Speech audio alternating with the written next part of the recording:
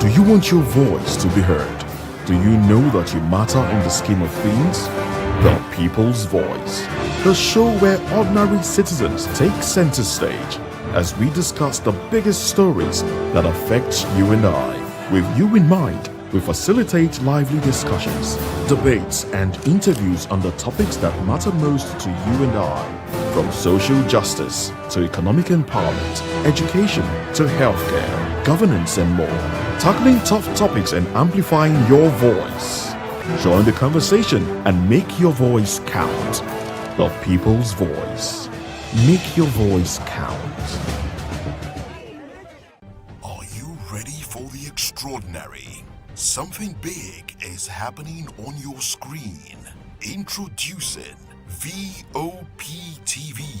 Now streaming on SLTV channel 264. From breaking news to captivating conversations, news analysis, giving you all sides to the story. We bring in-depth discussions on the issues that matter, from politics to sports, entertainment, and lifestyle. VOP TV on SLTV channel 264. Join us as we redefine what television means to you.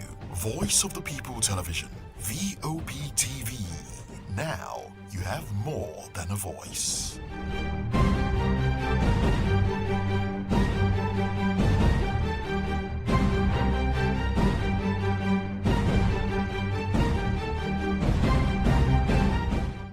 The 2564 is coming up on Bunny 9 right? The 2564 Atlantic Tower. What happens in the hush behind hangar doors? Who signs the papers that gamble with lives? Which truths were grounded before they even ever had wings? If you've ever buckled a seatbelt at 30,000 feet, if you've ever stared out of that tiny window and wondered who's really in control of the skies, it isn't just flight, it's power, it's politics, it's pressure sealed in steel. We're peeling back the clouds from runway risks to sky-high secrets. We're diving deep where most dare not to look. Aviation Scope, every Sunday at 7 p.m. only on Voice of the People TV. We don't just report, we reveal. We don't just ask, we uncover. Because when it comes to the skies, ignorance is turbulence. Aviation Scope, the sky isn't the limit, it's just the beginning.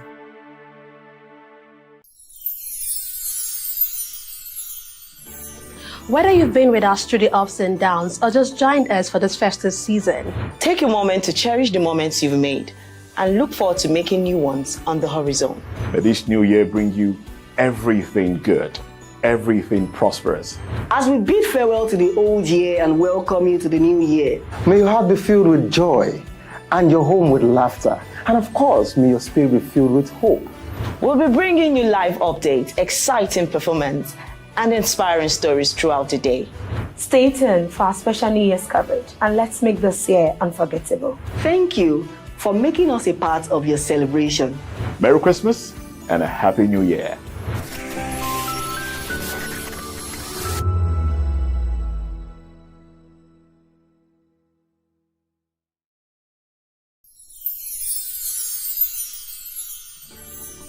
It's the most wonderful time of the year.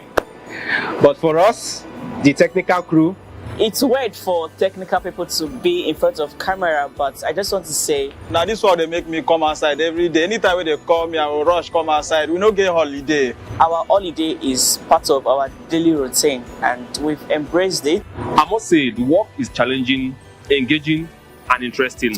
We are all families here at VOP and with the technical crew. For us, it's another day on the job. But it's tough being away from family. But the lighter part of it is that after the work, we stay connected with video calls and messages. Merry Christmas. On behalf of the technical crew, we wish you a Merry Christmas and a Happy New Year. Merry Christmas, and here we are, job continues.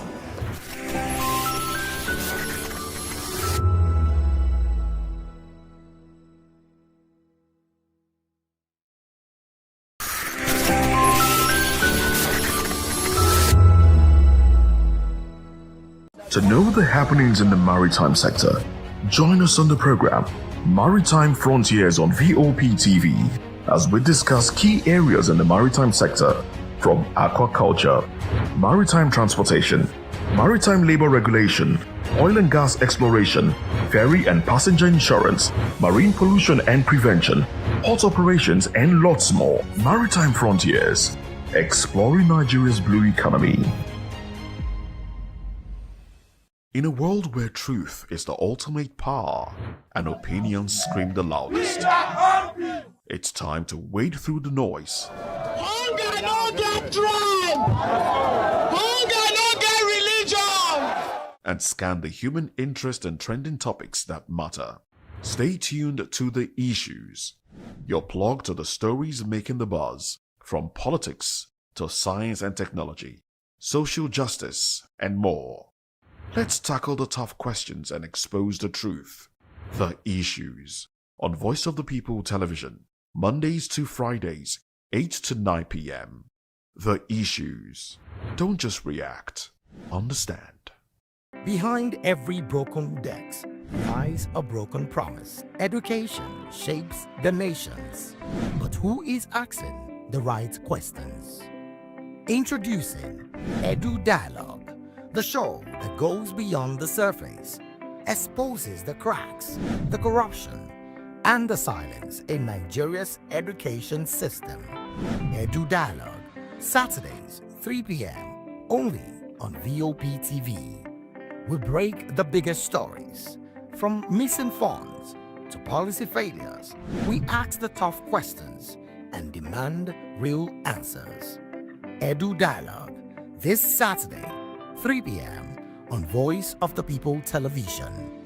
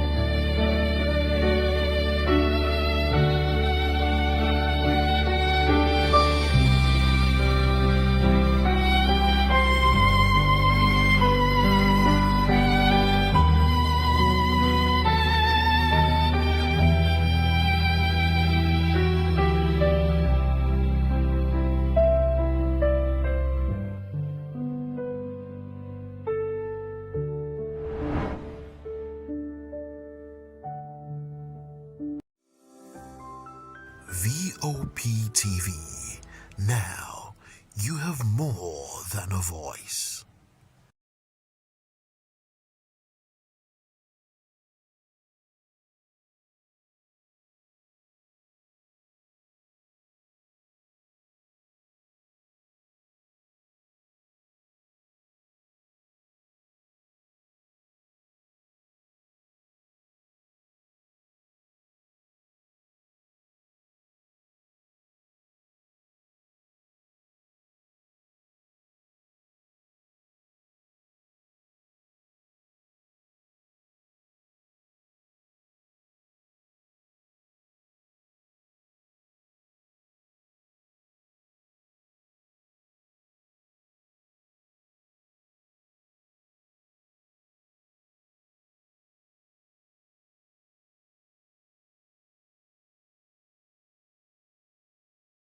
This is African News on Voice of the People Television, where we don't just bring you the news, we bring you Africa's heartbeats, the policies that shapes our world, and the economy that determines our future.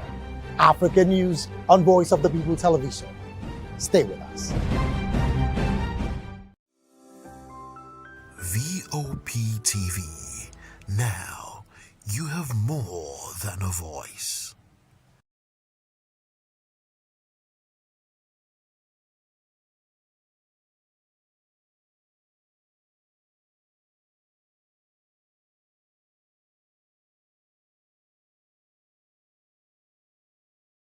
Welcome to the locker room, the home of football talk that matters.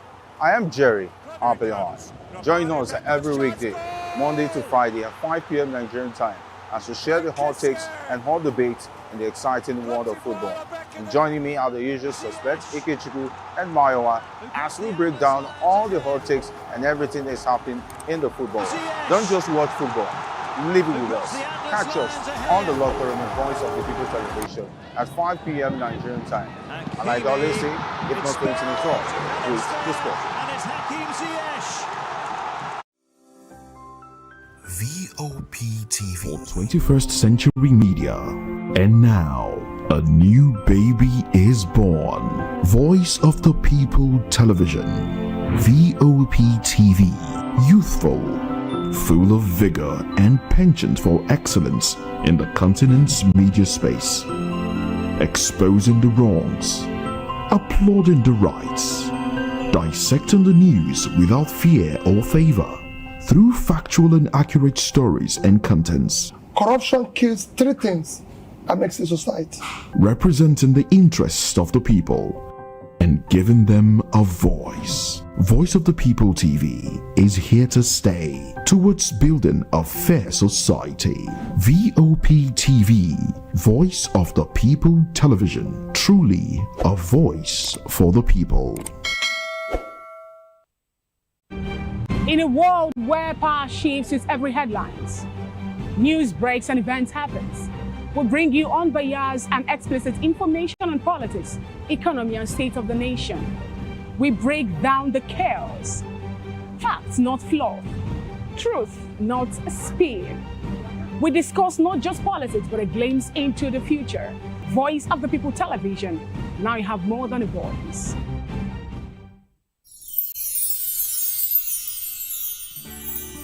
It's the most wonderful time of the year. But for us, the technical crew, it's weird for technical people to be in front of camera, but I just want to say, now this one they make me come outside every day. Anytime when they call me, I will rush come outside. We don't get holiday. Our holiday is part of our daily routine, and we've embraced it. I must say, the work is challenging, engaging, and interesting. We are all families here at VOP, and we the technical crew. For us, it's another day on the job. But it's tough being away from family. But the lighter part of it is that after we work, we stay connected with video calls and messages. Merry Christmas. On behalf of the technical crew, we wish you a Merry Christmas and a Happy New Year.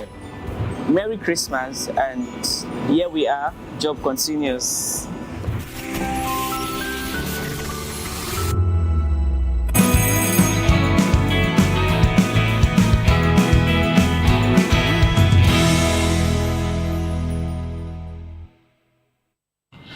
Good morning and Happy New Year.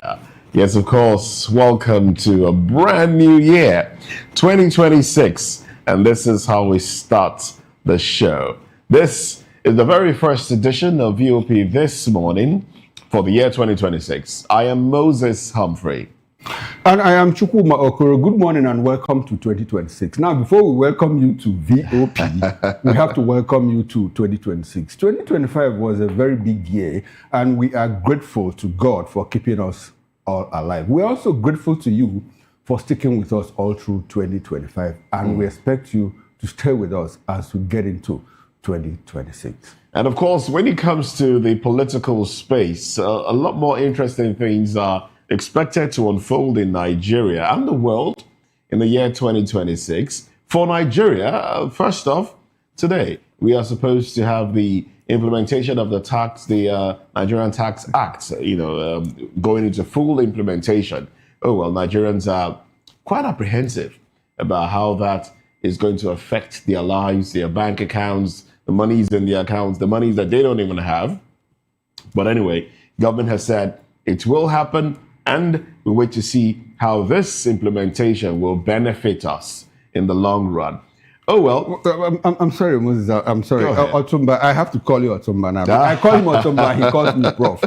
I like the fact that you said Nigerians are apprehensive. But, you know, I've always had this argument. Nigerians are not apprehensive. Nigerians are not angry.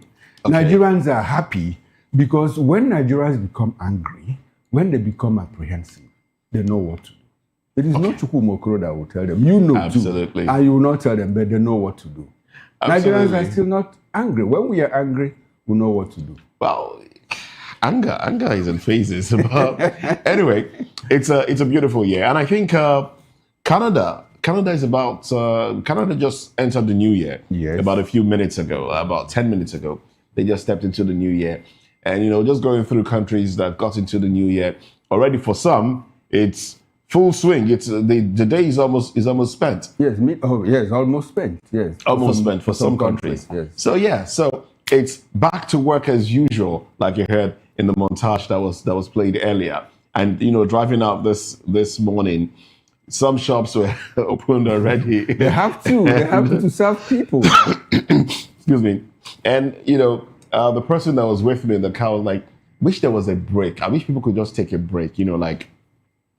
When we transit from one year to another, there should be some sort of, collective leave, darkness, or just quietness everywhere. And then before the dawn, there'll be like a 24-hour break where nobody will be able to do anything, just rest from the troubles of one year, and then you start another calendar year. But that's not how it is. That's not how it is. No, I'm talking about the calmness of the streets in Lagos. As I was driving to work this morning, my colleague and I, and we're like, oh, Lagos is so peaceful, so free. You can drive, no traffic hindrance, no policemen on the road, no last mile, nothing.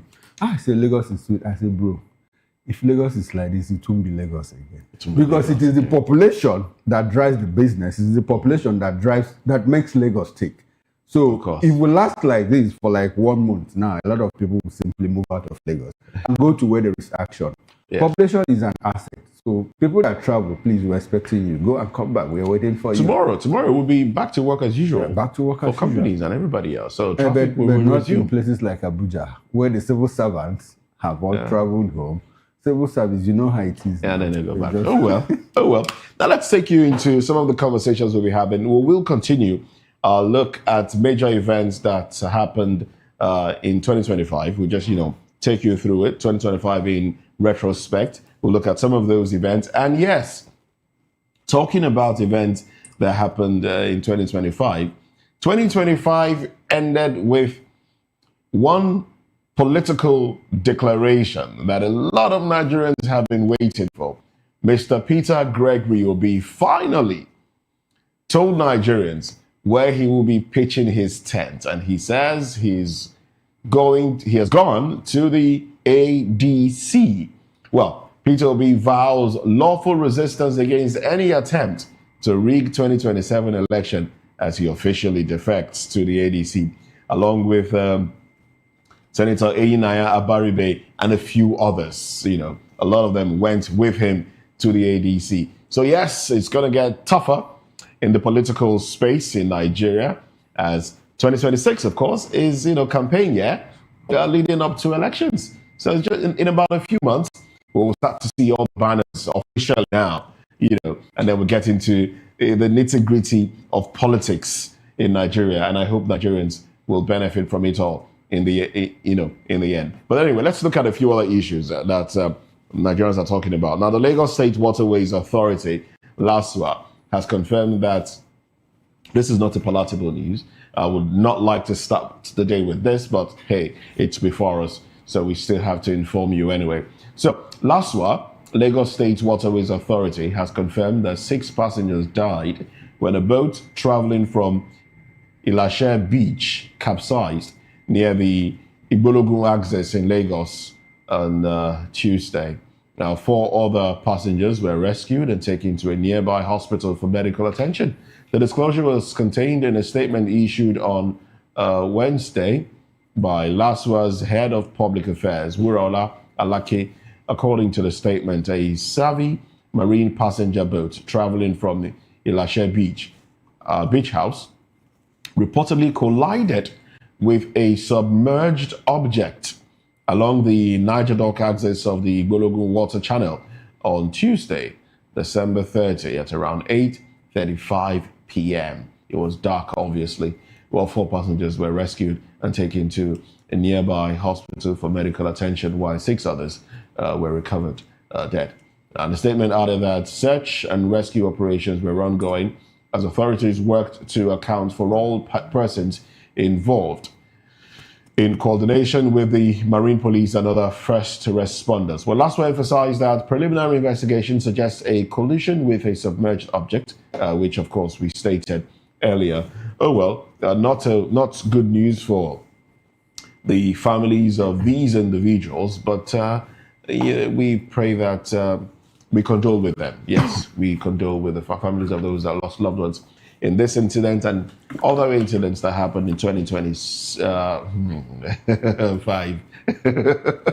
In 2025. 2026 is a good year. It's a good year. It's a good year. We will not have all these. In fact, let me declare. Can I declare? Can I prophesy? Yeah, why not? You have always been doing that, so I won't be surprised. Can I prophesy? One today. All right. Well, 2026 is a good year. A good year for Nigerians. Nigerians will have a lot of things to smile about.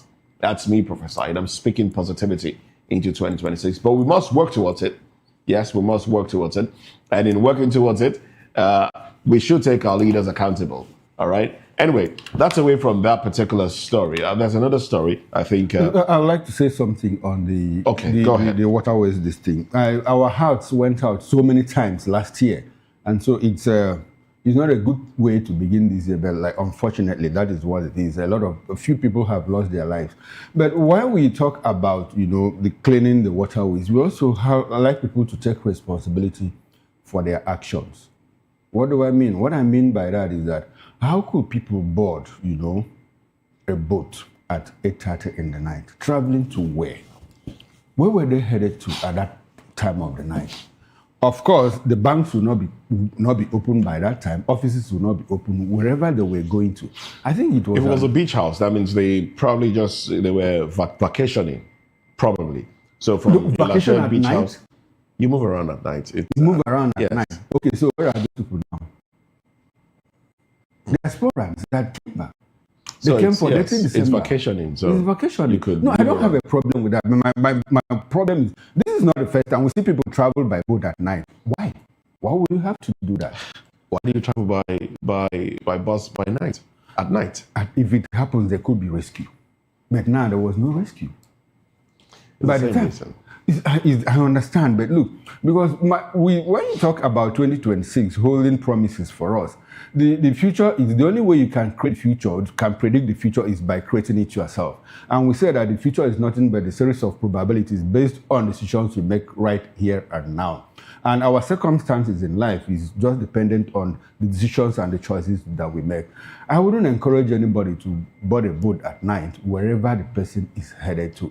It's unfortunate that we had to lose those people. Though it happened last year, what we are saying is that, look, these things are avoidable. These things are preventable. Why do you just have to travel at night?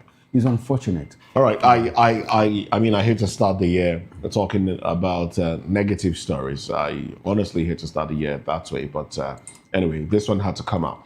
The Kwara State government has issued a security advisory warning residents of potential attack on government infrastructure and other soft targets by criminal elements seeking to avenge the losses, seeking to avenge recent losses. And according to the state government's intelligence reports indicate that some bad faith actors are plotting to strike facilities and crowded locations, particularly during the New Year celebration. In a statement signed by the Commissioner for Communication, Bolanle Olukoju, citizens were urged to remain vigilant, especially during the crossover service, which of course has been experienced already. Oh well, away from all of these conversations, let's dive into some, hopefully some good news. Well, members of the Rivers State House of Assembly, where we talked about this one yesterday, as they rejected that offer, 100,000 naira given to them by the governor, Siminalayi Fubara. Some say it's an insult on them, but I think it's just, just good faith, just trying to be good, trying to give gifts. I mean, it's not about the quality or the quantity of the gift you give, it's the heart in it. But anyway, these are some conversations that will continue as we've stepped into 2026. And of course, the political space is heating up. It's heating up greatly. Well, let's take a breather now. Let's look at what the papers have for us this morning. Let's take a break. When we come back, we'll serve you headlines.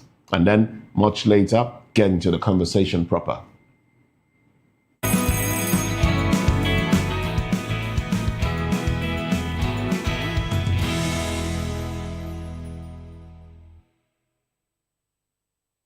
From the views on the streets, we go to bed empty hunger, to the blaring horns of a hustling city, the loudest voices of the common man got a medium to be heard. This particular administration, they were coming unprepared. It's not a bad thing to renovate the president's lodge. Through top-notch programming, unbiased reportage of news, sports, business, entertainment, and cultural documentaries, Voice of the People, 90.3 FM became a symbol for 21st century media. And now, a new baby is born. Voice of the People Television, VOP TV, youthful, full of vigor and penchant for excellence in the continent's media space, exposing the wrongs, applauding the rights, dissecting the news without fear or favor, through factual and accurate stories and contents. Corruption kills three things that makes a society.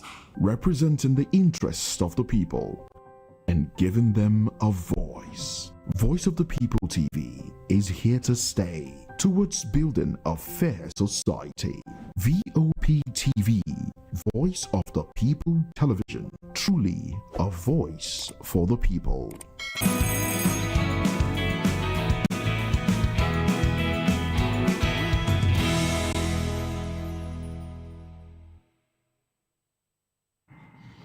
All right, of course, yes, on most cover pages of the dailies this morning, you would find the advertorial, unveiling a new dawn in revenue administration, NRS, Nigeria Revenue Service. Together we rise, together we prosper. Yeah, so that's it. The flag off, basically, of the NRS, the New Tax Administration Act, takes full effect today. January 1st, 2026. Now, from this day newspaper, and you find that on most cover pages. But this is from this day newspaper. We hear Tinubu with major fiscal resets in 2025. 2026 will bring more robust economic growth. And the question I ask myself, how much robust economic growth did 2025 bring? Where you say 2026 will bring more. Oh well. Here's Energies acquires Moral and Prom's 20.07% stake in Seplat Energy in $500 million transaction. Peter Obi declares full membership of ADC, insists new Nigeria still a possibility. All right. Now, let's look at a paper that has more headlines. I guess they didn't get the memo. Let's go to Nigerian News Direct. Okay. The window headlines. H Energies acquires 20% stake in Seplat Energy for $500 million. Seplat Energy, is it not the one that has problems? Anna Tazudia. Seplat, yes. And H Energy has acquired 20% stake in Seplat Energy for $500 million. Ekiti 2026, PDP candidate falls INEC over omission, sues for CAB. Now the big story, 2027, ADC welcomes Peter Obi, Abaribe, others as opposition realign. Nigeria is being looted into poverty, Obi alleges. As article says, Obi's entry marks turning point in building strong opposition. I'll tell that again. Article himself is speaking. Article says, Obi's entry marks turning point in building strong opposition. At the bottom strip headlines, FG, that's federal government, weaponizing EFCC to coerce May to join APC. Bauchi governor alleges. That's Bala Mohammed. NAFDAC approves first robotic surgery system in West Africa. Nigeria's economy expands as PMI hits 57.6 in December. That's it from the Nigerian News Direct newspaper. All right, from Daily Independent, we have these headlines. 2026 message. Tinubu assures on more robust phase of economic growth. Vows to continue with global partners to eliminate insecurity. Plans to empower 1,000 people in each of the 8,809 wards. Asks citizens to stand together in unity. Uphold patriotism. All right. And then on top of the window headlines, on top of the masthead, court rejects bid to halt implementation of tax laws. Peter Obi defects to ADC, says journey to rescue Nigeria has begun. All right. And then we talked about, yes, these headlines. Here's Energies acquires 20% stake in Seplat for $500 million. Federal Civil Service goes fully paperless. Interested. FG persecuting me for refusing to join APC. Bala Mohammed. And this points to the I think we talked about a certain group that the government is using to oppress and persecute opposition. We talked about that yesterday. They say it's a task force. A task force. ADP for VIP. All right then. I think if this is anything to go by, that means EFCC is part of that ADP for VIP. I wanted to say ADC for VIP. Okay. Well, FG persecuted me for refusing to join APC. Bala Mohammed. FG issues 4 trillion naira bond to offset power sector debts. Abaribe defects from ABGA to ADC. Banking sector. Ownership shake-up looms as recapitalization deadline nears. Labour to push for new minimum wage in 2026. All right. Ajero speaks. Okay. Oh yes, is it 3 years now? 3 years from the last conversation on minimum wage. It's about 3 years, isn't it? Okay, thereabout. On top of my head, I can't, but I know it's under this administration. Under this administration, yeah. So. Well, do we have another paper to touch on? Let's look at it. They all have the NRS. There's another one where Senator Yari is Okay, now this is from Daily Trust. Obi's ADC switch boosts coalition. beside that, you have Gombe on the rise. Okay, that's an advertorial. Tax laws. NANS mobilizes for nationwide protest. That's the National Association of Nigerian Students, NANS. There's a big cover page advert there. This 2026, our prayers will be answered. And it's more like an open letter or wish or congratulations to the president by Senator Abdul Aziz Abubakar Yari. And it says, this 2026, our prayers will be answered. Are we working towards those prayers? Are we just praying? I believe like they say that a faith without work is what? It's useless. That's according to the Holy Book, the Bible. So Nigerians, as you pray for this 2026, please also work hard to make sure that God answers their prayers through hard work. All right. And The Guardian has a few headlines on top of the advertorial. Obi's ADC defection fractures LP, reshapes opposition ahead of 2027. Investors bullish on Nigerian stock market, earn 37 trillion naira in 2025. Abuja court dismisses suit against new tax act, January 1 takeoff. And very interesting. Very interesting, yes. You know, we talked about it the other day, and I said, somebody said, Barrister Darlington was here saying there will be lots and lots of litigations on the tax law. I said, Barrister, those litigations, where will they take place? Are they not in the courts? Not the Nigerian courts? Or where? Now, we have a test case here, and Abuja High Court has dismissed that suit. And subsequently, they will dismiss other suits because the president has been very emphatic. He said, look, no going back on. I think the litigations will happen after implementation. Litigations will happen after implementation. While implementation, people will have reasons to take NRS. Yes. People have reasons to take NRS to court. The court will just do the needful, which is what needful for the government. It depends. It depends. It depends on the cases brought before the court.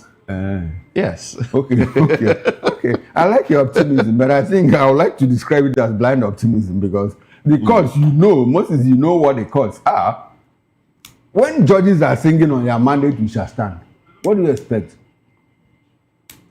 When government is busy building houses and buying cars I know that this is the general feel in Nigeria. Okay, so right now, this is how Nigerians between feel. Perception and reality. This is how Nigerians feel, but I would like to be optimistic. Now, you've gone back to the optimism that I talk about. I don't want to share it. I like to, but I don't want to share it because I know how we roll in this country. Okay. Well, and I would like to have faith that Lady Justicia will deliver justice. Her eyes are open. Even in Nigeria. She's not blind. She's no longer blind. She's no longer blind. Her eyes are open. Her eyes are open. And the scale seems to be tilting. It's tilting. What's wrong? A lot more naira and dollars is making it tilt. Oh well. Let's just keep faith alive. I like to be hopeful. I mean, that's the only thing that keeps one going. Hope. Okay, now you have convinced me. So let's just be optimistic. All right, let's take a break now. When we come back, we'll take you down memory lane, looking at 2025 in retrospect, dissecting a few of those issues that took place in 2025 as we project what will happen, may happen in 2026. Welcome once again to 2026. Happy New Year if you're just tuning in. This is VOP This Morning. Join us again after this break.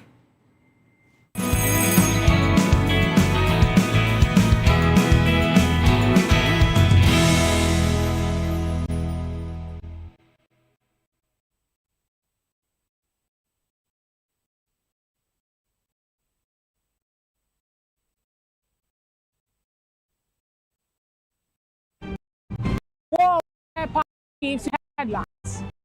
News breaks and events happens. We'll bring you all the and expert information analysis, economy and state of the nation.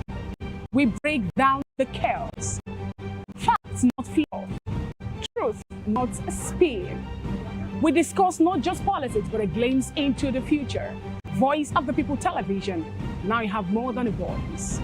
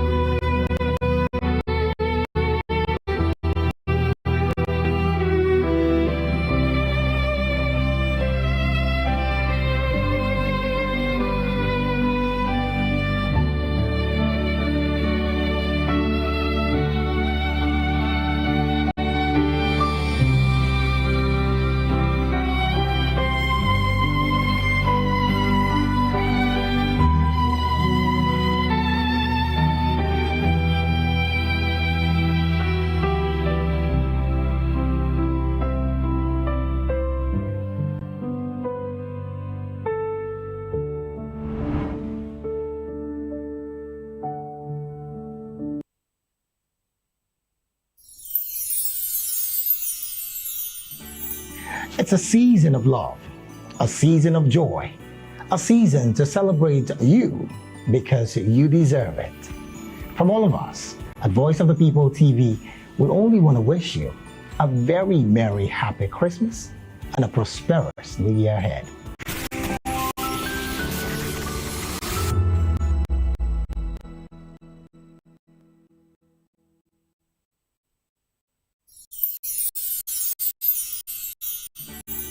We're here with the leadership of VOP Television Lagos. We do appreciate this opportunity to say Merry Christmas and Happy New Year to our viewers all over the world and admirers. Cheers.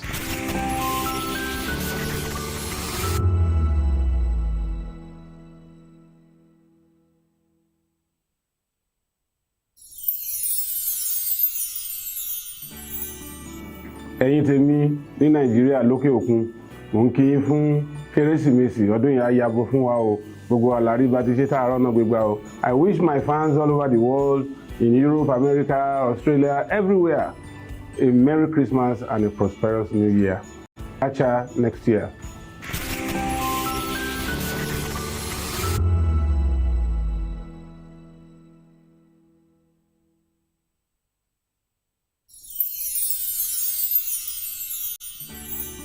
As the year comes to an end, we want to take a moment to thank each and every one of you for your hard work, dedication, and the positive vibe you bring to Voice of the People every day. From all of us on the HR, we would like to say Merry Christmas, a happy, prosperous, and healthy New Year. Thank you.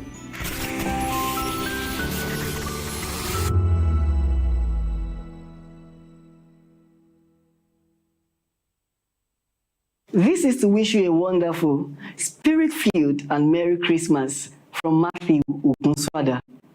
This year has been so amazing with you, and that's why we're saying from Voice of the People TV, Merry Christmas, Happy New Year, and we love you. You'll be wonderful all through the year. And this is from us, Voice of the People Television, saying Merry Christmas and a prosperous New Year to you all. See you at the top. Yes, I changed my name. I am a friend of the microphone. I talk and get paid, and I look forward to being in your studios. Voice of the People TV. That name is unique, and the brand is very sweet. I like the packaging, picture qualities, camera qualities, and then of course, the quality of human beings that I see sometimes on your channel. I'll be like, well, this TV station will go places. Voice of the People TV. Oh yes, you are on to Voice of the People TV. Live here in Benin City, the cradle of black civilization. What are you waiting for? Tune in, bro! Hey guys, what's up? How you all doing? They call me Ovisha Nelson One, your #1 celebrity host, and you are watching Voice of the People Television, VOP. Stay tuned.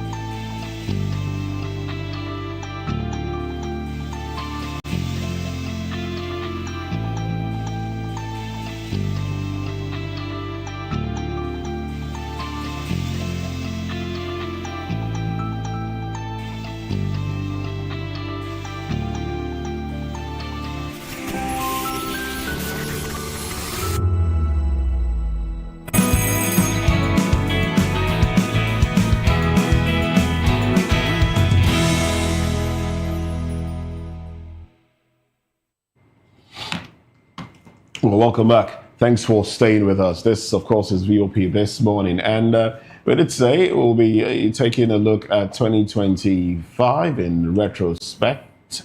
But, you know, talking about 2025 in retrospect, yes, we started off with January yesterday, took it all the way to June. But then you think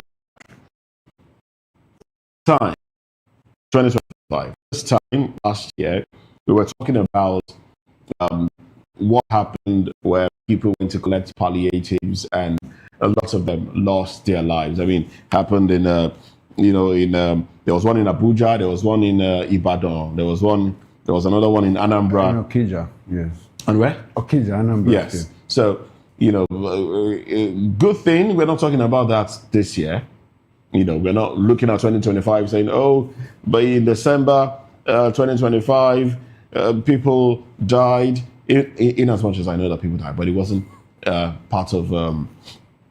wasn't as a result of Stampede. But the big story, the way we ended 2025 really was the defection of Peter Obi to ADC. That was like, Peter Obi just gave Nigerians the biggest story of 2025, as it were. At the end of the year, just a move over, fish to ADC. My of faith oh well for my lost children died in it. A few other people lost loved ones in that one.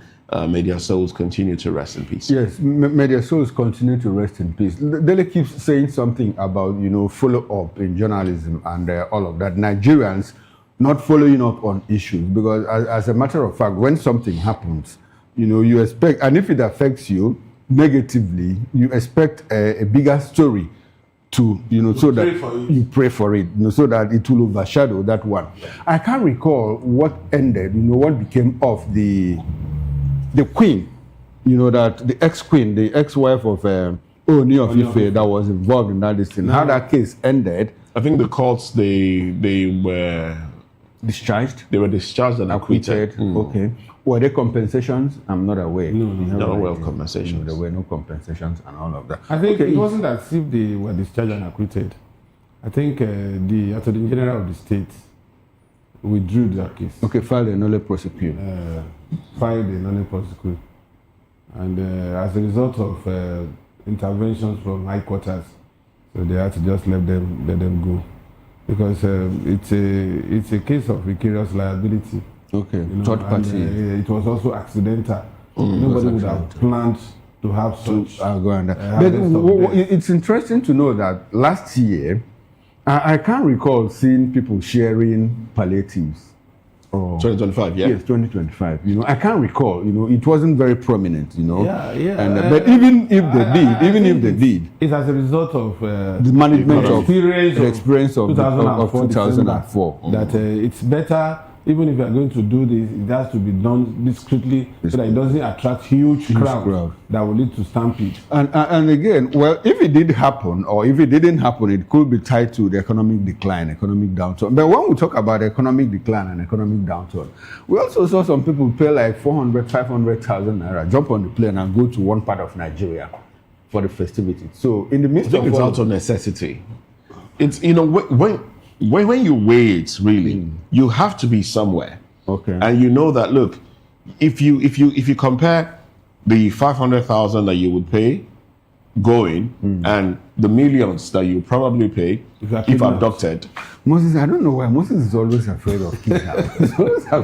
Because you have value anyway, because you have kidnap value. Anytime we talk about this thing, Moses is like, okay. No. I look at it from the perspective of the people. I went to the East and you used the roads. Because I know people personally. I know people that have been kidnapped and made to trek for weeks.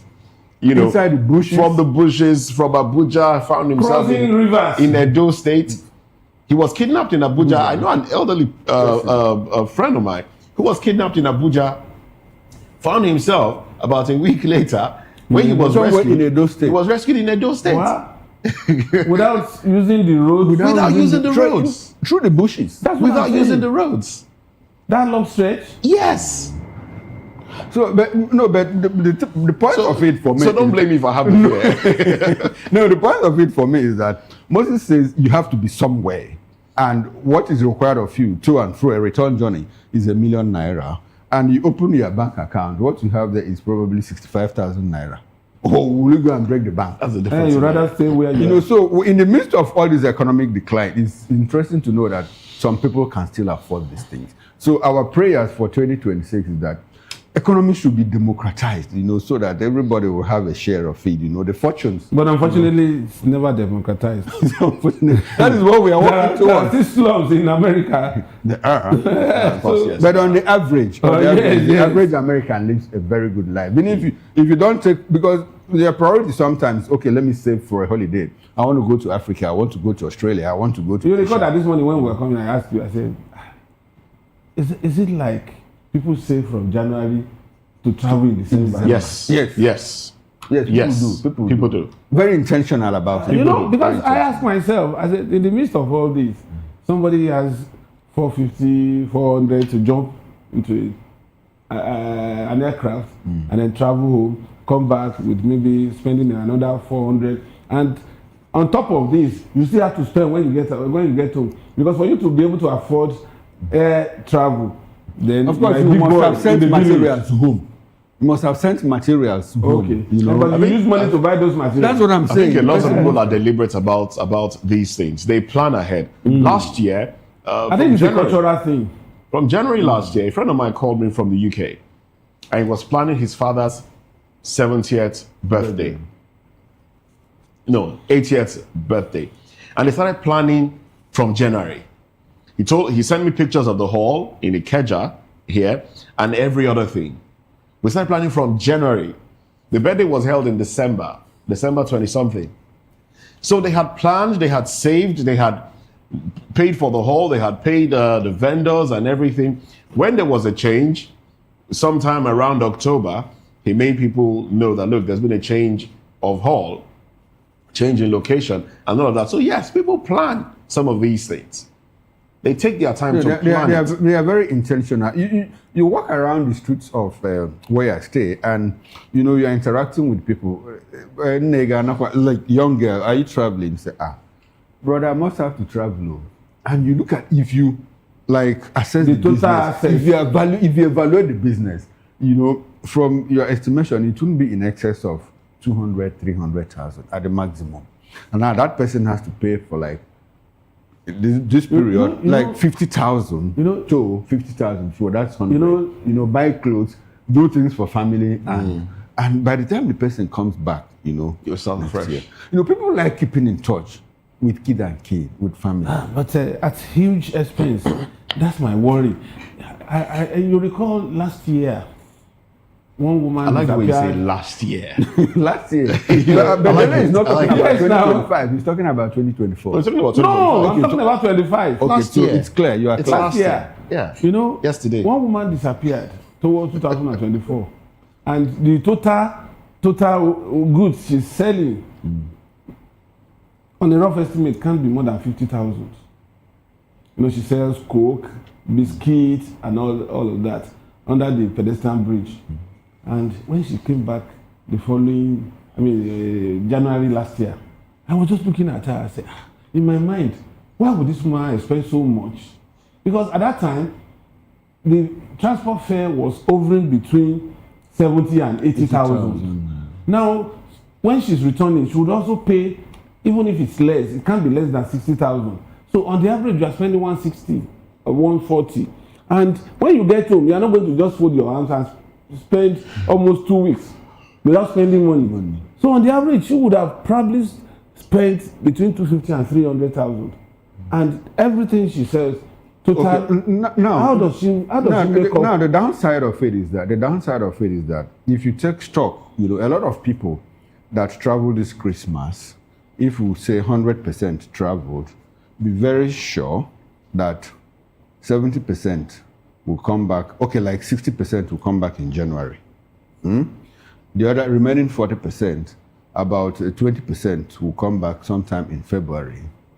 And another 5% will come back in March. There's a certain 5% that will never come back to Lagos. Never come back? Yes. So they had planned it, that they had to return. Some of them plan it, some of them don't plan. By the time they get home, they are stuck. You know, they start looking for fare to come back, and one thing comes up, another thing comes up. That's for those that didn't plan well. For those for a that lot didn't of them. plan well. They get Now, stranded. I know the lady that you are talking about. She disappeared.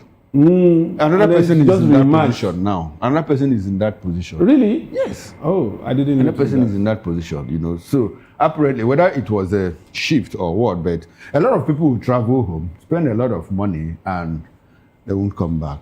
And that brings it to the emotional part of it. If you know you can't make it down and come back, why would you have to take the risk? No, it also goes back to what I say, democratizing the economy. If we have a government, you know, that is intentional, we've been talking about diversifying the economy. While we talk about diversifying the economy, we talk about also, you know, opening up more centers of economy so that people can, the city centers are already crowded. Infrastructure is carrying a very heavy burden. You know, the local infrastructure, talk about the roads, the rail line, the evacuatory, the lavatory facilities and all of those things. If within the urban areas, the hinterland, there is electricity, there are good roads, there are business opportunities. People who have no business, of course, coming to crowd in cities for like instance, Abuja. you can know that in Abuja, some people live in Nasarawa State. Nyanya is in Nasarawa State. Of course now. But they travel every day to and fro into Abuja. And people that live within the adjoining, the satellite cities. What about the Suleja? Suleja, you know. There are people that travel from Suleja to Abuja. That's what I'm saying. On a daily basis. You know, and here in Lagos, Mowe is in Ogun State. You are talking Redeem about is in Ogun State. What about Ibafo? The moment you cross the Bega, you are in Ogun State. You know. So the people, I know of a friend that, I had a friend that he was working in Lekki area, and so he leaves the house by 4 o'clock in the morning to be able to get to a place where he will join the staff bus. And by the time he gets home, it's around 10 o'clock. He was single. He will look for what to eat. And by the time he goes to bed, it's already past 1. And he wakes up by 4 o'clock. One day the guy just woke up and said he's not going to work. And that was how it ended. that was just how it ended. You know there are cases like that. There are cases like that. So what we are saying is that with this unbundling of the railway sector, the parting gift of Muhammadu Buhari to Nigerians, I keep thanking that man for what he did. If the governors are intentional and they start connecting one state to the other, you know, Ogun State, you get to one point, you board another one and come to Lagos. A lot of people don't need to live in Lagos. If the southwest is connected, the southeast is connected, the south is connected, northwest, north central, northeast, life will be a lot easier. The city centers, people will, you know, start moving away. House rents will drop. Of course. Imagine a civil servant that whose salary is not more than 250,000 naira in Somebody was telling Abuja, me, living in an apartment where he or she has to pay 5 million naira per annum. So where do you expect the person to get the money? Graft. Under the table arrangements. And government, graft. Yes, people keep suffering. Government government responsibilities keep suffering because people have to take the money either by hook or by crook. People must have to survive one way or the other. So the government should be intentional in doing all of these things. In the long term, in the immediate, to progress from the immediate to long-term plans. We used to have development plans, 5 years, 10 years. We had vision, this vision, that. But those things are just beautiful on paper. Our problem is implementation. How do we implement these things? Are we very intentional about doing these things so that Nigerians will key into them? It is not the business of government to provide jobs. It is the business of government to make the environment conducive for businesses to thrive. And we keep talking about SMEs. These SMEs cannot thrive without electricity. It's very unfortunate. Very unfortunate indeed. And the Buhari you mentioned now, actually, you know, it was if you're looking back at 2025 in retrospect, I mean, it was on July 13 that he was pronounced dead by his media aide, Garba Shehu. Confirmed that he died in the United Kingdom. Oh well, now let's dive into it, taking you through 2025. We do understand that the former president, 82-year-old Muhammadu Buhari, served as military head of state between January 1984 and August 1985. He was appointed executive chairman of the Petroleum Trust Fund in 1994 by the Sani Abacha regime, overseeing major infrastructure interventions across the country. He contested the presidency 3 times on record, unsuccessfully. And these times were in 2020, in 2003, 2007, and 2011, before finally clinching the highest position in 2015 with the change mantra. And Peter Obi says he's bringing change. No, what kind of change? What kind of change? Because that was what we failed to ask. What change are you bringing? What kind of change? Okay. So I know Peter will tell us the kind of change that he's bringing. Okay. Now, is Peter Obi vying for the ticket of ADC? Well, even Atiku says, look, this is a good addition to the opposition. And he said it's a turning point. It's a turning point. So we wait to see what they have agreed upon and which position, Peter Obi will take. Because that's my worry about this. Because everybody is worried, but doesn't look like Obi himself is worried. Doesn't look like he's worried. Oh well, politicians are incurable optimists, you know. There's something we call Ojebego. Moses understands Ojebego. That is, he's gone. He's going. Okay. You understand? When you and I were discussing the other day, the moment you declare that you want to contest for governorship, automatically you are inner caucus. You become His Excellency. His Excellency. At the level of aspiration, at the level of you don't even have a ticket to contest. You are Your Excellency. You are His Excellency. You know, people will start positioning themselves. You will not require a bodyguard before you see 5. I worked for. I was a special assistant on media, to a global aspirant in Anambra State, and the moment he declared, it was my boss, the newspaper organization. So when he declared, he brought me in to serve as media head. And the moment he declared, and people started His Excellency, I called him and said, sir, this is excellency of a thing. It's deceptive. Don't let it get into your head. And he called together the caucus and said, please. He was a Londoner, he lived in the UK for like 25 years. And came in, and so you are lucky that he is from UK. So and he called Nigerian for the you become his enemy number 1 immediately. So he now called the inner caucus and said, please, this is excellency thing. Please, I don't think it is good. So let's just see how we can. My name is. He called his name, and the thing lasted for like 2 days. And they went back to His Excellency. Just embrace it. They went back to His Excellency. And even if you contest and lose, you are still Your Excellency. You are still His Excellency. Honorable. All right, so sorry, Moses. Honorable. Sorry, honorable. They give somebody as a special assistant. To the special assistant. These governors, that in 2023, we appointed about 30,000 special assistants to the governor. Yes. Now, all of those 30,000 people became honorable. Yes, now, because the government letterhead, government of River State, so to the appointment and your salary is honorable. He'll go to his community and announce, I'm now honorable. They will start calling the person honorable. In fact, it has to be a maker of salt. Everybody will come. And you see, that is why we don't demand we don't demand what is due unto us. Yes. Because when anybody ascends to a position, we just feel, okay, this one is close to me. It's my turn to get part of the national cake. Mm-hmm. And then people go, cap in hand. Begging. Expecting handouts. You are talking about somebody who has come to expect handouts. What about the one that, as of right, he will be demanding? As of right? Yes, that you have to. Because he's close to someone who has. Because we are the one that made you. We are the one that made you senator. We are the one that made you. That entitlement attitude will be there. I related the story. I shared the story with you. A friend of mine was lecturer in the Polytechnic. He has not been given ticket. He just showed his words that he's aspiring to be a councillor. A pious Muslim with that mark on his head. I was in his office one evening, and one guy just came and said, Honorable, it has happened.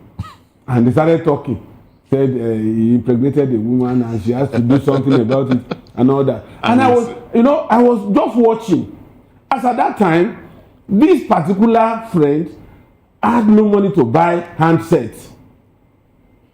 But he was occupying the office. Wait, I was just watching. Now I was watching on the perspective that this is somebody that does not have money to even buy handsets. Handset then could go for as little as 12,000, 11,000. If you are not buying the high-end ones. High-end ones, yeah. Now, meanwhile, he is also a pious Muslim. So how is going to navigate and abort a pregnancy for another person? Is what you were waiting to. I was watching. This guy stood up, disappeared into the campus, and when he came back, he brought out 15,000 and gave to this guy. I was alarmed. I just kept quiet. I allowed the guy to go because the guy looked apparently like a ruffian, and I didn't want him to cause a scene. So when he left, my friend came back. I said, come. How did he get it? He said he went to borrow it. One gave him 2,000, 1,000, and he collected everything and gave it to him.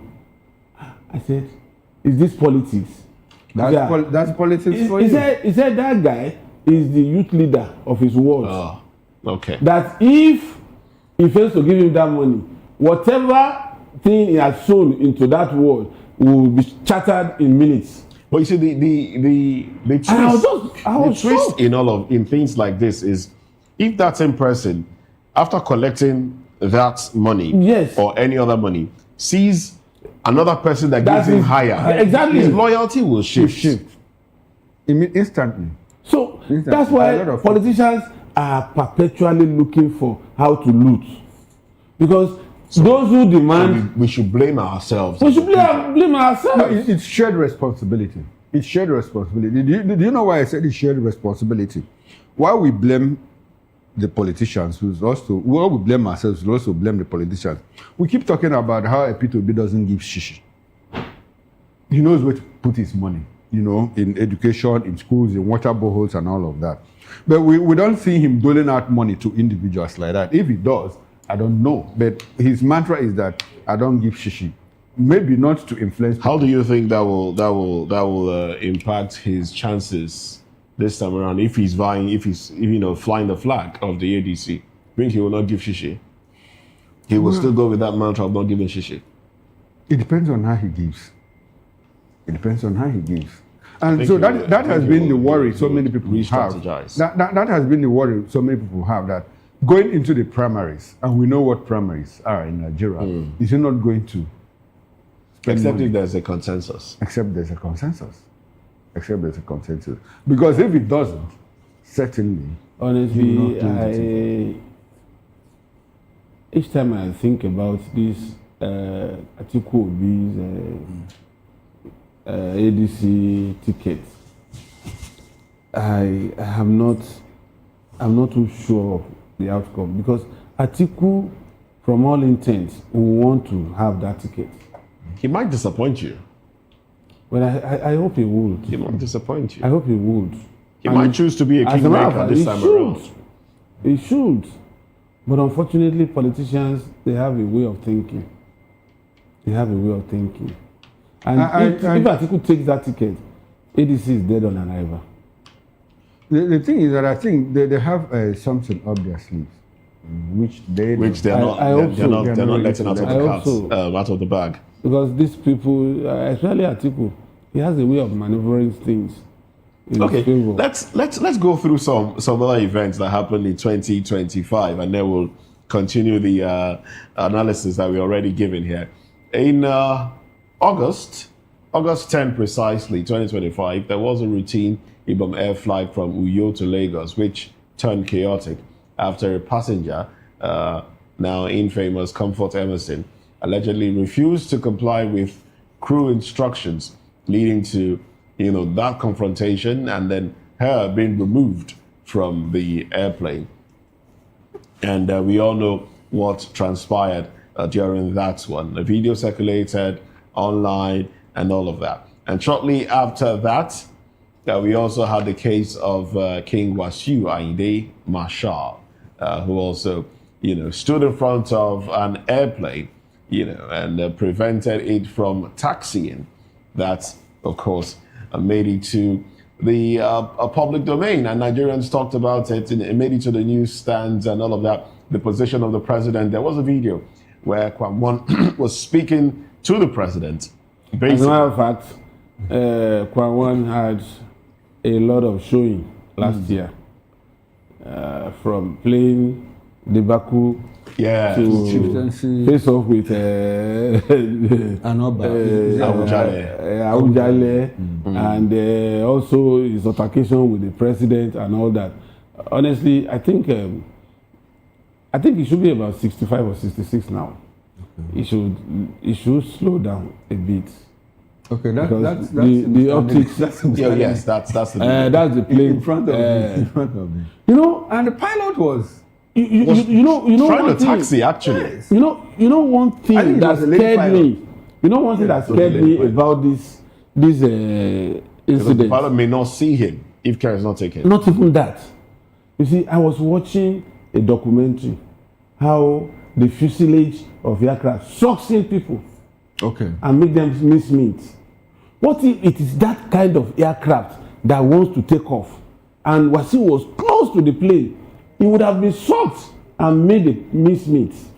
I think the sucking of the thing is by the engine. That's what I'm saying. Yes, he wasn't near the engine. He was close to the plane when the plane was taking off. He was close. He had to bend. By the side. He had to bend.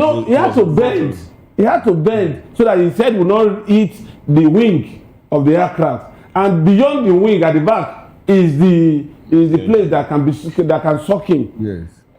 I think this one happened before the Comfort Zone, because Comfort Zone was part 2. Was Quam 2. Comfort Zone was not described as Quam 2. This one was Quam 1. So the Comfort, this is the Comfort. Oh God, my God. I really felt for the girl, and everything that happened to her. She became a star. Well, I hope momentarily, because after that she fizzled out too.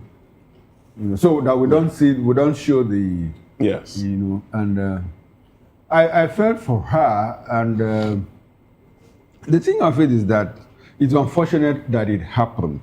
It also speaks to the kind of rage that people have, both on air and on the road. You recall that there was a certain lady. Generally, one thing I have observed: if you travel across West Africa, you will know that one of the characteristics of an average Nigerian that signify that you are a Nigerian is our restlessness, impatience. Do you know that the first embarrassment I got, the first time I went to Ghana, I went to play football on collegiate exchange this thing, and after training, I was still on with my kids, so I went to a nearby store to buy toiletries. After paying, I was expecting my balance, and it didn't come quickly. I just shouted, "My friend, where's my balance?" This particular lady retreated into the house, left the store, and behold, 3 men just emerged with her. And I was wondering, in my mind, I was crying up. Say, at least if they should attend, at least I should be able to kill one before you die. Lo and behold, as they were getting close to me, they just fanned out as if they wanted to capture somebody. When I asked, I said, "What is all this? I want my balance." One of them said, "Oh, sorry, he's a Nigerian." And I quickly asked, "What about Nigerian? Do you know that the impression that lady, the storekeeper, gave to those people, he actually went to the third building, which incidentally is an asylum. So she went to report that somebody escaped from the asylum and was threatening her. So when those guys now heard me and noticed that my accent normal, was, and you were Nigerian. yeah. She came to report that you are one of the inmates in the asylum. No, that Nigerians, like you said, Nigerians are very restless. I went to Benin Republic here, and there was in one of their choice areas, there was this traffic light, and by the time it turned red, from amber to red, so everyone stopped. But from one lane, somebody just took off and crossed. You didn't know that there were policemen in front, so they stopped him. When they checked out, and someone said it must be Nigerian, and when they checked out, it was Nigerian. I'm telling you. Unfortunately, not trying to paint us in bad image. No, but that is the reality. The rage, we have this kind of rage, Yes. But when we go outside, when we but go we to have the a way of Western normalizing world, our we adjust. attitude. When we go to the Western world, we adjust. Do you think we adjust? We adjust. Moses, we don't. We do. Moses, we don't. We do. We fall in line. Should I give you stories? Western world. I've been to Germany. You see where Igbos gather. And when they are drinking and playing music in the suburb of the city, and you begin to wonder, this place that is very calm, this place that is very quiet, it's even worse in Asia. In Asia, the moment they say African restaurant, 95% chances are that is where you can buy a goosey or bono soup and all of that. Dishes, the outside will be very peaceful in the day from like 1, 2, 3, 4, 5. Guy, in the evening, they will man speakers. And you know what? For every person there, for every 10 people you see there are students. They are people now. I'm a student. Now, they will come and, you know how tables are, drinking tables. Outside, drinking tables. And you have like 1, 2, 3, 4, 15, 16, 17 bottles of beer. And if you have a friend that is Chinese or around all those neighborhoods, they will come and say, you student, you student, you student. And meanwhile, there are 4 of them sharing 2 bottles of beer in their own corner. And they are wondering, all these students. Are you making this much money? So, and you know, when they want to catch one, you know what they do? That time, what they used to do is, if you run too much, they throw a net. A net? A net now. Like you want to catch fish, yes? They throw a net. And you know one funny thing? When they want to arrest an African, when I say African, I'm probably talking about Nigerian because 9 out of 10 Africans you see there are Nigerians. And 7 of those 9 people are from your particular part. When they want to arrest, if they want to arrest you, it's probably because you've had a problem with their own native. They will come like 4 or 5 policemen, and all of them in their hostels, they have pistols. It's given. So, but if it is a problem, they expect violence. Ordinarily, that's how they walk around. Okay. That's how they walk around. So, but if you have a problem with, if it's you and I, you went to report me, the moment they see your name, say African, say Africa. Go and settle your problem with your brother. Except it's a very serious crime, you know, against the state. Against the state. Maybe you have killed somebody, or there's a burglar and some major accident and all of that. But if it is between 2 of you, they say, go and settle your problem. Oh, well, we've been joined by Comrade Ibrahim Momo. Comrade, good morning to you. Welcome. Happy New Year to you. Good morning to you. Happy New Year. Welcome. Yeah, I can hear you. Good morning. Yes. Happy New Year to you too. You're basically just going down memory lane, talking about some events that happened in 2025. I don't know, 2026 is in my mouth. I like it. But so some events that happened in 2025. Just looking at a few of those events, and we've shared some already before you joined the conversation. But let's touch on a few other things. On September 26, there was this news report that rocked Nigeria that there were attempts by some senior military officers to overthrow the federal government. Now, the report, which quickly gained traction on social media, linked the detention of 16 officers to the supposed plan. The defense headquarters, however, was swift to dismiss the allegations. And then Brigadier General Tuka Gusau, then Director of Defense Information, described the report as false and intended to cause unnecessary tension and distrust among the populace. And he added that the detained officers, were being investigated for issues of indiscipline, and that the cancellation of the Independence Day military parade was purely administrative. Well, days after that, military investigators probing the alleged attempted coup started working with the Economic and Financial Crimes Commission and the Nigeria Financial Intelligence Unit to unravel the financial flows linked to individuals accused of bankrolling the plot. And then weeks later, former Bayelsa State Governor Timipre Silva was declared wanted, and Nigerians he quickly linked it together. Well, that's in September. October had its own, events, but one of those events in October that really rocked the nation was on October 31, actually, where U.S. President Donald Trump officially designated Nigeria as a country of particular concern. And we've seen how that went. The labeling of Nigeria as a particular country of particular concern, and then the months that followed, we saw threats, visa bans, threats to invade the airspace of Nigeria, and in December 25th, actually, there was an actual bombing from a U.S. missile. These events. Now, how do you react to these events shared so far, and some of the experiences that you had in 2025? Issues you raised, one around the coup, attempted coup plot, coup d'etat.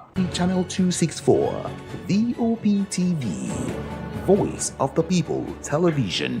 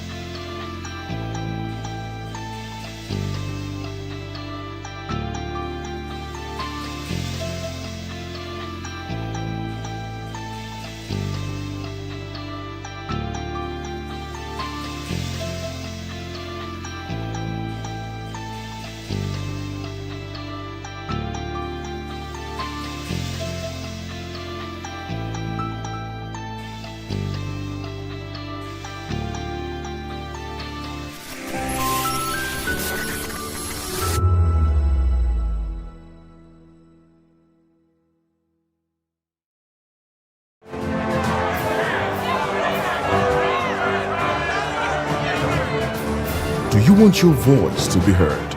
Do you know that you matter in the scheme of things?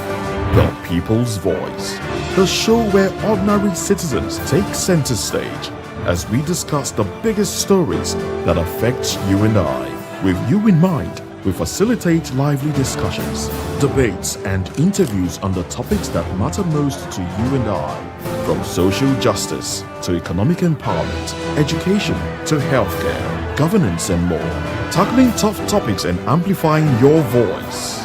Join the conversation and make your voice count. The People's Voice.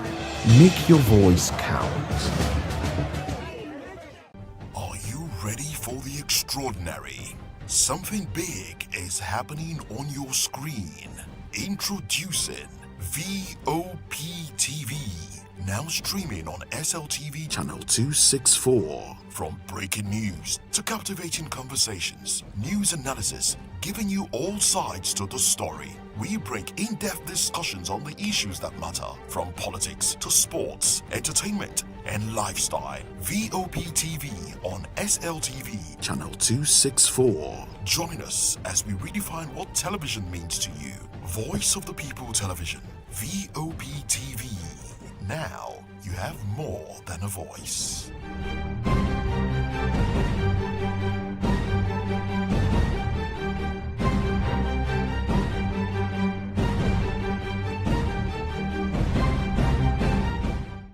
The 2564 Atlantic Tower. What happens in the hush behind hangar doors? Who signs the papers that gamble with lives? Which truths were grounded before they even ever had wings? If you've ever buckled a seatbelt at 30,000 feet, if you've ever stared out of that tiny window and wondered who's really in control of the skies, it isn't just flight, it's power, it's politics, it's pressure sealed in steel. We're peeling back the clouds from runway risks to sky-high secrets. We're diving deep where most dare not to look. Aviation Scope, every Sunday at 7 p.m. only on Voice of the People TV. We don't just report, we reveal. We don't just ask, we uncover. Because when it comes to the skies, ignorance is turbulence. Aviation Scope, the sky isn't the limit, it's just the beginning.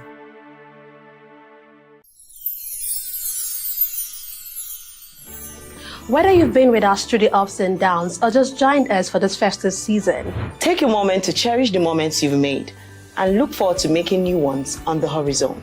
May this new year bring you everything good, everything prosperous. As we bid farewell to the old year and welcome you to the new year, May your heart be filled with joy and your home with laughter. And of course, may your spirit be filled with hope. We'll be bringing you live updates, exciting performance, and inspiring stories throughout the day. stay tuned for our special New Year's coverage and let's make this year unforgettable. Thank you for making us a part of your celebration. Merry Christmas and a Happy New Year.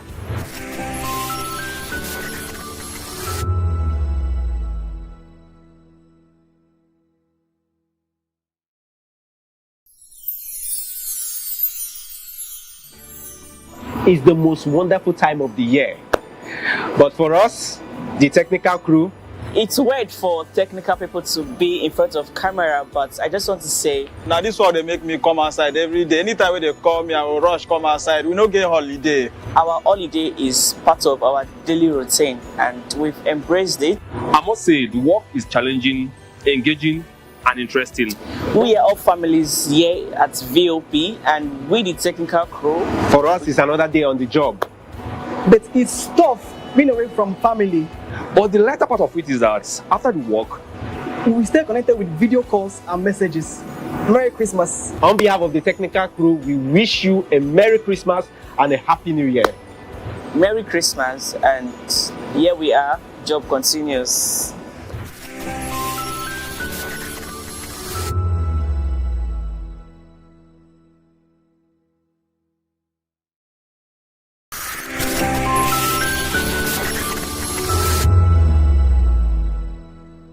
To know the happenings in the maritime sector, join us on the program Maritime Frontiers on VOP TV as we discuss key areas in the maritime sector from aquaculture, maritime transportation, maritime labor regulation, oil and gas exploration, ferry and passenger insurance, marine pollution and prevention, port operations and lots more. Maritime Frontiers, exploring Nigeria's blue economy.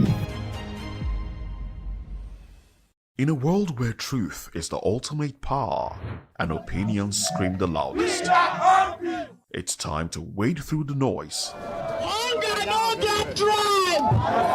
Hunger no get religion! And scan the human interest and trending topics that matter. Stay tuned to The Issues, your plug to the stories making the buzz, from politics to science and technology, social justice, and more. Let's tackle the tough questions and expose the truth. The Issues on Voice of the People Television, Mondays to Fridays, 8 to 9 p.m. The Issues. Don't just react, understand. Behind every broken desk lies a broken promise. Education shapes the nations. But who is asking the right questions? Introducing Edu Dialogue, the show that goes beyond the surface, exposes the cracks, the corruption, and the silence in Nigeria's education system. Edu Dialogue, Saturdays, 3 p.m., only on VOP TV. We break the biggest stories, from missing funds to policy failures. We ask the tough questions and demand real answers. Edu Dialogue, this Saturday, 3 p.m. on Voice of the People Television.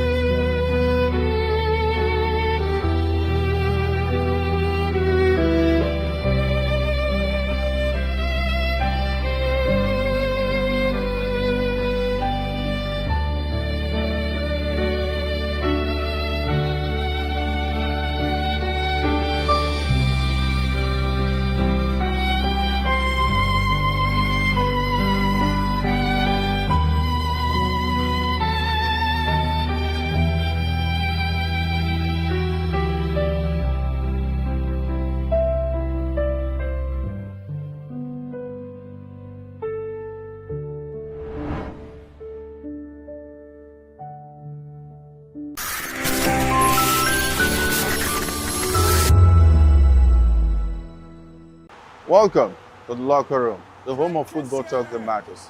I am Jerry Ampelhon. Join us every weekday, Monday to Friday at 5 p.m. Nigerian time, as we share the hot takes and hot debates in the exciting world of football. And joining me are the usual suspects, Ikechukwu and Mayowa, as we break down all the hot takes and everything that's happening in the football. Don't just watch football, live it with us. Catch us on the locker room and Voice of the People television at 5 p.m. Nigerian time. And like I always say, if not 20 minutes off, please the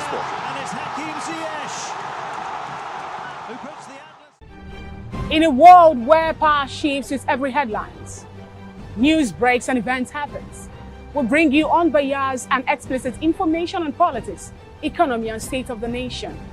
We break down the chaos. Facts, not fluff. Truth, not spin. We discuss not just politics, but a glimpse into the future. Voice of the People television. Now you have more than a voice. This is African News on Voice of the People television, where we don't just bring you the news, we bring you Africa's heartbeats, the policies that shapes our world, and the economy that determines our future. African News on Voice of the People television. Stay with us. VOP TV. Now you have more than a voice.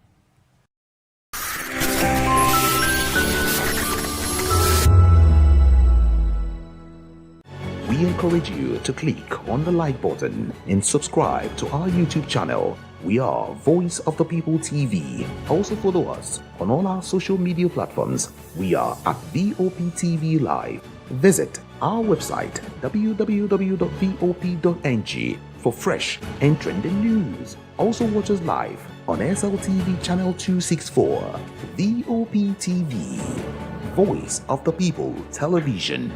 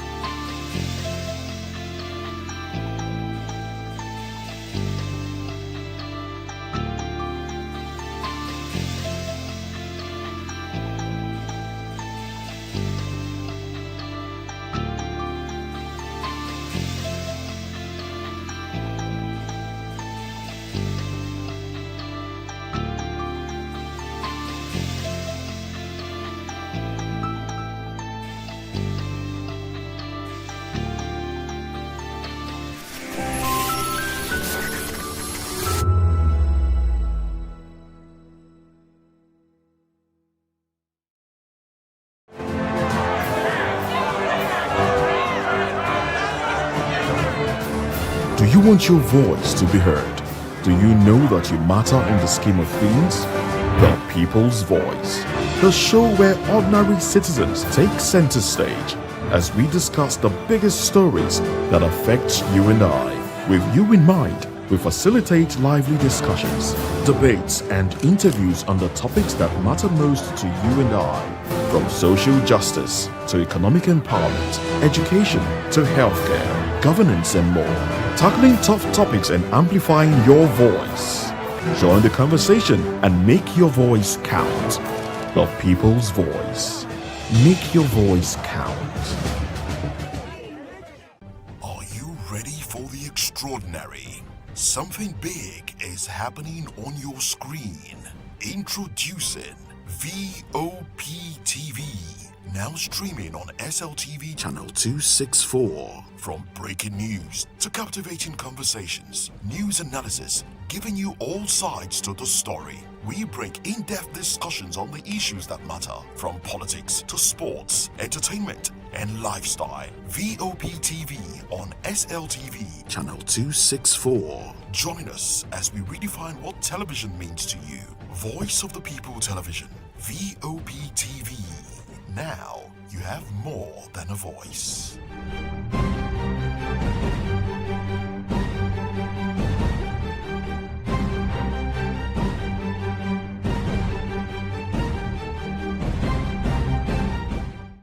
The 2564 is coming up on Barney 9, right? The 2564 Atlantic Tower. happens in the hush behind hangar doors? Who signs the papers that gamble with lives? Which truths were grounded before they even ever had wings? If you've ever buckled a seatbelt at 30,000 feet, if you've ever stared out of that tiny window and wondered who's really in control of the skies, it isn't just flight, it's power, it's politics, it's pressure sealed in steel. We're peeling back the clouds from runway risks to sky-high secrets. We're diving deep where most dare not to look.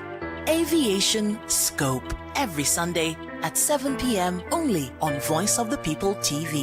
We don't just report, we reveal. We don't just ask, we uncover. Because when it comes to the skies, ignorance is turbulence. Aviation Scope, the sky isn't the limit, it's just the beginning.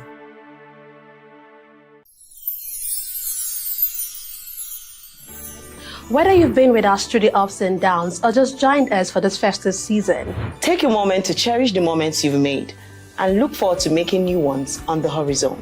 May this new year bring you everything good, everything prosperous.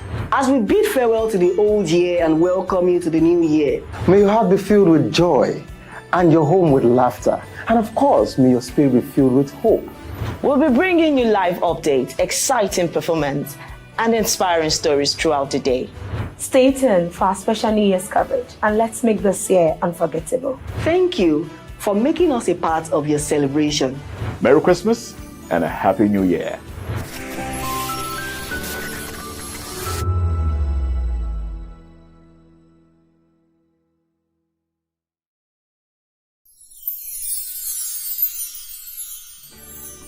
It's the most wonderful time of the year. But for us, the technical crew, It's weird for technical people to be in front of camera, but I just want to say, now this one they make me come outside every day. Anytime when they call me, I will rush come outside. We no get holiday. our holiday is part of our daily routine and we've embraced it. I must say, the work is challenging, engaging, and interesting. We are all families here at VOP and we the technical crew. for us, it's another day on the job. But it's tough being away from family. But the lighter part of it is that after the work, We stay connected with video calls and messages. Merry Christmas. On behalf of the technical crew, we wish you a Merry Christmas and a Happy New Year. Merry Christmas, and here we are, job continues.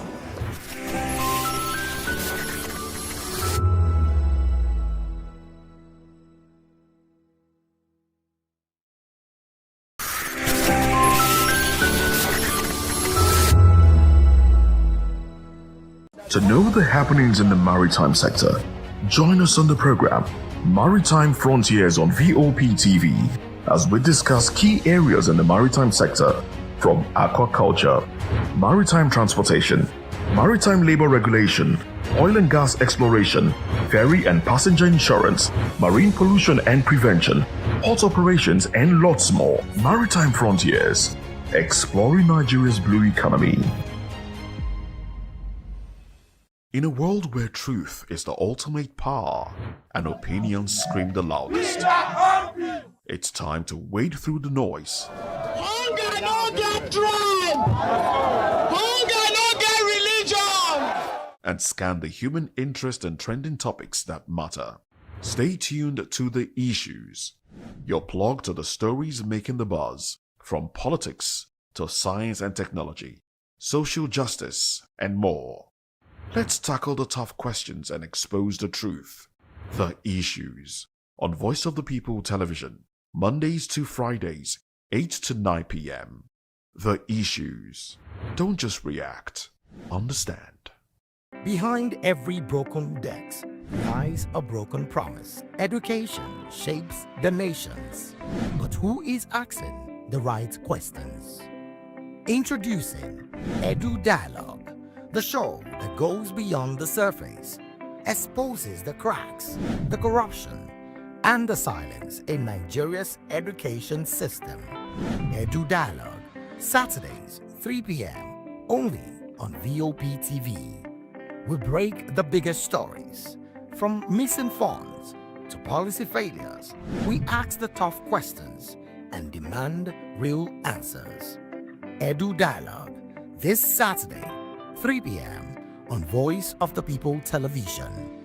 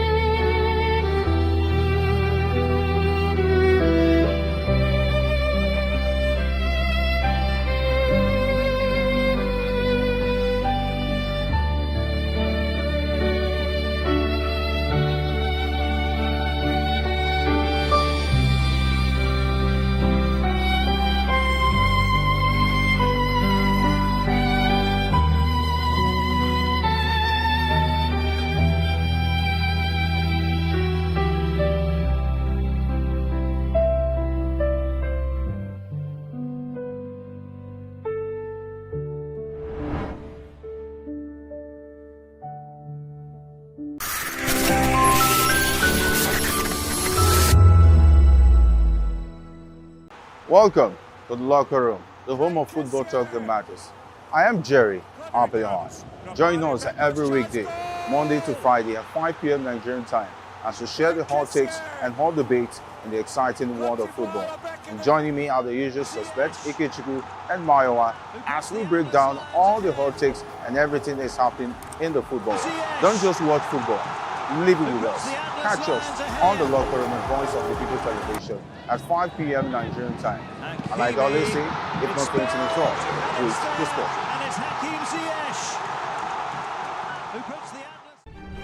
In a world where power shifts with every headlines, news breaks and events happens, we bring you unbiased and explicit information on politics, economy and state of the nation. We break down the chaos. Facts, not fluff. Truth, not spin. We discuss not just politics, but a glimpse into the future. Voice of the People Television. Now you have more than a voice. This is African News on Voice of the People Television, where we don't just bring you the news, we bring you Africa's heartbeats, the policies that shapes our world, and the economy that determines our future. Africa News on Voice of the People Television. Stay with us. VOP TV. Now you have more than a voice.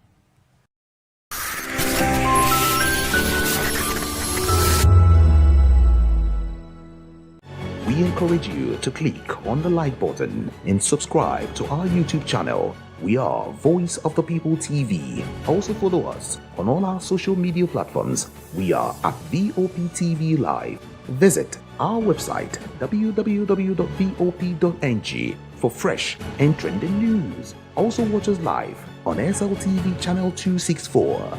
VOP TV, Voice of the People Television.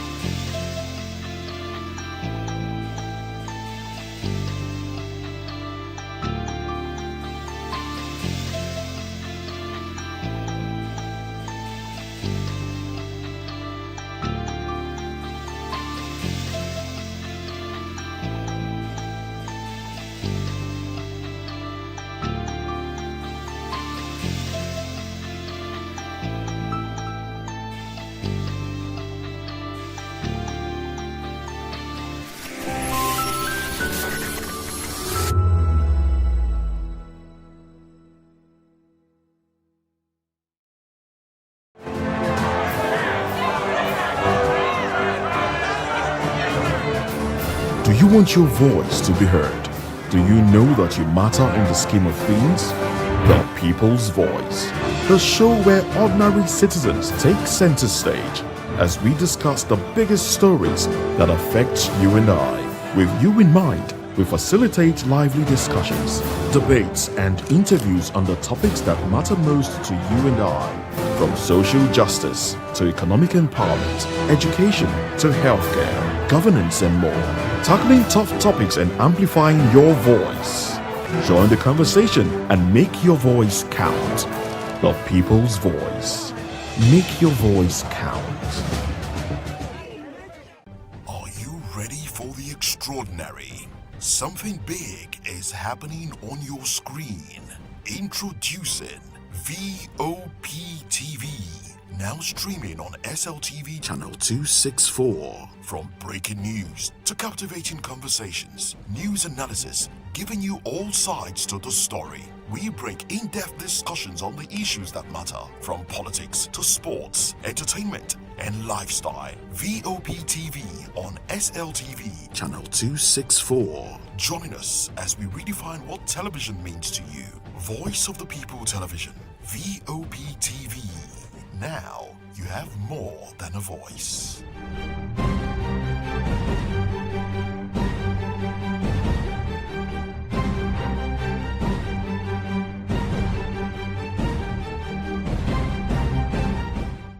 The 2564 Atlantic Tower. What happens in the hush behind hangar doors? Who signs the papers that gamble with lives? Which truths were grounded before they even ever had wings? If you've ever buckled a seatbelt at 30,000 feet, if you've ever stared out of that tiny window and wondered who's really in control of the skies, it isn't just flight, it's power, it's politics, it's pressure sealed in steel. We're peeling back the clouds from runway risks to sky-high secrets. We're diving deep where most dare not to look. Aviation Scope, every Sunday at 7 p.m. only on Voice of the People TV. We don't just report, we reveal. We don't just ask, we uncover. Because when it comes to the skies, ignorance is turbulence. Aviation Scope, the sky isn't the limit, it's just the beginning.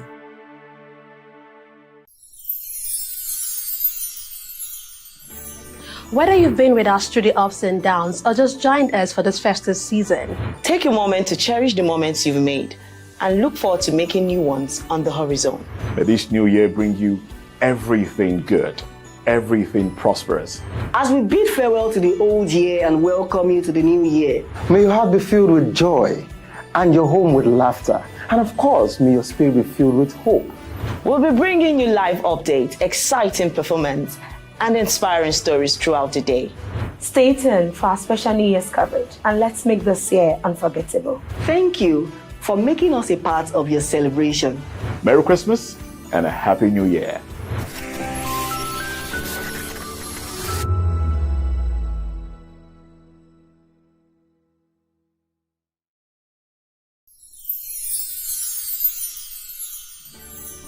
It's the most wonderful time of the year.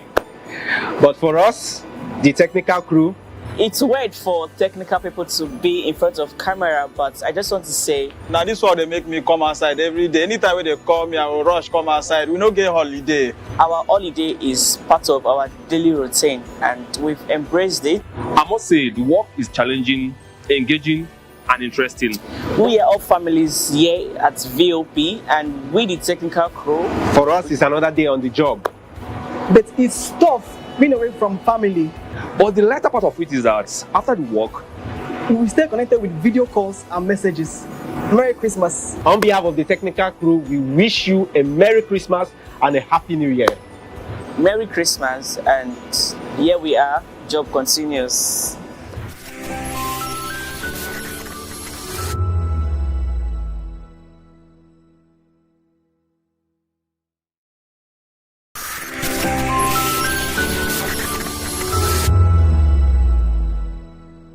To know the happenings in the maritime sector, join us on the program Maritime Frontiers on VOP TV as we discuss key areas in the maritime sector from aquaculture, maritime transportation, maritime labor regulation, oil and gas exploration, ferry and passenger insurance, marine pollution and prevention, port operations, and lots more. Maritime Frontiers, exploring Nigeria's blue economy. In a world where truth is the ultimate power and opinions scream the loudest, it's time to wade through the noise. Hunger no get tribe. Hunger no get religion. And scan the human interest and trending topics that matter.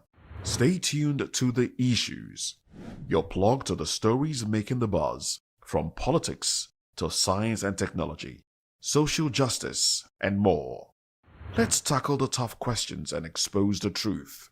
The Issues on Voice of the People Television, Mondays to Fridays, 8 to 9 p.m.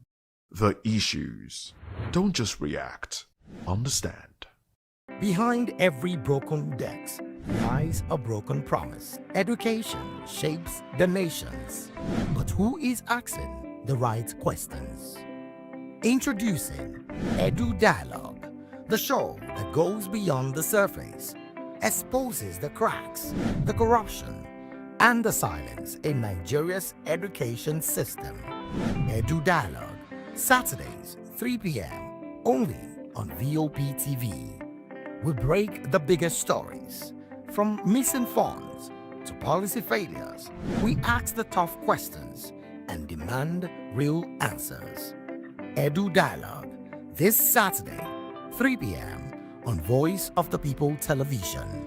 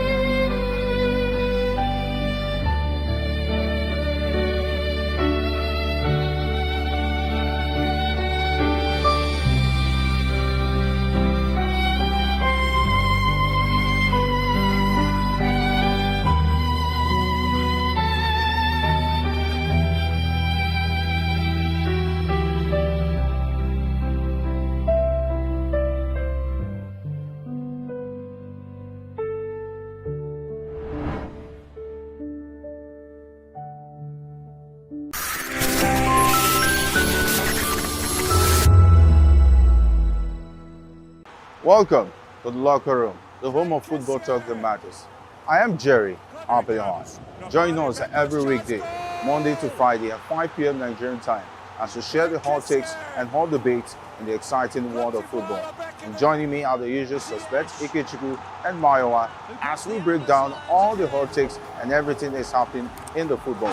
Don't just watch football, live it with us. Catch us on the locker room and Voice of the People television at 5 p.m. Nigerian time. And like I always say, if not 20 minutes off, please discuss.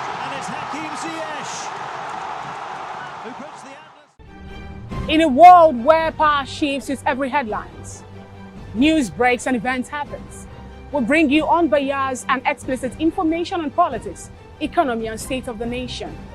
We break down the chaos. Facts, not fluff. Truth, not spin. We discuss not just politics, but a glimpse into the future. Voice of the People television. Now you have more than a voice. This is African News on Voice of the People television, where we don't just bring you the news, we bring you Africa's heartbeats, the policies that shapes our world, and the economy that determines our future. African News on Voice of the People television. Stay with us. VOP TV. Now you have more than a voice. Behind every broken desk lies a broken promise. Education shapes the nations. But who is asking the right questions? Introducing Edu Dialogue, the show that goes beyond the surface, exposes the cracks, the corruption, and the silence in Nigeria's education system. Edu Dialogue, Saturdays, 3 p.m., only on VOP TV. We break the biggest stories, from missing funds to policy failures. We ask the tough questions and demand real answers. Edu Dialogue, this Saturday, 3 p.m. on Voice of the People television. Are you ready for the extraordinary? Something big is happening on your screen. Introducing VOP TV. Now streaming on SLTV channel 264. From breaking news to captivating conversations, news analysis, giving you all sides to the story. We break in-depth discussions on the issues that matter, from politics to sports, entertainment, and lifestyle. VOP TV on SLTV channel 264. Join us as we redefine what television means to you. Voice of the People television. VOP TV. Now you have more than a voice.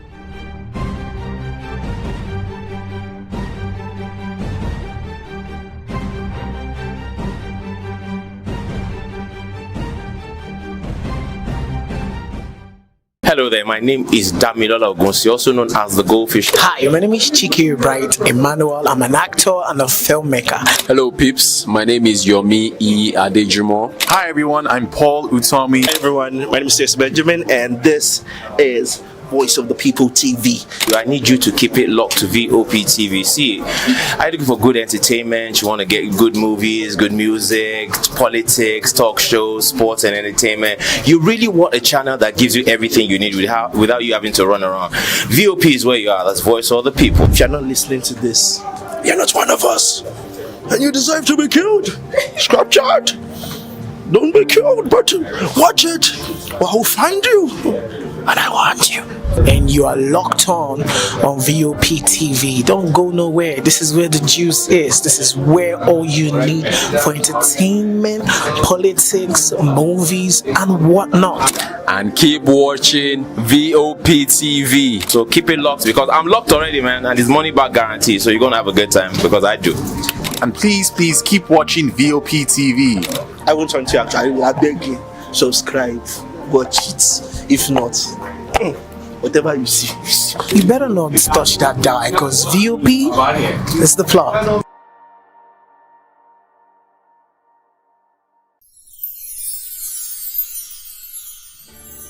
We are here with the leadership of VOP Television Lagos.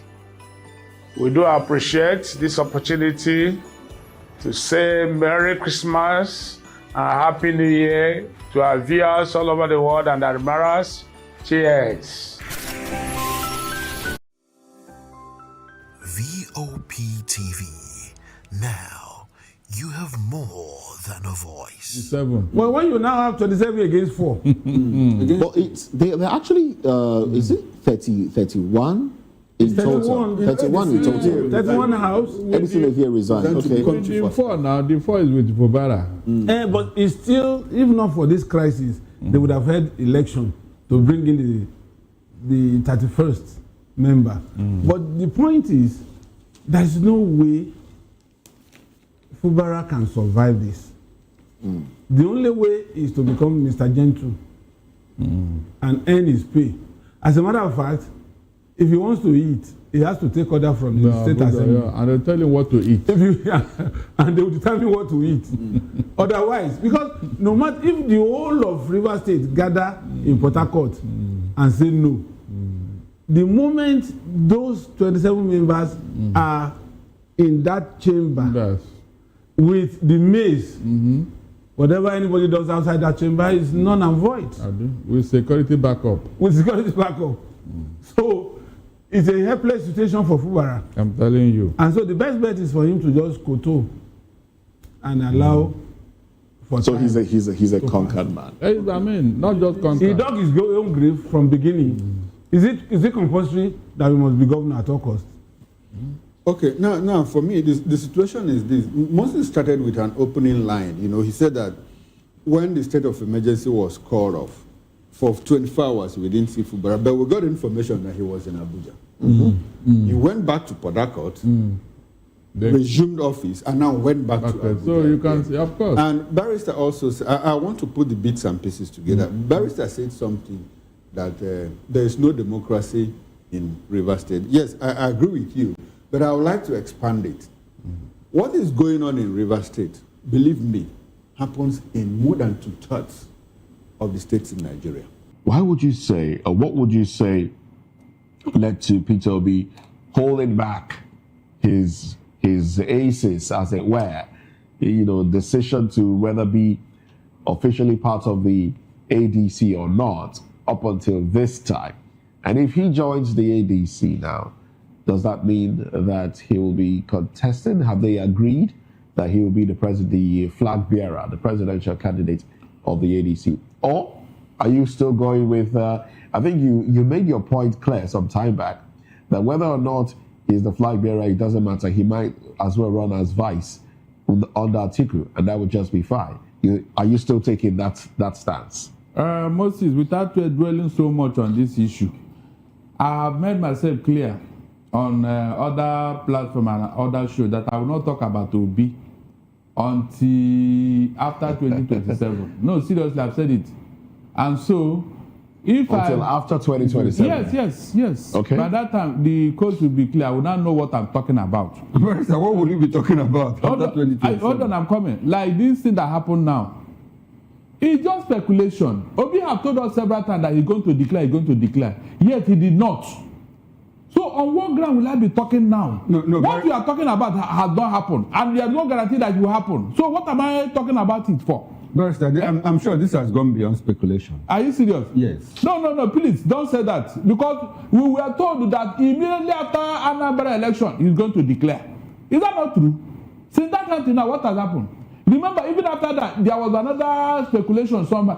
Please, I don't dwell on speculation. That's not my own kind of analysis. A date has I don't want leave that thing until it happens. As far as Obi is concerned now, I will never discuss anything that is on the realm of speculation concerning him. Are you upset that he has delayed up until this time? Look, Barrister Darlington, what's your reaction?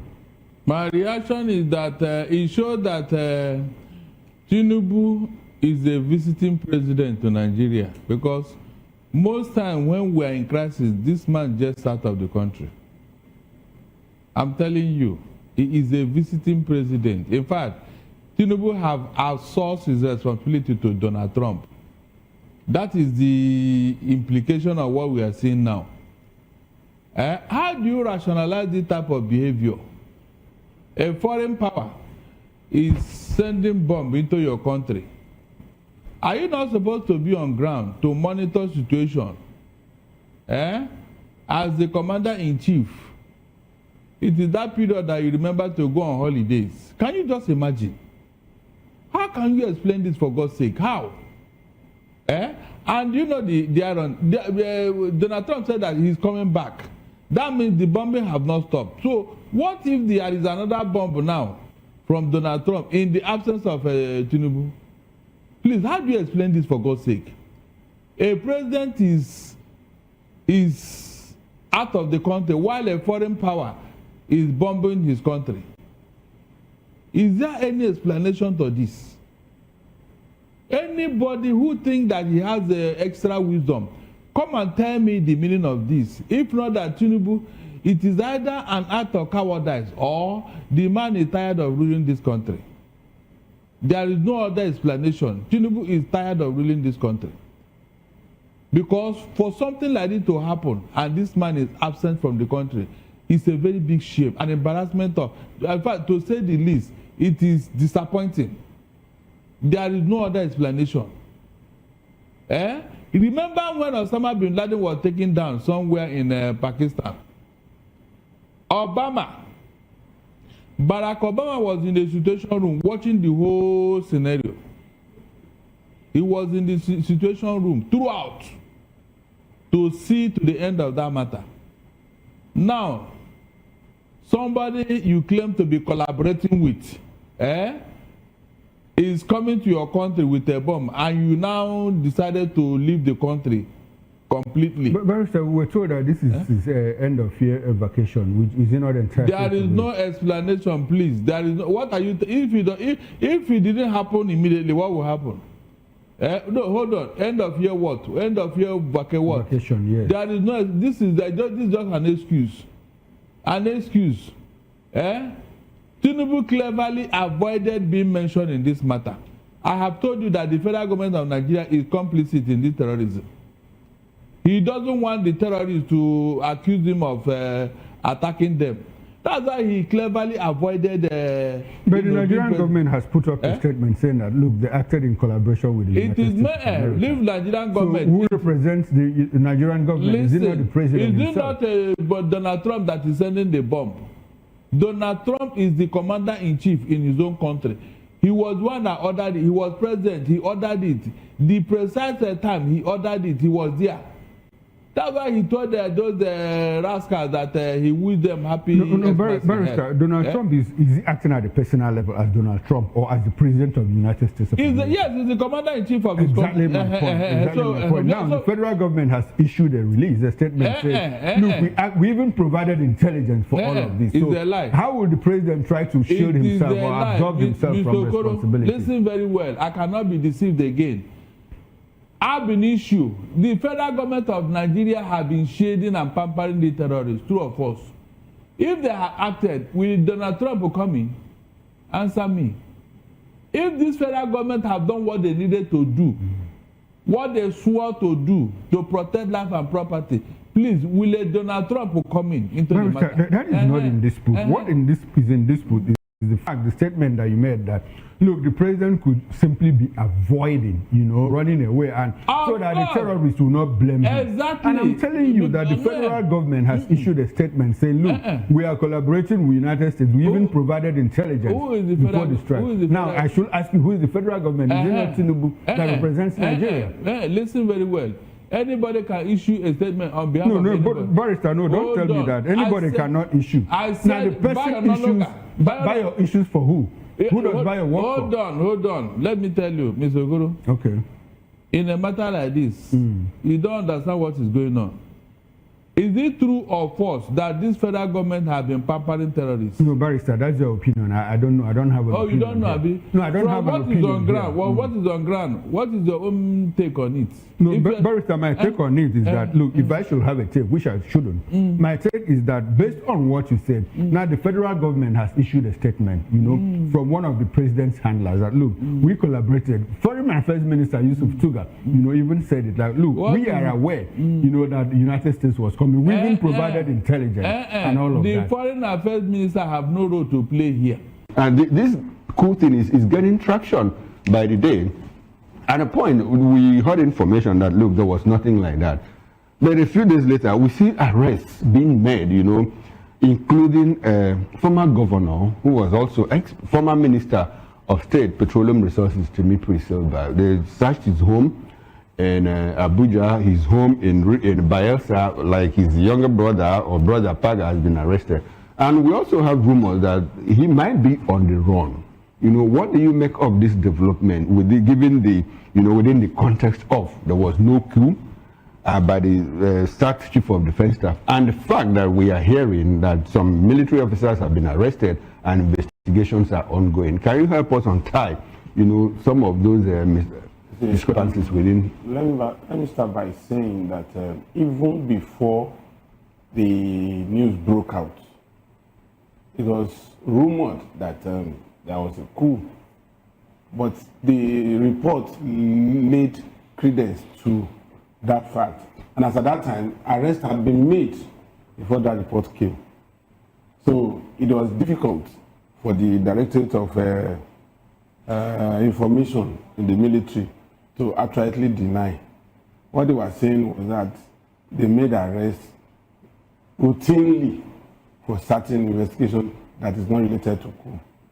But let's take it that they said there's no coup. But to what end are we having arrests? So it's information coming in lately has shown that there was actually an attempt. We won't say it's a coup, but an attempt coup. And when you look at the pattern of coups in Nigeria, either successful ones, unsuccessful ones, there is usually some civilian elements in some of these coups. You recall the, was it Gideon Okal coup, where it was straight to Great Ogboru's fish farm. And there were some coups in the past, in the 70s and 80s, that were linked to now late Chief M.K. Abiola. So most of these coups are linked to civilians because of two things. Most coups are executed by middle-level officers in the military. They only drag top senior officers into it. And those at that level of captain, majors, lieutenant colonels, they don't have the financial capacity to execute a coup. So they needed civilian collaborators that will provide funding. And that is the allegation against Silva now.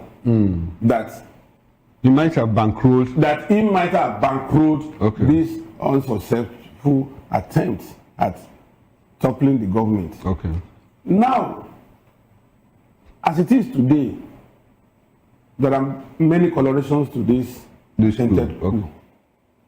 Political, ethnic, and even some bringing in religion into it. Political in the sense that opposition may also have a hand in this.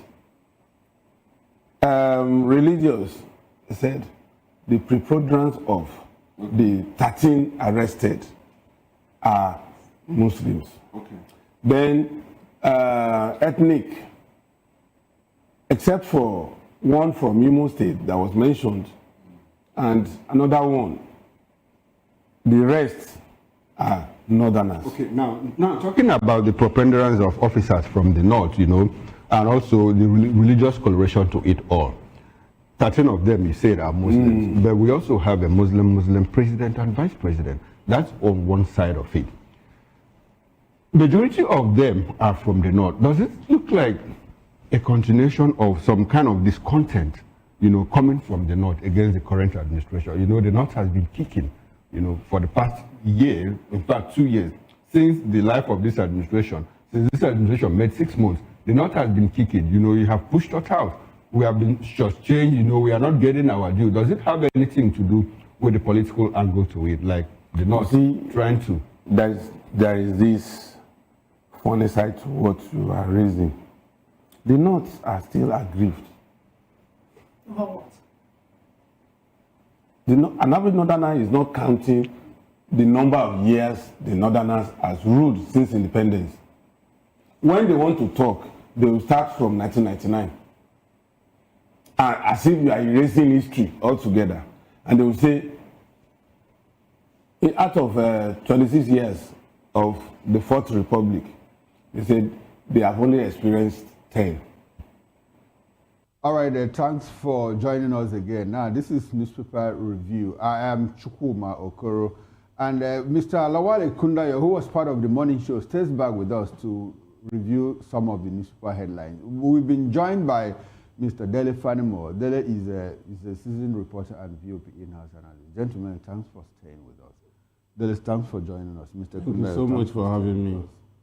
All right, my pleasure. Now, let's get into it right away. There's a news that is out there. Before we get into newspaper reviews, Major, the Court of Appeal in Abuja has struck out 2 motions filed by Senate President Godswill Akpabio against a federal high court judgment that barred the Senate Committee on Ethics, Privileges and Public Petitions from conducting disciplinary proceedings against Senator Natasha Akpoti-Uduaghan. Well, the motion dated March 20 and March 2025, respectively, sought permission to appeal the March 10, 2025 decision of Federal High Court, Abuja Judicial Division, delivered by Justice Obiora Egwuatu. Justice Egwuatu's ruling in suit number HFC/ABJ/CS/384/20 Senator Akpoti-Uduaghan and the Clerk of the National Assembly and 3 others granted an injunction restraining the Senate Committee from proceeding with disciplinary action against Akpoti-Uduaghan. Now, the decision followed an ex parte application by her counsel. While Senator Akpoti-Uduaghan, who represents the Kogi Central Senatorial District, had been summoned by the Senate Committee following an altercation with Akpabio on February 20, 2025. The 2 motions were subsequently struck out after Akpabio's legal team filed applications to withdraw them. And, according to the document, the Kogi Senator prayed the court to grant an order restraining Senate and its Senate Committee from proceeding with the purported investigation against her. Akpoti-Uduaghan asked the court to grant an order declaring that any action taken during the pendency of this suit is null, void, and of no effect whatsoever.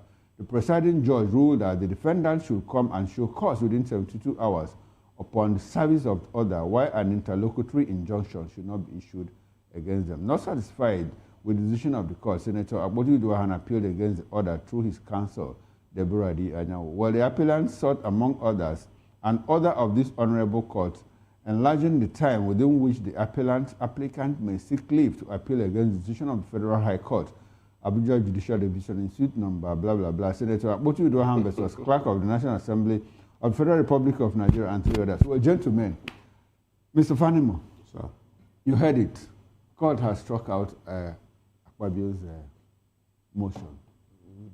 I think you and I, we had a discussion on this the other time, about whatever goes in the Senate, remains with the Senate and all of that. What's your reaction to the decision of the court in this matter? Well, I've told you that I'm not a lawyer. Okay. And by that token, I'm only lettered, I'm not learned. Okay. So whatever I say is within the ambit of... Within the understanding of a lettered person. Understanding of a lettered person. Not a learned person. So, and the court has spoken. The only thing that could upturn that judgment is for the Senate President to appeal to a higher court. And then if it's vacated, but if not, as it is. And in this case, the Supreme Court, because this judgment is coming from the appeal court. Yeah, of course, now, since they have the last ladder, they can still climb the last ladder. But for me, anyway, regardless of these judgments, I think that woman has suffered a lot, and that there should be a kind of underground political solution to this problem, so that this woman can return to the Senate and do what she is elected to do for his constituency and for our constituency and our constituents. Because I was so elated yesterday when I learned that somebody is coming up with the resuscitation, which was a bone of contention. Okay. You know, yesterday, the steel rolling mill. And that project is so dear to my heart that anybody that speaks to the revival of that project earns my respect, because I know the implication of reviving that project, because directly it will provide not less than 50,000 jobs, and indirectly it could provide about 2 million indirect jobs. And businesses. And businesses. Because around that place alone, hotels will spring up, resorts will spring up, tourism would be higher. Then around that axis, motor manufacturing companies would come, because it's easier and cheaper. According to our secondary school economics, one of the factors of production is nearness to raw material. So if the raw material is there in the southeast and the north central axis, and you are citing your car plant, somebody like Innocent would benefit immensely from that kind of project. Prince Francis, what do you make of this? This is not the first time, a non-state actor will be targeting the president or even issuing threat to the president. We've seen most of those people, ragtag non-state actors, make videos, even criticize the government, and yet they are posting these videos on social media. What is there in tracking them down and picking them out and also handing them over to, security personnel for proper punishment? Well, this latest video is the height of impunity. It is also the height of rascality. It also shows you how our security architecture seems to have failed the Nigerian nation, because it's no longer a child's play. It's no longer like saying, "Oh, we're going to attack a village," but now you are beginning to point your sword at the heart of the nation. Have gotten so bold to now begin to threaten, up to the point of threatening to kidnap your president. Kidnap soldiers too. And soldiers, and even governors. And it means that whoever is calling for negotiation should for now be arrested, and so that we get more facts. It simply shows that what they are trying to tell you, in fact, is that they are within the system. Well, we saw that play out during the past administration, where people were threatening to kidnap the former president, the late president, now Muhammadu Buhari, and nothing actually. We didn't hear that those individuals were arrested. Those ones, they didn't show their face. If you watch the video, they mask their face. But this guy he's not scared. He puts it there. It's Jerry. Now, Prince, when you talk about arresting these people, some people find it difficult to understand why they are not arrested. Is it because of negligence? Is it because they don't have information, data about them? You recall that when Charlie Kirk was killed, by Tyler Robinson, in Ota, he ran away to another state, and quickly, in a matter of hours, they were able to track him down.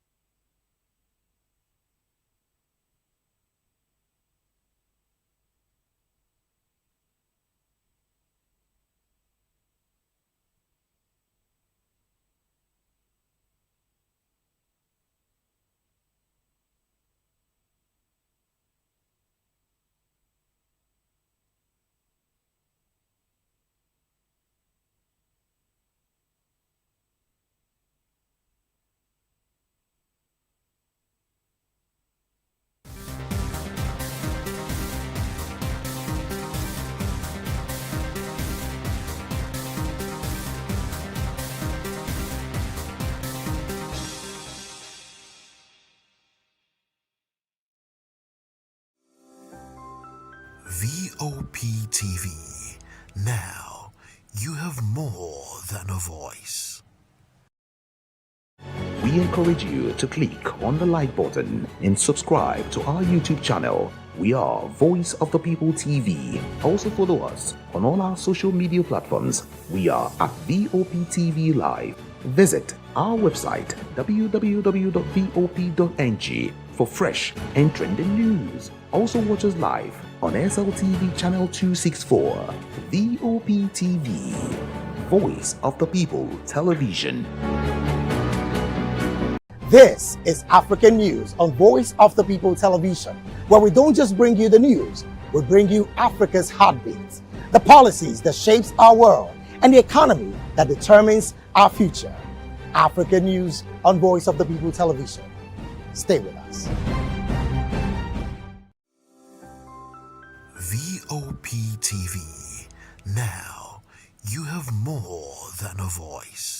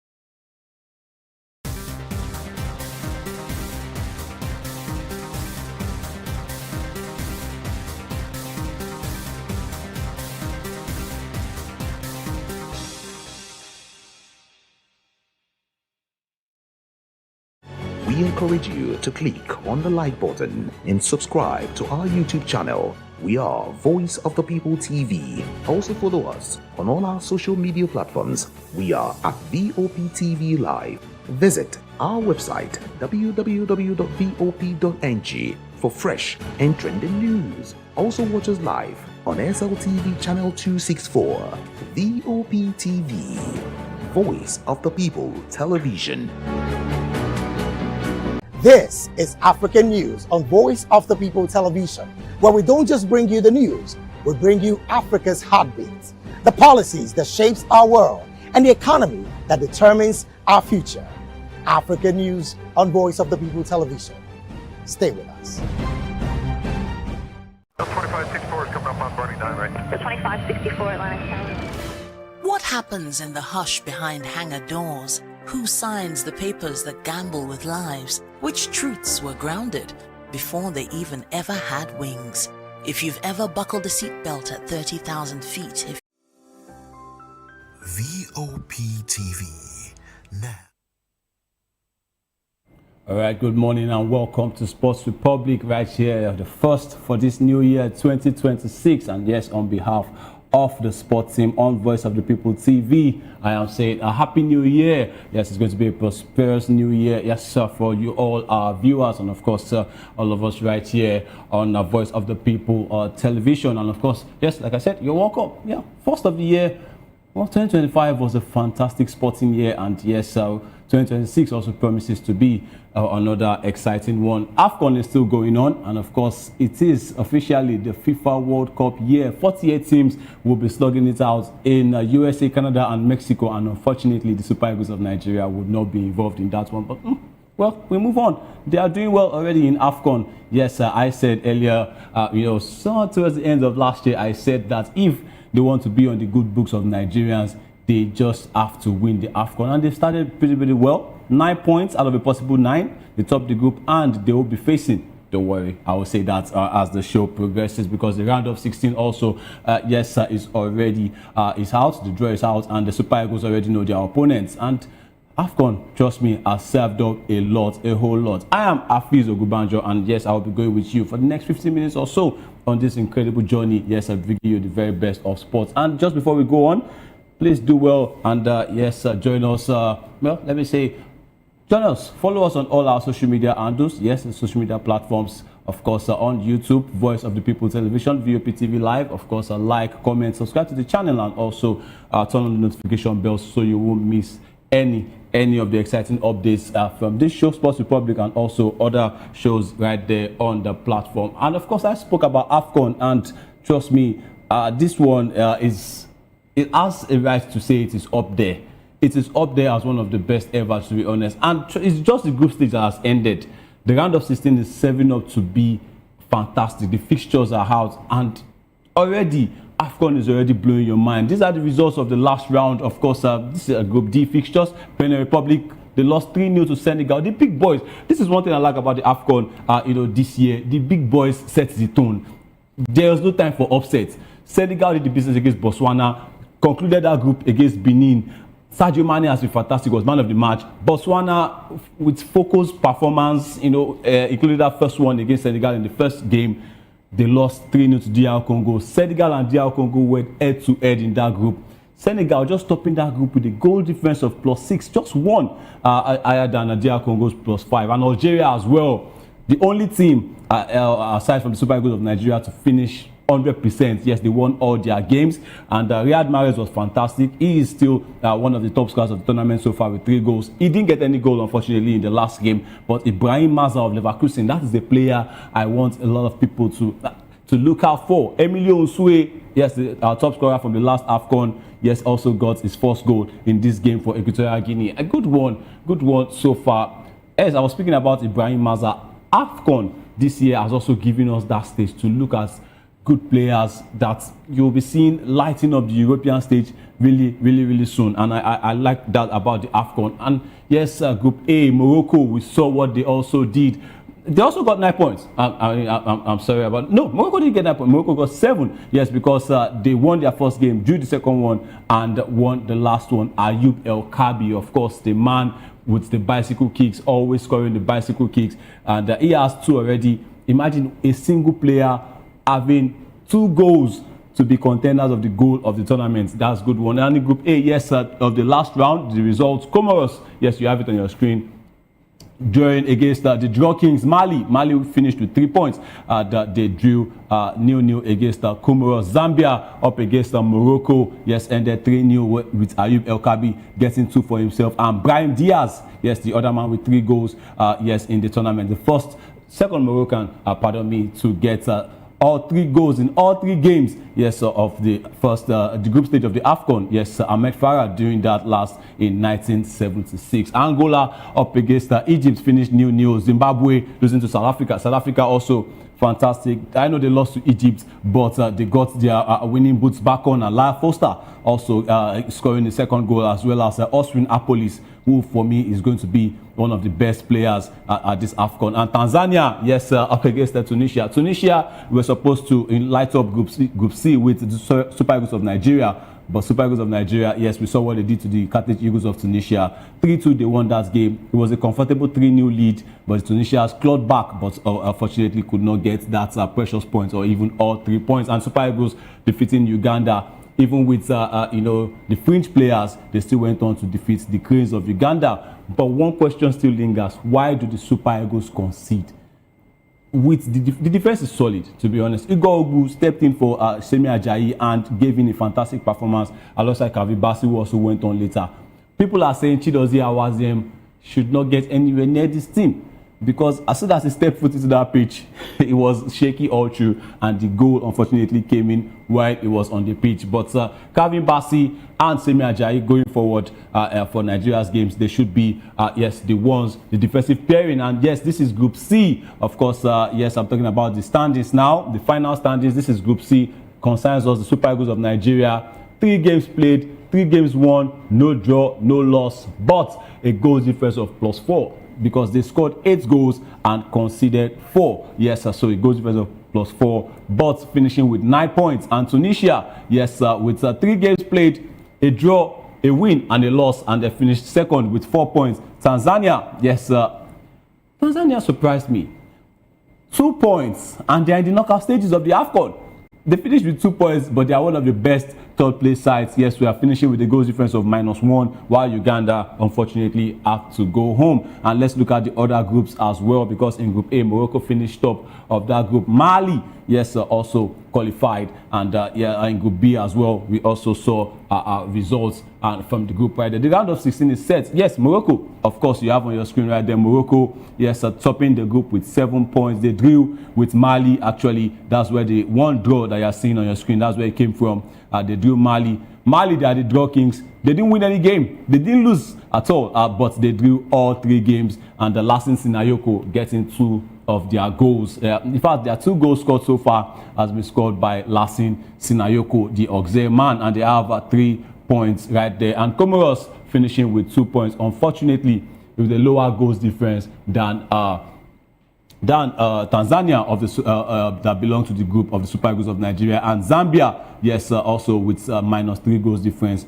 They couldn't make it to the knockout stages. In Group B, Group B was actually very, very interesting. Egypt also, yes, finishing with 7 points. That's Omar Mamouche on the screen. I'm surprised it's not Mohamed Salah, but Omar Mamouche has also been fantastic for Egypt. And yes, Mohamed Salah also doing the business. They won their game. Yes, one of the 2 games they won was against South Africa, and that was South Africa's only loss. That game, South Africans, trust me, they are still not happy about it. They are still saying, hey, if maybe when the AFCON ends, they are going to play back, that's foul. I would call it a foul for me, because when I saw it back, I'm like, no, Koliso Mudau did not poke Mohamed Salah in the eye, but it was given as a penalty. Salah stepped up and it dispatched that one. And South Africa, trust me, they came back when Egypt got a red, and they came out firing, but of course they could not get that win or that draw ultimately, but it was a good one. It was a good game between Egypt and South Africa, but South Africa finished second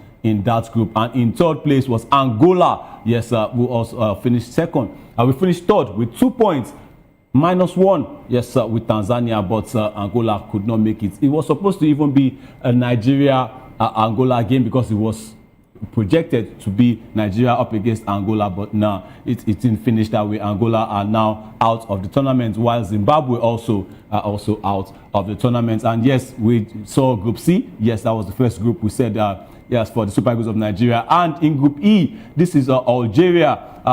Let's go to Group E. Let's go to Group E. We've spoken about the Group C, and yes, Algeria, they finished perfect, all 9 points from the possible 9. Played 3 games, won 3 games with a goals difference of +6. Look at Riyad Mahrez right there. Yes, they have a goals difference of +6. Burkina Faso, of course, played 3 games.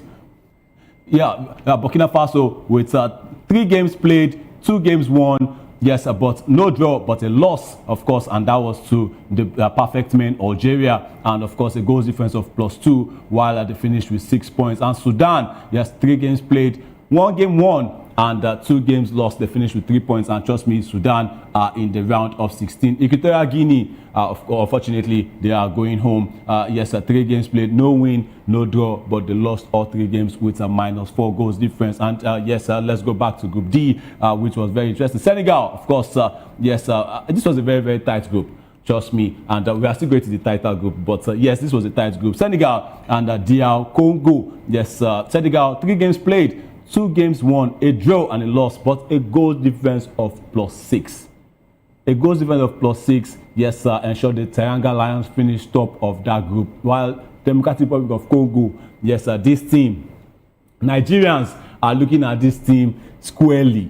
And trust me, I'm going to explain how the draw is going to go. We might potentially face this team, maybe in the quarterfinals of the AFCON. I will tell you all about that one. DR Congo, yes, 3 games played, 2 games won, and they drew with the Teranga Lions, of course, and yes, finishing with 4 points. With 7 points, but with a +4. That's inferior goals difference to the Teranga Lions. That's talking about DR Congo. While Benin Republic, yes, they won 1 out of their 3 games, but they lost 2, and unfortunately with a -3 goals difference, they finished with 3 points. But Benin, trust me, they are still in the tournament. While Botswana, yes, with focus, fantastic performance, they couldn't win any of the games. They were the whipping boys of the group, and they lost all 3 games with -7 goals difference right there for Botswana. And let's move on to Group FR right now. Yes, this was a very, very, very tough group. That's the man, Evan Gesson. Of course, he plays for Aston Villa in the Premier League, and he did really well. He did really well for Ivory Coast. This group right here, there's a lot to talk about. Cote d'Ivoire, yes, they topped that group. At some point, they were second. At some point, they were even third in the group right there. That's talking about Cote d'Ivoire, the defending champions. 3 games played, 2 games won, 1 draw. And that was against second in the group, Cameroon. And they finished with the same goals difference, but Cote d'Ivoire with more goals scored. This group was just fantastic. Gabon, ultimately, for me, they are the disappointment of the whole AFCON. Given their World Cup qualifiers, they played exceptionally well. They finished below Cote d'Ivoire, and that was the only game they lost in that group, denying them the automatic World Cup tickets. Then they went on to face Nigeria in the playoff, and they lost scandalously. For me, Gabon, since that game against Super Eagles, they've not recovered. This AFCON was very, very bad for them. The likes of Pierre-Emerick Aubameyang, who potentially is playing his last AFCON, and he just did that because they are out. The likes of Denis Bouanga, who did well in the MLS, Mario Lemina, who is a teammate to Nigeria's Super Eagles striker, that's Victor James Osimhen. Yes, they both played together at Galatasaray, but Mario Lemina could not, inspire his team. They were leading in that last game with against Cote d'Ivoire 2-0, but a remontada happened. Evan Gesson leading them with the likes of Wilfred Zaha, Jean-Philippe Crasso. They did really well. That's talking about the defending champions, and they came back to win 3-2. Cameroon, yes, also in the other game, played against Mozambique. Mozambique were also leading, but Cameroon came back, and you need to see that goal from Bayer Leverkusen's Christian Kofani. He scored a goal that was ruled out, but he came back to score a belter. You could not deny that one. That's talking about Christian Kofani of Cameroon. And Cameroon, trust me, a lot of people said going into this tournament, they played, what we call on the streets, Aram football. But they were fantastic, trust me. The way they defend. Now, people are saying if FIFA should rule against the DRC, for this player fraud and all of that, the story that came out late last year saying Nigeria still has hope of qualifying for the World Cup, we might potentially see a fixture between the Super Eagles of Nigeria and the Indomitable Lions of Cameroon. It is going to be tough, because if you see the way the Cameroons play, trust me, that's where you will see like all attack against all defense. And on the counter, they can eat you hard. That's talking about the Cameroonians. And they have Manchester United's Brian Mbeumo, who has been fantastic. Manchester United, of course, they do miss him right now. That's talking about Brian Mbeumo, and he has been wonderful this AFCON so far. He is in the same group with another Manchester United player. That's talking about Amad Diallo, who has also been fantastic for Cote d'Ivoire. 2 goals in 2 games, and he has done really, really well for himself right there. Group F, yes, a lot of people predicted it to be tough. Mozambique also, they were less fancied. People thought they would finish bottom of the group, but trust me, they are third. And yes, I mentioned that Nigeria will be playing a team in the round of 16. It is going to be Mozambique, because the round of 16 draw, it is out. And of course, Mali, they know who they are going to be playing. Benin will also be playing Egypt, and Nigeria will be playing Mozambique. Let's look at the draws, the round of 16 draws, the team, the bracket, how it is going to be for the AFCON, because the Super Eagles of Nigeria, yes, will be up against Mozambique, and that's it. Mali will be playing against Tunisia. Senegal will be up against Sudan. Egypt will be playing against Benin Republic. You have it on your screen right there. And the defending champions will be playing Burkina Faso. And yes, that is on one side of the bracket. Algeria will be playing the Congo DR. Yes, that one is going to be tough, trust me, because DRC, they've done really well for themselves so far, and they will be playing a team who finished the group stage perfectly, 9 points from 9, and they did really well. Algeria, yes, not the Atlas Lions this time, the Desert Foxes, of course, of Algeria. And the Super Eagles of Nigeria will be playing against Mozambique, who have a dangerous player. That's one thing I love about this AFCON so far. There is a dangerous player in every team. And for Mozambique, yes, maybe when the preview starts, when Kizike comes on to give us the preview, the boys from the locker room come on to give us the preview, they will mention Jenny Katamo. He plays for Sporting Lisbon right there in Portugal. Yes, Sporting CP as people call it. Yes, he plays for them. Jenny Katamo, fantastic. And they also have the oldest player at the AFCON, that's talking about Elias Gaspar Pelembe. He is there also playing for Mozambique, and they are going to prove tough opponents for the Super Eagles of Nigeria. They also have Sunderland's left back Reinildo Mandava. Yes, he used to play for Atletico Madrid. He's also there for Mozambique. But the Super Eagles, come on, trust me, with the likes of Alex Iwobi, Ademola Lookman, Mr. Afcon himself, and you don't want to forget him. Victor Osimhen is always a threat. It is going to be a tough one right there when they meet in Fez. And South Africa will be playing Cameroon, another tough fixture for the round of 16. AFCON is really serving up to be a fantastic tournament. Morocco, the host, will be playing against Tanzania. Now let me explain. The winner from Mali against Tunisia will go on to face the winner between Senegal and Sudan. So we could see Tunisia potentially playing Senegal for the quarterfinals. Egypt against Benin Republic, the winner right there will be playing the winner of that game between Ivory Coast and Burkina Faso. So we can see Egypt up against Ivory Coast potentially in the quarterfinals. And also the winner between Algeria and Congo DR will play the winner between Nigeria and Mozambique. It gets tougher for the Super Eagles right here, because should they negotiate Mozambique, they will be playing either Algeria or Congo DR. I mentioned earlier that Congo DR and Nigeria might meet again, and you know how that one is going to go down, because that is the team that denied Nigeria a World Cup place. Ultimately, yes, because they're also not sure yet, because they will be playing the intercontinental playoffs, but they are there. At least they have, you know, that chance, that hope of being the 10th African team to be there at the Mundial right there in USA, Canada, and Mexico. And South Africa, the winner against between South Africa and Cameroon will be up against the winner between the host Morocco and Tanzania. Also gets tougher from the games that you should be seeing in the semi-final or the final. We will be seeing that at the quarterfinal. I like this one. It's given, you know, everything you need to know, because the semi-final draw is also made, and also the final draw. So Nigeria would not be meeting the likes of Senegal, Tunisia, Egypt, and Ivory Coast up until the semi-final, or up until the final. Yes, because that is the way the draw is. So Nigeria, they have to negotiate the likes of Algeria, Congo DR, Mozambique, South Africa, Cameroon, Morocco, and Tanzania. If they meet Tanzania again, that would be lovely for the Super Eagles of Nigeria, but it gets tougher from there. AFCON generally has been fantastic. We've seen goals, we've seen goalkeeper drama, we've seen penalty saves, we've seen VAR drama. We've seen a lot from AFCON this year, trust me. And like I said earlier in my intro, I think this is going to be one of the best African Cup of Nations tournaments in the history, because I know AFCON has gone way back, but this one, I mean, from 2023, it was also fantastic, and this one,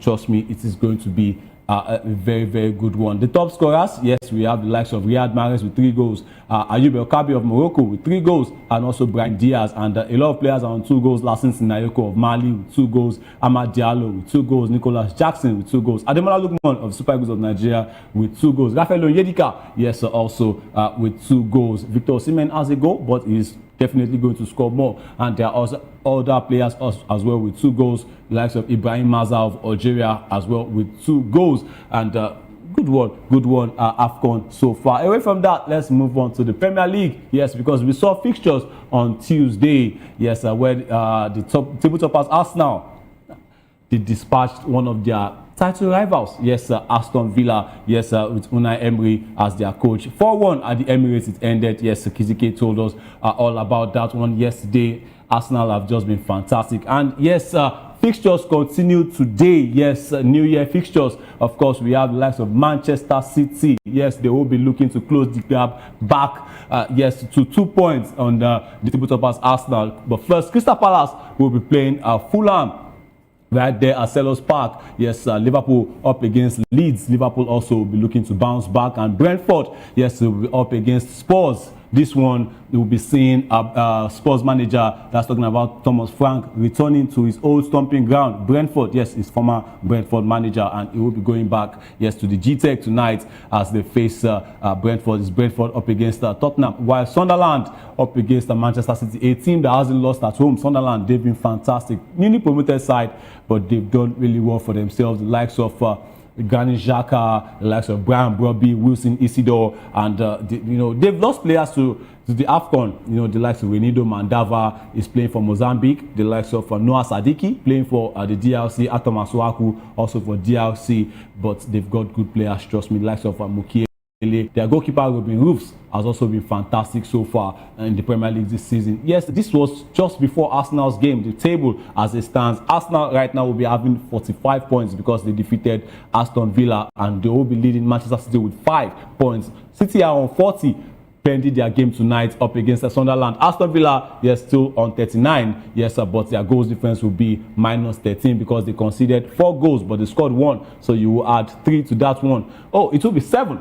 It will be 7, yes, trust me, it will be plus 7 because they are currently on 10 before that game, but they conceded 4 goals, yes, but they scored 1, so they will have a goals difference of 7. Liverpool are in 4th place right there before their game tonight up against Leeds at Anfield. Chelsea as well, they drew to Bournemouth, yes, so they are on 30 points as they start. Manchester United also drawing to Wolves, that was a bad result, also still on 30 points, while Sunderland, yes, 28 points.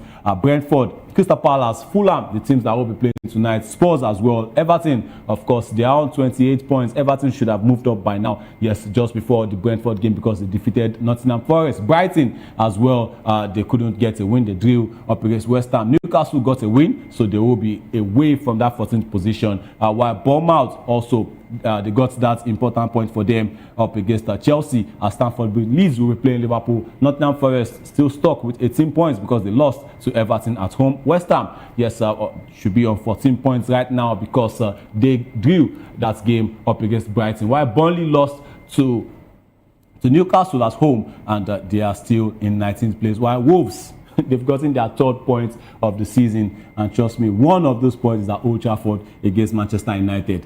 What a shame for Manchester United. And let's move on away from the Premier League. Yes, let's talk about the Super Eagles of Nigeria. Yes, in December, yes, they finished 2025 38th, yes, in the world in the new FIFA rankings, and they are 5th in Africa, and they've begun the year with that one. While Super Eagles of Nigeria, yes, they retained their 38th position in the latest FIFA Men's World Ranking. Yes, it was released in December 22nd, yes, last year, 2025. With no competitive matches played since the previous ranking, the team maintained their November points tally of 1,502. While globally, yes, Spain, with the likes of Lamine Yamal, the likes of Fabian Ruiz, and Nico Williams and all of that, yes, they are leading the rankings. They are number 1 in the world. They reclaimed the top spot from Argentina in September, and they are still beginning 2026 with that one, while France completes the podium in 3rd place. Trust me, these are the teams that will be the favorites for, the World Cup when it starts this year, when it starts in June. While Nigeria is currently 5th among African nations behind Morocco, Senegal, Egypt, and Algeria. Morocco remains Africa's highest ranked team, sitting 11th in the world, while Senegal occupies the 19th spot globally, while other African teams in the top 10 continentally include Tunisia, who are 41st, Cote d'Ivoire, Mali, DRC, and Cameroon. And the December edition, yes, the last of last year, 2025, follows 42 international fixtures, with the FIFA Arab Cup Qatar 2025 taking center stage, and Morocco ultimately won that one. And their victory at the tournament brought them close to breaking into the top 10 for the first time since April 1998, trailing Croatia by just 0.54 points. And the standout performers of 2025 include the likes of Kosovo, yes, who climbed 19 places to 80th after an impressive year, recording 7 wins and 2 draws, yes, in 10 matches. But Norway, yes, finished 29th. Suriname, yes, finished 123rd. While they also made significant progress because Norway, yes, they qualified for the World Cup, of course, with the likes of Erling Haaland, and Suriname, they are in the intercontinental playoffs, while the likes of Jordan, who qualified for the World Cup, Vietnam, yes, also did well. Singapore, they also did really well for themselves, and they recorded largest upward movements in December. Nigeria's retention of this global ranking reflects stability, but underscores the need to improve the team's standing, yes, during this ongoing AFCON, because trust me, their performances at the AFCON will surely improve their world rankings. Should they win that AFCON, trust me, we could see Nigeria in the top 20 in the world, and that would be good, for the Super Eagles of Nigeria. Good for Nigerian football that has been suffering a lot of bashing since last year, and we are hoping this new year there will be changes. There has to be drastic changes. We don't want this AFCON, victory in the group stage to be paper over cracks. We want to see permanent improvements. Permanent improvements is what we need at this point. We need to start seeing changes. No owing of bonuses, match payments, match called training bonuses, this and that and the other. We don't want to see that this year, because ultimately, like I said, it is a World Cup year. Nigeria will be part of that, but we have WAFCON, we have other competitions. I'm calling on sports, Nigerian sports generally. We want to see a better 2026. 2025, for me, when it comes to the times of the management, it was really poor. But for sporting activities, it was good. It was good. Though, ultimately, the World Cup qualification, the World Cup ticket, we didn't get that one. But for other sports, it was fantastic. Good one for Nigeria. But we want to see a better 2026. We'll be taking a short break now, yes, on the show Sports Republic. When we are back, we'll be giving you more sports stories. Stick around and don't go nowhere.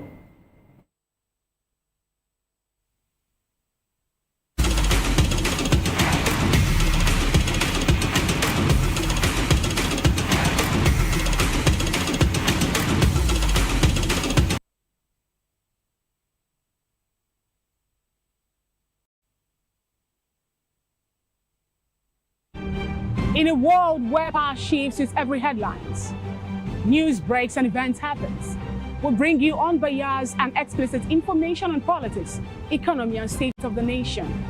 We break down the chaos. Facts, not fluff. Truth, not spin. We discuss not just politics, but a glimpse into the future. Voice of the People Television. Now you have more than a voice.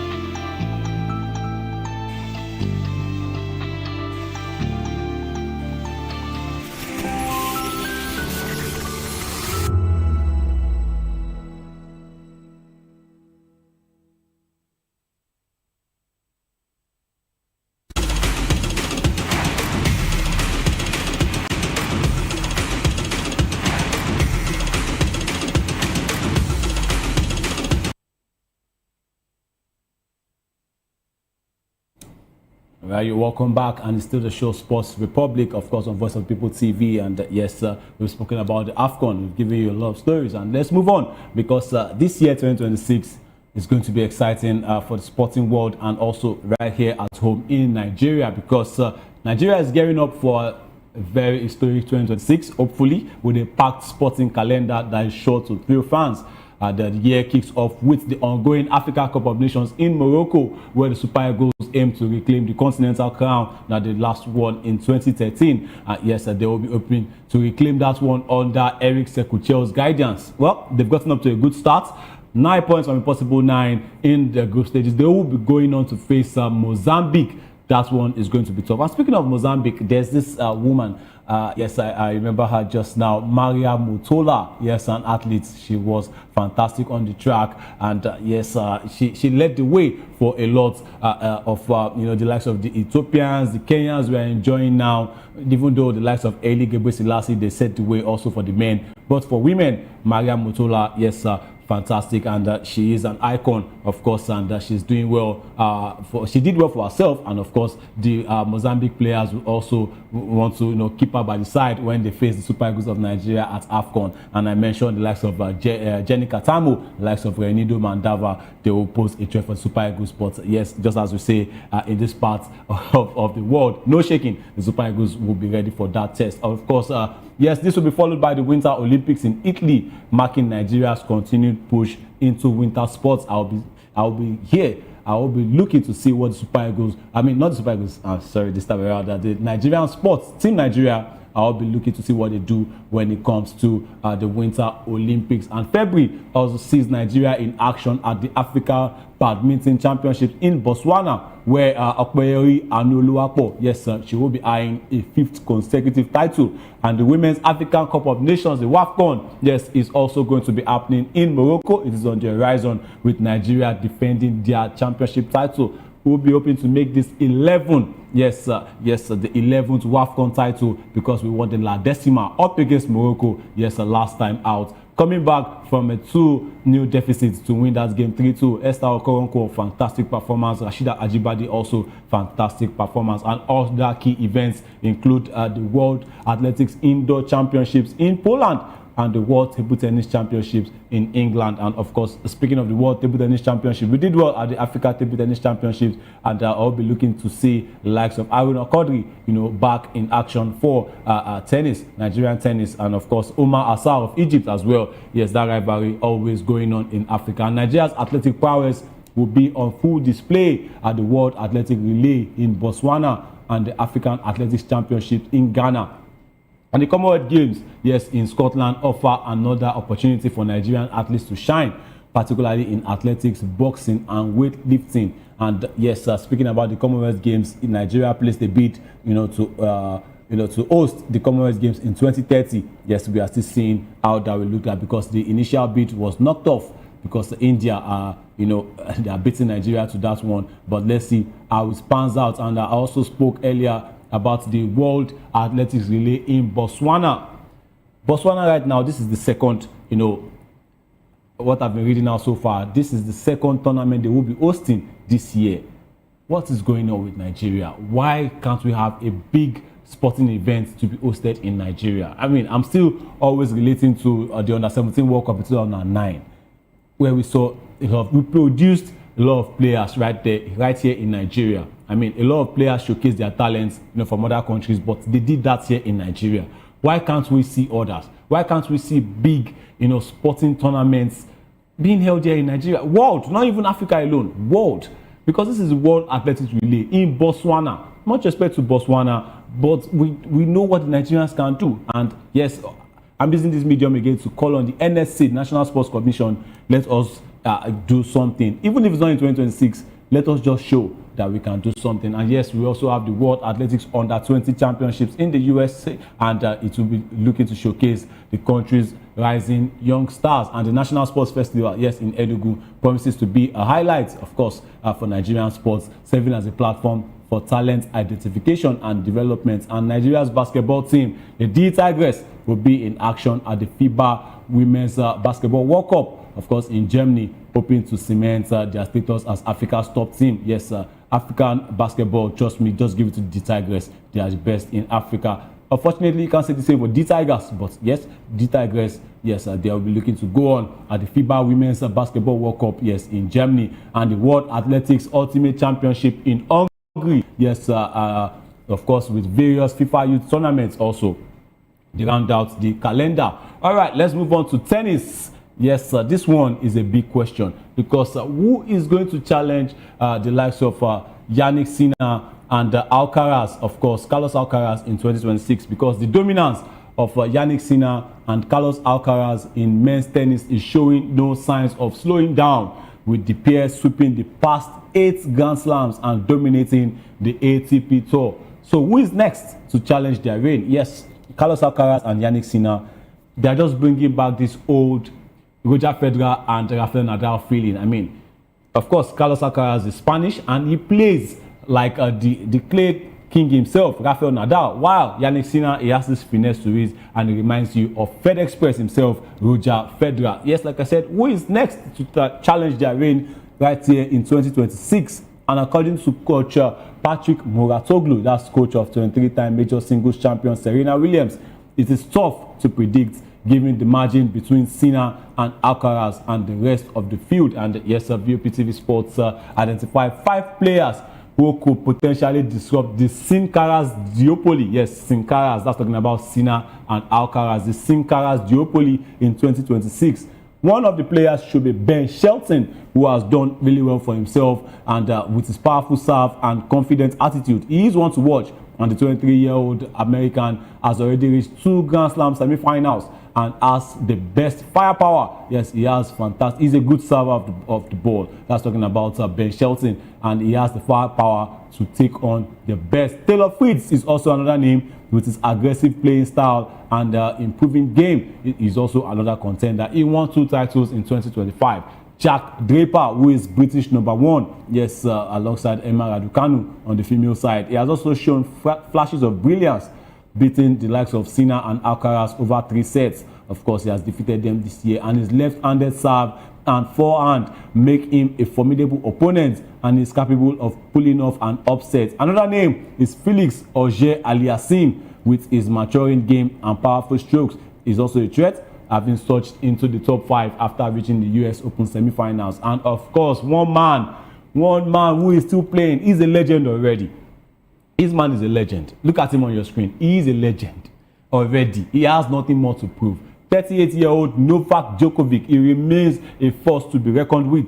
And of course, despite his age, and he's still winning titles, and he is the most likely to disrupt Sinner and Alcaraz's dominance, although they have beaten him a lot in recent times. So, and also he has retired in games. I think the age is beginning to tell on Novak Djokovic. However, the question remains whether he can beat them over 5 sets. Of course, that's the main question right there, because maybe like 2 sets he can do that. Exhibition he can do that, but when it comes to tournaments, trust me, Alcaraz is only 22, Sinner is 23.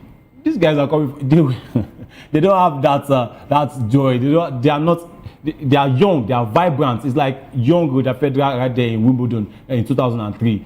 He was just 19. He cooked the likes of Pete Sampras, the likes of Andre Agassi. Trust me, that they already past their prime. So this one, Novak Djokovic, I know you still have it in you, but the likes of Sinner and Alcaraz, Ben Shelton, Auger-Aliassime, nah. I don't think he can go against those guys anymore, because we saw that for the likes of Monfils.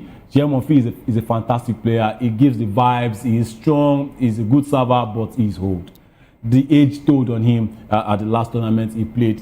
He's 38, and he couldn't go against the young men. But the likes of Sasha Zverev, of course, Alexander Zverev, yes, Joao Fonseca, and Jakub Mensik are also emerging, but they are still some way off of challenging the top 2. And the battle for supremacy in men's tennis is heating up. And 2026, yes, promises to be an exciting year.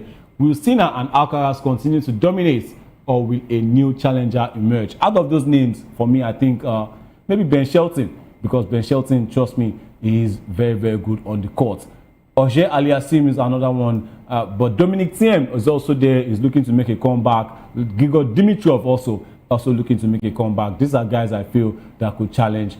Maybe Shapovalov also can also come back to also mount a challenge. But trust me, Sinner and Alcaraz, they are showing no signs of slowing down. And 2025 was a big, big year for them. Only time will tell. We hope to see what 2026 is going to give us for men's tennis. And let's move on to the NBA, where I spoke about Djokovic, who is 38, right?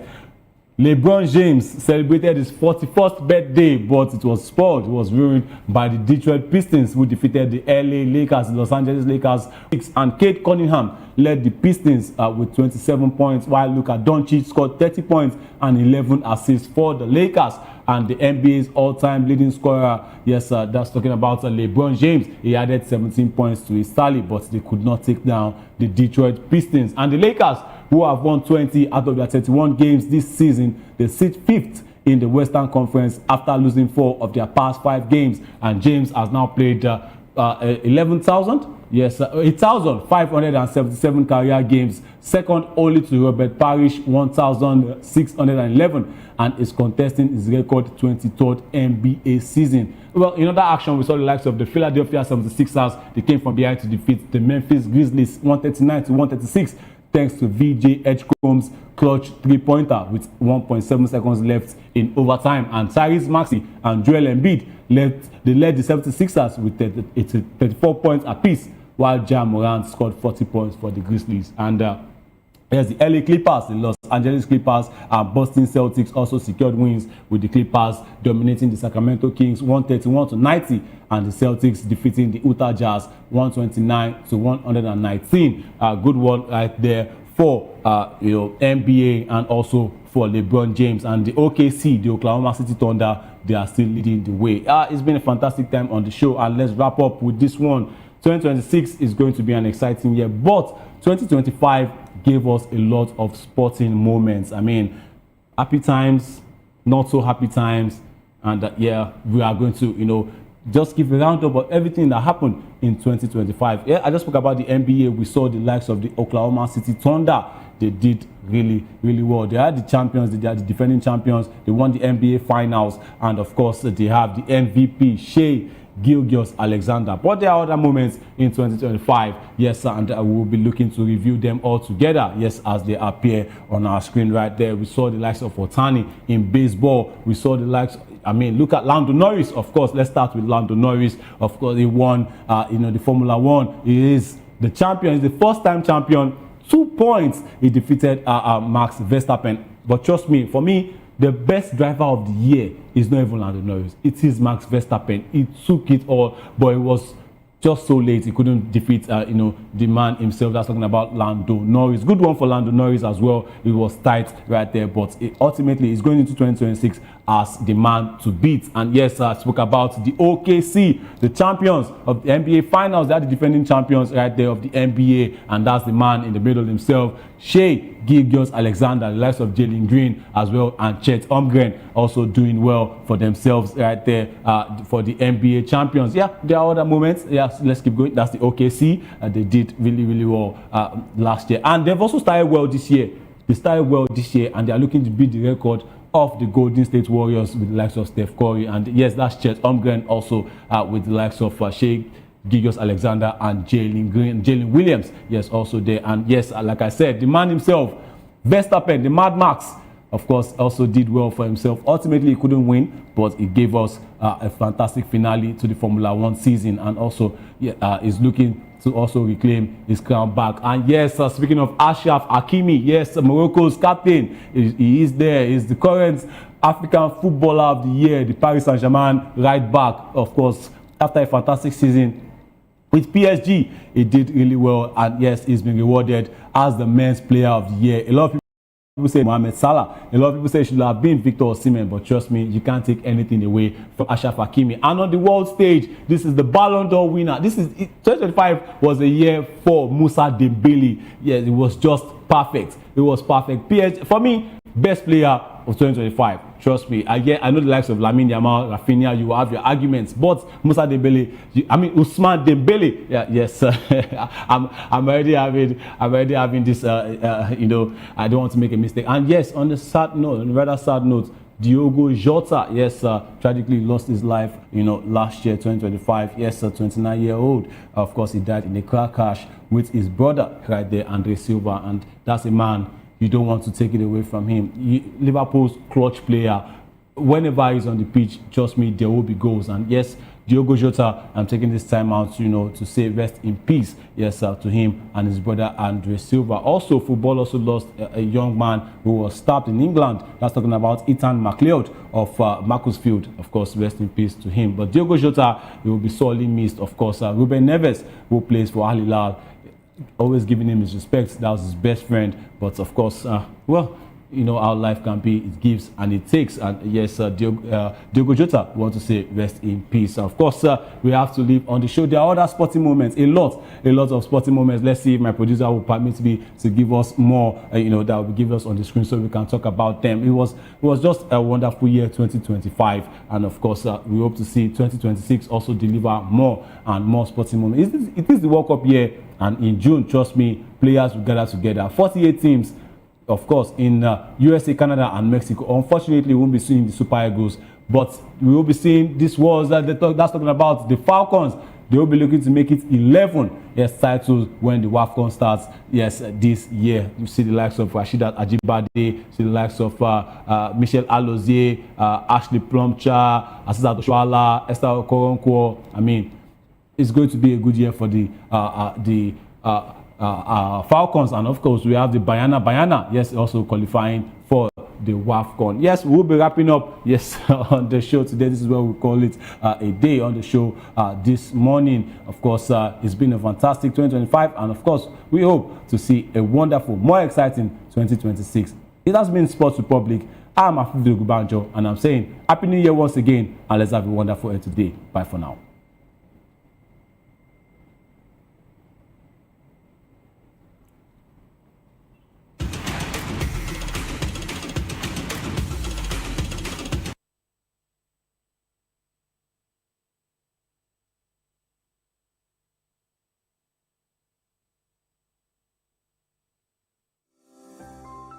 VOP TV.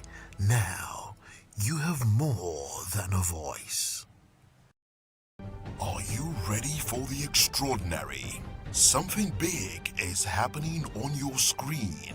Introducing VOP TV. Now streaming on SLTV channel 264. From breaking news to captivating conversations, news analysis, giving you all sides to the story. We break in-depth discussions on the issues that matter, from politics to sports, entertainment, and lifestyle. VOP TV on SLTV channel 264. Join us as we redefine what television means to you. Voice of the People Television. VOP TV. Now you have more than a voice.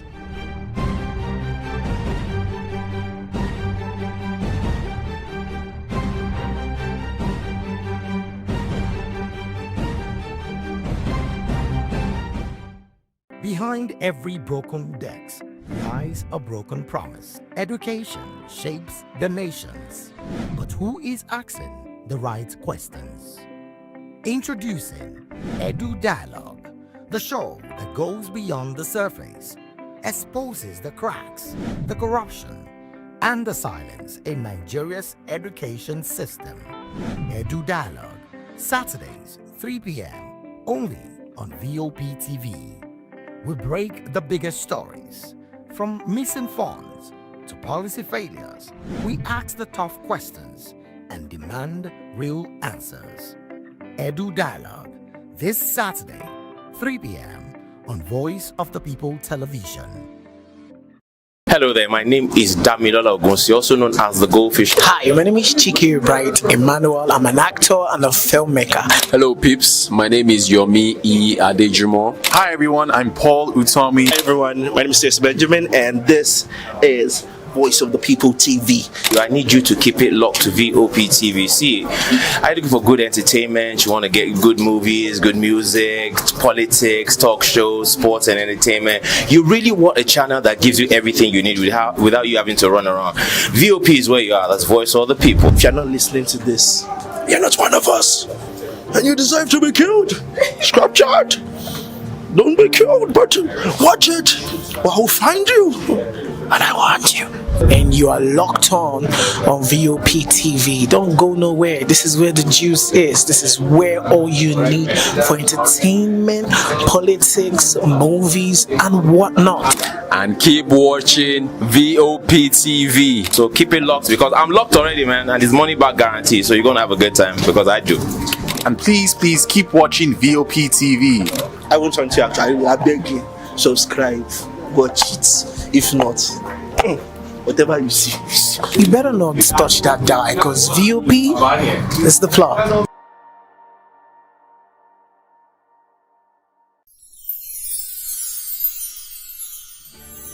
We are here with the leadership of VOP Television Lagos. We do appreciate this opportunity to say Merry Christmas and Happy New Year to our viewers all over the world and admirers. Cheers.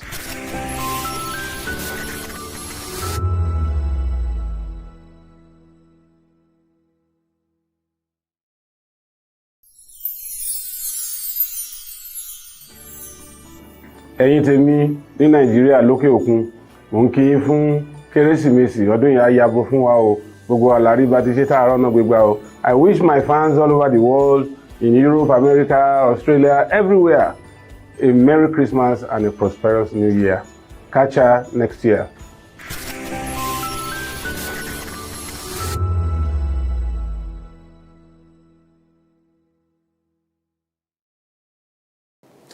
You've been wonderful all through the year. And this is from us, Voice of the People Television, saying Merry Christmas and a prosperous New Year to you all. See you at the top.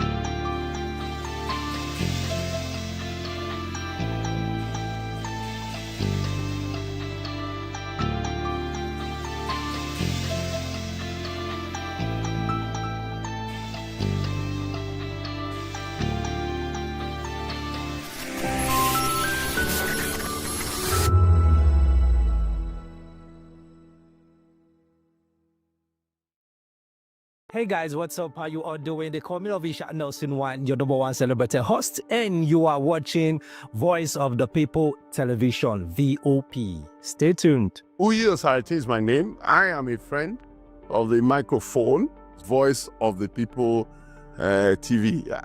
That name is unique, and the brand is very sweet. I like the packaging, picture qualities, camera qualities, and then of course, the quality of human beings I see sometimes on your channel. I talk and get paid, and I look forward to being in your studios. Oh yes, you are on to Voice of the People TV, live here in Benin City, the cradle of black civilization.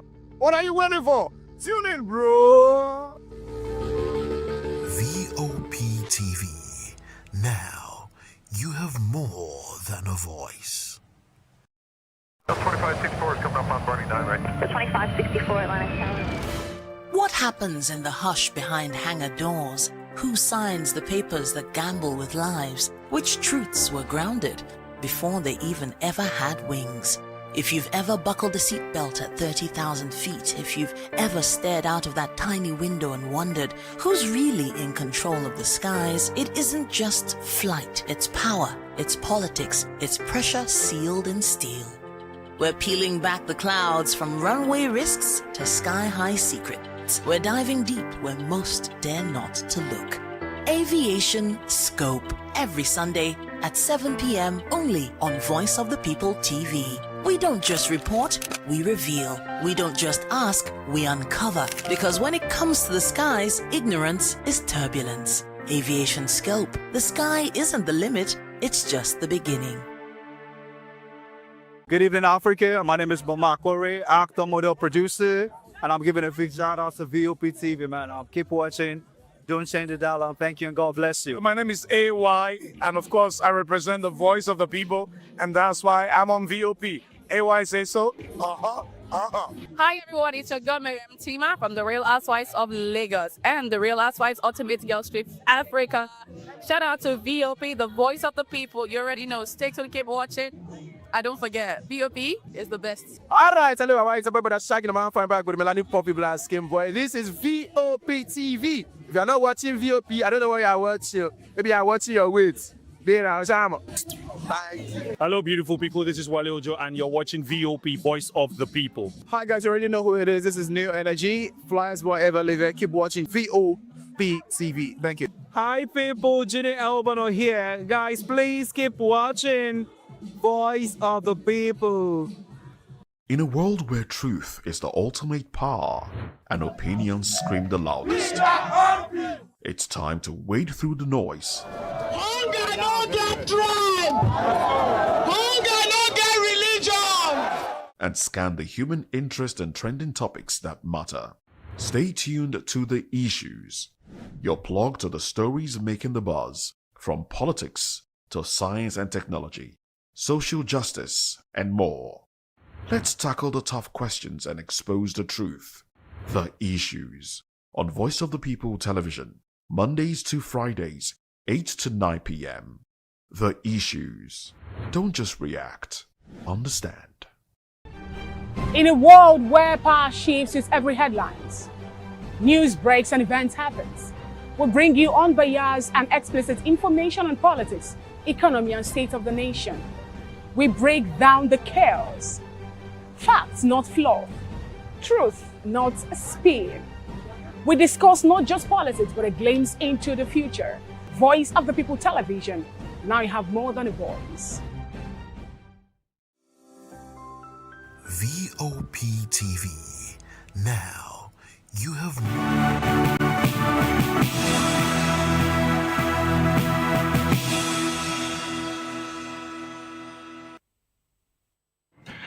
Hello and welcome to the midday news on Voice of the People television. I am Solomon Hoffem. First, the headlines. President promises stronger economy and better security in 2026. 2026 promises a new hope. NLC urges prompt salary increase. States approve 2026 budget. Ondo police station set ablaze. Illegal trade thwarted.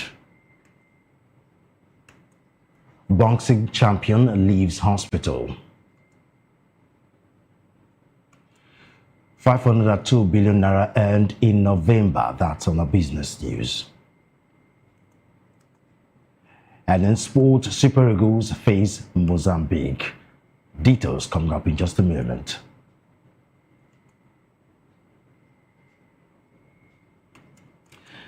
First, the news. President Bola Tinubu has assured Nigerians that 2026 will bring inclusive growth, improved security, and better living conditions. He gave the assurance in his New Year address, saying key reforms are beginning to deliver results. The president said Nigeria closed 2025 on a strong economic note, recording steady GDP growth, improved exchange rate stability, and declining inflation. He added that foreign reserves rose to over $45 billion, while investor confidence strengthened. Tinubu said his administration will focus on tax harmonization, infrastructure development, and expanding opportunities at the grassroots. He noted that the Renewed Hope World Development Program aims to empower millions through agriculture, trade, and mining. On security, the president said the armed forces have sustained operations against terrorists and criminals across the country. He added that Nigeria will deepen cooperation with global partners in 2026 to protect lives and property. Pastor Enoch Adegboye, General Overseer of RCCG, has released his 2026 prophecies during the church's annual crossover service in Lagos.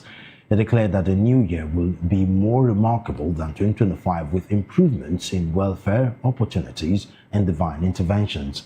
Adegboye said the wind of change that began in 2024 will continue to blow strongly, bringing breakthroughs, successes, and long-awaited testimonies. He also predicted a reduction in hunger across Nigeria, offering hope to millions affected by economic hardships. The cleric prophesied that small and medium enterprises will thrive, boosting economic recovery and creating jobs. In a surprise declaration, he mentioned a reversed japa, foreseeing the return of Nigerians who had left the country for better opportunities abroad.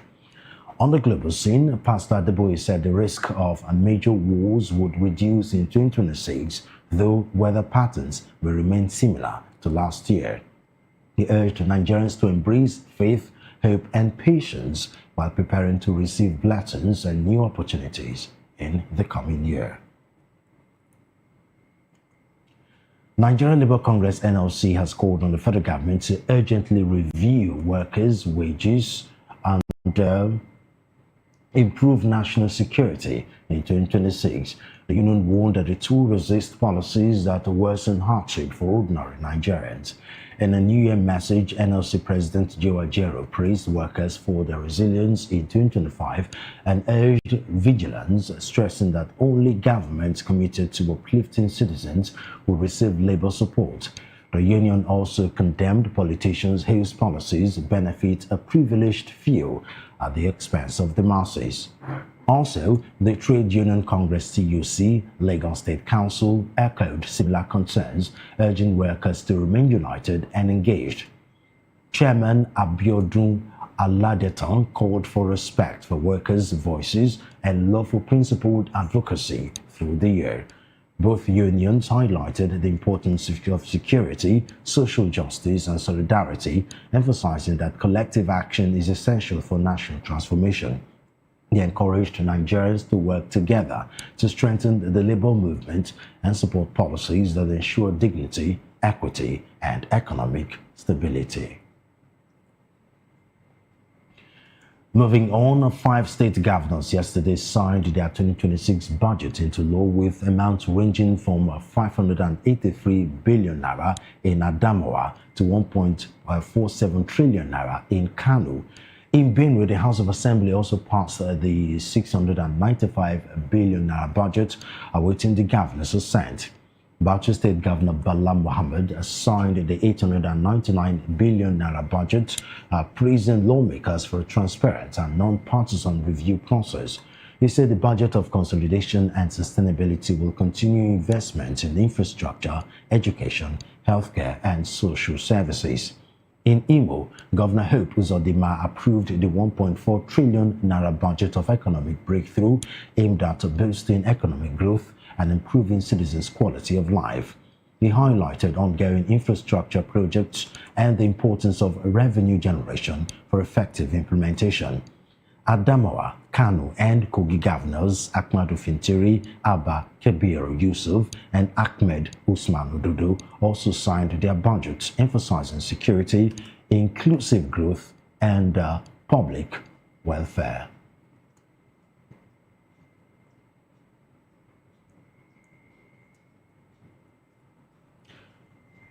Meanwhile, the Akwa Ibom State House of Assembly has approved a 2026 budget set at 1.39 trillion naira. The proposal inclusion of 354.87 billion naira for current spending and over 1 trillion naira for capital expenditure. Governor Moeno presented the budget, calling it the people's budget of expansion and growth. Lawmakers scrutinized the proposal thoroughly before ratifying it unanimously. The House engaged MDAs, NGOs, and other stakeholders in public hearings to ensure a collaborative budget process. The Speaker praised members for their synergy and commitment during deliberations. The Clerk of the House will now communicate the approved budget to the Governor for final ratification. Lawmakers are set to reconvene on January 13 to continue legislative business. And to security matters, gunmen on Wednesday night set fire to the divisional police headquarters in Nikpele community or local government area from those state. Eyewitnesses say the attackers, numbered between 20 and 30, and used assault rifles and explosives. The police confirmed that several exhibits were destroyed, but no lives were lost during the attack. Contrary to circulating reports, no church or civilian property was targeted. Ondo State Commissioner of Police Adebowale Lawal has deployed additional special forces to the area. Tactical teams, EOD, CBRN unit, and police mobile force personnel are assisting in the search for the attackers. A joint operation by the police, military, and civil defense is underway to restore order and track the assailants. Authorities have assured residents that the situation is currently under control and investigations are ongoing. Meanwhile, at least 7 people have been killed in an attack in the Boom community in Jos South Local Government area of Plateau State. The incident happened just a minute after the new year began, plunging the community into mourning. The Berom Youth's Molde Association said suspected armed bandits carried out the assaults around 11 p.m. on Wednesday. Residents were prepared to celebrate the new year when the attack occurred. National Publicity Secretary Ruwang Teng Wong confirmed that 7 corpses have been recovered so far and search and rescue operations are ongoing. There are fears the casualty figure could rise as authorities continue their effort. The association said the attack comes despite early security alerts for the area and raises serious concerns about the safety of rural communities. Officials and locals are calling for urgent action to prevent further violence in Plateau State.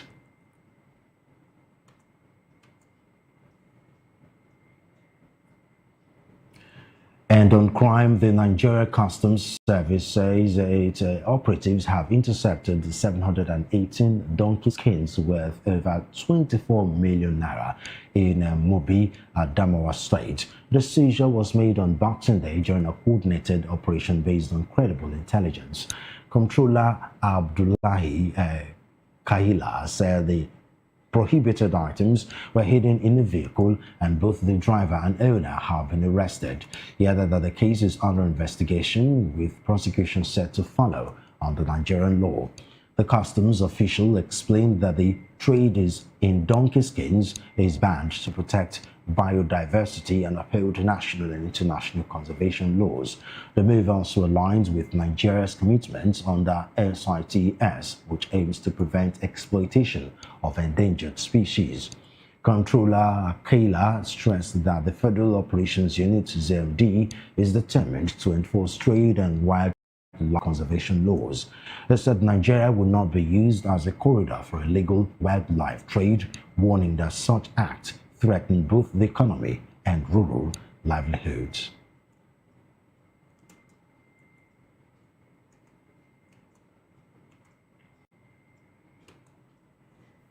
We are still on to the midday news on Voice of the People television. Time to go for a short break. We'll be right back. Stay with us. We are here with the leadership of VOP Television Lagos. We do appreciate this opportunity to say Merry Christmas and Happy New Year to our viewers all over the world and admirers. Cheers.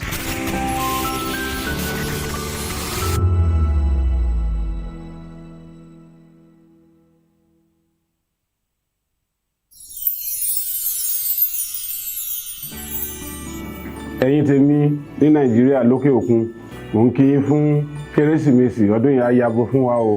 Gbogbo àlàrí bá ti ṣe tààrọ̀ náà gbégbá o. I wish my fans all over the world, in Europe, America, Australia, everywhere, a Merry Christmas and a prosperous New Year. Catch ya next year.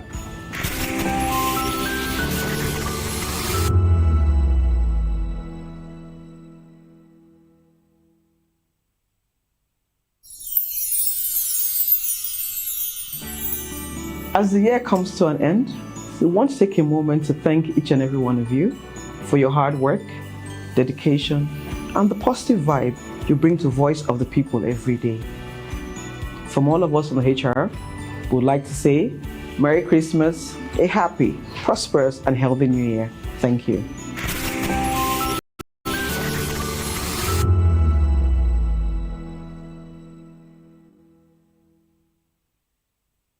This is to wish you a wonderful, spirit-filled and Merry Christmas from Matthew Ugunswada. This year has been so amazing with you in it. And that's why we're saying from Voice of the People TV, Merry Christmas and Happy New Year. And we love you. You've been wonderful all through the year. And this is from us, Voice of the People Television, saying Merry Christmas and a prosperous New Year to you all. See you at the top. Whether you've been with us through the ups and downs or just joined us for this festive season, take a moment to cherish the moments you've made and look forward to making new ones on the horizon. May this new year bring you everything good, everything prosperous. As we bid farewell to the old year and welcome you to the new year, may your heart be filled with joy and your home after. And of course, may your spirit be filled with hope. We'll be bringing you live updates, exciting performance, and inspiring stories throughout the day. Stay tuned for our special New Year's coverage and let's make this year unforgettable. Thank you for making us a part of your celebration. Merry Christmas and a Happy New Year.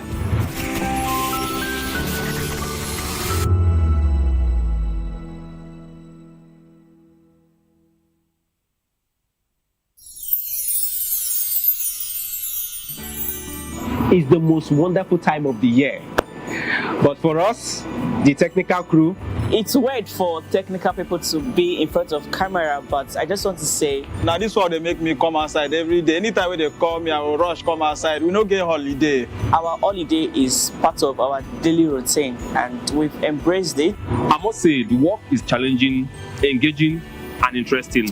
We are all families here at VOP, and we the technical crew. For us, it's another day on the job.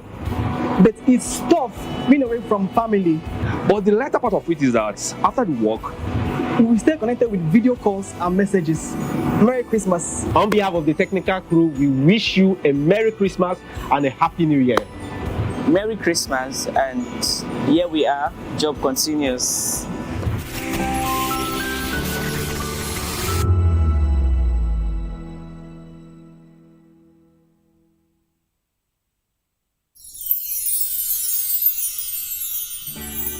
It's a season of love, a season of joy, a season to celebrate you because you deserve it. From all of us at Voice of the People TV, we only want to wish you a very merry, happy Christmas and a prosperous new year ahead.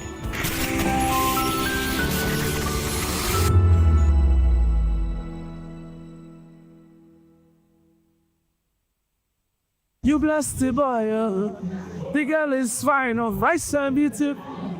Hello everybody, my name is Mike Abdul. Keep watching VOP TV. God bless you real good. Hi guys, my name is Abiojola, also known as Minister Abe. I just want you to keep watching VOP TV.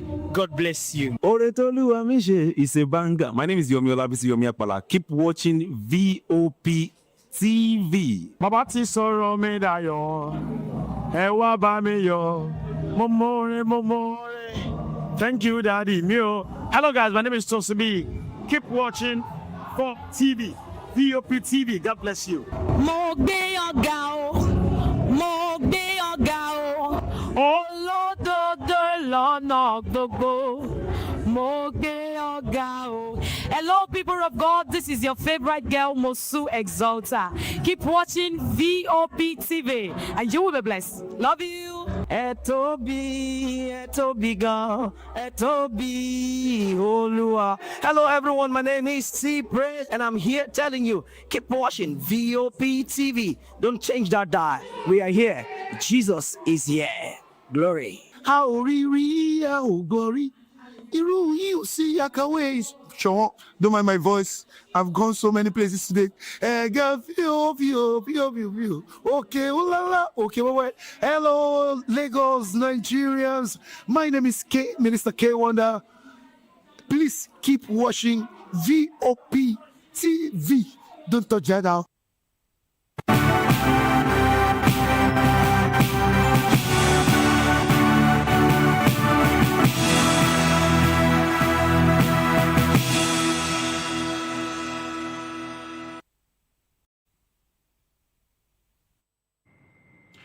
If you're just tuning in, this is Voice of the People Television and you're watching the Midday News. And on update on boxing champion Anthony Joshua, he has been discharged from the hospital following the tragic accident on December 29, 2025.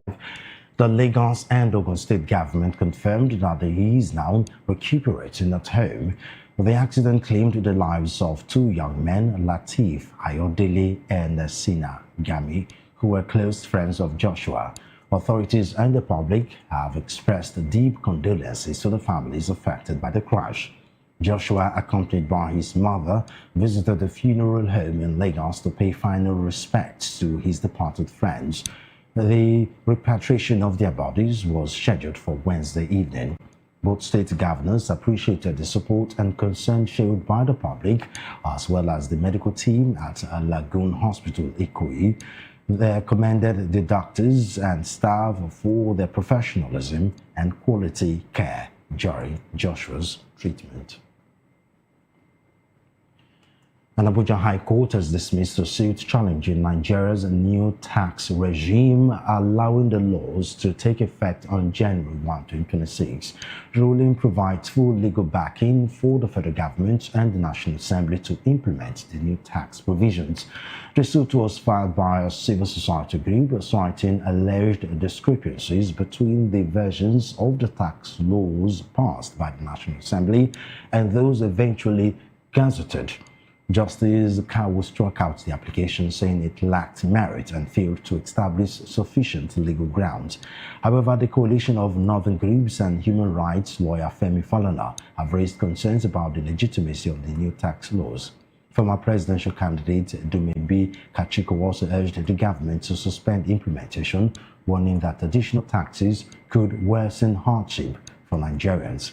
President Bola Tinubu, in a statement, insisted the new tax laws will take effect as scheduled. He emphasized that the reforms are part of a structural reset aimed at improving revenue collection and national development despite public opposition. Senator Godiya Akwashiki, who represented Nasarawa North in the National Assembly, has died at the age of 52. He passed away on Wednesday in a hospital in India where he had been receiving treatment for a prolonged illness. Born on August 3, 1973, Akwashiki began his political career in the Nasarawa State House of Assembly, serving as majority leader and later deputy speaker. He was elected senator in 2019 under the APC and re-elected in 2023 under the Social Democratic Party. At the National Assembly, he held key positions including chairman of the Senate Committee on Inter-Parliamentary Affairs and chairman of the Senate Committee on Air Force. His contributions to legislative oversight and parliamentary affairs were widely recognized. The late senator is survived by his wife and children. His passing is described by family sources as a great loss to Nasarawa State, the Ego Nation, and Nigeria as a whole. Coming up next, business and sport stories. After the break, stay with us.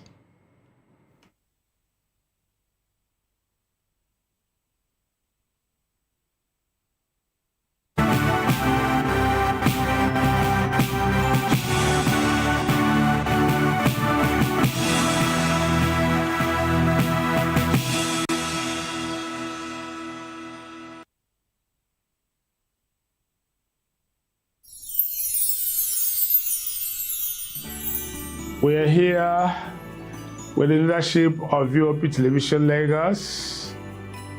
We do appreciate this opportunity to say Merry Christmas and Happy New Year to our viewers all over the world and admirers.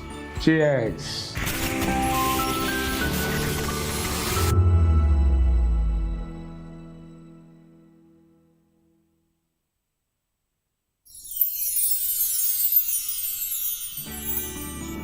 ẹ̀yin tèmi ní nàìjíríà lókè òkun mò ń kí yín fún kérésìmesì ọdún yìí á yabo fún wa o gbogbo àlàrí bá ti ṣe tààrọ̀ náà gbégbá o. I wish my fans all over the world in Europe, America, Australia, everywhere a Merry Christmas and a prosperous New Year. Catch ya next year.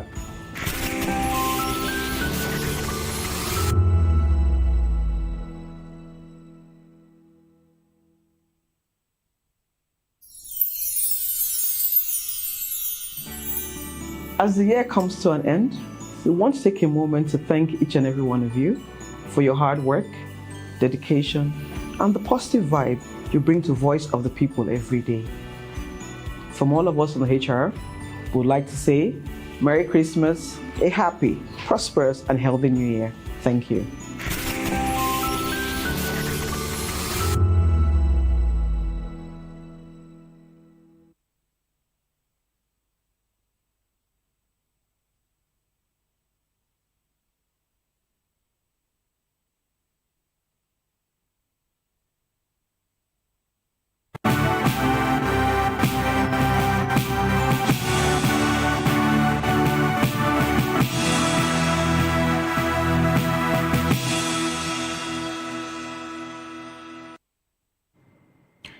Thanks for staying tuned. This is the midday news on Voice of the People television. And now to business news. The Nigerian National Petroleum Company Limited, NNPCA, recorded a profit after tax of 502 billion naira in November 2025. The company attributed the gain to improved gas output, full pipeline availability, and steady domestic fuel supply. Revenue for the month rose slightly to 4.3 1.36 trillion naira, building on October's performance and consolidating earnings momentum in the second half of the year. NNPC said strong gas sales and trading activities helped offset challenges in crude oil production. Gas production remained robust at nearly 7 billion standard cubic feet per day, while crude oil and condensate output averaged 1.36 million barrels per day. The November figure marked a modest recovery after 3 consecutive months of decline earlier in the year. Cumulatively, statutory payments for the Federation account rose to 12.12 trillion naira from January to October 2025. NNPC emphasized its continued contribution to government revenues despite ongoing operational challenges at some oil assets. The Naira closed 2025 as stronger against the US dollar, trading at 1,453 Naira 75 kobo at the official foreign exchange market. But this marked a gain of nearly 10 Naira compared with Tuesday's close of 1,445 Naira 68 kobo. Central Bank of Nigeria officials said improved liquidity and seasonal inflows supported the currency stability over the Yuletide period. Analysts noted that confidence in the market contributed to the Naira's continued firmness at year-end. The 0.7% day-on-day appreciation capped a positive festive period for investors and traders. Early 2026 trading is expected to be gained by cautious optimism in response to the gains. Market watchers said the strengthened Naira may positively impact importers and businesses reliant on foreign exchange. They also advised stakeholders to monitor developments closely as the new year begins.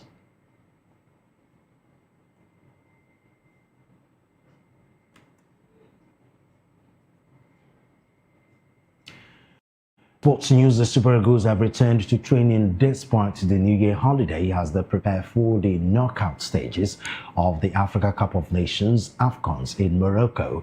Nigeria finished top of Group C after a 3-1 win over Uganda and now focus fully shifts to the round of 16. Coach Eric Shell conducted light training sessions in phase yesterday, while the players also participated in a media parley ahead of the next match. 3 players, Captain Victor Osimhen, Ryan Alebiosu and Cyril Dessers, missed this session due to injury and cautionary rest. In Nigeria's final group match, Shell made 7 changes to the starting 11, keeping only Osimhen, Bruno Onyemachi and Calvin Bassey. Raphael Onyedika scored twice in the second half, while Samuel Chukwueze provided 2 assists, underlining the squad's depth. Shell acknowledged the selection challenges ahead, but expressed satisfaction with the team's options. The Super Eagles aim to claim a 4th AFCON title, having won previously in 1980, 1994 and 2023, as they enter the knockout phase with confidence. Meanwhile, the Super Eagles will face the Mambas of Mozambique in phase on Monday, marking their entry into the round of 16 of the Africa Cup of Nations Morocco 2025. Nigeria topped Group C with a 3-1 win over Uganda and now shifts focus fully to the knockout stage. Last night, defending champions Côte d'Ivoire came from behind to defeat Gabon 3-2, while Cameroon edged past Mozambique 2-1 in the other Group F match. The results left Côte d'Ivoire first in the section, Cameroon second, Mozambique third, and Gabon last. Coach Eric Shell resumed the Nigerian squad's training in phase despite the New Year holiday, preparing his team for the upcoming knockout clash. Several key players, including Captain Victor Osimhen, were rested or managing minor injuries ahead of the match. The Super Eagles are aiming for their 4th AFCON title, having previously won in 1980, 1994 and 2023. Shell praised the team's depth and versatility, noting that multiple players can make an impact as Nigeria seeks to continue its strong run in the tournament. And in the world of entertainment, Nollywood actress Moyo Lawal has finally spoken about her viral personal tape from 2023, which caused widespread judgment and affected her career. In an emotional Instagram video, she opened up about the incident and how it impacted her life. Lawal revealed her ex-partner blamed her for the leak, claiming it was because she refused to post him on social media. She explained that the controversy put her career on hold, but her friends and family supported her through the difficult time. The actress says she plans to change her lifestyle and focus on virtual and personal growth in 2026. She encouraged the public not to judge her, stressing that the shame does not belong to her. Fans have rallied behind Moyo, sharing messages of support and love online. Many praised her courage and urged others facing similar situations not to feel defined by past mistakes. Actress and filmmaker Mary Njoko has opened up about the challenges she faced in 2025. In an Instagram post, she described the past year as one of the most difficult of her personal life. Njoko said there were moments she genuinely doubted she would make it through. Yet, she emphasized that the struggles shaped her and made her stronger. Looking ahead in 2026, this actress said she's stepping forward unburdened. She expressed gratitude for the lessons learned and for everyone who supported her throughout the year. Njoko encouraged embracing the new year with hope and renewal. She thanked her maker for seeing her through 2025 and wished everyone a prosperous start in 2026. And that's it on the midday news. Before we go, a quick look at the headlines. President Tinubu promises stronger economy, better security in 2026. Pastor Adeboye predicts 2026 promises new hope. Nigerian Labour Congress NLC urges prompt salary increase. States approve 2026 budget. Ondo police station set ablaze. Illegal trade thwarted. Boxing champion Anthony Joshua leaves hospital. In business, 502 billion naira earned in November. In sports, Super Eagles face Mozambique at the Africa Cup of Nations round of 16. And in the world of entertainment, actress Moyo addresses viral tape.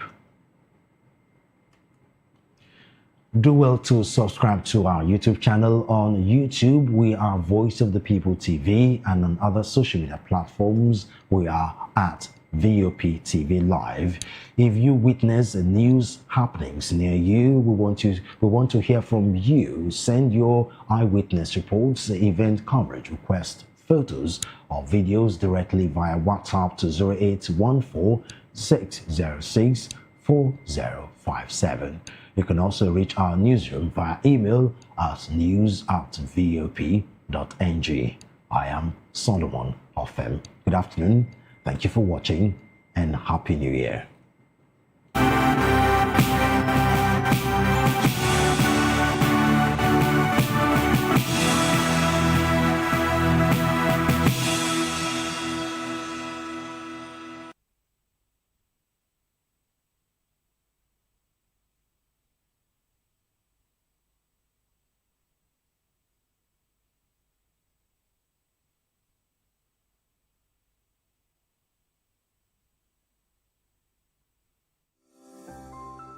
VOP TV.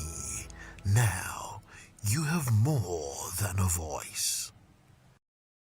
Are you ready for the extraordinary? Something big is happening on your screen. Introducing VOP TV. Now streaming on SLTV channel 264. From breaking news to captivating conversations, news analysis, giving you all sides to the story. We bring in-depth discussions on the issues that matter, from politics to sports, entertainment, and lifestyle. VOP TV on SLTV channel 264. Join us as we redefine what television means to you. Voice of the People Television, VOP TV. Now you have more than a voice.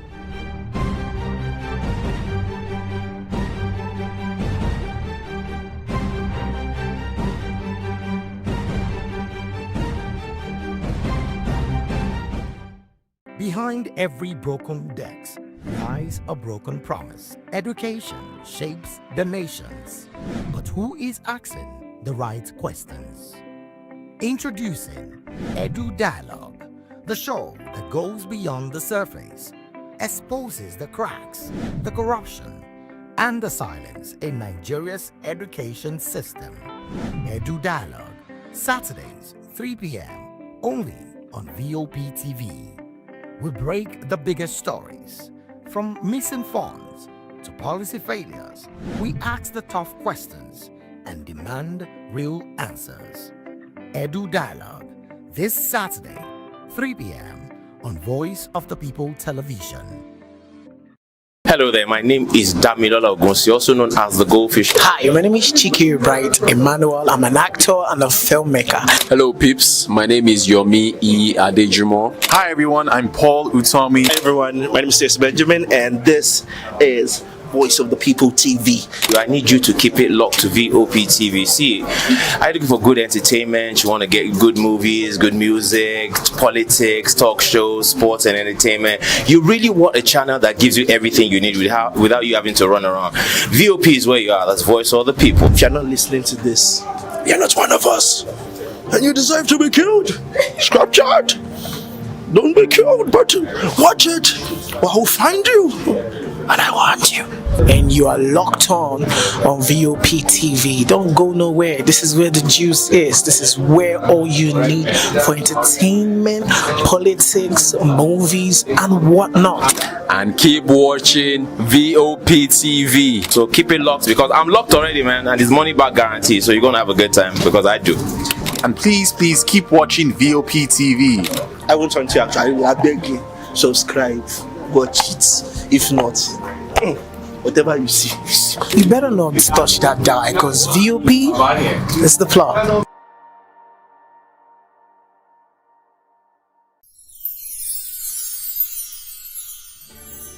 We are here with the leadership of VOP Television Lagos. We do appreciate this opportunity to say Merry Christmas and Happy New Year to our viewers all over the world and admirers. Cheers.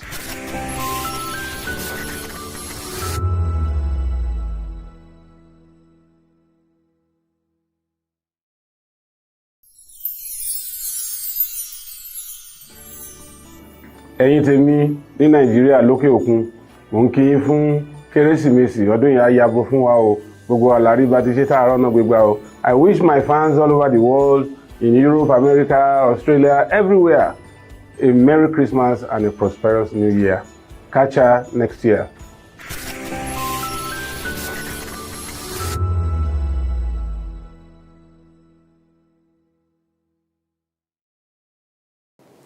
You've been wonderful all through the year. And this is from us, Voice of the People Television, saying Merry Christmas and a prosperous New Year to you all. See you at the top.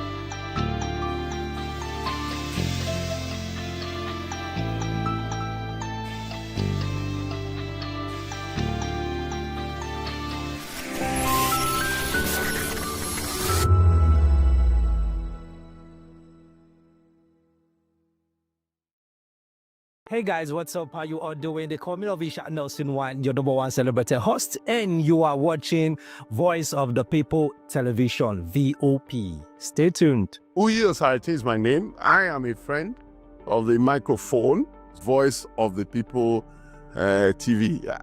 That name is unique, and the brand is very sweet. I like the packaging, picture qualities, camera qualities, and then of course, the quality of human beings that I see sometimes on your channel. I talk and get paid, and I look forward to being in your studios. Oh yes, you are on to Voice of the People TV, live here in Benin City, the cradle of black civilization.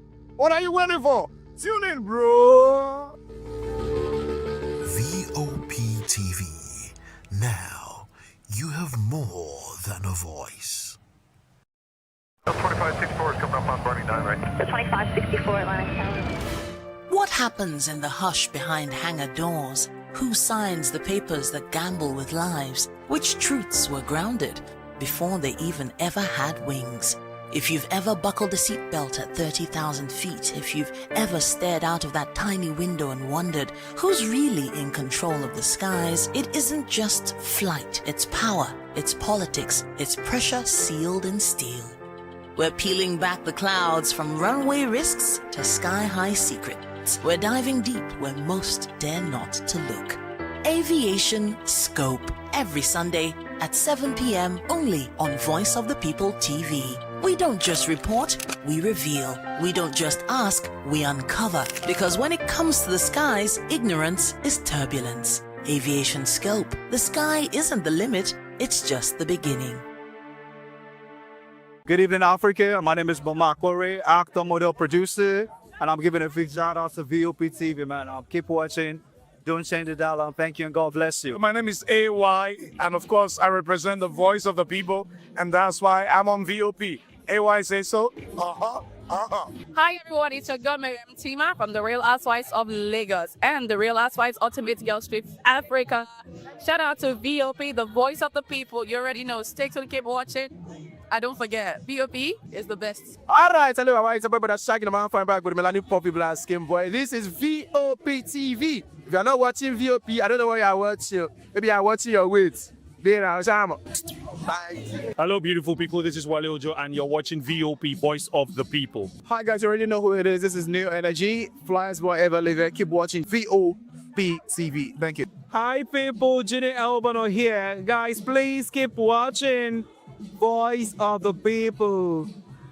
In a world where truth is the ultimate power and opinions scream the loudest, it's time to wade through the noise. Hunger no get tribe! Hunger no get religion! And scan the human interest and trending topics that matter. Stay tuned to The Issues, your plug to the stories making the buzz, from politics to science and technology, social justice, and more. Let's tackle the tough questions and expose the truth. The Issues, on Voice of the People Television, Mondays to Fridays, 8 to 9 p.m. The Issues. Don't just react, understand. In a world where power shifts with every headlines, news breaks and events happens, we bring you unbiased and explicit information on politics, economy and state of the nation. We break down the chaos. Facts, not fluff. Truth, not spin. We discuss not just politics, but a glimpse into the future. Voice of the People Television. Now you have more than a voice. VOP TV. Now you have more than a voice. Lagos is expected to witness an increasing influx of visitors, goods and activities during the festive season, particularly as residents and tourists observe the popular Dirty December period, marked by concerts, parties and social gatherings. But even before the peak of the celebrations, transport fares from Lagos to the southeastern states are already climbing ahead of the annual Christmas and New Year travel rush. Operators at major bus terminals say the rise in fares is driven by growing demand, high fuel costs, and increased operational expenses. I am at the Jibo bus terminal here in Lagos, where passenger movements are gradually increasing ahead of the Christmas and New Year festivities.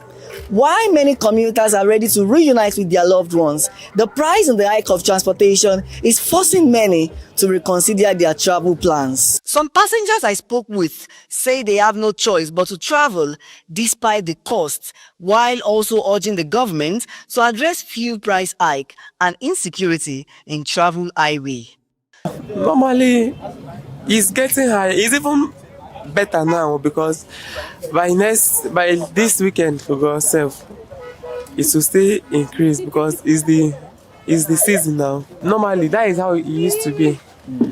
But if God will help us, like let me say during the season, like they know that people used to travel, let me say nothing changed. It's just like normality. At least it will be better for people and more affordable because some people will like want to go home, but due to the transportation, they will not go. I don't have money for morning bus, so I have to wait for the night bus.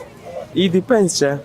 It depends on the company. Yeah, it depends on the company and their prices. The last time I traveled was last year. God help me, I went in peace. So as I'm traveling to, I pray. I know that the country is not safe, but I pray God will help me. I will still travel in peace again. The government should help us. So we will still help ourselves, but they need to help us based on the security and other things. Like the price of everything is changing. Like the price of things, not only transportation, even food. To get food stuff, everything is increasing, not only transportation. If it means to say the country is not supposed to be like this, but we are the one that spoiled the country by ourselves. Even this transportation issue, it's not supposed to be like this. Imagine that you want to go to your village. From here to your village, it costs for something thousand, or something thousand. That means you cannot buy anything to your family or to your friend or to yourself. Because if you spend 30,000 from here to east, how much are you going to spend?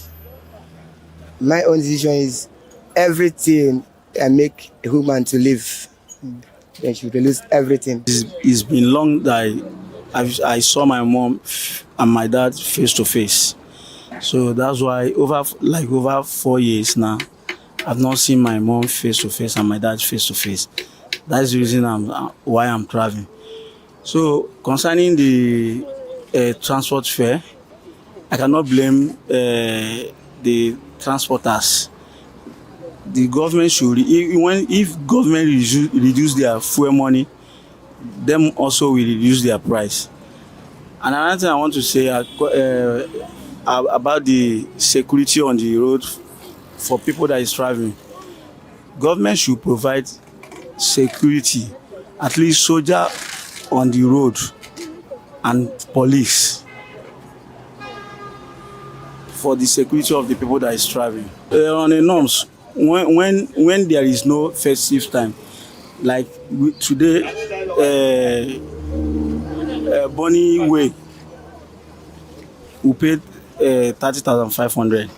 But on the norms, when there is no festive time, I think it should not be more than 20,000 or 25,000 naira. I don't know why the thing is always like that.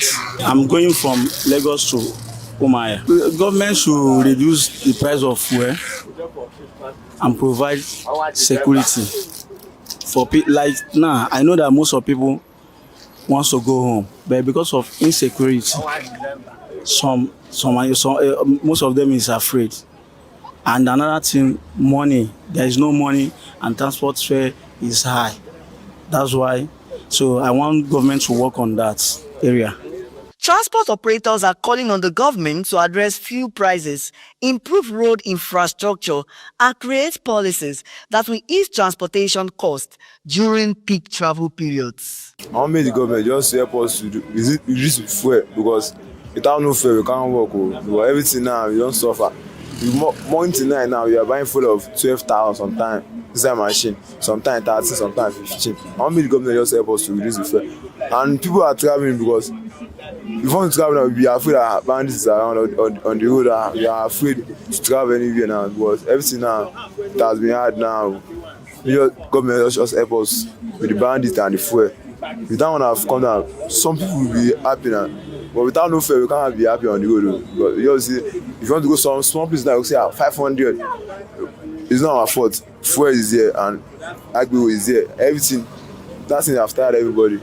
Now I'm coming today now. I just buy full of 10,000. I don't know how much I will see on it. I just come outside.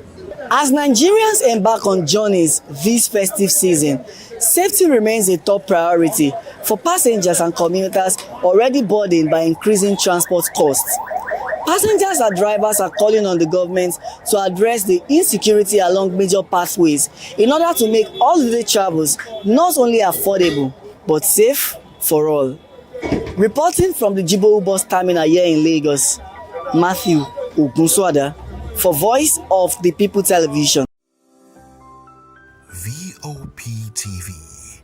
Now you have more than a voice. Are you ready for the extraordinary? Something big is happening on your screen. Introducing VOP TV. Now streaming on SLTV channel 264. From breaking news to captivating conversations, news analysis, giving you all sides to the story. We break in-depth discussions on the issues that matter, from politics to sports, entertainment, and lifestyle. VOP TV on SLTV channel 264. Join us as we redefine what television means to you. Voice of the People Television. VOP TV.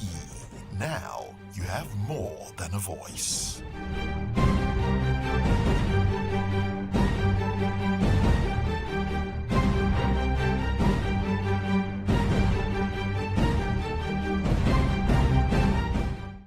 Behind every broken desk lies a broken promise. Education shapes the nations, but who is asking the right questions? Introducing Edu Dialogue, the show that goes beyond the surface, exposes the cracks, the corruption, and the silence in Nigeria's education system. Edu Dialogue, Saturdays, 3 p.m., only on VOP TV. We break the biggest stories, from missing funds to policy failures. We ask the tough questions and demand real answers. Edu Dialogue, this Saturday, 3 p.m. on Voice of the People Television. Hello there, my name is Damilola Ogunsi, also known as the Goldfish. Hi, my name is Chike Bright Emmanuel. I'm an actor and a filmmaker. Hello, peeps. My name is Yomi E. Adejimo. Hi, everyone. I'm Paul Utomi. Hi, everyone. My name is Stacey Benjamin, and this is Voice of the People TV. I need you to keep it locked to VOP TV. See, are you looking for good entertainment? You want to get good movies, good music, politics, talk shows, sports and entertainment. You really want a channel that gives you everything you need without you having to run around. VOP is where you are. That's Voice of the People. If you're not listening to this, you're not one of us, and you deserve to be killed. Scrap chat. Don't be killed, but watch it, or I'll find you, and I want you. And you are locked on VOP TV. Don't go nowhere. This is where the juice is. This is where all you need for entertainment, politics, movies, and whatnot. And keep watching VOP TV. So keep it locked, because I'm locked already, man, and it's money back guarantee. So you're gonna have a good time, because I do. And please keep watching VOP TV. I want to actually, I beg you, subscribe, watch it. If not, whatever you see, you see. You better not touch that dial, because VOP is the plot.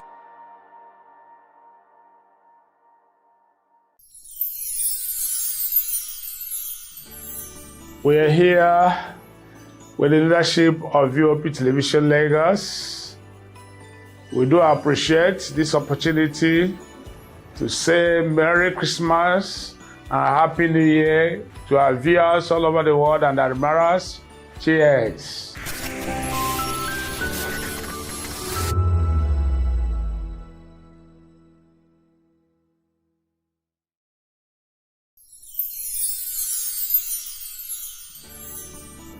ẹ̀yin tèmi ní Nàìjíríà lókè òkun mò ń kí yín fún Kérésìmesì ọdún yìí á yabo fún wa o gbogbo àlàrí bá ti ṣe tààrọ̀ náà gbégbá o. I wish my fans all over the world in Europe, America, Australia, everywhere a Merry Christmas and a prosperous New Year. Catch ya next year.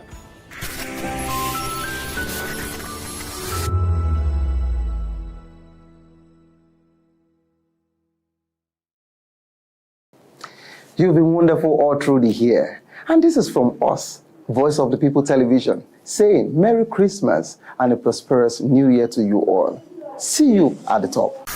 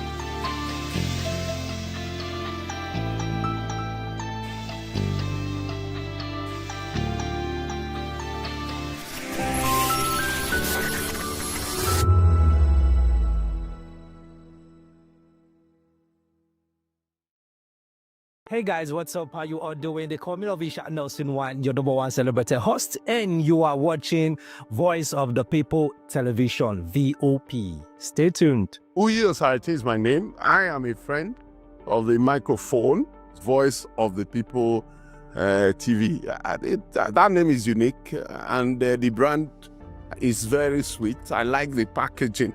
Picture qualities, camera qualities, and then of course, the quality of human beings that I see sometimes on your channel. I talk and get paid, and I look forward to being in your studios. Oh yes, you are on to Voice of the People TV, live here in Benin City, the cradle of black civilization. What are you waiting for? Tune in, bro. VOP TV. Now, you have more than a voice. 2564 is coming up on Bunny 9, right? The 2564 Atlantic Tower. What happens in the hush behind hangar doors? Who signs the papers that gamble with lives? Which truths were grounded before they even ever had wings?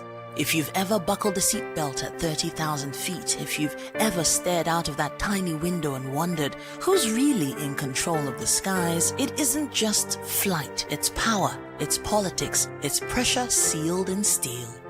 We're peeling back the clouds from runway risks to sky-high secrets. We're diving deep where most dare not to look. Aviation Scope, every Sunday at 7 p.m. only on Voice of the People TV. We don't just report, we reveal. We don't just ask, we uncover. Because when it comes to the skies, ignorance is turbulence. Aviation Scope, the sky isn't the limit, it's just the beginning. Good evening, Africa. My name is Bamakore, actor, model, producer, and I'm giving a big shout out to VOP TV, man. Keep watching. Don't change the dial. Thank you and God bless you. My name is AY, and of course, I represent the voice of the people, and that's why I'm on VOP. AY say so. Hi everyone, it's your girl Miriam Tima from the Real Housewives of Lagos and the Real Housewives Ultimate Girls Trip Africa. Shout out to VOP, the voice of the people. You already know. Stay tuned, keep watching. And don't forget, VOP is the best. All right, hello, it's a boy that's shaking the man fine back with Melanie Poppy Black Skin Boy. This is VOP TV. If you're not watching VOP, I don't know why you're watching. Maybe you're watching your weight. Hello, beautiful people. This is Wale Ojo, and you're watching VOP, Voice of the People. Hi, guys. You already know who it is. This is New Energy. Flyers, whatever, live. Keep watching VOP TV. Thank you. Hi, people. Jenny Albano here. Guys, please keep watching Voice of the People. In a world where truth is the ultimate power and opinions scream the loudest, it's time to wade through the noise. Hunger no get tribe. Hunger no get religion. and scan the human interest and trending topics that matter. Stay tuned to The Issues, your plug to the stories making the buzz, from politics to science and technology, social justice, and more. Let's tackle the tough questions and expose the truth. The Issues on Voice of the People Television, Mondays to Fridays, 8 to 9 p.m. The Issues. Don't just react. Understand.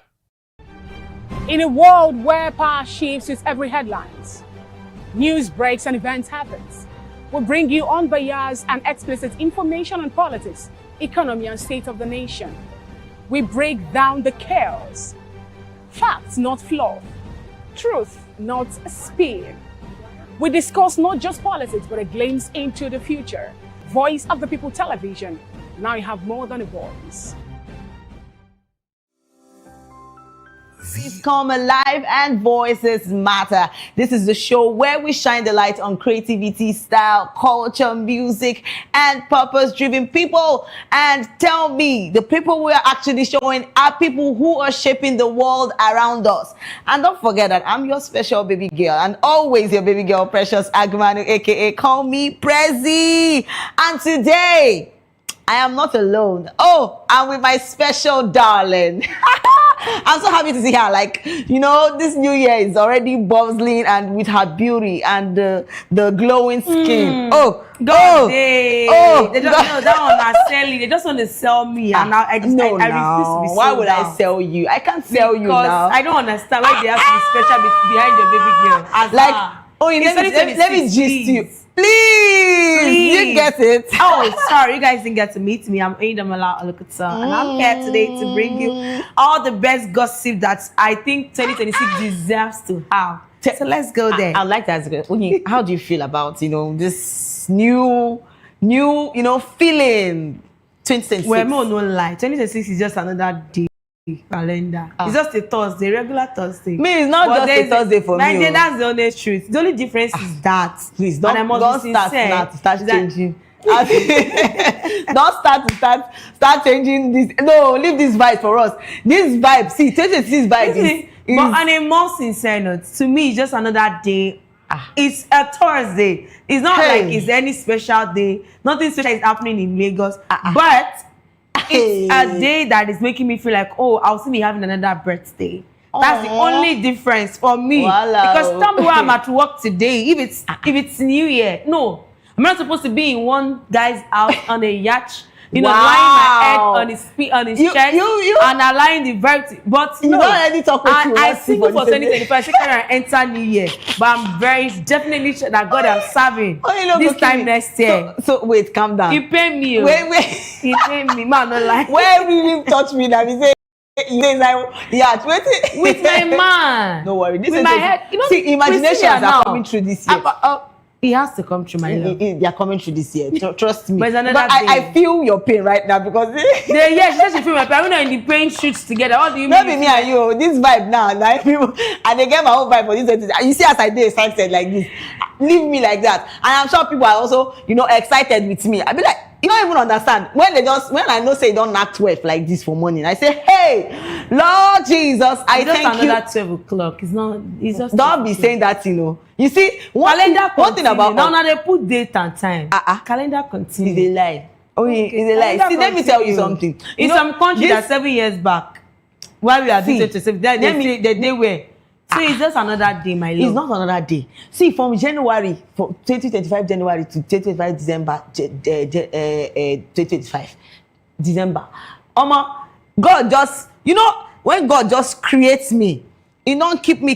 So to see 2026, it is saying everybody No, don't try to misquote me. I'm not being ungrateful. No, you just talk. I'm like say it's just another day. No, exactly. It can't be as if say. But it's just calendar changing of. Please, they break, they dark. Na lie. But I am grateful to have spent an amazing 2025, despite the ups and downs, despite the gas bills. Yes. Waiting for love and love never came, waiting for money, and it seems Nigeria is trying to hold on to our money, and now we're thinking about tax reform and everything. Don't worry. But Nigeria will be better. My I don't sister. follow them shout time again. Don't My worry. own am say my life go better. And Whether they read Nigerian budget well or they don't read them well, God go read my own budget well. And I will make it. This says the year of spending this year. like just prepare your mind because people will go marry this year. They feed the prepare us. So, but I just no, they want to don't tell go you prepare us. I go jump people with this. I don't understand which kind of talk now. no verse. I'm part of those getting married this year. Excuse you. Ooh, okay. And that's that. Who am I? Exactly. Here you go. I beg go. Well, wait. For those that are married last year, congratulations to you. Unado. For also you want married this year, hold your men. If your men are on the loose chain, I think last year was so much of a good girl. But let's say good girl no one pay again. I'm telling them in advance. Good girl, let's say no one pay again. God, I beg they have been so good in, the expectation has been so high, and it seems the expectation is cut short for 2025. But this 2026, the Bible says that the violence take it by force. Hey, only came with violence this year. Please. No, it's always violence related. My love. Wow. You know we have a nickname, bars and bows. It's another day, so it has like they grow. Wow. But if I meet my man and you're gentle and cool, you're gonna meet the gentle part of Jonah. Please tell me something. If he's savior is like this. I beg, no, they call savior. Why do you have to bring up his name? Now I'm thinking that you have to be easy now. I say, oh, you better let us pray for you. All right, my people, we're gonna bring you an exciting blend of stories and gist this year, 2026, and I'm sure you are excited because me, the vibe I'm bringing, just be coming down. You see the vibe I'm bringing this year is going to be shocking. All right, first thing we're gonna talk about, there's a question that has been asked that what we are all, we have all gotten to this 2026 and we are all being expectant of the year 2026. We don't actually know what it holds, but we know it holds better things and beautiful things. That you get what I'm trying to say. So tell me, what are your plans for this year? This year, testimony. I got it, follow, This year is actually a year where I plan to grow, evolve and revolve, make more money, find love, enjoy the bliss, and most importantly, I want to bring myself out. I know my kind of person is, I'm not an introvert and I'm not an extrovert. I'm kind of in between. I would not want to use that in between word that people try to use. But I'm a kind of person that I feel this year, I don't want anything holding me back to show my potentials to people out there. This year, I want to grow my fan base. As they grow on that fan base, me money said they do it, me money said they grow now. Let there be balance. Because, 2025, I was able to, do a lot of connection, meet a lot of people. But my accounts, they not change. So this year... Be grateful for the small one you saw. At least you saw. We are grateful for life. No small one, nothing drop. So let's be honest with ourselves. So this year, my expectations are pretty much high. And with God, I feel everything is going to be possible for me. But most importantly, I think before now, I'm always very conscious. Oh, should I do this? Or people say, should I do that? Oh, hello? Your opinion don't matter. It is me versus me. Ooh, so anybody who is not fine with it, do you. Because I'm doing me. And I don't think you should be the one to be the judge of my life. But one thing I would always hold in utmost for myself in all these expectations that I have for this year is that I'm not going to lose focus on what targets I have set for my life, not for this year alone. Targets they say, get certain age I want to reach. Let me say, I want to just retire. And I want to retire gracefully. When I hear the likes of people who retire at 50 with money, and they are not coming from money. So I see no reason why, if they can achieve it, who am I not to achieve greater heights? So, but on a more sincere note, in achieving greater heights, I think this year is just me versus me. I want to be a better version of who I used to be. Doesn't mean I'm going to change. It doesn't mean I'm going to pretend. Before they say, when I'm correcting people, that my eyes is always too strong. So I want to be practicing smile more. But one person... Which one you want to be practicing smile? How do you scold with a smile? They're like, you have to learn it. So I'm going to put that in my itinerary for the year. But most importantly thing for me this year, I don't know which is the utmost between love and money. but both are in cohorts for me. Okay. Because I don't want to meet a man in a broke state. Neither do I want to meet a broke ass nigga. Oh Jesus. Oh, and when I mean that, broke, that part, but part it's the truth. It's the truth. Like I want when you meet me, you know, when I feel like it's high time we start doing something as both gender. Yeah. What you want from the other partner is something you should also have. Mm-hmm.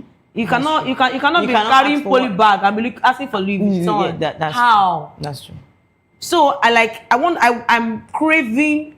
I wish to have a man that is financially stable. Mm-hmm. I feel like it's my duty to also earn a level of financial stability, not because he wants to come and spend my money. Last year, I was saying not because I want to spend his money to but no, it's sorry. Not the kind of gender we have now. I want to spend your money, baby. The kind of gender we have now, they don't even no shame. Oh. But I think that it should be a dual thing. If the man is spending on you, should spend on him. I said the kind of men that we're having now, they don't have shame. They will collect from you without them giving you. So no, may I not fall in the traps Amen. I don't want to call them gold diggers. Amen. Really, and everybody we dig gold every day. So everyone is a gold digger. But I don't think I want to meet a man who is self-centered or selfish. Yes, that's why when I talk about it, I think I'm coming from a place where it's mutual, it's both party. I love you, you love me. To do for you will not be hard. For you to do for me will not be hard. I don't even have to cry and say, baby, I need. You can see the things your baby is lacking. Even maybe I don't already want order one hair. And you notice that, oh, this will go, this get the way. Don't they do pakrekpa? Before I order one hair, you don't order two. 3 arrive. Won't you be glad to be my man? At least we go to smile for this 20 years. You see, this year, let me and I think men deserve to be pampered this year as well. They've tried. You know, this morning when I woke up and, you know, after the whole church and everything, I got up, I said, thank you, Jesus, for 2025. Because I know literally what I went through throughout 2025. It was a great year, yeah? But there was a lot of ups and downs. But how God really made me go through them, and I still came out very strong. It's something I'm so grateful to God for. So this year, I'm ready to plan my life. I'm saying, God, just take control. Because this year, I know, I just have that feeling that this year is already a great year for me. A great year of good things, good vibes, beautiful things to experience. Definitely be a better year. So this morning I woke up, I got into the transit to get to work this morning, and I saw a lady pushing me. When you want to enter a bus and struggling. Who said they're struggling for 2026? God, every struggling in our life that has worked for 2025, we discard you like a piece of shit. There were enough space for her to sit down, but the way she was just pushing her. Is she on a bigger size? I actually wanted to say something. I said, God, please help me. The way I used to be before, I always want to react. I'm like, don't do that. But I think the Holy Spirit just touched me. I said, Precious, just keep quiet. Just let there be peace. Let there be peace. I just looked at the woman. I said, okay, it's okay. When you're trying to hold something, I'm like, it's okay. But, see, a lot of times when we feel that we're doing the right thing, there are so many things that hinders our blessing. And that comes with when we are so, how will I put it? When we are not doing the right thing. When the lady entered, I wanted to react like, tell her, like, I don't know why you're doing this. There are lots of space, but I'm like, she doesn't know what she's doing that. She might actually, but two wrongs doesn't make it right. She might actually know what she's doing. People are just, the callousness that dwells in the hearts of human is beyond measures. You see a lot of people sometimes that they intentionally will put their extra chubby fat arm on you. Some people, they want to take money from their bag and they are doing like this and their hand is resting on your own beautiful boobs. And I'm like, I was like, can't you? I was so pissed out this morning. I was like, oh God, please help me. Let me just get down from here. Until there's a place we got to, she now had to come down. You go down to hallelujah. My sister. I said this year. That's they don't start trouble living your life. I said they don't start, but God hold me. Hold me. I am so sure this year, and I don't see. I'm just ready for this love. Stay far away. Please. I'm a baby girl.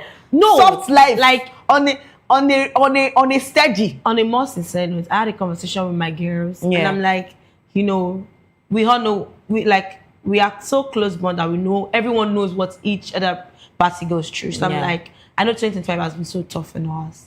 At least some of us are able to make breakthrough, find a good relationship that we're already planning our shit before 2026. and some of us got. Are you saying something? Not me. I say my girls, myself and my girls. Actually, my own self will come this same. God day. Don't be in the ace.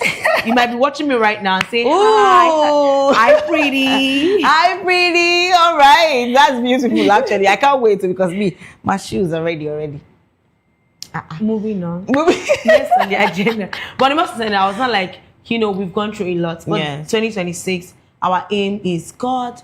We want the softest of the softest of the softest life. Yes, we have been one of your strongest armies in the time past. I think it's time for us to experience ease, comfort. I was still saying it, and my friend was like, "What are you doing?" When I was writing my resolution, I said, "Because we gather work this journey. We've been working this journey since, I think my oldest friend should be 1999, and we've been working it till 2026 now. Wow! So I literally know what each and every one of us has gone through, directly or indirectly. Yeah. So this is like me, and we're like, and everybody were like, they were not bringing out the resolution. I don't even write anything. No, I had resolution conversation with God because writing it, I don't know. I don't want any woman to go and read it. Yes.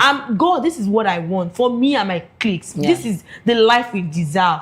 Yes, yet 2025 we were ready to grow. I remember telling them last year that this is the year to grow for us to, imbibe ourselves more in the things of God. Yeah. Now we have gone through that part and we have passed that test. Now it's time to experience all the luxury that comes. Because the Bible says that seek ye first the kingdom of God and his righteousness. So now it's time for us to enjoy every other thing that comes with it. Of course. Joy, goodness.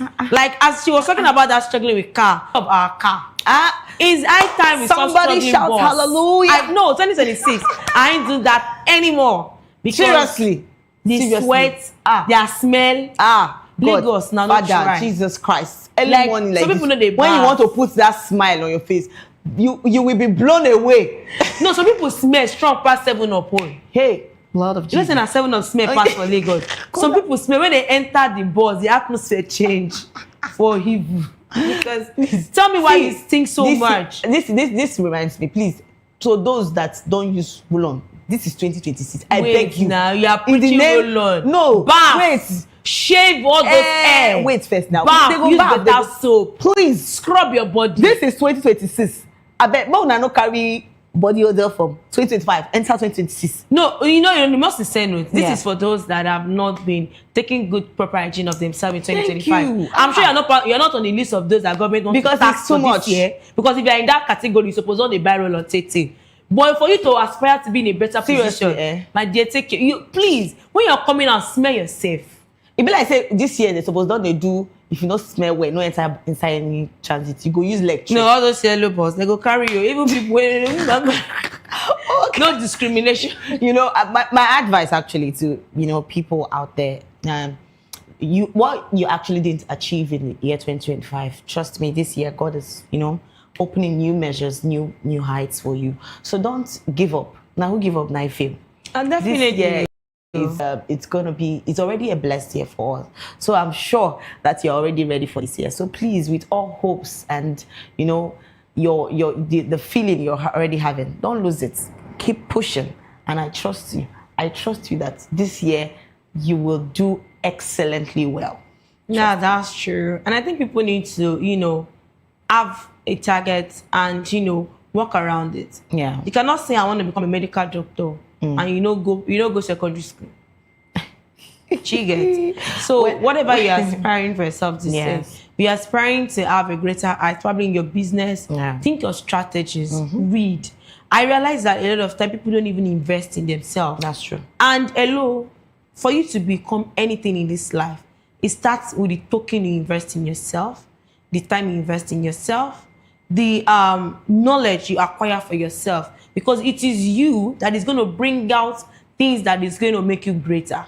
Yes, you might want to say, maybe in Africa we are free to do Ika, where people are so evil and they are dark-minded. But trust me, pray your ways, the way you are praying your ways, own your skills. A lot of people are just redundant and they want better life. When you don't have when they don't make their own better life, it's crazy. If you're not ready to to take a step further, if you want to spend 2026 the same way you spend 2025, trust me, you're going to end up with the same results, if not lesser, because tax don't come. And it seems like it's here to stay. Don't know what NLC has in stock for us, but so far so good. There are protests and all. Sometimes the results it yields. For me, it's not something to take home most times. But you can actually do better on your skills for you to achieve a different result for 2026. Yeah. Don't start this. Don't see whatever you did in 2025 that did not yield results. Yeah. Upgrade. Learn. If it's skill, if it's acquisition, strategize. Exactly. Yes. You will get money where you be saying they do own belay. We have belay. Trust me, I belay for December. Now from December we know my how to belay. My love, this is belay. This is January, and it's going to be long because a lot of people are very broke. long. And I think that's the only reason why January looks long. People are cash stranded. But on a more sincere note, you can start thinking of investment. Yes, that's true. I think one of the things I want to do this year is God help me to be able to invest, but I also like to take people on the journey of investment. Nice. Because I think I realized a lot of people around me, because it shocks me when I have close-knitted friends who fall victim of CBEX. Yeah. And it comes to the point that if I had been doing the things I have in mind, I just say on one-on-one, probably on a more terrestrial platform, it will go a long way. Yeah. So I think people need to start thinking of proper investments. Buy Invest shares, wisely. Do stock. Because a lot of people want to, before you invest, I always advise that you need to know the kind of investments you're making. Not the one of, I don't want to call them like those ones with the MMM and the rest of them where they scammed a lot of people. All the pyramids that never hold. Just shine your eyes this year. Seriously, this 2026 is for you to shine your eyes. Know the kind of investments you're doing, you're putting your money. So when you have somebody to hold, you gotta hold the person. Not when they carry your money around. They're not the whole person for investment too. Either the right one or the false one. So now, ironically, I think 2025 was the year I learned a lot about investment. Yeah. I did not invest, but I did a lot of research, attended a lot of classes, moved closer to people who are already in investment, different type, from food to agro to stock to shares to companies and the likes. And I think one thing stood out for me is that I am imbibing presently is that if I want to invest in already established strong companies, buy their shares and following news. You cannot invest and not be reading news. So you know when dividends is coming, when you're supposed to buy out, sell out and the likes. I don't know about they call them Bitcoin and the likes. I tried. They tried preaching it to me. Not be everybody go feel. But no, one thing I realized is that if it's something you don't know about, don't jump at it. So that you don't lose out. You don't lose out, yes, that's true. If you use that your 1K, say drink soda. Go better for you. He better pass me, can't lose out. Oh my God. My friend actually invested like almost, I think about $500,000. Yeah. And she had to start repaying that debt for the entire year. That was, and after that, to say if you use that money, buy clothes and shoe. For the happy, they wear your clothes and shoe, they pay your debt. With pride. But do you get? So it's actually, 2026 is just starting. Yeah. But trust me, that was the same 2025 started and we already ended. So Onyi, do you know, like, a lot of people actually came out to say, when we asked the question, a lot of people put out their own, what they really want to see this year and what their expectations are for this year. So I think we should take some of the comments of what people, what they want to see this year and what this year holds for them and what they have already planned out for this year. So yes, let's take some comments and see what people want to do this year, because this year it's a lot. Okay, and Onyekwere said, love God, talk less, stay humble, avoid anything that will make me cry, dress well, chase my dreams and goals, eat healthy food, and lastly, in love with the right man. Of course. My dear, I could already tell when you said avoid anything that will make you cry. Say, now man break your heart for 2025. But my dear, you might still cry this year. You know why? You can never determine the hearts of another human. Please, the only cry I want to cry is tears of joy. No, my dear, sometimes tears of joy. Some tears make stronger because you know sometimes these tears comes as a result of your choices. Man, make me cry. My dear, you never fall out. See, I you pray. Say, let me know. They say the mouth that speak. This mouth that is speaking and prophesying. You see, in prophecy. Oh Lord, no man will make me cry. Amen. I believe it. I concur with you. Please concur very strongly. But you said getting stronger. Let your heart be on a divided path. Igbo people say it's open kume. Strong A big stone, heart like stone. That's. But you can't actually have a stone heart. No, but you can actually. But you can no. You can't actually have a stone heart for you to get the best of whichever man is coming. Yeah. But always have a mind of not having so high expectations for the other gender. Yeah. Until they prove themselves to be in that high expectation. Okay. It saves a lot of tears. Abi. Because the expectation they make people cry past. That not be lie. Imagine man we come, we do loving dovey, we nice, gentle. Some even give you gifts. Some will even go as extra men of calling you money. There was a time one guy like that. Let me not swear for you, Sha. The guy will come in the morning, come in the night. You know one thing with my ministry is that I'm not moved. Wow. Not like I didn't enjoy the calls. But because I haven't said yes to the relationship, I didn't bother to put my mind too deep because I was watching. I have these observing skills. No, you cannot manhandle me to acceptance. Even if you show all the loving dovey, I go sit, chillax, chill back. Is this real? Exactly. Is this really? And I have I'm a journalist. So we have been trained to understand thousands of ways to test human feelings. God. So I will test you. Yes. That days I show anger, not because I'm hungry, but I want to see your reaction. Thank you. And if you pass the test, and I'll be like, didn't I just tested you? And before I will even get to that level with you, I will allow you know my kind of person. So you know when I'm saying the truth and when I'm not. Lying, So anybody that knows me knows that I don't really enjoy lying. So one thing I do, if you ask me something and I keep quiet, it means that I cannot tell you the truth and I don't want to lie. So that's like a clause about me. Yes. So please, my dear, you might not cry if you strong your heart.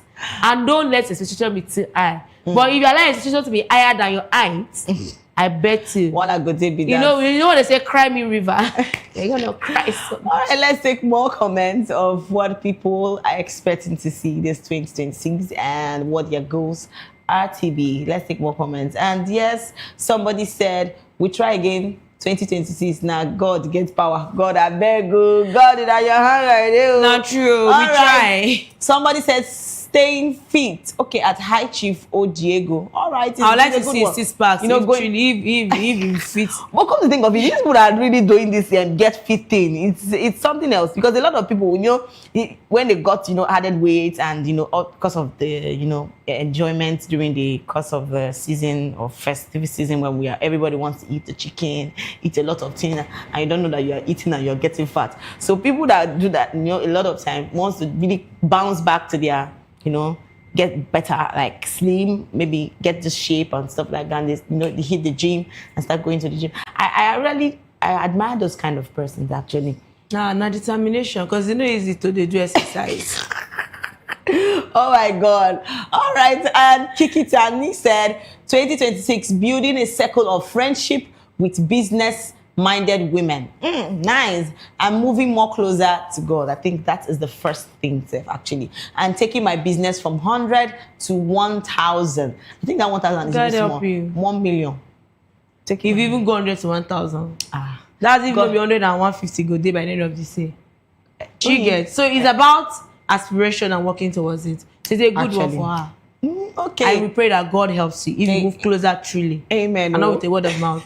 All right, let's take more comments and let's see what people are really hoping for this year. And I am your desire said, carry my sewing business like Gala till I get the visibility I want. Same business as nice. It's like me, I want to retreat this year because the stress it put on me last. I don't even understand. Yeah, side hustle money was coming in. I don't understand. After giving people all this plenty hope, we are not saying you want to. Oh yeah, I don't understand you again. No? But that was a joke because this year it's about scaling. It's a greater okay. Ostad Sandam said me and my family will get out of Nigeria. Is the get out. Please, ma, can you help me? Can I be part of your family? I don't know what my future holds. I don't think I don't mind spending 2026 in America. A lot of people want to japa. But I don't want to japa. I want to experience and see. Let me make compare and contrast. But she is saying she wants to get out. It's like she can get out and still come back. You never can tell. Because it's not about going out, it's about sustaining them. But come to think of it, about the rules and regulations we had here in 2025, she say you don't go still hold like that in 2026. My dear, it's if you make money, this is not smart thing. Well, I think so. And Sierra Harry said going from 50 to 1 million level, bro. I For trust. what? Which work? Which work? I know Asamo. Why you 50 to I know understand 50. But you that low on the scale before. It good say make it a hope, make it a give himself. Well, maybe by next year, I will not say from 100 to 1 million again. You don't go and advise times 2. See, he can actually achieve it. You don't know. If God won't bless you, now like this, only now like this. So no stress. Now like this, they play. All right, Tony Sindrarin said, doing good to others, and that's true. I'll reduce it next. Wow. Doing good to others, I'll reduce it next year because my good almost killed me twice this year. Oh, well, you never can tell him what wanted to kill was good. You might see it as good and it's not really good. We can't be a judge, but be sincere with yourself. If it was good, then check your inner carcass. Because sometimes God feed the test and no do am, but you want to do a show off. He bounce back. Because if doing good is through the intellect of the Holy Spirit, you shouldn't have like an evil backlash. Okay. You shouldn't. Because Holy Spirit will not direct you to do something that would put you in jeopardy. Yeah. So you might, I don't know what religion this person practices. You might want to pray more and, inquire the face of the Lord before you see what you call good, if it's actually good, before you do it. Because it might be that it's 100 naira you need to give to someone that it will be recorded as good for you. But you want to do 1 million or 2 million naira to someone and it never paid off. So God help you, actually. God, but good keep person. But we don't watch out for Nollywood I think movie. People should be more nice, be kind. Yeah. Because trust me, they had a lot of, I'm sorry to say this, but they had a lot of deaths, during 2025 that just passed. Took a lot of lives, and it's a lot. That's so rest in peace. Yes, it wasn't just death. A lot of people, went through depression, grieving, and the rest of them. So it's a lot. If you know that you are there to, you can just talk to somebody, be that courage, give them that courage, give them hopes. Don't really let people down. A lot of people really need that kindness, that love that they deserve right now, maybe because they can't. A lot of people don't talk. They can't even say what they feel to anybody. Do you get what I think this is the Nigerians, despite our country not being kind on us enough in 2025, and we don't know if there's going to be an iota of kindness for us in 2026. I think we humans, everything in is the country, non-violence. Can actually imbibe the acts of kindness and shock our government to understand what kindness truly is. Because trust me, this country is not smiling at all. So I could understand people's pain. I know sometimes when people react aggressively to me in a public bus, I don't see, I'm like, I understand you, but I know you are going through a lot. A lot is going through. I'm not the cause of your problem. I'm also going through a lot. So I think in response, in coalition with conversations, we should try to exhibit more kindness to people. It goes a long way because people are going through a whole lot. It's well. And yes, we'll be talking about 2026 and what hopes we have this year. And I'm sure that you've already planned out yourself, but trust me, all those your prayer points, all those things that you want to achieve this year, I promise you, God is going to bring to pass. But you too should also do the work. I think so. So yes, we're going to talk about something else. And let's talk about music, because basically this year is going to be, I just can feel it already. I don't know. What are you feeling? Me, I can feel it. If you're not feeling it, I felt Tiwa Savage cry on the stage when she was singing that song. You get what I'm saying? Mama needs love. She agrees with me. My dear, it's not easy to be doing life alone. Especially if you're the kind of person that live alone like me. Loneliness can lead to depression. Yeah. If you don't know what you want. And it can lead you to choose what is actually way beneath you. If you don't know what you want. So loneliness was a lifestyle for me in 2025. I lived my entire 2025 without a single relationship. Oh Lord. I've lived other years too, but I still get without a single relationship. Yes. So right now there's somebody. Today just starts. So anything can happen before the end of today.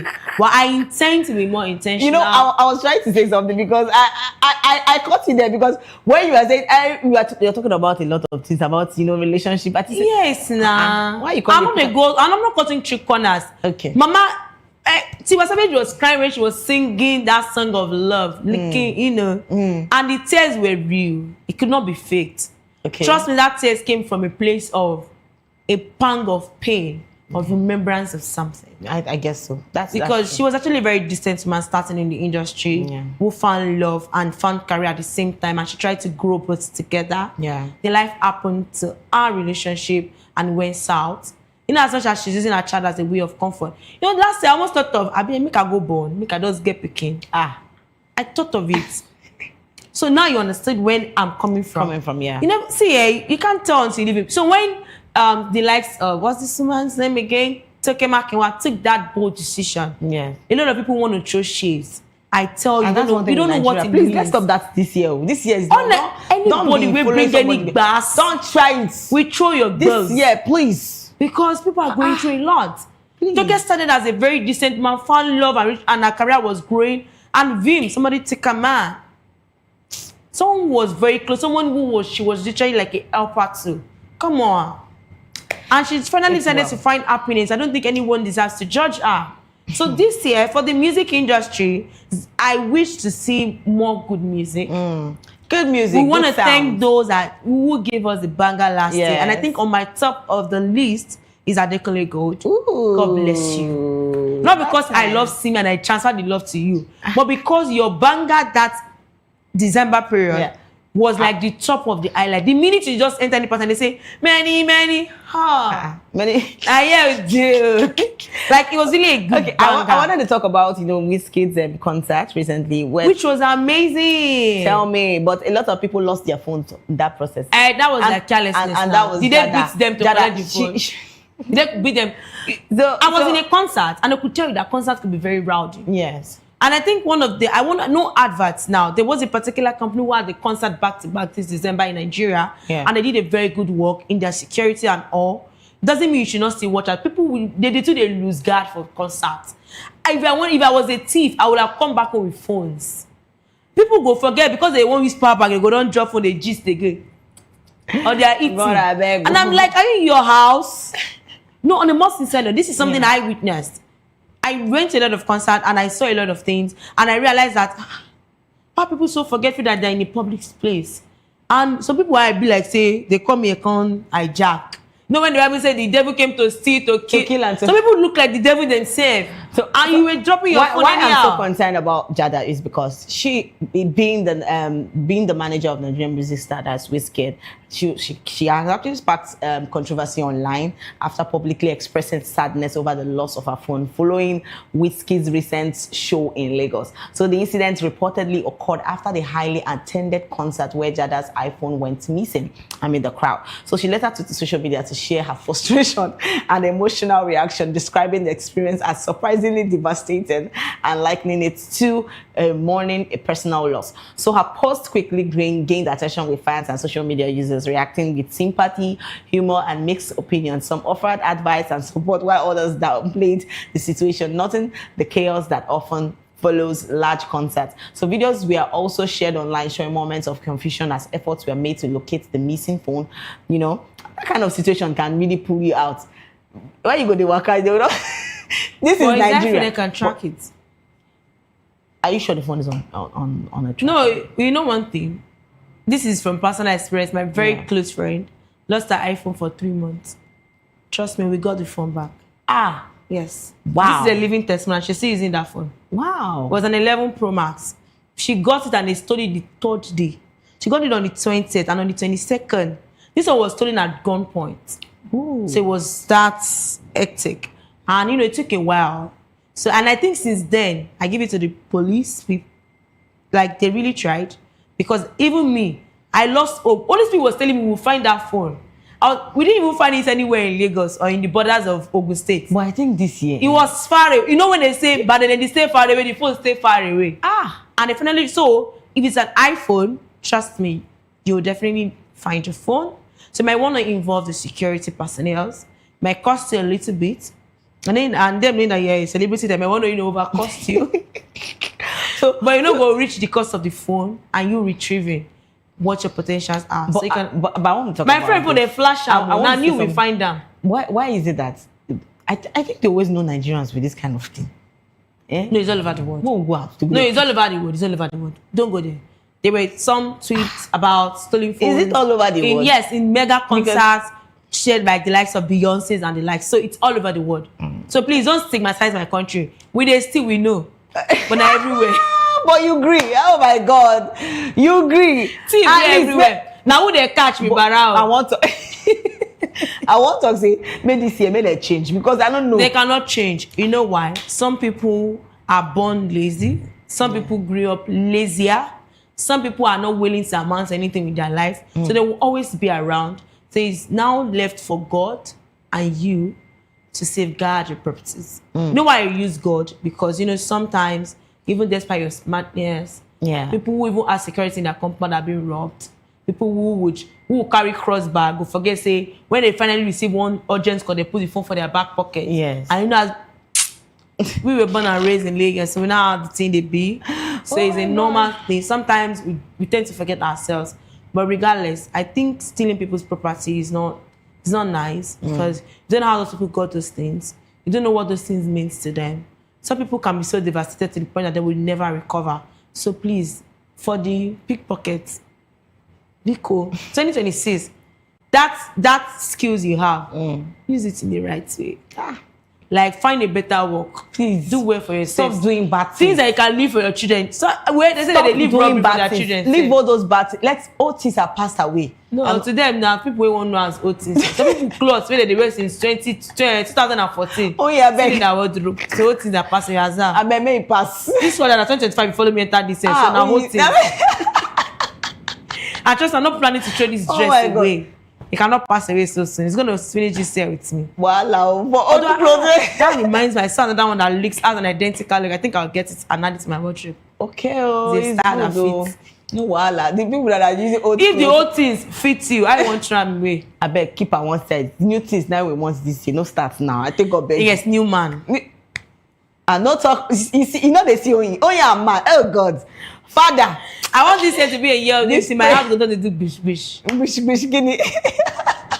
All right, people don't come out talk about that and they gonna talk, say, mama, don't worry, everything go there all right. But money day now, she could just buy another one. But she's so pain about that one. Whether she just buy that for me, like my friend. All right, let's take some comments on what people said actually. Because people don't really talk. Say Nigerians, they know they're nice for this comment session. Well, they can't be nice because nobody expected that. She crying, will that bring back the phone? Well, is that a cloud chasing? I understand that. There's nothing we can no longer express. My own, they know if I'm a boy, he break. After many years. Jesus. All right. Okay. See, what I'm trying to say is that I'm still telling people, because this year is a very bad. This is just first. I beg, no carry bad character from last year. Transfer and come this year. We're bad character. Drop. If they do bad things, just drop them. Like Precious, all the things they promised me last, and none was fulfilled. Blood of so Jesus. Please, this why year, you can't they put? Yes, now. I don't understand. Wait, they said if you are preaching the sermon, let's see the emblem in you. Precious. Some people who supposed to give me a parfait today, they say they chop up before I come. Oh, how? They have to buy my own, right? I agree with you. Okay, and Charles Taylor said she understands the streets. Now, why she give up so soon? Oh, that's so sorry. It's a piri. And Martin said something where you don't change. You don't. You don't say you don't change her. I'm on day now. Okay. She's not gonna be phoneless. I hope your naked photo know the inside. If you get past, they will not have access to the pictures. iPhone is not like where that person 100 user. I understand your pain. You should say that iPhone she use. You iPhone now. You know say that iPhone. She mentioned iPhone. So for this guy and Android in the use, so you didn't understand how iPhone works. For you to be able to have access to that phone, it means they have to flash the phone. They have to eradicate every content. But your iCloud, what I'm trying to say is that my own just broke. Now after many years, I don't understand the way she's like that now. The phone was already gone before it broke. The blood of Jesus. I lie. Has finished. How many times I call you and not feel reach you? It was a gone phone. God does have to. Anyway, where Nigerians, God elevated her. Hey, it's a better standard. I like that kind of breaking. Maybe you're calling in the next future. Jesus. When she's out to upgrade again. God. Some people doesn't take upgrade like it's do or die affair until God intervenes. God has intervened. Precious, I was preaching to her Precious to upgrade. Oh yeah, I'm doing something. Precious like wait. Oh yeah, I'm doing something. See, it's not like that. It's not the way Oyin is explaining this. That's how it is. You people know that I don't lie. You people know I don't lie. That's a no fact to me. I don't lie. I can tell you that phone was long gone before it got broken. So it was a good thing. I was happy it broke. Hey, and she got a better one. You see, bad people now, everywhere. I can be in the event and say snap me. Before I can't tell her snap me. No wala. Can I tell her to snap me before? Oh, can you snap me before? But now you can snap me. Please. Right. I don't want to talk about this anymore. That's why we're celebrating after the show. It's a good thing. I'm happy. Ooh, okay, that's nice. All right, we'll take this last story before we go out because this one, I know you will actually enjoy. You will actually enjoy this one. So a man has actually sparked controversy online after revealing why he blocked a lady who sent him 5K to buy food, and he says that he doesn't want to date a broke girl. Daddy, you know, how did they send you money? He's a broke man. Like, do you know now, wow, she knows I like gossip. She can't bring down. She said, I know you will love it. I'm sure I love it. But Daddy, you are a broke man. Bro, do you get what I'm saying? Somebody gave you 5K. Do you know that a man out has of given the me benevolence 2K? of her pure sweetheart, as in, gave you 5,000 naira. How much more of a man are you? You're actually not a good guy. To the lady, I'm happy for you that God red flag. No, God dodged bullets for you. Because that bullets will kill you for future. Jesus. So God was good to you. Because I have seen a time a guy sent me 2,000 naira. And as at that day, for food, as at that day, if I'm not exaggerating, I think I had about $500,000 in my account. But that 2K was like a big deal to me. Aww. And my friend was trying to laugh and say, the way you're telling the guy, thank you for the 2K. Like, babe, you can order, you just ordered something like times 10 of that thing just now. I say, no, you don't understand. I didn't work that money into his pocket. And for him to, I was just saying, no, I'm hungry. I don't know what's up for breakfast. And so I don't really have you know me, sister, you know me, brother. You know me. No, that guy would try to toast me. He say, let me just give you something for breakfast. Yeah. And I saw 2K and I'm like, I was like, oh, thank you very much. That was very thoughtful. My friend was like, your breakfast is more than, it doesn't count. That 2K was a big deal. And that's life for me. Yeah. So please, for that guy, you are broke. That's why the 5K was nothing to you. Don't mind. You're not even a good person. How many people you are begging money from a woman? Shame. See, I want to even say, if that kind of person do me this kind of thing, like I don't understand. You block me. No, how the lady take now? Maybe say they even give her 5K. God, please don't bring this kind of people to me. If a man tell me say you're hungry, I don't understand. I feel block you. Yes. You know why? Means you're not man enough. Can't even feed yourself. You're talking to me. Hello. Seriously. It's a different conversation. See me wake day here, they hustle. Give you sweet 5K. I don't go give you. Man can even tell me. You don't even go church. It's different for the man to tell me, oh baby, I don't know what to have for breakfast. Yeah. And I want to suggest, and probably there's a particular signature dish I know in a particular restaurant, and I ordered for him. That's a different ballgame. Now you're telling me you don't have what to eat, and I'm giving you money. Yeah. Oga, wear your trousers and go and work. Seriously, you need to work. But that's the truth. See, this year, to all my ladies, you people should shine your eyes. Know what you are dating, and to the men to shine your eyes too, so that you know what you are dating. Because I don't want to come and start, general. It's New Year. It's now the man. No, don't generalize anything. Now the man we talk and go just face today. Don't go to my gender, please. Moving on. All right, moving on. This is where we draw the curtain, and we talked about a lot of things, and I hope that this new year brings you good things, blessings, lovely things. Enjoy yourself this year. This is a new year. Please go out, flex, have fun. Don't go and stay one side and say, man will find inside your heart. Now lie you. Go out, enjoy yourself. Why this stray bullet? Could have told me after the show. I wanted to call, because if I say Savior, the way Savior used to do his hand, it's like this. You know. Wow. Not trust man, I don't trust Precious. All right, thank you so much for staying with us on the Spotlight Show. Remember, if you're going viral or going global today, please tell your story with heart, and don't forget to follow us on all our social media handle at VOPTV Live, and subscribe to our channels for more exciting episodes and updates. Till next time, I am Precious Agmano, aka Call Me Prezi, and you know I didn't do this alone today. It's a baby girl, and we are saying Happy New Year! Bye for now. Exactly.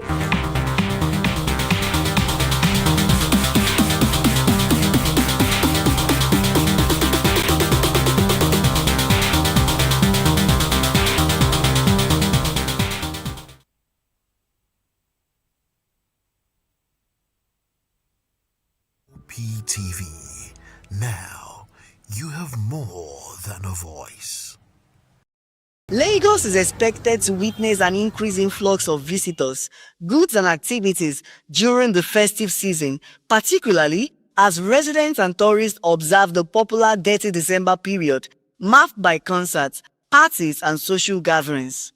But even before the peak of the celebrations, transport fares from Lagos to the southeastern states are already climbing ahead of the annual Christmas and New Year travel rush. Operators at major bus terminals say the rise in fares is driven by growing demand, high fuel costs, and increased operational expenses. I am at the Jibo bus terminal here in Lagos, where passenger movements are gradually increasing ahead of the Christmas and New Year festivities. While many commuters are ready to reunite with their loved ones, the price and the hike of transportation is forcing many to reconsider their travel plans. Some passengers I spoke with say they have no choice but to travel despite the costs, while also urging the government to address fuel price hike and insecurity in travel highway. Normally, it's getting high. It's even better now because by this weekend for God's sake, it will still increase because it's the season now. Normally, that is how it used to be. But if God will help us, like let me say during the season, like they know that people used to travel. Let me say nothing changed. It's just like normal. At least it will be better for people and more affordable because some people will like want to go home, but due to the transportation, they will not go. I don't have money for morning bus, so I have to wait for the night bus. It depends, yeah. It depends on the company. Yeah, it depends on the company and their prices. The last time I traveled was last year. God help me, I went in peace. So as I'm traveling to, I pray. I know that the country is not safe, but I pray God will help me. I will still travel in peace again. The government should help us. So we will still help ourselves, but they need to help us based on the security and other things. Like the price of everything is changing. Like the price of things, not only transportation, even food. To get food stuff, everything is increasing, not only transportation. If it means to say the country is not supposed to be like this, but we are the one that support the country by ourselves. Even this transportation issue, it's not supposed to be like this. Imagine that you want to go to your village. From here to your village, it costs 40-something thousand, or 30-something thousand.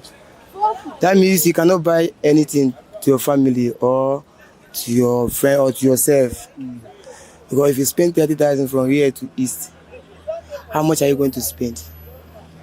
My own decision is everything I make a human to live, they should release everything. It's been long that I saw my mom and my dad face to face.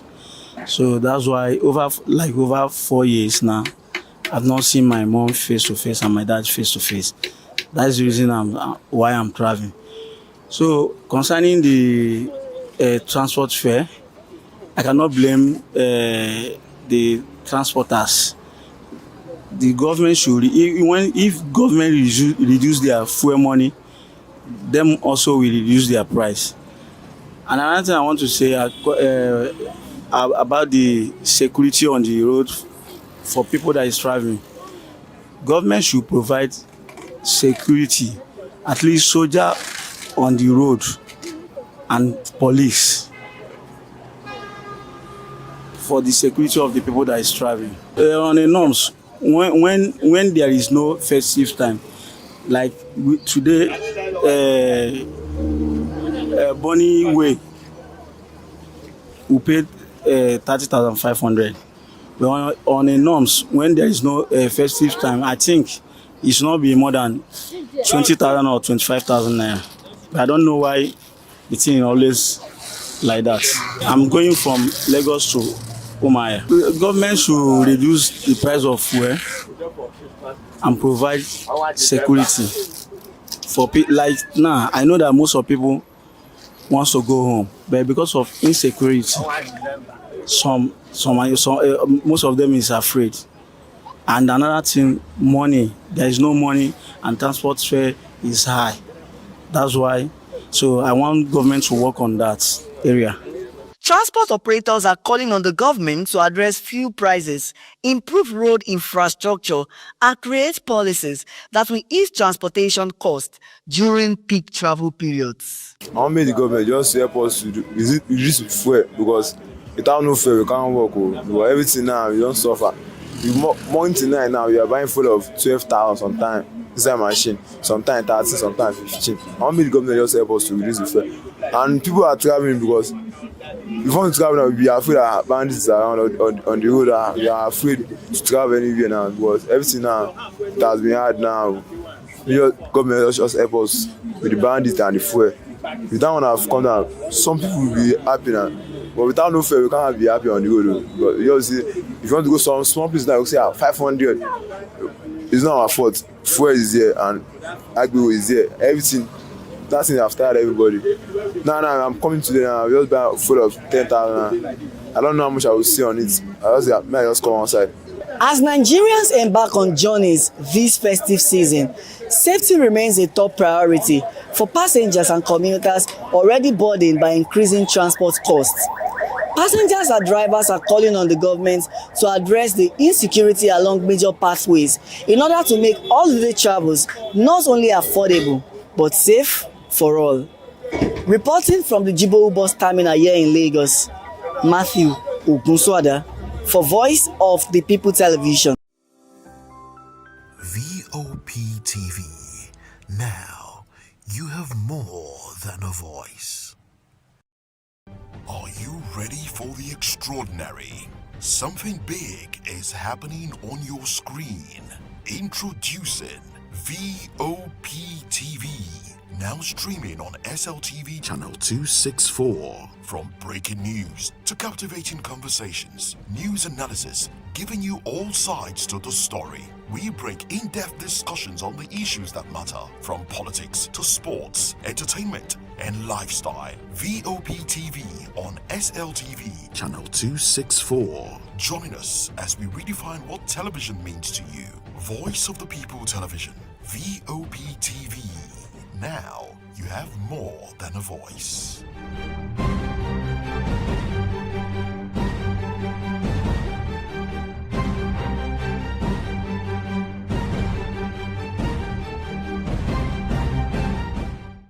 Behind every broken desk lies a broken promise. Education shapes the nations, but who is asking the right questions? Introducing Edu Dialogue, the show that goes beyond the surface, exposes the cracks, the corruption, and the silence in Nigeria's education system. Edu Dialogue, Saturdays, 3 p.m., only on VOP TV. We break the biggest stories, from missing funds to policy failures. We ask the tough questions and demand real answers. Edu Dialogue, this Saturday, 3 p.m. on Voice of the People Television.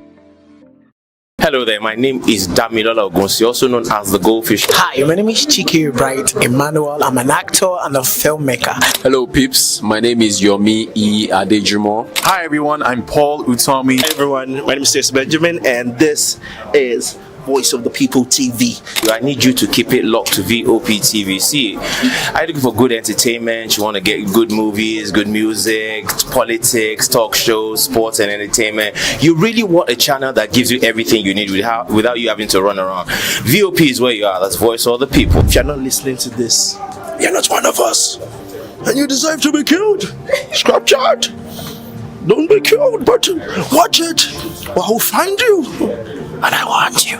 And you are locked on VOP TV. Don't go nowhere. This is where the juice is. This is where all you need for entertainment, politics, movies, and whatnot. And keep watching VOP TV. So keep it locked because I'm locked already, man, and it's money back guarantee. So you're gonna have a good time because I do. And please keep watching VOP TV. I want you to actually, I beg you, subscribe, watch it. If not, Whatever you see, you see. You better not touch that die, because VOP is the plot.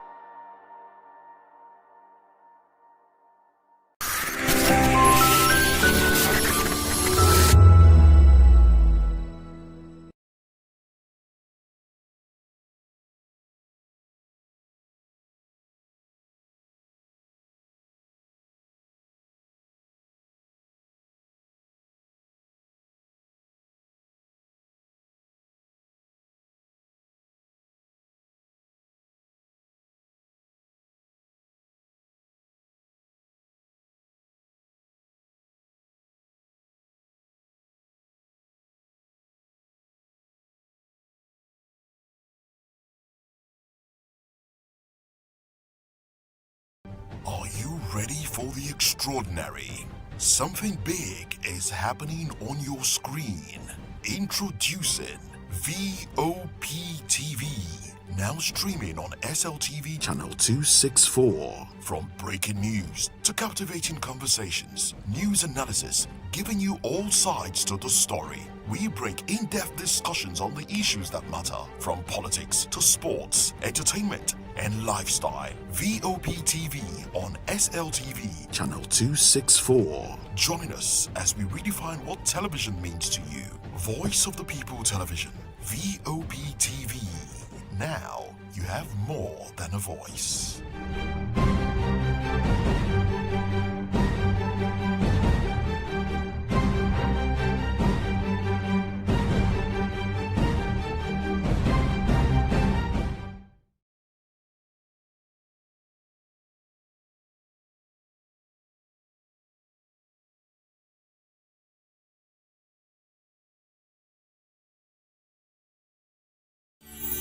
We are here with the leadership of VOP Television Lagos.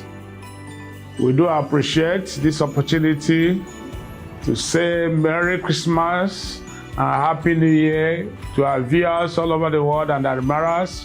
Cheers.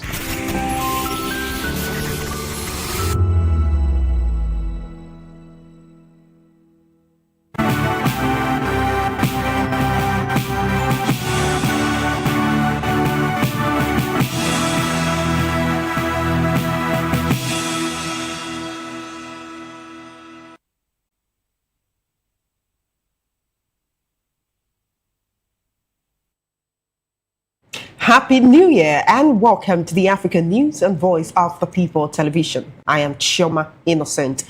Before we begin the news, kindly visit our website. It's www.vop.ng for fresh and trending news. For WhatsApp, the number is 0904-473-2605.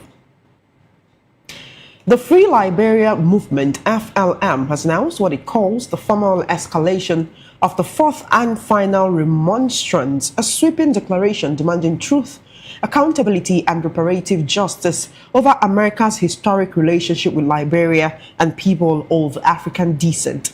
A remonstrance is a formal declaration of principled objection that holds authority accountable to its own laws and values. This comes as the United States prepares to mark 250 years since the American Revolution. In a statement in Monrovia, the movement said the moment of America's quincentennial must be accompanied by an honest reckoning with what it describes as centuries of racial deception, from slavery disguised as liberty to the forced exile of Black Americans under colonization policies that created Liberia. According to the FLM leaders, the fourth remonstrance is not a symbolic protest, but the culmination of a nearly 250-year legal and moral record in which Black Americans and colonized Africans repeatedly challenged contradictions in American democracy, only to be ignored or silenced. Meanwhile, the United Nations has described as alarming the humanitarian conditions in Sudan's western Darfur city of El Fasher, following its first visit since the city fell to the paramilitary Rapid Support Forces in October. UN Humanitarian Coordinator for Sudan, Denise Brown, said the hours-long mission was carried out under extreme tension, adding that it was a tense mission as they went into what the UN has been describing as a massive crime scene. Noting that the visit came shortly after the killing of peacekeepers in nearby Kadugli, Brown said only small numbers of civilians were visible during the visit, though the UN believes that many others remain detained or injured and in need of urgent medical evacuation. It noted that villages surrounding El Fasher appeared completely abandoned, while those still in the city are surviving in damaged buildings or makeshift shelters without clean water, toilets, or adequate food. According to the UN, hundreds of civilians remain facing shortages of medicine, education, and basic supplies, with food prices extreme as a kilogram of rice reportedly costs up to $100.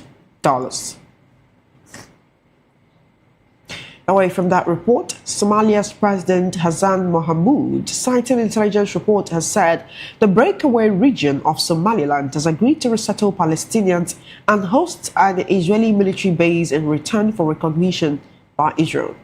Mohamud said Tel Aviv's recognition of Somaliland was very unexpected and strange, adding that it came out of nowhere as Israel became the first since 1991 to recognize the region as an independent state. Somaliland, which declared independence from Somalia in 1991, has operated as a de facto self-governing region without international recognition, as the central government in Mogadishu has failed to reassert control. However, Mogadishu rejects Somaliland as independence claim, considers the region part of Somalia, and views any direct engagement with it as a violation of the country's sovereignty. Mahmoud said they have been trying to reunite the country in a peaceful manner, adding that Somaliland also accepted joining the Abraham Accords signed in 2020 between Israel and the United Arab Emirates, Bahrain, Sudan, and Morocco to normalize their relations. Meanwhile, Somalia's President Hassan Mohamud says his country does not want Israel to establish a presence in Somaliland, warning that Tel Aviv's recognition of the breakaway region risks bringing its conflict to the region, describing the move as a very sad situation, calling for respect of the international law. He stated that his country has never attacked Israel or created problems for Israel. He said they do not want Israel to bring problems for Somalia. Pointing to Gaza and the long history of conflict in the Middle East, Mahmoud said that Israel's recent actions are not compatible or convenient with international law. According to him, Somalia's northern regions have long faced secessionist and separatist challenges, but the government has always sought to resolve differences peacefully. In Uganda, authorities have arrested Sarah Biriti, a prominent human rights advocate, ahead of the January 15 general elections. Though the police have not publicly detailed the reason for the arrest, multiple sources familiar with the investigation said authorities were considering charges related to hate speech. Biriti recently criticized restrictions on Starlink internet imports and encouraged citizens to bypass them, raising concerns amid preparations for the January 2026 national elections. Meanwhile, her arrest has sparked debate over civil liberties, security forces' involvement in politics, and the monitoring of electoral processes in Uganda. National Unity Platform leader Robert Kyagulanyi has condemned the arrest, accusing security agencies of targeting government critics ahead of the 2026 general elections. Still in Uganda, the Electoral Commission has reassured citizens that possession of a national identity card or a voter location slip is not a requirement to vote in the forthcoming general elections, as long as the voter's name appears in the National Voters Register. Electoral Commission Chairperson Simon Biabakama made the clarification to newsmen in Kampala, stating that the foundation for one to vote is to be in the National Voters Register.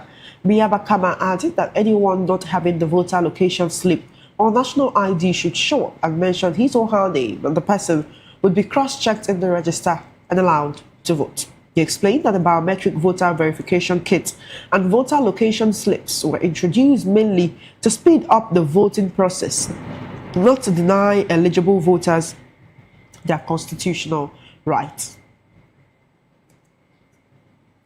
In Guinea, the Electoral Authority has provisionally declared incumbent Mamadi Doumbouya winner of the December 28, 2025 presidential election, crediting him with an over 86.72% of valid votes in the first round. Dumbuya polled over 4.5 million votes, or 86.72%. The announcement by the head of the General Directorate of Elections, Janabu Toure, came 48 hours after polls closed, capping a vote that marks the end of the military transition period following Dumbuya's 2021 coup against then President Alpha Conde. According to official figures from decentralization, verification and compilation of polling unit records, the election covered the entire national territory and overseas constituencies with 16,730 voting centers and 23,673 polling stations deployed. Of this, 23,398 stations were processed, representing a coverage rate of 98.84%. According to the umpire, the vote recorded 310,589 null ballots, with valid votes totaling over 5 million, or 94.46% of expressed votes. South Africa's public protector has concluded that neither the presidency nor the Department of Defense acted improperly in the controversial catering expenses related to the presidential aircraft in Kwazi, amounting to over 500,000 rand. Advocate Koleka Kaleka clarified that the actual catering costs for the London flight were significantly less, rounding off to just over 139,000 rand. Citing the presidential handbook and South African Air Force guidelines, she stated that the procurement process was adhered to and that no alcohol or luxury items were included in the catering orders. The expenditure surfaced amid scrutiny following the funeral of Queen Elizabeth II in 2022, where extravagant meals were served aboard the jet. Passengers aboard the Nkwazi, including President Cyril Ramaphosa, reportedly indulged in lavish dishes and beverages valued at 24,000 rand per person on their return from London.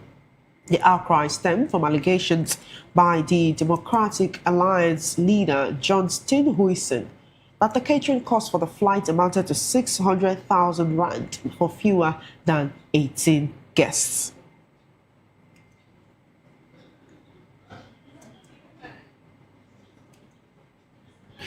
You're currently watching the African News on Voice of the People television. We'll take a short break, and when we return, we'll come with more news and the news analysis segment. Stay tuned.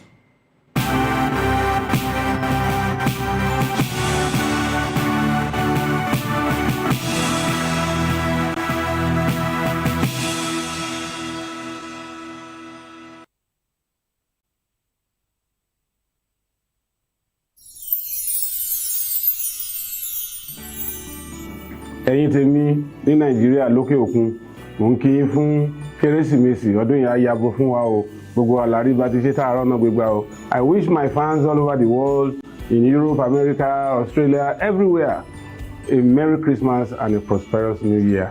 Catch ya next year.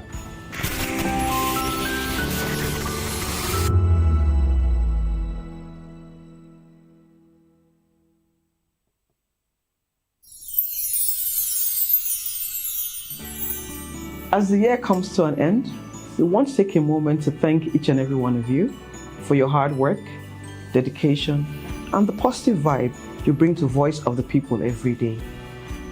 From all of us on the HR, we would like to say Merry Christmas, a happy, prosperous, and healthy New Year. Thank you.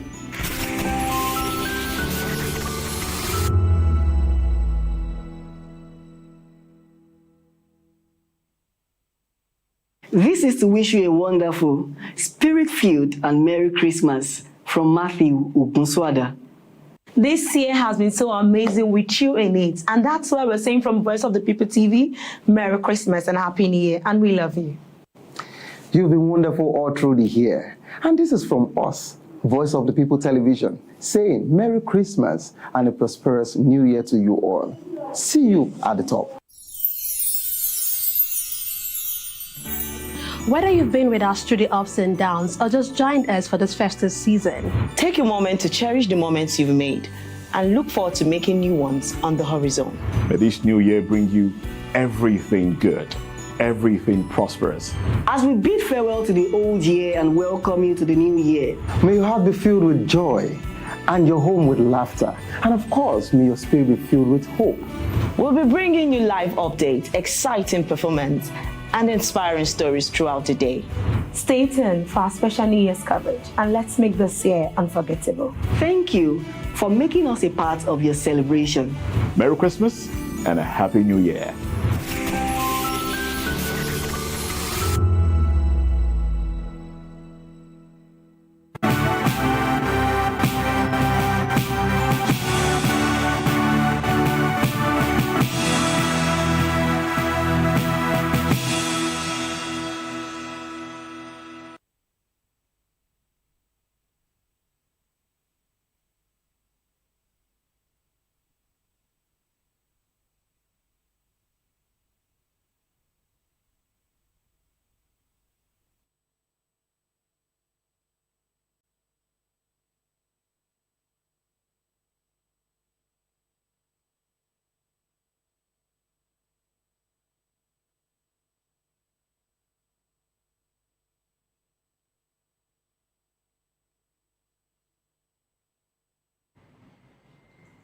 Welcome back and thank you for staying with us.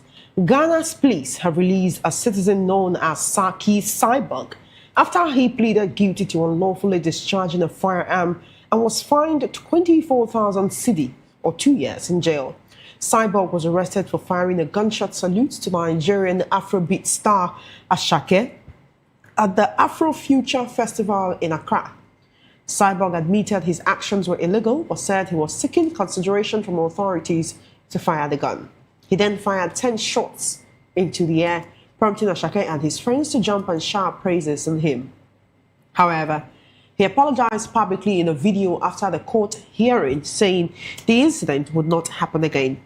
The shooting expedition had sparked wild reactions on social media, with many Ghanaians expressing concern over his actions.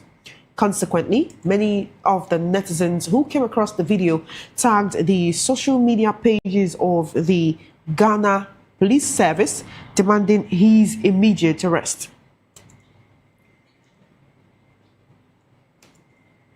Still in the news, the Ghana police have confirmed the arrest of Evans Eshu, widely known as Ebonua, in what the authorities said was part of a wider cyber monitoring operation ahead of December 31st night's religious services.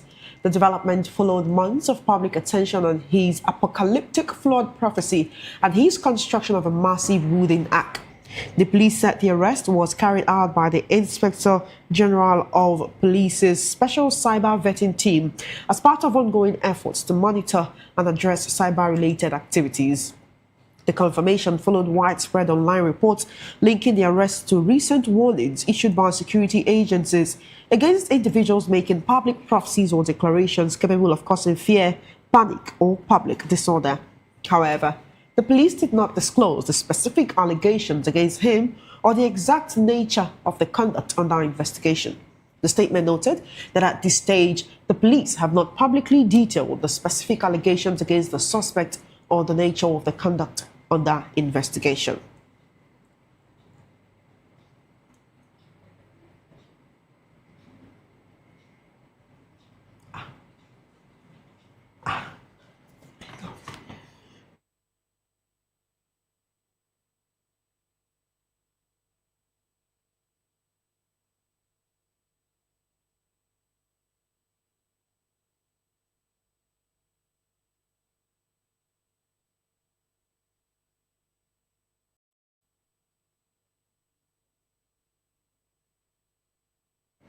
We now take you to Madagascar, where 5 mpox cases have been confirmed in the island nation's northwestern city of Mahajanga.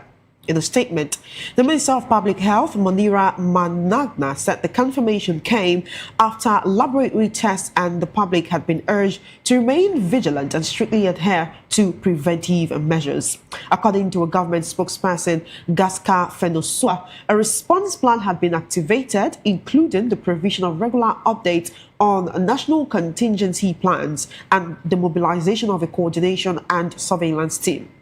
Fenosa said an emergency public health operational center had been established in Mahajanga to search for more active cases and to carry out patient isolation and treatment.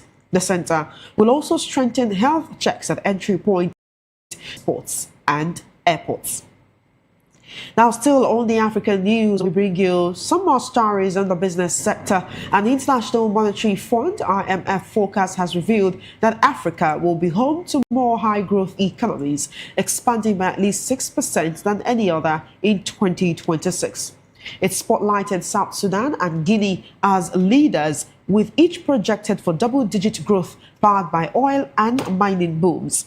Meanwhile, it stated that East Africa's reform push is paying off, with Uganda, Rwanda, and Ethiopia averaging a robust 7%. However, the sunny forecast comes with clear warnings, with analysts pointing to major risks, including climate shocks, political instability, and high debt. On debt, African sovereigns hope for lower interest rates in 2026, as they will pay nearly $95 billion to their creditors in 2026, with countries like Kenya dedicating a fifth of all government spending to debt repayment. Meanwhile, squeezed by higher borrowing costs, developing countries are hoping that the prospect of interest rates coming down can bring some respite. From business to sport. Bazumana Toure scored in stoppage time as defending champion Côte d'Ivoire recovered from a 2-goal deficit to beat Gabon 3-2 in the Africa Cup of Nations, which now enters the knockout stage. Christopher Operi crossed for Toure to hand in the winner as Les Elephants staged a dramatic comeback to finish top of Group F, just ahead of Cameroon by virtue of scoring a goal more than the indomitable Lions. Operi had also set up Ivan Gesand for the equalizer in the 84th minute. Both of the late scorers were substituted as coach Emerse Faye was forced to make changes to counter Gabon's early dominance.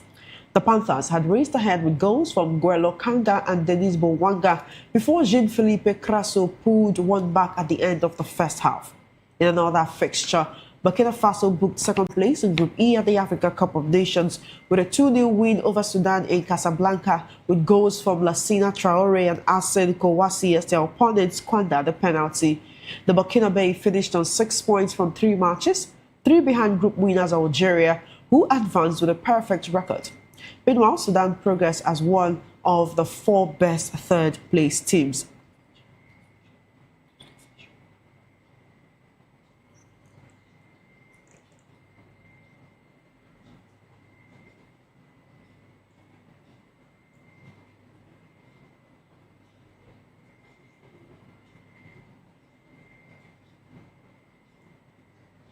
We took a short break and returned with more stories and breaking news. Stay tuned.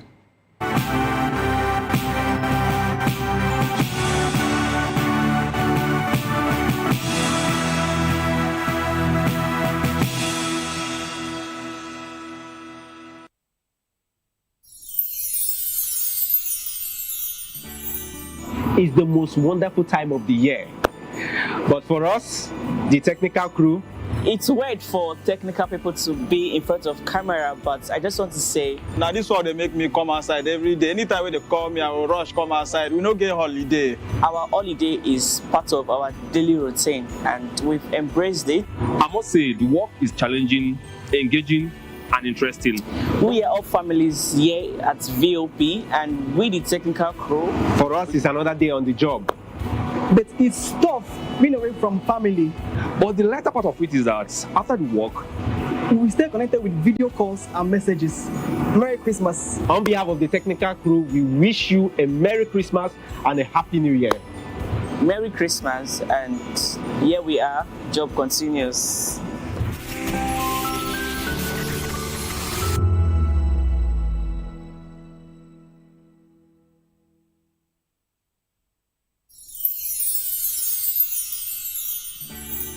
It's a season of love, a season of joy, a season to celebrate you because you deserve it.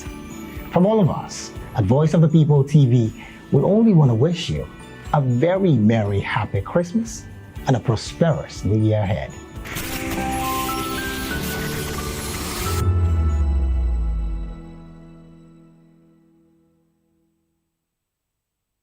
You blessed the boy, the girl is fine, of rice and beauty.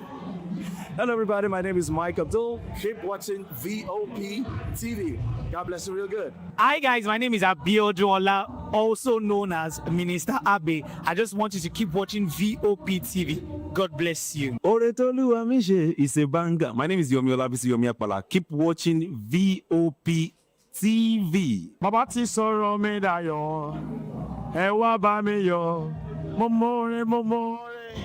Thank you, Daddy. Hello, guys. My name is Tosibi. Keep watching for TV, VOP TV. God bless you. Mo gbé ọ̀gá o, mo gbé ọ̀gá o, olódodo lọ́nà gbogbo. Mo gbé ọ̀gá o. Hello, people of God. This is your favorite girl, Mosu Exalta. Keep watching VOP TV, and you will be blessed. Love you. Etobi gan, Etobi Olua. Hello everyone, my name is T Praise and I'm here telling you, keep watching VOP TV. Don't change that dial. We are here. Jesus is here. Glory. Glory. You see Yakaways. Sure, don't mind my voice. I've gone so many places today. View. Okay, oh la la. Okay, wait. Hello, Lagos, Nigerians. My name is Minister K Wonder. Please keep watching VOP TV. Don't touch that out. Hey guys, what's up? How you all doing? The community of Nelson One, your #1 celebrity host, and you are watching Voice of the People Television, VOP. Stay tuned. Uyosarate is my name. I am a friend of the microphone, Voice of the People TV. That name is unique, and the brand is very sweet. I like the packaging, picture qualities, camera qualities, and then of course, the quality of human beings that I see sometimes on your channel. I talk and get paid, and I look forward to being in your studios. Oh yes, you are on to Voice of the People TV. Live here in Benin City, the cradle of black civilization. What are you waiting for? Tune in, bro. VOP TV. Now, you have more than a voice. Voice of the People. You can hear me now. My name is Patrick Doyle, and I wish that you continue to echo the voices of the people. Big up VOP TV. My name is Suibifa Dokobo. Please keep watching VOP TV. Hi, my name is Kwekumali Ikenda Onyekwena, and I am with the Voice of the People TV. Now, if you're looking for the veritable channel for information, politics, robust discussions, you don't need to go far. VOP has you. VOP will always have you. Thank you. Hi, my name is Patrick Diabwa, aka Ibani Chuka, Amayanabo the Eagle King, and you are watching VOP TV. Stay with us. Uyosarate is my name. I am a friend of the microphone. I talk and get paid, and I look forward to being in your studios. Voice of the People TV. That name is unique, and the brand is very sweet. I like the packaging, picture qualities, camera qualities, and then of course, the quality of human beings that I see sometimes on your channel. I'll be like, well, this TV station will go places. Voice of the People TV. Oh yes, you are on to Voice of the People TV. Live here in Benin City, the cradle of black civilization. What are you waiting for? Tune in, bro.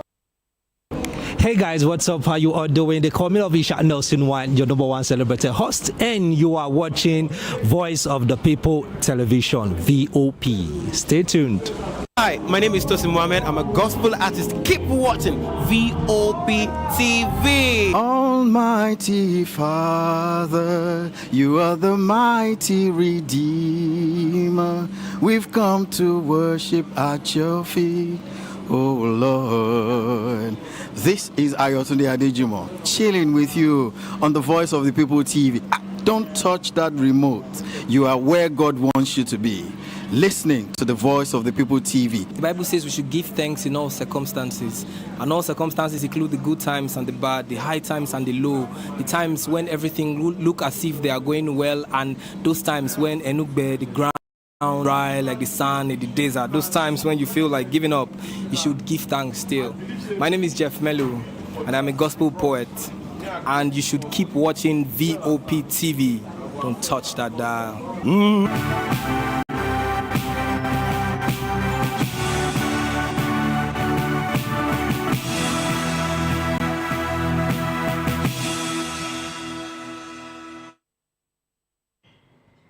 Welcome back. This is still the African News on Voice of the People television, where we've been bringing you stories from across the motherland. Benin Republic has jailed about 30 people, most of them soldiers, who were accused of involvement in the failed coup earlier in December 2025. Now, on December 7, 2025, soldiers appeared on national television claiming President Patrice Talon had been deposed. The attempted coup was quickly crushed by loyalist forces with support from the Nigerian Air Force and French Special Forces. Several people were killed, and the alleged coup leader, Lieutenant Colonel Pascal Tigri, along with other mutinous soldiers, remained on the run. The accused appeared before a special prosecutor for the Court for Economic Crimes and Terrorism in Cotonou and were placed in pretrial detention. They faced charges of treason, murder, and endangering state security with heavy security deployed around the court. Separately, Chabi Yayi, son of the former Beninese president and opposition figure Thomas Boni Yayi, was released after questioning but remains under investigation in connection with the coup bid. President Talon, who has been credited with spurring economic growth, faces criticism over alleged authoritarianism.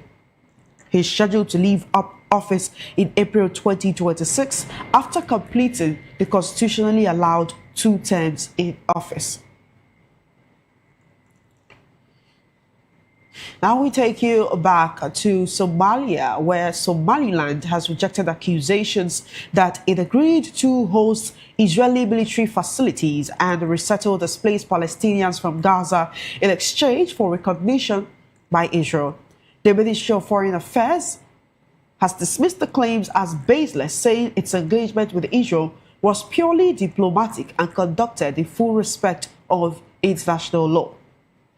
The denial came in response to allegations by Somalia's President Hassan Mohamud that Somaliland had accepted 3 conditions from Israel, including the resettlement of Palestinians, establishment of a military base on the Gulf of Aden coast, and joining the Abraham Accords to normalize ties with Israel.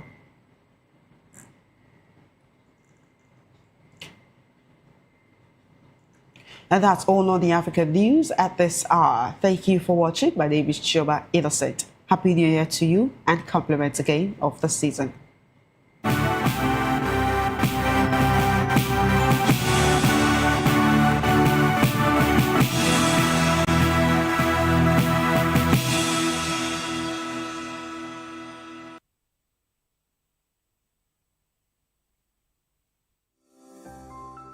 VOP TV. Now, you have more than a voice. Are you ready for the extraordinary? Something big is happening on your screen. Introducing VOP TV.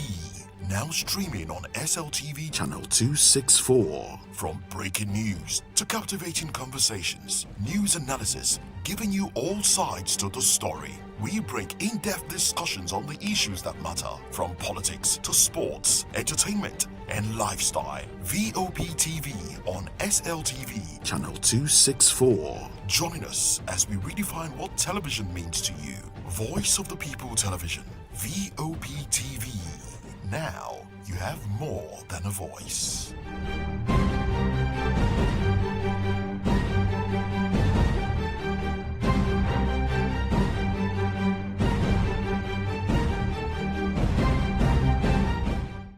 Behind every broken desk lies a broken promise. Education shapes the nations. But who is asking the right questions? Introducing Edu Dialogue, the show that goes beyond the surface, exposes the cracks, the corruption, and the silence in Nigeria's education system. Edu Dialogue, Saturdays, 3 p.m., only on VOP TV. We break the biggest stories, from missing funds to policy failures. We ask the tough questions and demand real answers. Edu Dialogue, this Saturday, 3 p.m. on Voice of the People Television. Hello there, my name is Damilola Ogunsi, also known as the Goldfish. Hi, my name is Chiki Bright Emmanuel. I'm an actor and a filmmaker. Hello peeps, my name is Yomi E. Adejimo. Hi everyone, I'm Paul Utomi. Hi everyone, my name is Stacey Benjamin, and this is Voice of the People TV. I need you to keep it locked to VOP TV. See, are you looking for good entertainment? You want to get good movies, good music, politics, talk shows, sports and entertainment. You really want a channel that gives you everything you need without you having to run around. VOP is where you are. That's Voice of the People. If you're not listening to this, you're not one of us, and you deserve to be killed. Scrap chat. Don't be killed, but watch it, or I'll find you, and I want you. And you are locked on VOP TV. Don't go nowhere. This is where the juice is. This is where all you need for entertainment, politics, movies, and whatnot. And keep watching VOP TV. So keep it locked, because I'm locked already, man, and it's money back guarantee. So you're gonna have a good time, because I do. And please keep watching VOP TV. I won't want you actually. I beg you, subscribe, watch it. If not, whatever you see. You better not touch that dial, because VOP is the plot.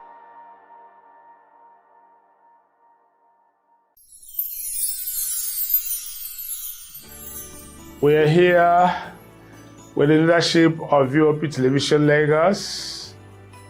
We do appreciate this opportunity to say Merry Christmas and a Happy New Year to our viewers all over the world and admirers. Cheers.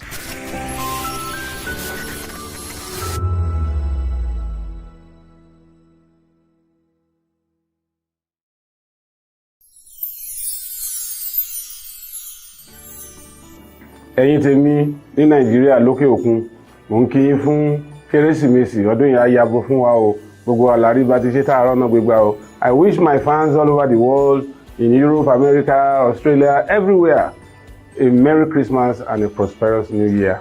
Catch ya next year.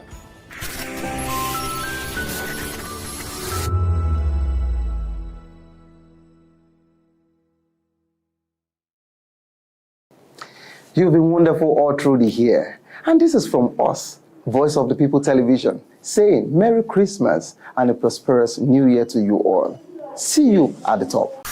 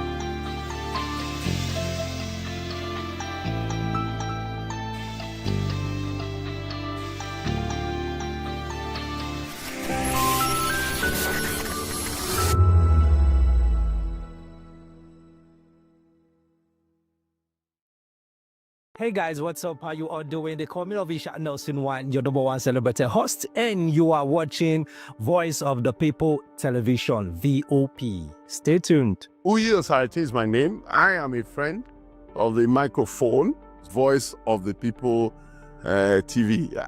That name is unique, and the brand is very sweet. I like the packaging. Picture qualities, camera qualities, and then of course, the quality of human beings that I see sometimes on your channel. I talk and get paid, and I look forward to being in your studios. Oh yes, you are on to Voice of the People TV. Live here in Benin City, the cradle of black civilization. What are you waiting for? Tune in, bro. VOP TV. Now, you have a voice. 2564 is coming up on Barney 9, right? The 2564 Atlantic Tower. What happens in the hush behind hangar doors? Who signs the papers that gamble with lives? Which truths were grounded before they even ever had wings? If you've ever buckled a seatbelt at 30,000 feet, if you've ever stared out of that tiny window and wondered who's really in control of the skies, it isn't just flight, it's power, it's politics, it's pressure sealed in steel. We're peeling back the clouds from runway risks to sky-high secrets. We're diving deep where most dare not to look. Aviation Scope, every Sunday at 7 p.m. only on Voice of the People TV. We don't just report, we reveal. We don't just ask, we uncover. Because when it comes to the skies, ignorance is turbulence. Aviation Scope, the sky isn't the limit, it's just the beginning. Good evening, Africa. My name is Bamakore, actor, model, producer, and I'm giving a big shout out to VOP TV, man. Keep watching. Don't change the dial. Thank you and God bless you. My name is AY, and of course, I represent the voice of the people, and that's why I'm on VOP. AY say so. Hi everyone, it's your girl Miriam Tima from the Real Housewives of Lagos and the Real Housewives Ultimate Girls Trip Africa. Shout out to VOP, the voice of the people. You already know. Stay tuned, keep watching. And don't forget, VOP is the best. All right, hello, it's a brother shagging the man fine back with Melanie Poppy Black Skin Boy. This is VOP TV. If you're not watching VOP, I don't know why you're watching. Maybe you're watching your weight. Bye. Hello, beautiful people. This is Wale Ojo, and you're watching VOP, Voice of the People. Hi, guys. You already know who it is. This is New Energy. Flyers boy ever live. Keep watching VOP TV. Thank you. Hi, people. Jenny Albano here. Guys, please keep watching Voice of the People. In a world where truth is the ultimate power and opinions scream the loudest, it's time to wade through the noise. Hunger no get tribe! Hunger no get religion! And scan the human interest and trending topics that matter. Stay tuned to The Issues, your plug to the stories making the buzz, from politics to science and technology, social justice, and more. Let's tackle the tough questions and expose the truth. The Issues on Voice of the People Television, Mondays to Fridays, 8 to 9 p.m. The Issues. Don't just react, understand. Are you ready for the extraordinary? Something big is happening on your screen. Introducing VOP TV. Now streaming on SLTV channel 264. From breaking news to captivating conversations, news analysis, giving you all sides to the story. We break in-depth discussions on the issues that matter, from politics to sports, entertainment, and lifestyle. VOP TV on SLTV channel 264. Join us as we redefine what television means to you. Voice of the People Television, VOP TV. Now you have more than a voice.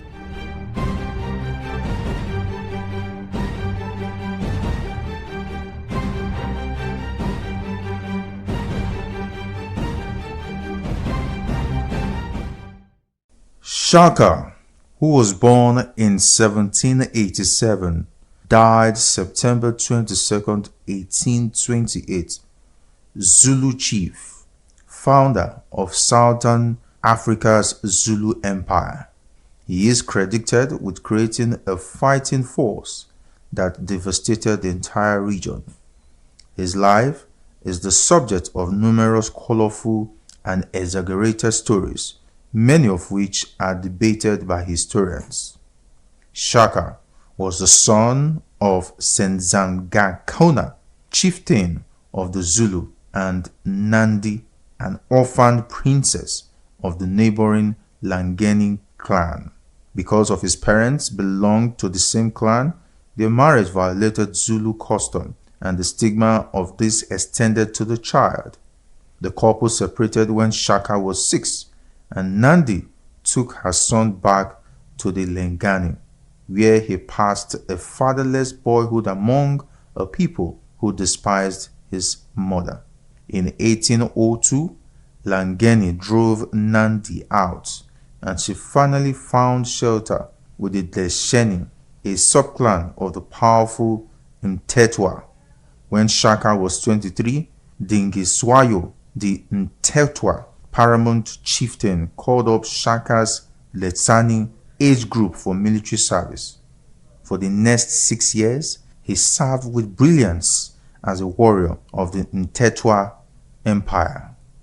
Senzagakona died in 1816, and Dingiswayo released Shaka from service and sent him to take over the Zulu, which at this time probably numbered fewer than 1,500, occupying an area on the White Mfolozi River. They were among the smallest of the more than 800 Eastern Nguni Bantu clans, but from the day of Shaka's arrival, they commenced their march to greatness. Shaka ruled with an iron hand from the outset, melting out instant death for the slightest opposition.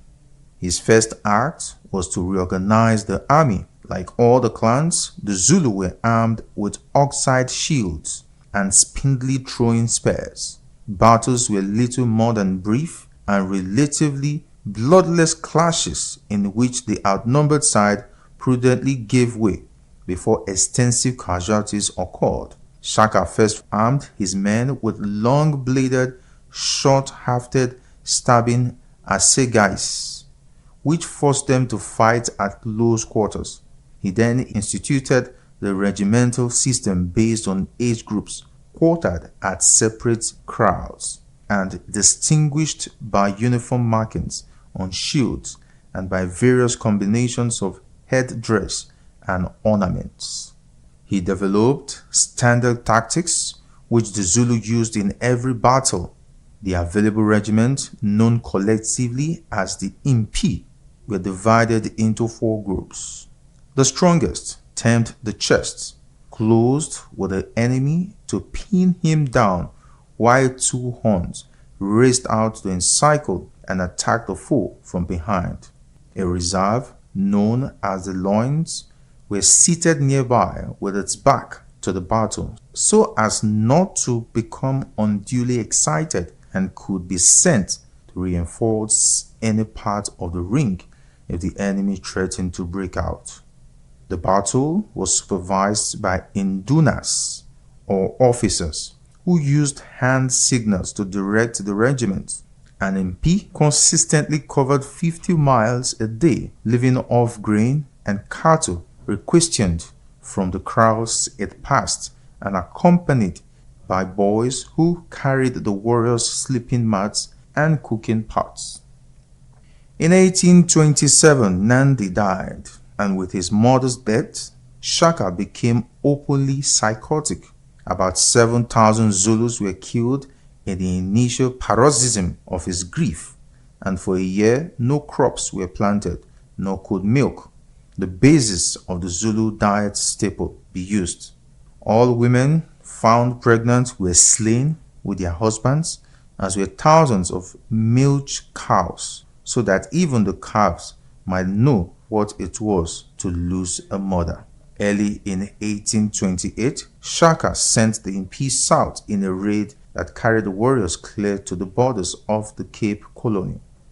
They had no sooner returned, expecting the usual season's rest, than he sent them off to raid far in the north.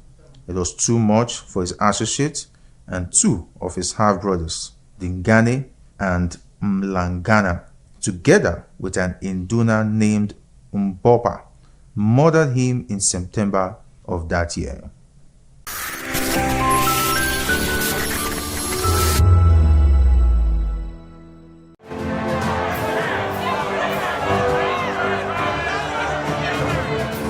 Do you want your voice to be heard? Do you know that you matter in the scheme of things?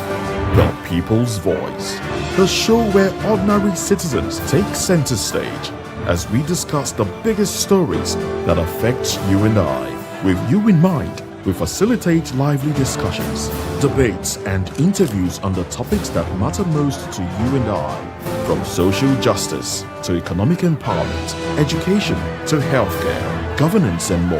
Tackling tough topics and amplifying your voice. Join the conversation and make your voice count. The people's voice. Make your voice count. Good evening, Africa. My name is Bomakore, actor, model, producer, and I'm giving a big shout out to VOP TV, man. Keep watching. Don't change the dial. Thank you and God bless you. My name is AY, and of course, I represent the voice of the people, and that's why I'm on VOP. AY say so. Hi everyone, it's your girl Miriam Tima from the Real Housewives of Lagos and the Real Housewives Ultimate Girls Trip Africa.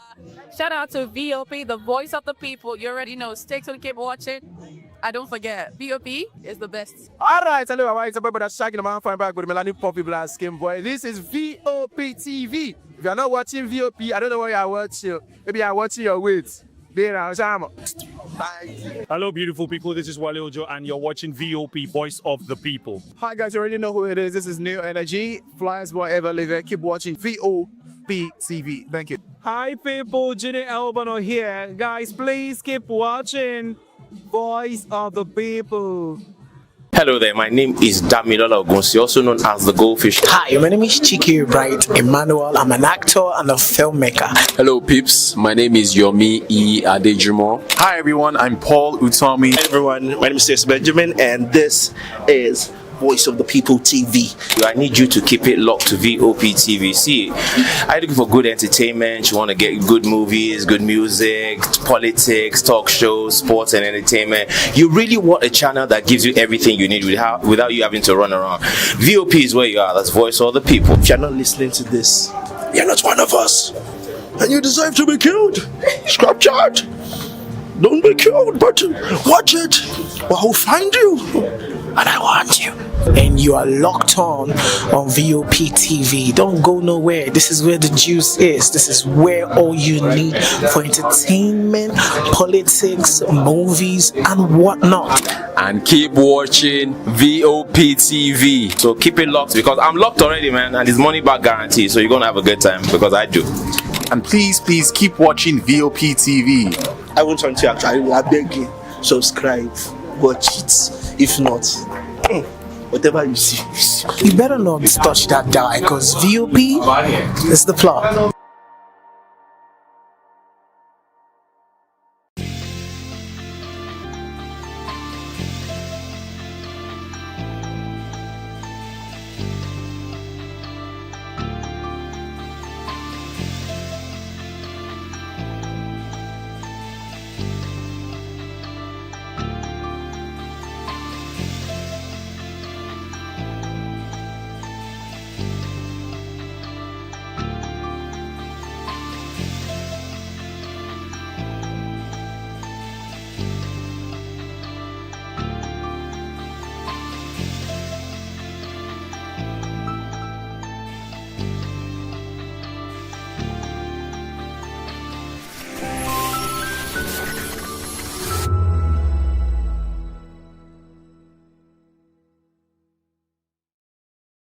Hey guys, what's up? How you all doing? They call me Ovisha Nelson One, your #1 celebrity host, and you are watching Voice of the People Television, VOP. Stay tuned. Uyil Sarate is my name. I am a friend of the microphone, Voice of the People TV.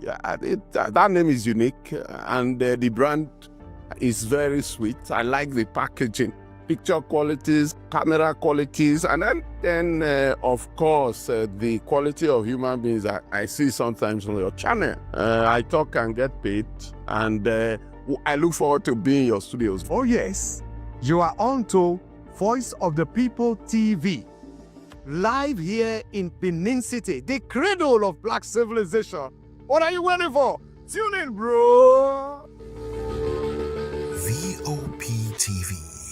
Now, you have more than a voice.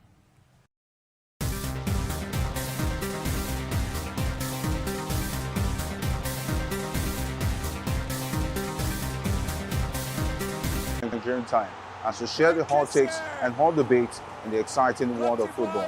And joining me are the usual suspects, Ikechukwu and Mayowa, as we break down all the hot takes and everything that's happening in the football. Don't just watch football, Leave it with us. Catch us on the Locker Room and Voice of the People television at 5 p.m. Nigerian time. And like I always say, if not 20 minutes off, please the sport.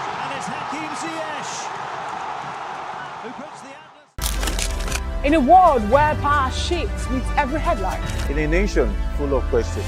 In a world filled with noise, the truth needs a voice. The policies that shapes our world and the economy that determines our future. Every hour, every day, the grapevine keeps buzzing. And together, we are committed to telling the stories that shape our world because your voice is our focus. Don't forget, our voice matters the most. Let us come together and share our concerns.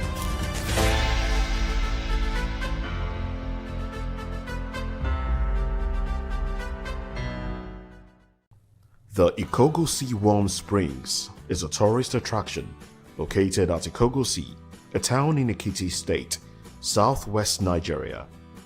Flowing abreast the warm spring is another cold spring which meets the warm spring at a confluence, each maintaining its thermal properties.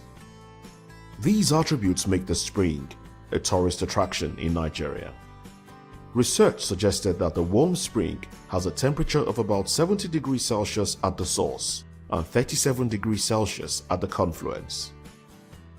In 1952, Southern Baptist missionary Reverend John S. McGee, from his mission base in the nearby Ekiti town of Igede, went to the source of the hot and cold springs, about which he had heard from the Ikogosi people.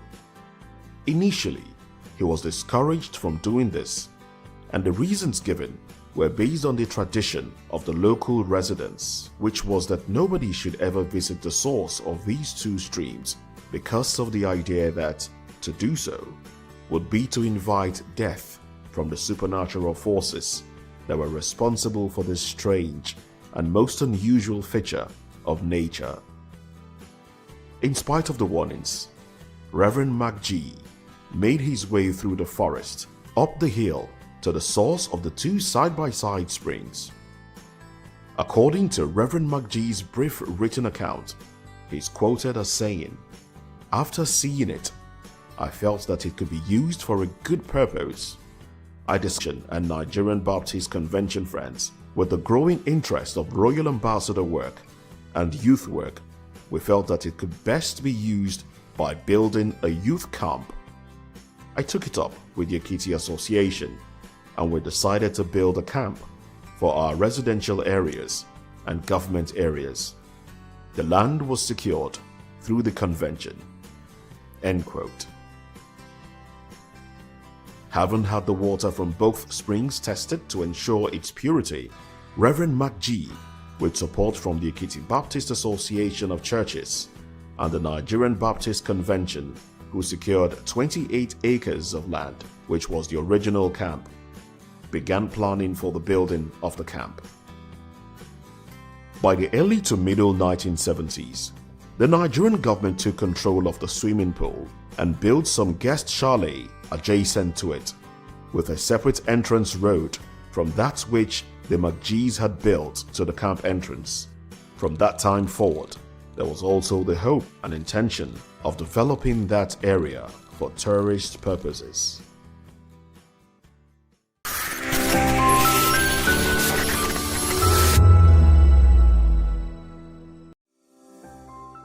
VOP TV. Now you have more than a voice.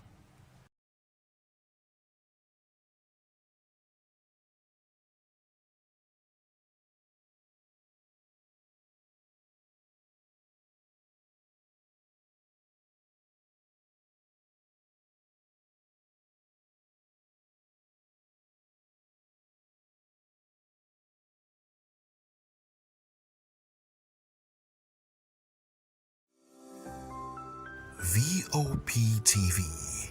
Now you have more than a voice.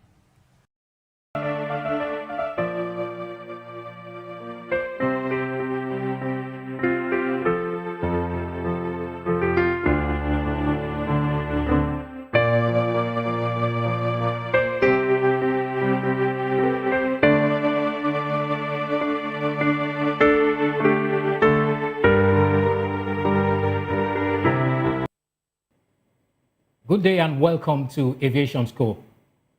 I am Chukwuemeka Obioma.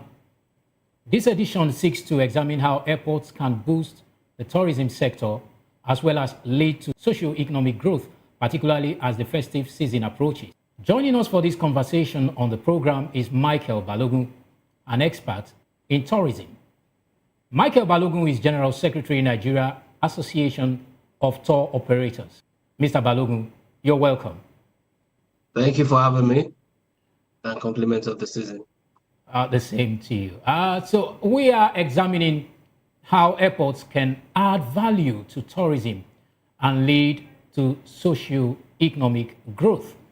Now, for our viewers who may not fully comprehend our discussion, let's give them a breakdown of the story that we have as a background to today's topic. Now, Nigeria's newest aviation landmark, that is the Victor Atta International Airport in Uyo, Akwa Ibom State, has been widely applauded as a major catalyst for the country's tourism and socio-economic growth. The airport, recently designated as an international facility by the Minister of Aviation and Aerospace Development, Festus Keyamo, stands as the first of its kind in the South-South region, located adjacent to the state's domestic terminal. The airport features cutting-edge aviation technology, world-class passenger lounges, modern recreational spaces, and state-of-the-art shopping arcades. Tourism stakeholders say the facility represents a new era of enhanced travel connectivity and global access for the region. President of Experience Ibom and Chairman of the Board of Trustees of the National Association of Nigerian Tour Operators, NATOP, Nkerewum Onang, described the airport as a transformative enabler of cultural tourism in Nigeria. He praised Akwa Ibom State Governor Pastor Umo Eno for his strategic vision in positioning the state as a major tourism destination. Now, my question really is, how can Nigeria's airports be harnessed to drive tourism growth and showcase the country's rich cultural heritage to the world? Now to you, Mr. Balogun. That's a very beautiful question, and I'll start by saying congratulations to His Excellency Governor Umo of Akwa Ibom State. With the pronouncement of the new the Atta International Airport as designated one for an international airport by His Excellency the Aviation Minister Festus Keyamo, it shows a state that is ready, tourism ready, and it's a beautiful way to emark and showcase a state. You know, there's nothing you want to do about tourism that aviation, transportation would not be a part of. And with that new pronouncement, you know, any investor anywhere in the world will want to visit that state. I have been there a couple of times, and I think this is a big achievement to promote that state as a tourism-ready destination. Because how do you sell a state if you don't talk about aviation and all these logistics issues? And then to know Ibom Air is the official flag bearer of the state makes it a beautiful, component. And talking about airports and all the sectors as a whole, the airport is one of the greatest real estates anywhere in the world. The first 20 minutes of any arrival from any visitor shows what that state is all about, or the country. Like you step into the airport in Europe or in Dubai, already you get a feel of what that country is all about. So it's a huge issue when we talk about airports and what it does to a country's image. People can, decide on staying longer just from what they feel from the airport. Is this a welcoming place? And you remember, the airport is just like the first place you see before you even get into a country. So that represents like your little embassy and a micro destination to explore. You go to some airports, you can do a tour in the airport and take pictures and probably want to get back on the plane and leave, because that alone is fulfilling to see what they have in in the airport before you even step out to the main town. All right. So I just want to ask, what specific strategies can authorities implement to promote tourism-related businesses and create jobs in local communities? Now, when you go into some airports abroad, from the airport, you can tell about the cultural values, everything that has to do with the country, tourism aspect, what they have in stock for you. Right from the airport, you can start feeling that. Thankfully, in our MM2, once you step out, you can see the murals on the wall. Some of the destinations in Nigeria are on the wall. Then walking in through the arrival, you can see some of the galleries, souvenir shops, some food vendors, and that gives you a vibe of what the state is all about. For instance, like when we went to Dubai recently, right from the airport, you can feel you're in a tourist destination. Right from the airport, you see all the vendors, the logistics company, hotel vendors, small desks, offering tourism information. And that is what we need more in Nigeria, that once you step out of the plane, walking into the arrival pavilion, you should be seeing stuff to show, welcome to Lagos, you're in Nigeria, there's vendors here, there's a leaflet showing you what to do, where to go in Lagos. You have a small help desk, and with partnership with tour operators and having them have little, help desk. Somebody might want to just pick up a flyer to say, where can I go when I get to my hotel? Oh, you can have a list, a QR code is somewhere they can scan. Right from the airport, like when you go to the UK, you pick up a London tube map, or you scan a code to show you activities to do wherever you are going in London. So that is the kind of thing we need to see more in Nigeria. And luckily for us, we started seeing that. And that is the beauty of, stepping out as an international arrival, to see those murals on the wall, seeing all those little artwork from here to there, seeing souvenir shops. And then you start getting that feel that you're in a state that is tourism friendly as well. All right. So do you think there's any role technology can actually play in this, in all of that? Do you think yes, there's any role technology can play in all of this? A lot. Okay. That is why we're talking about QR codes. There's some places you go, maybe while waiting for your connecting flight, you have a piece of headgear, a VR headgear, that shows some of the beautiful destinations in Lagos, in Abuja, in Cross River State. Sometimes you see business travelers, probably they wanted to spend 2 days or 3 days in the country, maybe by just virtual checking out some destination. They extend their stay, extend their hotel stay, and that add up to everything they're coming to do. Instead of spending 2 days, they're not spending 5 days because they want to explore something they've picked up. And that is where the technology aspect comes there. Like, imagine you get into the airport, there are vending machines, there are, TV displays showing different destinations to visit while in Nigeria.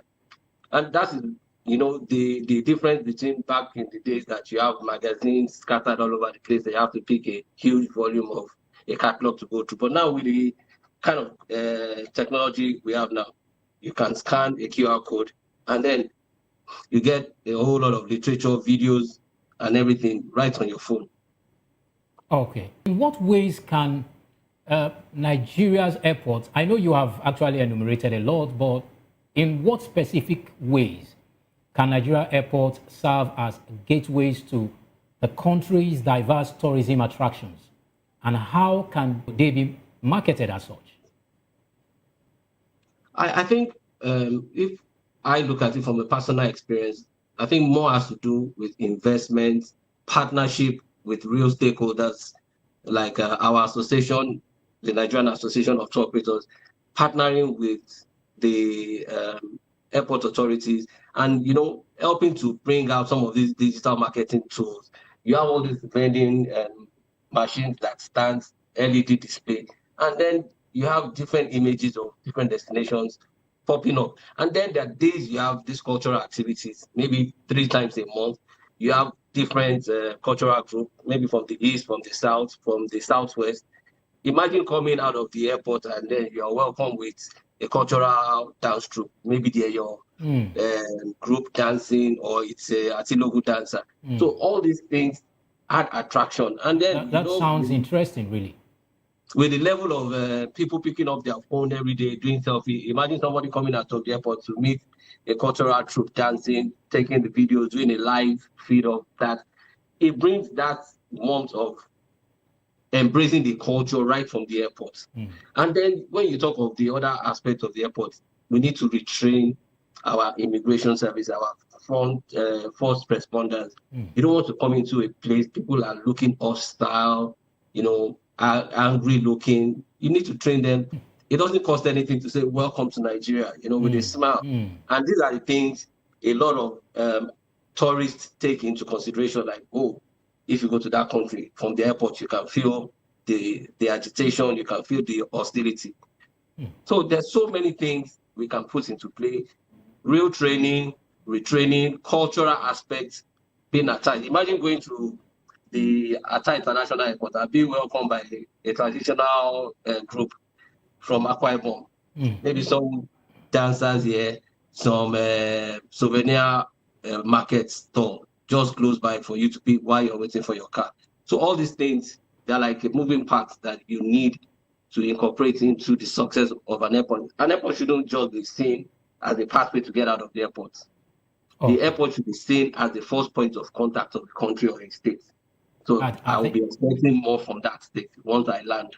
Okay, I think I agree with you on that. How can stakeholders in the tourism industry collaborate? Because this actually needs the input of all and sundry within the sector. So how can collaboration be enhanced within the sector? How can stakeholders in the industry, in the tourism industry, collaborate with stakeholders or airport management, stakeholders within the aviation industry or airport management to promote Nigeria's tourism potential and enhance the overall travel experience? I think it's more of a parley to have with the government, coming to the table, sitting down and telling them some of our own strategies and implementation plans that they can adopt. They are more of into the outbound and inbound tourist or arrivals, while we are more of the progressive to see when you get out of the airport, we take it from there, your hotel accommodation, your logistics, all the places you need to visit while you're in Nigeria. So if we come to a table to sit down with the management of the airport and say, we have this kind of plans, every other week, there's a cultural group coming to showcase the beauty of the Nigerian diverse culture at the airport. The other day, it might be a food sampling for people getting out of the plane or people waiting at the departure lounge, just to have a feel of the culinary, exhibition going on in the country. Just say, I've had this food while waiting for my flight at the airport.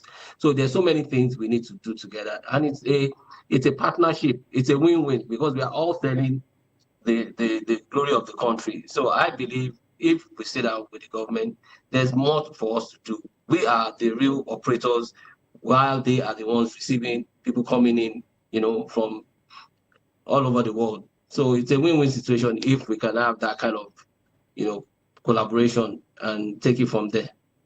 All right. So do you see any key challenges facing Nigeria's airports in terms of supporting the growth of tourism? How can they be addressed through public-private partnerships? Well, apart from the infrastructure issues, some days you get out of the airport, there's no light, the ACs are not working, maybe the baggage train is not coming out in time, people being aggressive, a lot of, when you get out of the plane, get into the arrival, the queue at the immigration, if there are things that they can put in place to speed up and make it seamless. Imagine somebody that's been on a flight for 6-8 hours, then have to stand on the queue for another 1 hour just to go through passport control. But yeah, like the MM2, you still have all those e-gates and electronic gates, which makes it very, very, beautiful to see that you can go all through the airport without having to stop with the immigration officials just to get out of the airports. And that is how it should be. Seamless movement out of the airport makes it even beautiful. And then our e-visas, thank God that one has taken place. And before, You know how long it takes to get an e-visa to Nigeria. So by the time we put all this into perspective, there should be more things to achieve at the airports, not just seeing the airport as the normal people coming in and going out. Now, most airports around the world are like the first point of tourist destinations. When you see the airports in Singapore, you see the airports in Dubai, and you'll be wondering, if this is just an airport, what would the town look like? So a whole lot goes into the airport branding, and it's an image thing for the country as well. It's a big PR to say the airport has this, not coming into the airport, and then there's no lights, and the ACs are not working, the toilets are not fixed. So it goes a long way too. All right, we'll go on a short break now, and when we return, Aviation Scope continues. Please stay with us. Airports are central to tourism growth, especially during the festive season, when travel numbers soar. They are the first point of contact for visitors, shaping the perception of a destination through accessibility, comfort, and efficiency. A well-run airport encourages more people to travel, supports hospitality businesses, and opens doors for cultural and recreational tourism. In Akwa Ibom, the Victor Atta International Airport in Uyo is becoming a major driver of this growth. Recently designated, an international airport now has the capacity to receive passengers from outside Nigeria, instantly expanding the state's tourism reach. Its long, modern runway, improved navigational aids, and the restoration of night flight operations mean airlines can reschedule more flights and operate more flexibly during the busy holiday period. These upgrades translate to real benefits. Travelers experience smoother arrivals, shorter delays, and better connections. Local hotels, restaurants, transport operators, and small businesses, from craft sellers to tour guides, all gain from the increased inflow of visitors. Studies around the airport already shows higher economic activity in surrounding communities. As the festive season approaches, the Victor Atta International Airport is appointed to how airports of its kind across Nigeria can strengthen not just the identity of the state in which they are located, but the entire country as an organized visitor-friendly destination. The airports serve not just as transit points, but as strategic hubs that boost holiday travel, encourage tourism, and enhance the overall experience of anyone entering Nigeria.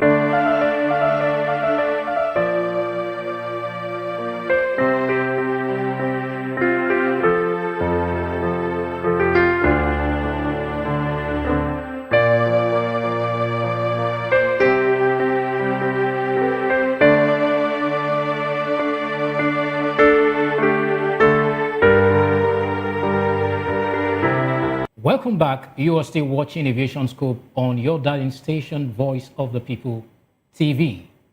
And we have been looking at the value that airports within the aviation industry can actually add to tourism.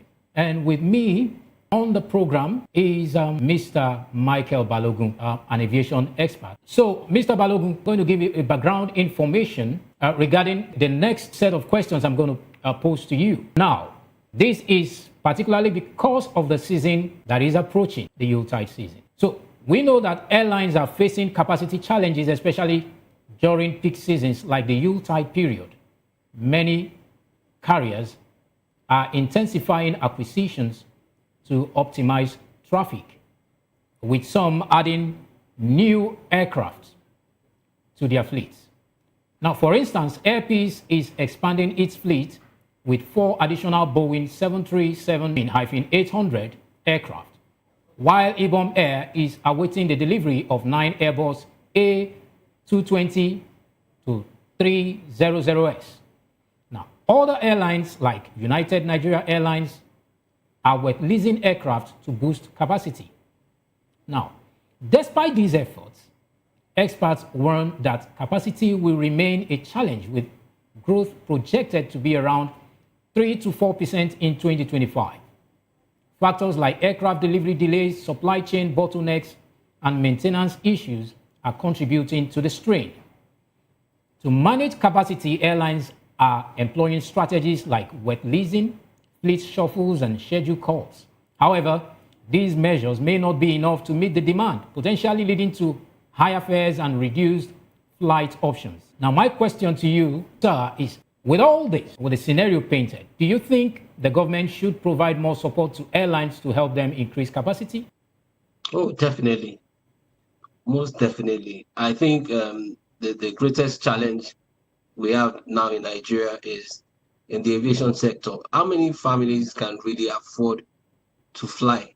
Locally, the cost of aviation, cost of tickets has gone up tremendously.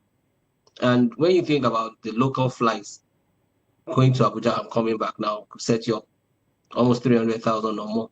Imagine a family of 5 going for the holidays in Abuja. That's going to be a million point something just for local flights.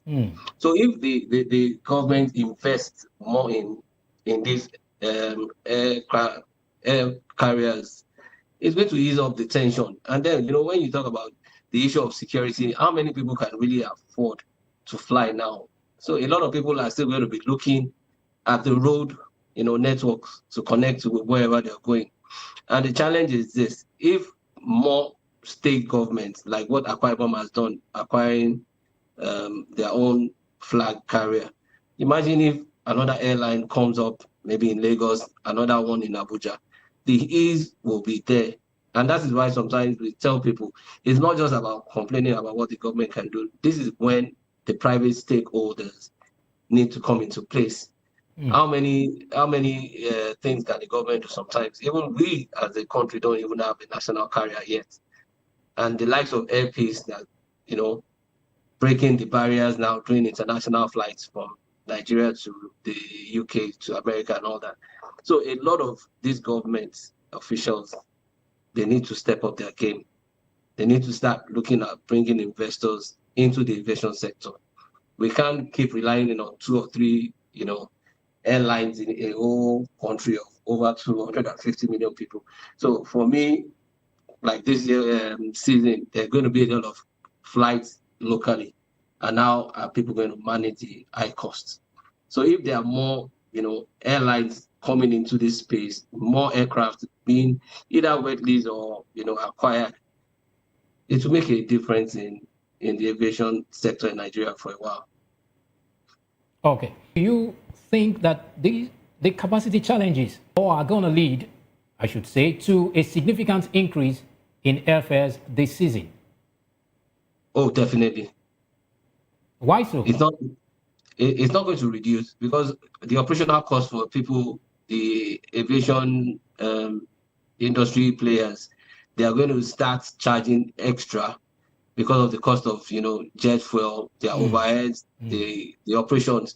So it's going to be very tight for them to even drop the price. Instead, it's going to go up more.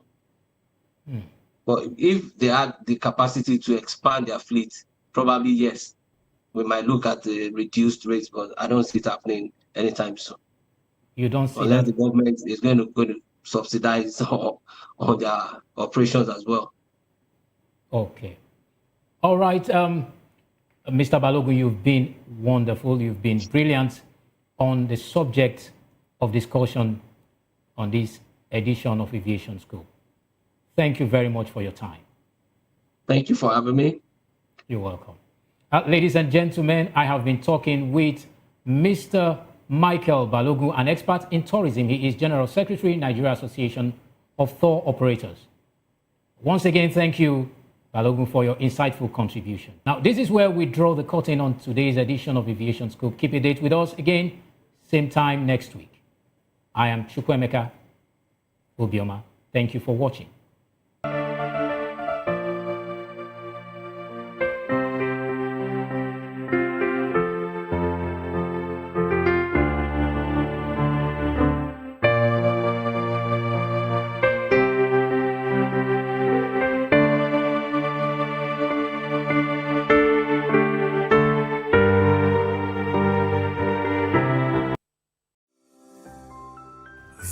VOP TV. Now, you have more than a voice. Are you ready for the extraordinary? Something big is happening on your screen. Introducing VOP TV. Now streaming on SLTV channel 264. From breaking news to captivating conversations, news and news that matter, from politics to sports, entertainment and lifestyle. VOP TV on SLTV channel 264. Join us as we redefine what television means to you. Voice of the People Television, VOP TV. Now you have more than a voice.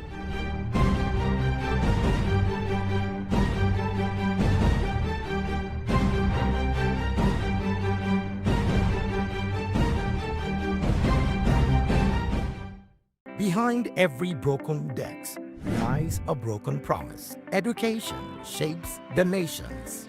But who is asking the right questions? Introducing Edu Dialogue, the show that goes beyond the surface, exposes the cracks, the corruption, and the silence in Nigeria's education system. Edu Dialogue, Saturdays, 3 p.m., only on VOP TV. We break the biggest stories, from missing funds to policy failures. We ask the tough questions and demand real answers. Edu Dialogue, this Saturday, 3 p.m. on Voice of the People Television. Hello there, my name is Damilola Ogunsi, also known as the Goldfish. Hi, my name is Chike Bright Emmanuel. I'm an actor and a filmmaker. Hello, peeps. My name is Yomi E. Adejimo. Hi everyone, I'm Paul Utomi. Hi everyone, my name is Stacey Benjamin, and this is Voice of the People TV. I need you to keep it locked to VOP TV. See, are you looking for good entertainment? You want to get good movies, good music, politics, talk shows, sports and entertainment. You really want a channel that gives you everything you need without you having to run around. VOP is where you are. That's Voice of the People. If you're not listening to this, you're not one of us, and you deserve to be killed. Scrap chat. Don't be killed, but watch it, or I'll find you, and I want you. And you are locked on VOP TV. Don't go nowhere. This is where the juice is. This is where all you need for entertainment, politics, movies, and whatnot. And keep watching VOP TV. So keep it locked, because I'm locked already, man, and it's money back guarantee. So you're gonna have a good time, because I do. And please keep watching VOP TV. I won't want you actually. I beg you, subscribe, watch it. If not, whatever you see. You better not touch that dial, because VOP is the plot.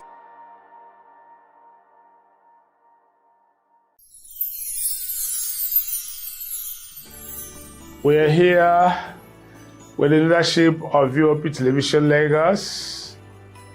We do appreciate this opportunity to say Merry Christmas and Happy New Year to our viewers all over the world and admirers. Cheers.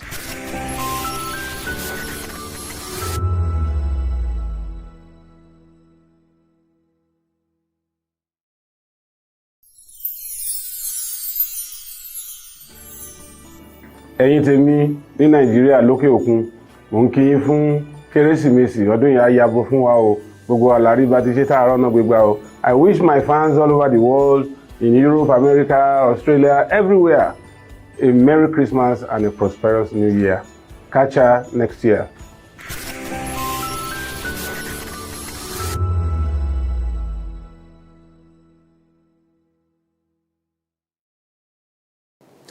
You've been wonderful all through the year. And this is from us, Voice of the People Television, saying Merry Christmas and a prosperous New Year to you all.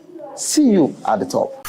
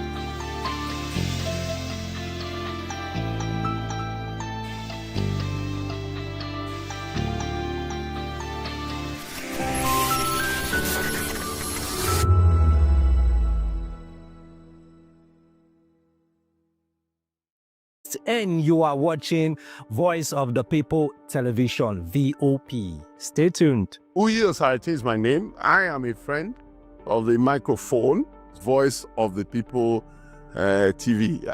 That name is unique, and the brand is very sweet. I like the packaging, picture qualities, camera qualities, and then of course, the quality of human beings I see sometimes on your channel. I talk and get paid, and I look forward to being in your studios. Oh yes, you are on to Voice of the People TV. Live here in Benin City, the cradle of black civilization. What are you waiting for? Tune in, bro. VOP TV. Now, you have more than a voice. 2564 is coming up on Barney 9, right? The 2564 Atlantic. What happens in the hush behind hangar doors? Who signs the papers that gamble with lives? Which truths were grounded before they even ever had wings? If you've ever buckled a seatbelt at 30,000 feet, if you've ever stared out of that tiny window and wondered who's really in control of the skies, it isn't just flight, it's power, it's politics, it's pressure sealed in steel. We're peeling back the clouds from runway risks to sky-high secrets. We're diving deep where most dare not to look. Aviation Scope, every Sunday at 7 p.m. only on Voice of the People TV. We don't just report, we reveal. We don't just ask, we uncover. Because when it comes to the skies, ignorance is turbulence. Aviation Scope, the sky isn't the limit, it's just the beginning.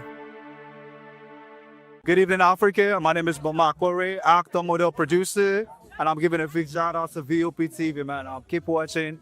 Don't change the dial. Thank you and God bless you. My name is AY, and of course, I represent the voice of the people, and that's why I'm on VOP. AY say so. Hi everyone, it's your girl Miriam Tima from the Real Housewives of Lagos and the Real Housewives Ultimate Girls Trip Africa.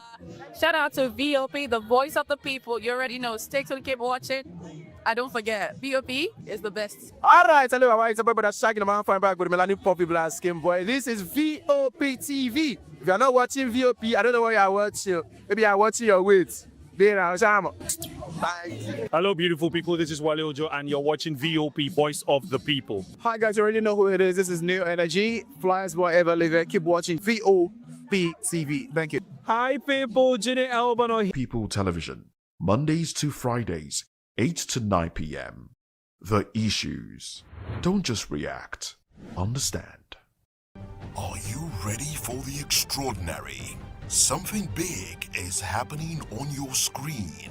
Introducing VOP TV. Now streaming on SLTV channel 264. From breaking news to captivating conversations, news analysis, giving you all sides to the story. We bring in-depth discussions on the issues that matter, from politics to sports, entertainment, and lifestyle. VOP TV on SLTV channel 264. Join us as we redefine what television means to you.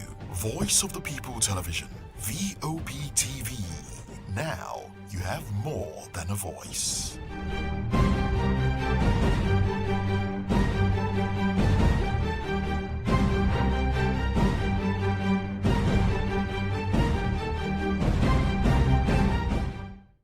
Shaka, who was born in 1787, died September 22nd, 1828. Zulu chief, founder of Southern Africa's Zulu Empire. He is credited with creating a fighting force that devastated the entire region. His life is the subject of numerous colorful and exaggerated stories, many of which are debated by historians. Shaka was the son of Senzangakona, chieftain of the Zulu, and Nandi, an orphaned princess of the neighboring Langeni clan.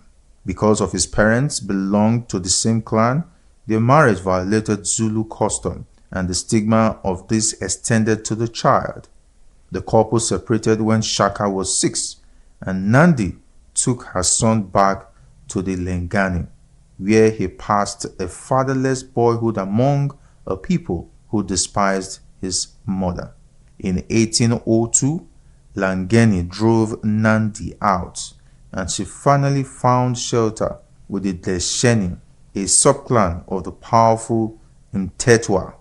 When Shaka was 23, Dingiswayo, the Mtetwa paramount chieftain, called up Shaka's Letsani age group for military service. For the next 6 years, he served with brilliance as a warrior of the Mtetwa Empire. Senzagakona died in 1816, and Dingiswayo released Shaka from service and sent him to take over the Zulu, which at this time probably numbered fewer than 1,500, occupying an area on the White Mfolozi River. They were among the smallest of the more than 800 Eastern Nguni Bantu clans, but from the day of Shaka's arrival, they commenced their march to greatness. Shaka ruled with an iron hand from the outset, melting out instant death for the slightest opposition.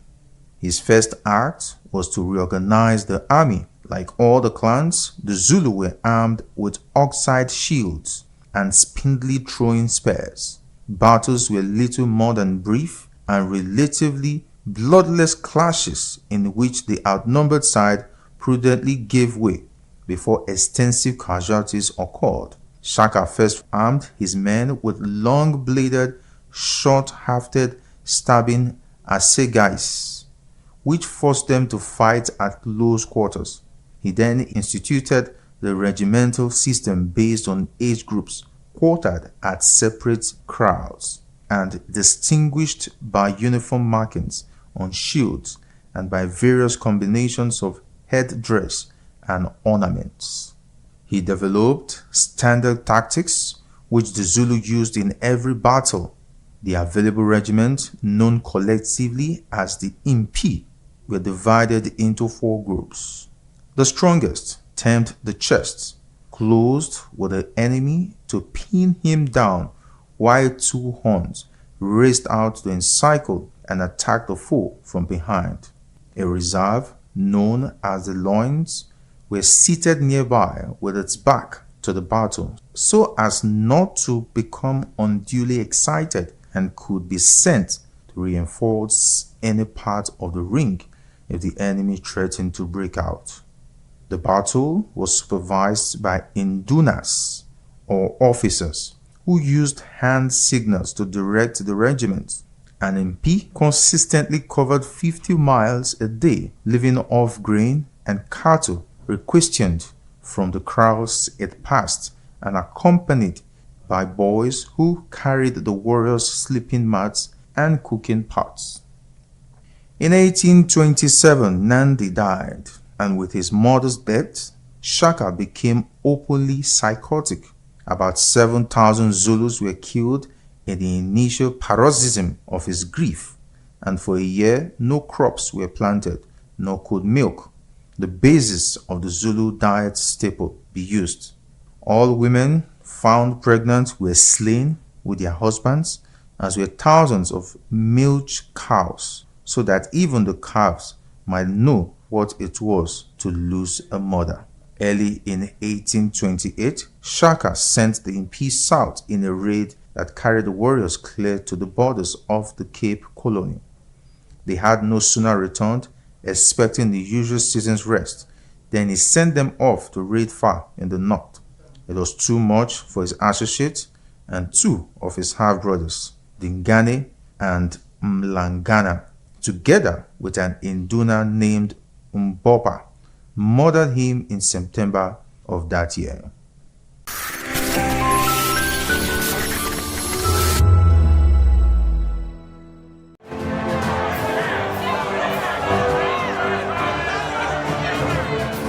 Do you want your voice to be heard? Do you know that you matter in the scheme of things? The People's Voice, the show where ordinary citizens take center stage as we discuss the biggest stories that affect you and I, with you in mind We facilitate lively discussions, debates, and interviews on the topics that matter most to you and I, from social justice to economic empowerment, education to healthcare, governance, and more, tackling tough topics and amplifying your voice. Join the conversation and make your voice count. The people's voice. Make your voice count. Good evening, Africa. My name is Bomakore, actor, model, producer, and I'm giving a big shout out to VOP TV, man. Keep watching. Don't change the dial. Thank you and God bless you. My name is AY, and of course, I represent the voice of the people, and that's why I'm on VOP. AY say so. Hi everyone, it's your girl Miriam Tima from the Real Housewives of Lagos and the Real Housewives Ultimate Girls Trip Africa. Shout out to VOP, the voice of the people. You already know. Stay tuned, keep watching. And don't forget, VOP is the best. All right, hello, how are you? It's about that shagging man fine back with Melanie Poppy Blast Skin Boy. This is VOP TV. If you're not watching VOP, I don't know what you're watching. Maybe you're watching your weight.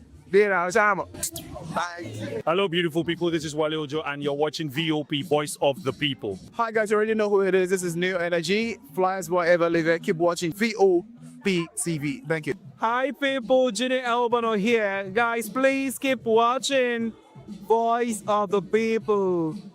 Hello there, my name is Damilola Ogunsi, also known as the Goldfish. Hi, my name is Chiki Bright Emmanuel. I'm an actor and a filmmaker. Hello, peeps. My name is Yomi E. Adejimo. Hi, everyone. I'm Paul Utomi. Hi, everyone. My name is Stacey Benjamin, and this is Voice of the People TV. I need you to keep it locked to VOP TVC. Are you looking for good entertainment? You want to get good movies, good music, politics, talk shows, sports and entertainment. You really want a channel that gives you everything you need without you having to run around. VOP is where you are. That's Voice of the People. If you're not listening to this, you're not one of us. And you deserve to be killed. Scrap chat. Don't be killed, but watch it. Or I'll find you. And I want you. And you are locked on VOP TV. Don't go nowhere. This is where the juice is. This is where all you need for entertainment, politics, movies, and whatnot. And keep watching VOP TV. So keep it locked because I'm locked already, man, and it's money back guarantee. So you're gonna have a good time because I do. And please keep watching VOP TV. I won't want you actually. I beg you, subscribe, watch it. If not, whatever you see.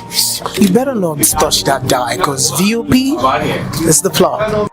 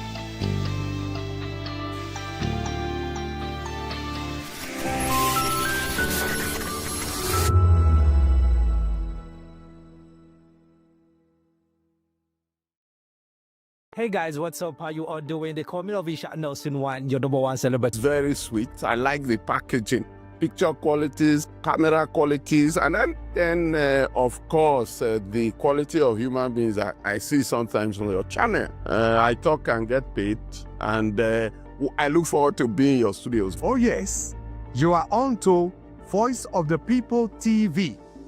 Live here in Benin City, the cradle of black civilization. What are you waiting for? Tune in, bro. VOP TV. Now, you have more than a voice.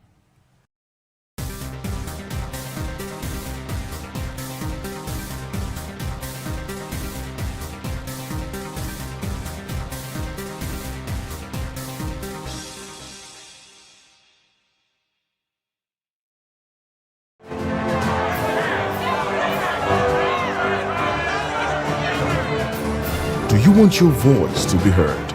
Do you know that you matter in the scheme of things? The People's Voice, the show where ordinary citizens take center stage as we discuss the biggest stories that affect you and I. With you in mind, we facilitate lively discussions, debates, and interviews on the topics that matter most to you and I, from social justice to economic empowerment, education to healthcare, governance, and more, tackling tough topics and amplifying your voice. Join the conversation and make your voice count. The People's Voice. Make your voice count. Welcome to the locker room, the home of football talk that matters. I am Jerry Arpillon. Join us every weekday, Monday to Friday at 5 p.m. Nigerian time, as we share the hot takes and hot debates in the exciting world of football. And joining me are the usual suspects, Ikechukwu and Mayowa, as we break down all the hot takes and everything that's happening in the football. Don't just watch football, live it with us. Catch us on the locker room and Voice of the People television at 5 p.m. Nigerian time. And like I always say, if not 20 minutes off, with the sport.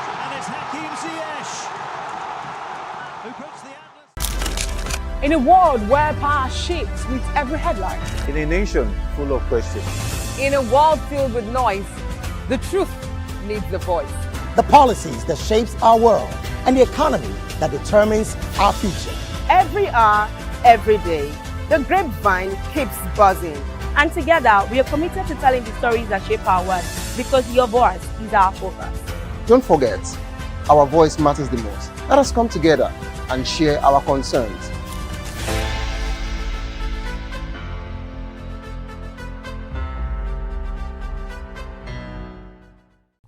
The Ikogosi Warm Springs is a tourist attraction located at Ikogosi, a town in Ekiti State, southwest Nigeria.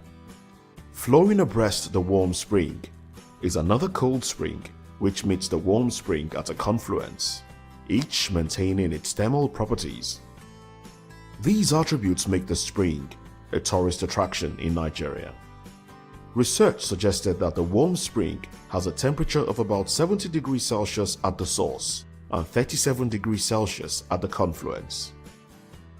In 1952, Southern Baptist missionary Reverend John S. McGee, from his mission base in the nearby Ekiti town of Igede, went to the source of the hot and cold springs, about which he had heard from the Ikogosi people. Initially, he was discouraged from doing this, and the reasons given were based on the tradition of the local residents, which was that nobody should ever visit the source of these two streams because of the idea that to do so would be to invite death from the supernatural forces that were responsible for this strange and most unusual feature of nature. In spite of the warnings, Reverend McGee made his way through the forest, up the hill to the source of the two side-by-side springs.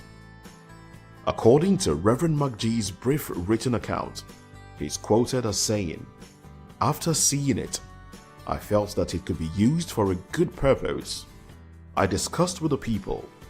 I discussed the possible use of it with some of the Mission and Nigerian Baptist Convention friends. With the growing interest of Royal Ambassador work and youth work, we felt that it could best be used by building a youth camp. I took it up with the Ekiti Association, and we decided to build a camp for our residential areas and government areas. The land was secured through the convention." End quote. Having had the water from both springs tested to ensure its purity, Reverend McGee, with support from the Ekiti Baptist Association of Churches and the Nigerian Baptist Convention, who secured 28 acres of land, which was the original camp, began planning for the building of the camp. By the early to middle 1970s, the Nigerian government took control of the swimming pool and built some guest chalet adjacent to it, with a separate entrance road from that which the McGees had built to the camp entrance. From that time forward, there was also the hope and intention of developing that area for tourist purposes.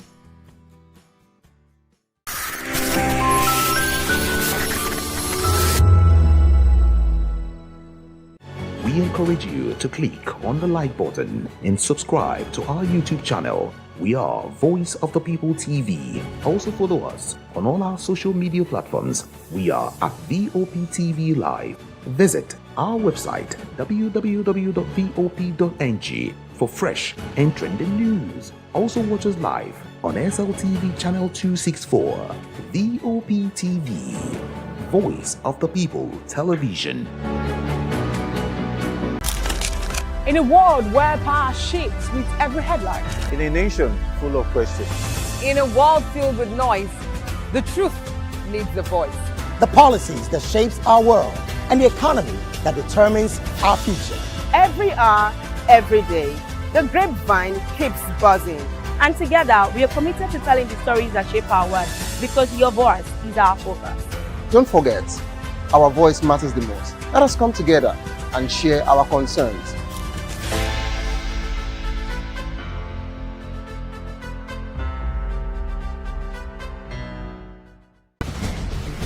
Join us as we drive into the world of politics through insightful interviews with prominent political figures, both serving and former governors, ministers, senators, legislators, party chieftains, activists, and analysts. Get first-hand information into the decision-making processes that affect our daily lives. Highly engaging one-hour program that brings political discourse into focus. I am Chukwuma Okoro. Political Lens, Monday through Friday, 6 to 7 p.m. Join us.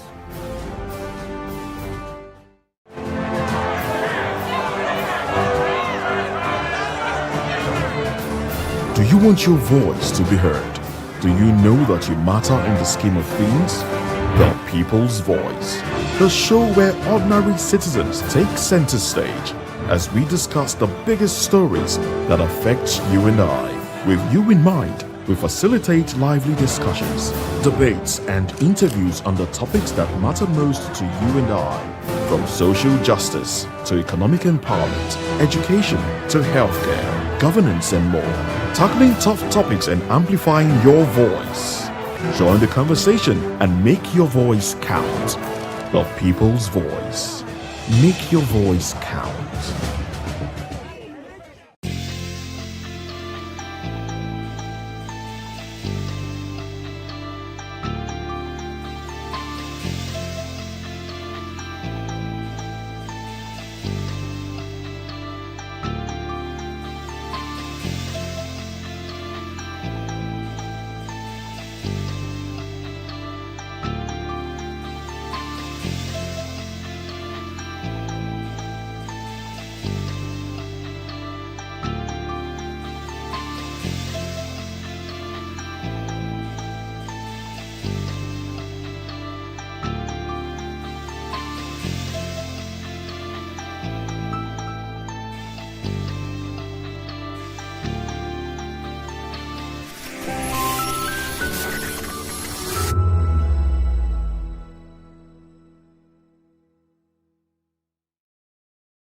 In a world where truth is the ultimate power and opinions scream the loudest, it's time to wade through the noise. Hunger no get tribe! Hunger no get religion! And scan the human interest and trending topics that matter. Stay tuned to The Issues, your plug to the stories making the buzz, from politics to science and technology, social justice, and more. Let's tackle the tough questions and expose the truth. The Issues, on Voice of the People Television, Mondays to Fridays, 8 to 9 p.m. The Issues. Don't just react, understand. Hey guys, what's up? How you all doing? They call me Ovisha Nelson One, your number one celebrity host, and you are watching Voice of the People Television, VOP. Stay tuned. Uyosite is my name. I am a friend of the microphone, Voice of the People TV. That name is unique, and the brand is very sweet. I like the packaging, picture qualities, camera qualities, and then of course, the quality of human beings that I see sometimes on your channel. I talk and get paid, and I look forward to being in your studios. Oh yes, You are on to Voice of the People TV. Live here in Benin City, the cradle of black civilization. What are you waiting for? Tune in, bro. VOP TV. Now, you have more than a voice. In a world where truth is the ultimate power and opinions scream the loudest, it's time to wade through the noise. Hunger no get tribe. Hunger no get religion. And scan the human interest and trending topics that matter. Stay tuned to The Issues, your plug to the stories making the buzz, from politics to science and technology, social justice, and more. Let's tackle the tough questions and expose the truth. The Issues, on Voice of the People Television, Mondays to Fridays, 8 to 9 p.m. The Issues. Don't just react, understand. VOP TV. Now, you have more than a voice.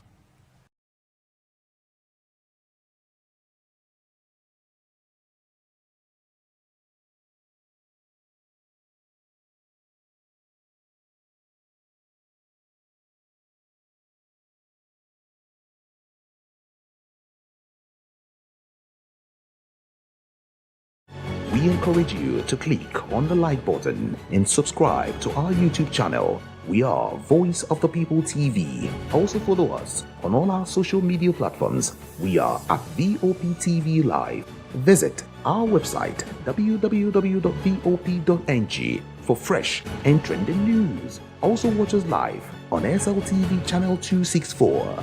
VOP TV, Voice of the People Television. This is African News on Voice of the People Television, where we don't just bring you the news, we bring you Africa's heartbeats, the policies that shapes our world, and the economy that determines our future. African News on Voice of the People Television. Stay with us. VOP TV. Now, you have more than a voice.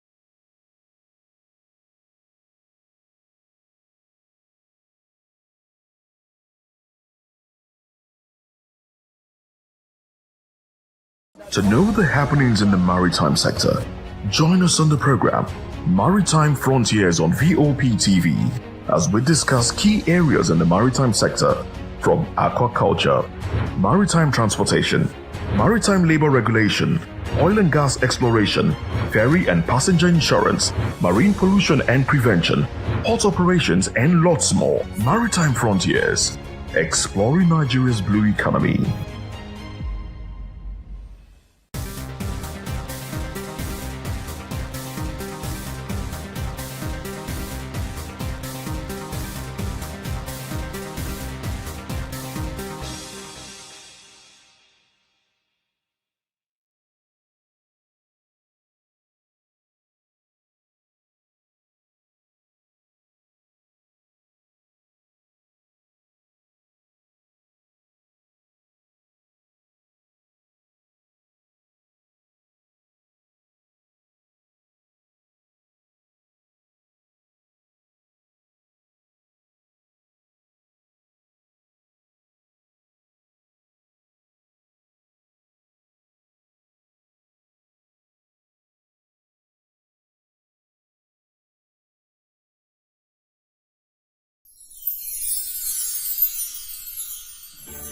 Whether you've been with us through the ups and downs or just joined us for this festive season, take a moment to cherish the moments you've made and look forward to making new ones on the horizon. May this new year bring you everything good, everything prosperous. As we bid farewell to the old year and welcome you to the new year, may your heart be filled with joy and your home with laughter. And of course, may your spirit be filled with hope. We'll be bringing you live updates, exciting performance, and inspiring stories throughout the day. stay tuned for our special New Year's coverage and let's make this year unforgettable. Thank you for making us a part of your celebration. Merry Christmas and a Happy New Year.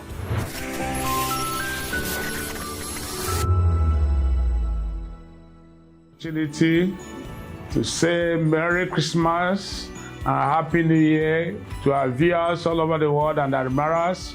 Cheers.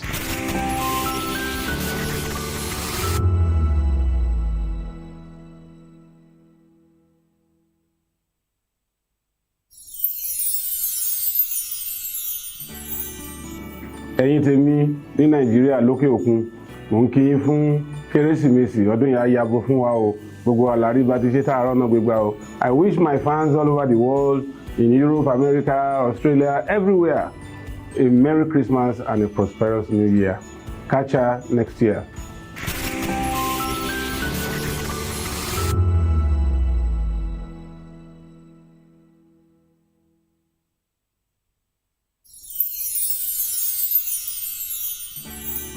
As the year comes to an end, we want to take a moment to thank each and every one of you for your hard work, dedication, and the positive vibe you bring to Voice of the People every day. From all of us on the HR, we would like to say Merry Christmas, a happy, prosperous, and healthy New Year. Thank you.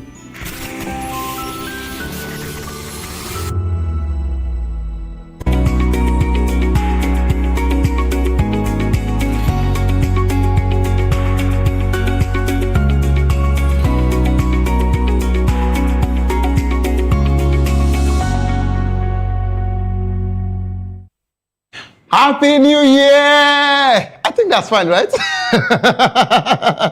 Okay, so I have to apologize. My guys, at the Talkback studio actually told me to shout. They asked me to scream. So I think I love that. Let me scream again. Happy New Year! Welcome on board. Of course, it is People's Voice on VOP Television. What a way to start the year. It's really been a very wonderful one, I have screamed. Please, in case my voice is cracked today, pardon me for just today.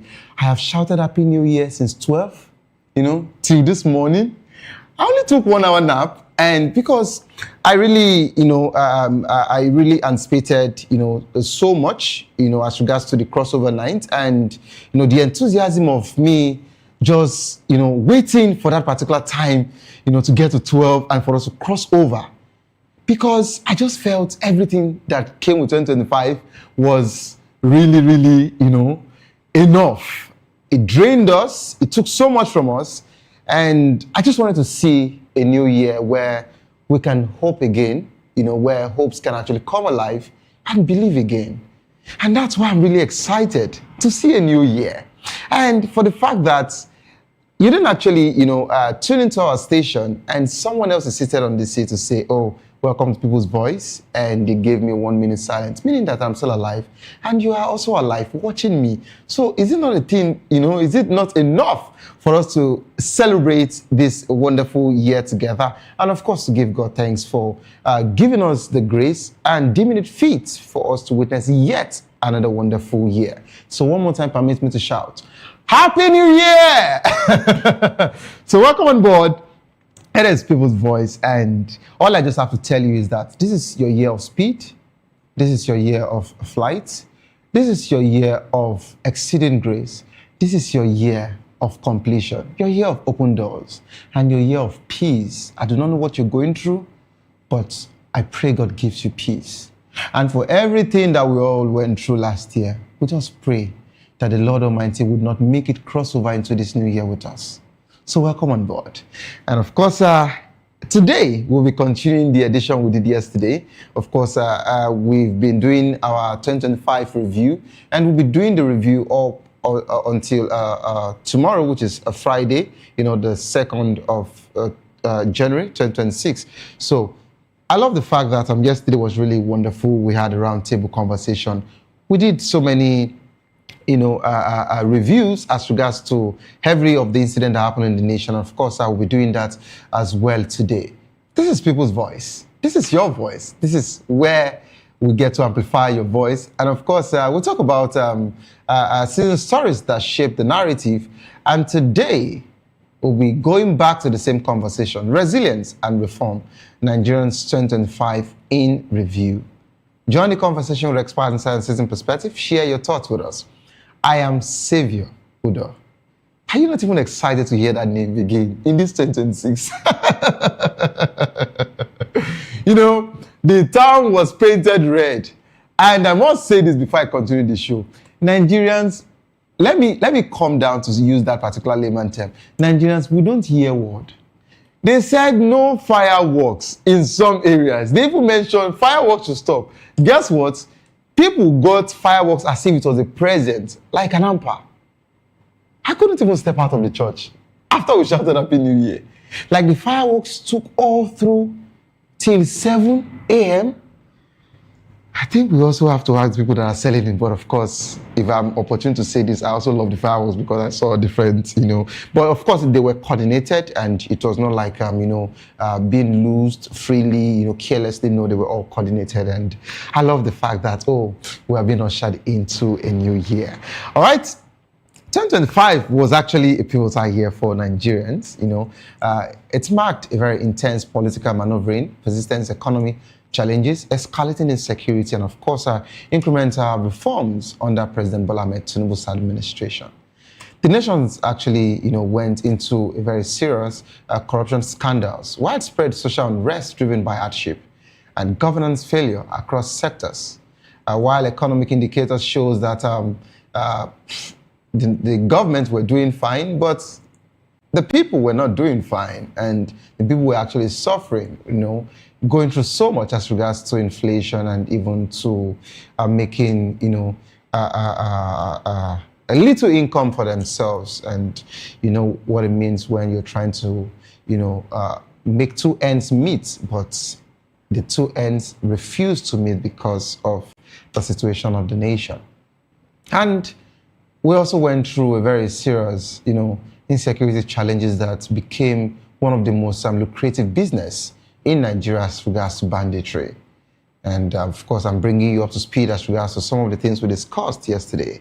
And today, we'll be taking it off from there. Yesterday, we talked from January to March, and today we're taking it up from, March to when, the time would have 447-32605. 090-447-32605. Follow us on social media at VOPTV Live. You can use the hashtag People's Voice on VOPTV. And of course, on YouTube, we're Voice of the People TV. Kindly hit the subscribe button, and together we can make our voices heard. It is time for us to go on a quick break. As soon as we return, we'll actually start up the conversation. Resilience and reform, Nigerians 2025 in review. Don't go nowhere. Stay tuned, please. I'll be right back.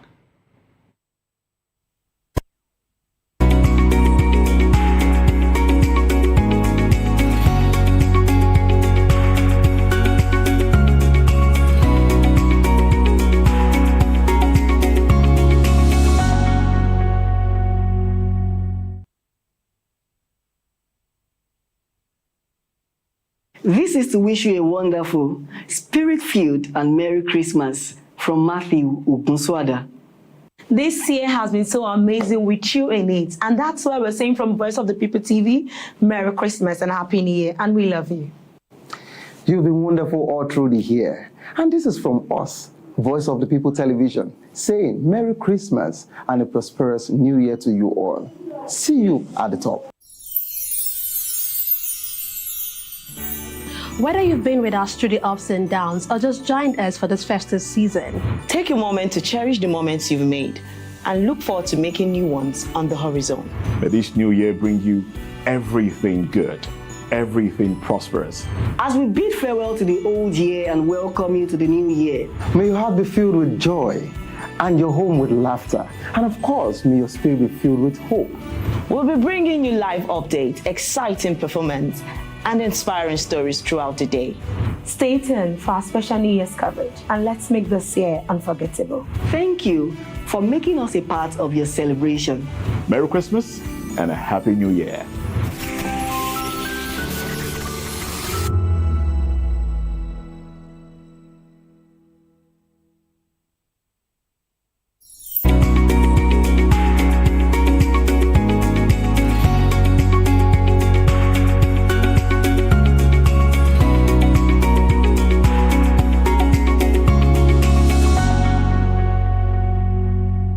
All right, welcome back to the program. It is still People's Voice on Voice of the People Television. Yes, and I must take out my time to say Happy New Year to our head of programs, okay? Madam Isioma, Happy New Year to you. She actually sent a message saying that she heard my scream from home.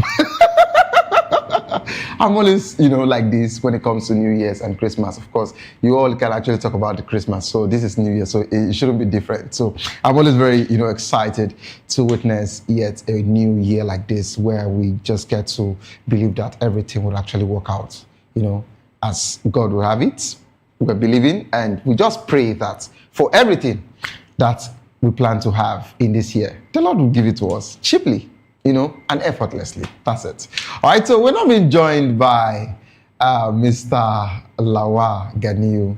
Okay, you're welcome on board, sir. A public affairs and political analyst. He's been laughing all through. Ever since I've been screaming, he's been saying, "Are you like this? You're always that corporate. Are you like this?" Yes, sir. This is how my Christmas and New Year looks like. So please just permit me. Is it okay? It's welcome. It's not easy to cross in Nigeria in 2025. It's not. In this nation, yes, there's a boxer here in Nigeria here who is, going through health challenges at the moment, and we pray that he gets well. Wow. So you can see that it's not everybody that crossed, in feeling ill and all this. There are some trapped in that rubble. Yes, somewhere in Lagos State. They are still there at this moment under the rubble of a building. So, and we pray that God will deliver and help them. Amen. Amen. So when we are here, we should give glory to God and pray for the others too. That are going through different challenges. I love the fact that you actually came in from that angle, because some people might not really know the reason why I'm screaming. Some people might not really know the reason why I'm this excited. It's not easy for you to be around for 365 days. I've never been admitted before, neither my family. I'm not saying anyone that is admitted, is not better than I am a family, but all I'm just saying is, we've been, privileged to enjoy the grace from God. So, and we have some people who wishes to scream and shout like this, but they can't, which we're also sending our loves to them on their sick bed, and we just pray that they get well soon. So, just imagine Anthony Joshua coming into Nigeria to spend time with, family and friends. His two friends also saw their own people saying, "Oh, we'll be back shortly." They came in from UK. What happened? He's the only one alive presently. His two friends are gone from, from the accident. So what are we saying? So sincerely, if we are screaming like this, if we are excited, it's because we're only just saying, thank you, Jesus. And we can actually look at this particular number and say, this is 2026. Not 5 anymore. And we have actually crossed over. So that's why they call it crossover. Yes. That's why it's called crossover. This one that I'm giving my madam, shout out our head of program, it doesn't mean that she'll give me any off or leave. She will tell you have to come and work. All right, so Mr. Lawa, we said so much yesterday, and it was a wonderful outing. Of course, you and Mr. Elvis opened up the review, and we said so much in 1 hour, and of course we'll be dissecting that today. We talked about general situations as regards to economic reform. We talked about their so-called 30% inflation, 30% we talk about inflation, right? But they talk about 30% increment. Meanwhile, when you gave the analysis yesterday, it was about 100 plus, in increment of foodstuffs. So, and of course, we moved to February, where we had several insecurity situations as well. That was when you even mentioned on air that banditry has become, the biggest business. It's an industry. Yes, that was. Yeah, let me quote one of the biggest and expanding industry in Yes, Nigeria. so you said that was one of the biggest. Fast, one of the fastest, expanding business in Nigeria. Yeah, that was when you made that assertion. I was like, oh yeah, that's if we can be coming to office and we are okay, living our life as regards to our income, paying tax and all of that. But some guys are in the bush. They pick, take money, they drop. So we call it pick and drop, and they're okay. Do you know that? Like I said, that it's a lucrative business. It's a fast-growing industry in Nigeria. You know why? Some people even do it. They even fake it. They don't even kidnap somebody. Yes, they fake their own kidnap. They fake it. I read a particular news story 3 months ago. I think sometime in September. October. I read. Yes, one happened in October. I think October. Yes, I read one. A particular woman and her cousin and one other guy, they faked her own kidnap to take 5 million from her husband. The husband paid the ransom, but before they could share the money, police in Edo State apprehended them. You can see, it's a fast-growing business. And I was in like, Nigeria. is this even okay? Is this normal? You are faking your own kidnap to take money from your husband. Did you actually put your husband in that particular position where he's thinking of his wife being kidnapped, the trauma, the children? You're not bothered about it, but it's the 5 million. And by the time you release let me say police did not nab them. By the time she's released and she gets home, the husband will be, commensurating with her. You get she'll still yes. And my dear, and she will act well. And she will act it so well. And the next time they will do it again, maybe they will do it to their child. Don't worry, the man paid now. Maybe we'll do another one. This time, let's ask for 15 million. If he can pay 5 million. So you can see that it has become an industry. I said like 3 years ago here that this thing, the way it is going, it will become like one of the fastest growing industry in Nigeria. I just hope they won't ask them to also be paying their own tax. Since they told us that prostitutes can actually pay tax. Yes, I read it in one of the programs I did on Morning Boss, one of our Saturday's edition. So how will the government officials say that? No, that's to let you know the kind of government officials that are being appointed. Yes, sir. That is to let you know that they don't go through a proper scrutiny, and not only that, some of these appointments don't come on merit.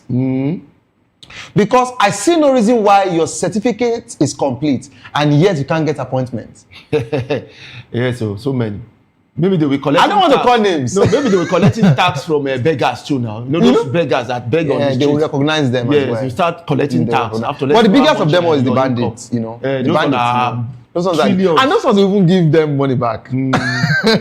Okay. And of course, we moved to March.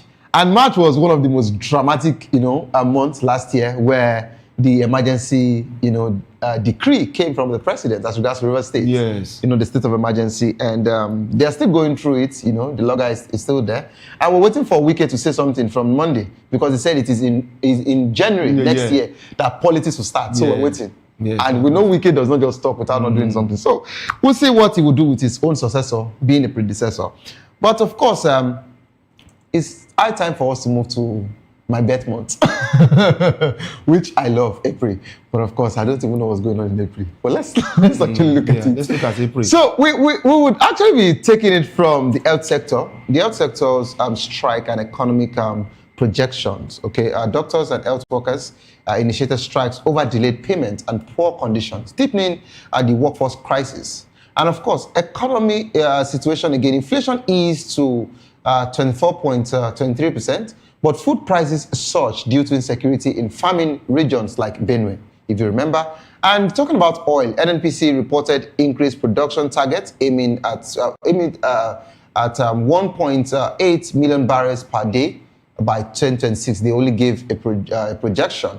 And for the aviation system, reforms in aviation and transportation began with new policies for infrastructure development. So, Mr. Lawal, for everything I've actually read about April, starting from the doctors' strike, they went on strike, and we had so many influx of doctors leaving the country into UK, Canada, US, Australia. They left this country. Even to some outside those areas too. Yes, we have so many of them moving to Dubai. Yes, moving to... so they went to Middle East and all of that, and it's a thing of concern. We don't have enough here, I think when we did this analysis, we had one doctor to about 300 to 400 patients, and we cannot pay them, and those same doctors are leaving this country to go to outside the country. So how many doctors in 2026, how many patients in 2026 are we going to be having to one doctor in Nigeria in 2026? No, the major thing is this that I want to ask. Yeah. Why did they leave? Why? Okay, is it that the government doesn't have money to pay? That is why they left. Or something else? Because I don't see, if the government tell me there's no money to pay them, that is when I would say that the government is not serious. Because I know what, there was an increment in allocations across board. Even up to this this take home that the reps take home. It was drastically increased to billions. So the question is, all these reps, where they are collecting, if it is stopped, health workers will do very well in this country. We'll be able to pay them well. The health will be very affordable for Nigerians. So that's why you have to go that these government officials don't actually, most of them don't use Nigerian hospitals. The same doctor that you cannot pay in Nigeria, you still go and meet that same doctor in UK, in Canada, because when you are flown to UK for treatment, the same doctor that you neglected in Nigeria that ran away for better this thing in UK, you still go ahead and pay that money you didn't pay that worker in Nigeria. You still go and pay that worker in UK. Is that not a misplaced priority? That's the problem. That's it. But look at Buhari. You know Buhari died in UK hospital. He died in UK hospital. Now that UK hospital, now you may find Nigerians doctors who left Nigeria because of this ill treatment. You find them in UK treating him, and then they have to be paid, because when you travel there for treatment, you pay them. You see that the money you didn't pay them in Nigeria, you still pay them. And now you even pay better because you are actually pay more in abroad. More, you are paying in so pounds. You can see that it's a misplaced priority. Yeah, it's a misplaced priority. But Mr. Lawal, based on your question, I think the only thing I can actually answer as regards to why are the lawmakers, the executive arm, not taking the health sector serious. I think we have a remuneration problem. And all I can say is that if you are not a politician, I think every other profession is not, recognized by these politicians. Because if you look at it from the health sector, they're not taking them serious. They will talk, and the next thing you will see, the National Assembly will just say, oh, we're in talk with them, we will get back to you, everything will be settled, call off your strike. The answer will come, education. You will tell them, oh, we are in talks with them, and we'll get back to you, please call off your strike. NLC would come, until you see. You say, oh, Labour, don't worry, we've actually heard all of your conversation, we'll get back to you. Please call off the strike. And when you look at all of these things, if you go through whatsoever demands all of these sectors are asking for, it's just a better remuneration. Why is it difficult? Which is normal. Which is normal. Why is it difficult, Mr. Lawal? Why is it difficult for our Nigerian government, our politicians, or our leaders to take care of the people that are actually doing the main job for the administration to actually work better? Because you see, Nigerian politicians, a typical Nigerian politician see government as a job. That's a major problem. They see government as their means of livelihood. I'm sorry, I might not mention name, but if you had watched our program, the station from Monday till date, you would know the politician I'm talking about. how can I reach out to you to join the program in one of the productions, that I produce as regards to This Morning, the first flagship program of the station. And amongst your profile, I feel it should be learned. And I am saying politician. I don't understand. Profession. How can politician be a profession? Profession, right? Or occupation, politician. I'm not understanding this thing. How can you write politician? If you are a doctor, if you are a lawyer, whatsoever you are, if you are an engineer, writing politician? Or maybe for worse, you say you are a businessman. Even if you say you are a business magnate, who don't understand? You know that, okay, you are doing trading. You support politician? What type of profession is that? I don't understand. And guess what? He still made some assertion that day. He said he is the right candidate for a particular state. That's it. That means he's going there for promotion. Like you want to get employment. You employ into a. But you know the best governor to me in Nigeria for now that I've actually seen is Governor Raji Fashola. So I've been in the corridors of his administration. But of course, a two-tenure governor, he left, he became a minister. And afterwards, you know what he did? He went back to his real profession, being a senior advocate of Nigeria. We saw him recently at Supreme Court, going to defend the matter. That is what we want to see. The same way we look at Obama, we are happy to see him. And it's even that one is even common in those developed countries. You understand? In other climes, we want to also see our own politicians. Boris Johnson, you see all their prime ministers, they go back to their normal profession. They are true. So we saw Fashola. Service. Yes, we saw Fashola put on his wig, wore his regalia, went into Supreme Court, defended the matter, and someone videoed him out. That is like when I saw it, Mr. Lawa, I was really excited. I said, this is what government and personality, someone of integrity should look like.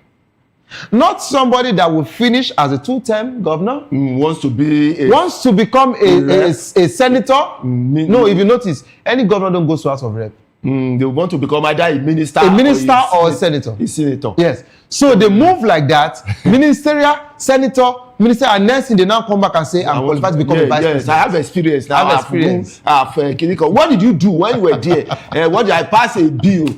You didn't clean the system. No. You didn't come there to put anything right. No, they don't need to collect all the unnecessary, all the illegal money that they collect there. You collect them, and then you come back and tell me you sponsor a bill. That's when once they tell us they sponsor the bill, that's their function. Yes. That is all they believe is their function. And some of them for the whole 4 years they may not sponsor more than one bill.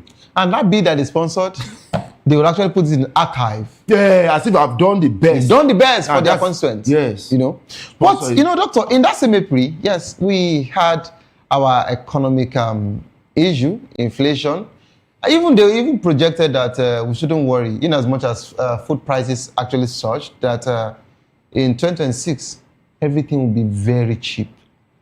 This is the first day of 2026. So they have the incantation to do that because this is not the first time, the first year in office, the second year. Nice. I'm trying to be nice. I said they have the incantation, so we should believe their incantation. They want to perform magic. If you go to Europe now or you go to America, the country that are serious, the normal country. No, we're also serious. No, we are not. They do their statistics. Everybody will look at the statistics, and it will tally with what is going on. They look at their projections and everybody say, okay, what you have, that policy will work because we have seen the statistics, we have seen everything. Yeah, they were telling us something like magic. That you'll be waiting. I asked them, you and Mr. Evans yesterday. They actually did different projections, including the tax reforms that the president actually signed. The four tax reforms in January. And they said that in no time and in just few months before the end of 2025, that everything would have stabilized. And I was really excited that our review started on the 31st of December 2025. And I asked both of you, what has really happened as regards all of their statistics? And we all know their statistics projection is not even correct. No, but that's why they are paying that person. I don't know. Whosoever that is giving the statistics, that's why they are paying the person. But this is 2026, so let's be hopeful, right? Let's be hopeful. Okay. Now, you do know we're hopeful when the president said subsidy was gone. You know, when he said subsidy was gone, we were hopeful. Really? And this is 2 years plus. Let's still be hopeful. Let's still be hopeful. Like, you see, there was a person in 2010. 2010, his salary, 2011, his salary was 40,000 naira. And that time, a bag of rice was around 8,000 plus. So if you use that 8,000 plus with 40,000 naira, you are going to buy like over 3 to 4 bags of rice. Now, in 2025, his salary was 80,000. You see, there was an increment last year. Yeah. But a bag of rice, as of December last year, around, let me say, 60, 70. I got for 75. 75. Yes. Now, look at it now. When he was collecting 40,000, he could buy at least 3. Now, his salary increased to 80,000. That salary, the value dropped by 300%. Because he could buy 3 bags before. But now, the salary can only buy 1 bag plus. You see, people say, your salary has increased now, but the value has dropped 300%.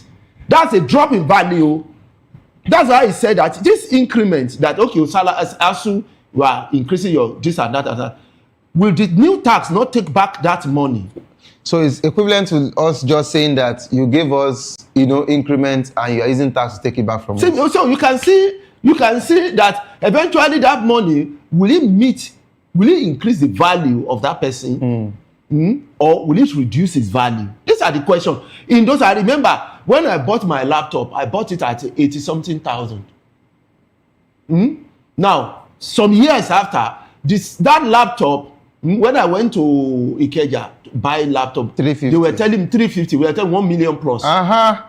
Fairly used was like 200, 300, 400. I said no. It's not, no. I bought this laptop how many years ago? Like less than 100,000. Now they are telling me 1 million plus for a brand new one. They say brand new, I bought that, even if it has improved. Yeah. Look at the difference. Difference over 1,000 increments. Yeah. How do you survive that? Now we're standing, Mr. Lawal. Let's be hopeful. They told us to be hopeful, right? So let's be Well, hopeful. that's why I said we were hopeful during the subsidy gone statement now. Let's And we are still hopeful. I mean, how much is the fuel now? And they said we are going to save so and so amount. That to cushion, and we did. That's why we were saving the amount because the we were still buying that fuel at that high price.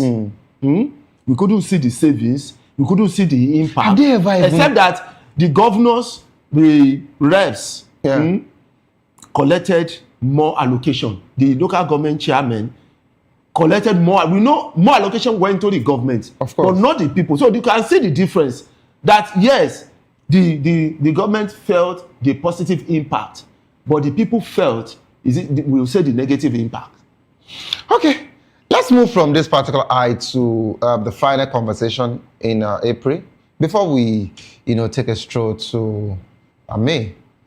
Government reforms as regards to aviation, transportation also began in April with new policies for infrastructure development.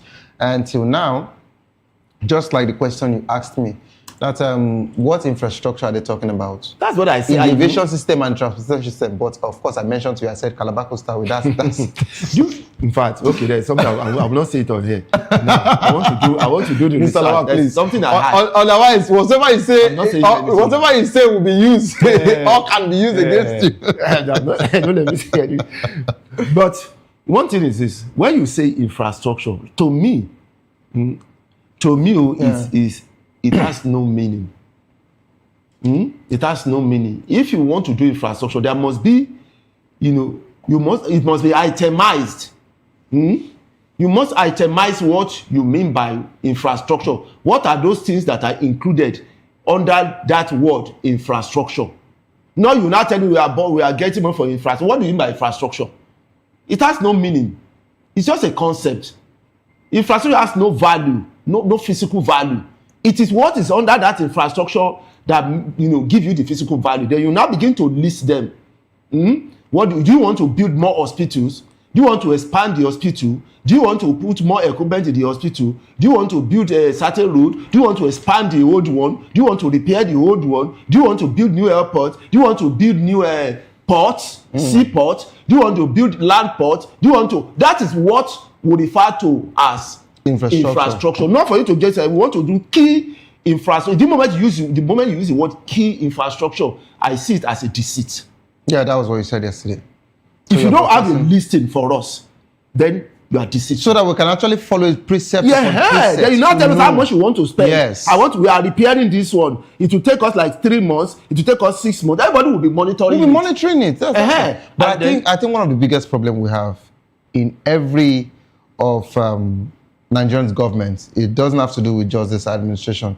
It's about accountability. And that's it. Because they just feel, why should I be telling you what I'm spending? That was the reason why the Minister of Works can look at a broadcast journalist and tell him, who do you think you are to be asking me per kilometer? But that's not the conversation here. So, moving to May, of course, we had serious flooding of anti-government protests, social issues. Of course, national anti-government protests erupted over poverty, inflation, driven by economic hardship, and we moved to armed,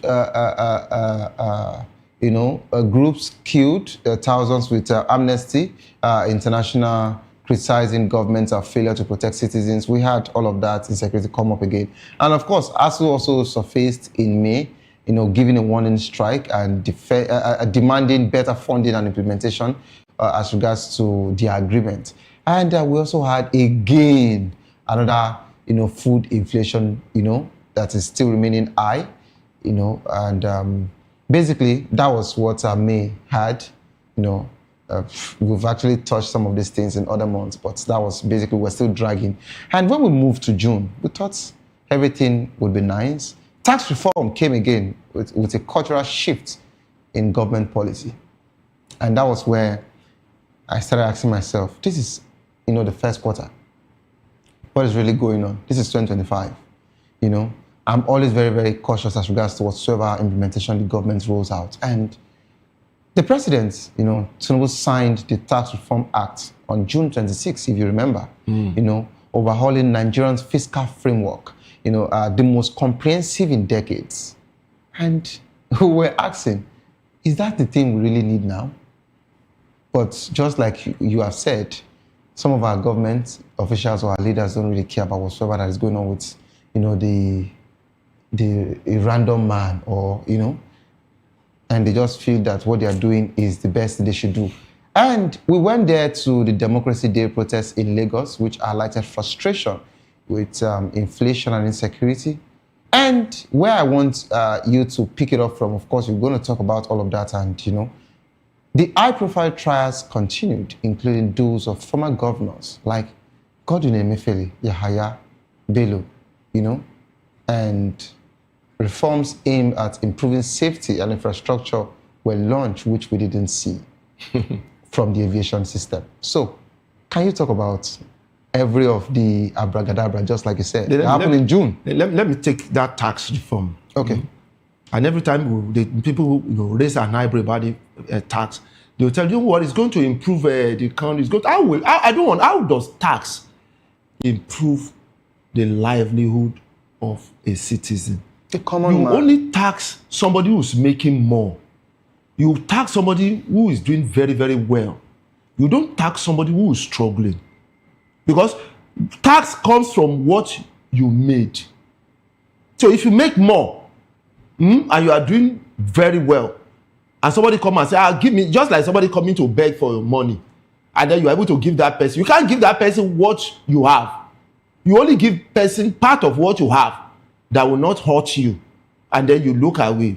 Is that not it? Yeah. But you can't give that person what you have, which you yourself wants to use. Now, the same thing with tax. When government comes for tax, they come based on the fact that they see that you are doing better, you are earning more. From what you are earning, do something for government from it, and then you release it as tax. You don't tax somebody who is already, struggling. Now you want to face out that person now. Because when you say struggling, that means what that person has is not enough already, and then you want to tax part of it. Like the one I told you about the bag of rice. Let me say, when the person was earning 40,000 naira, he could buy 3 bags of rice. Inflation came down. So that his money, that 40,000 could buy like maybe 8 bags of rice. If you want to tax that person, he won't complain because the value of that 40,000 has increased drastically. So if you tax the person, he won't complain. But look at the person that's now earning 80,000 and the money could not afford more than a bag of rice. You now want to tax the person. The person will now be asking you, did you have what value as your government added to my life? Because the money I'm earning, the value has reduced drastically. And you are telling me that the person, because he has made more, therefore you need to tax that person. The question is, the money that person has made, what is the value of that money? The value has reduced compared to before. And then you now say you want to tax the person. Are you doing the person a favor? No, you are not. You are worsening the condition of the person. That is what is happening in Nigeria. Like the laptop I told you now, if you want to buy laptop now, even with you as you are like this, you need to save before you can afford it. To get something better. Before you can afford it. The same thing if you want to buy TV, you want to buy freezer, you want to buy, even to pay for electricity. We all generate our water, our power ourselves. We generate water, produce water, and every other thing. We produce security for ourselves. You go to many areas, you see them having their own small security, which they pay monthly, and then you will now come and say you want to tax the people, and they ask you, what value has your government added to my life? So we should ask government, since you have been in office for 2 years plus now, what value has your government added to my life for you to say you want to collect tax? But the people who are supposed to champion it are not doing that. Those are the reps. The reps are supposed to be the one to champion it because they are the one who, officially represent the people. They are the face of the people in governance. But when they get there, we don't see their representation at all. We only see them massing up to see what they can get from this. My biggest question, Mr. Lawa, ever since I've been watching the House of Representatives plenary and that of the Senate, I've never seen the House completely filled up. Some of them were even sleeping in there. Huh? Some of them will even be sleeping there. Some are even sleeping. But of course, let me even say it's better for you to even come and you're sleeping than there are some senators, there are some... No, they said they go on oversight function. As if they produce, as if that bill, what they want to discuss is every day they do that. Is it every day they you understand? It's not every day. We've never seen Senate have 85% of members seated, except the day that the president wants to actually, becomes a full house. Come and present a budget so that they can sing on your mandate. You see, one thing, if I've watched the American style of a parliament, I've watched the Europeans, and some other countries. You see the way when it comes, the way they talk there, they talk tough.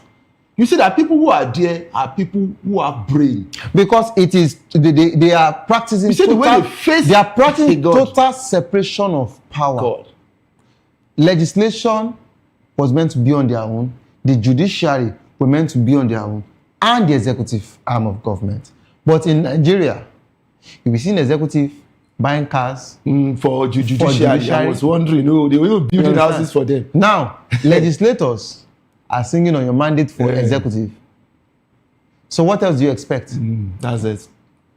And that's the reason why I might not mention name.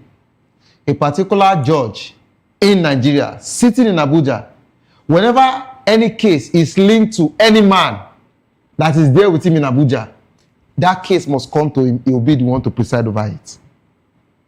Everybody have raised alarm. Is it the only judge there? Give our case to someone else. No. It must be that particular person.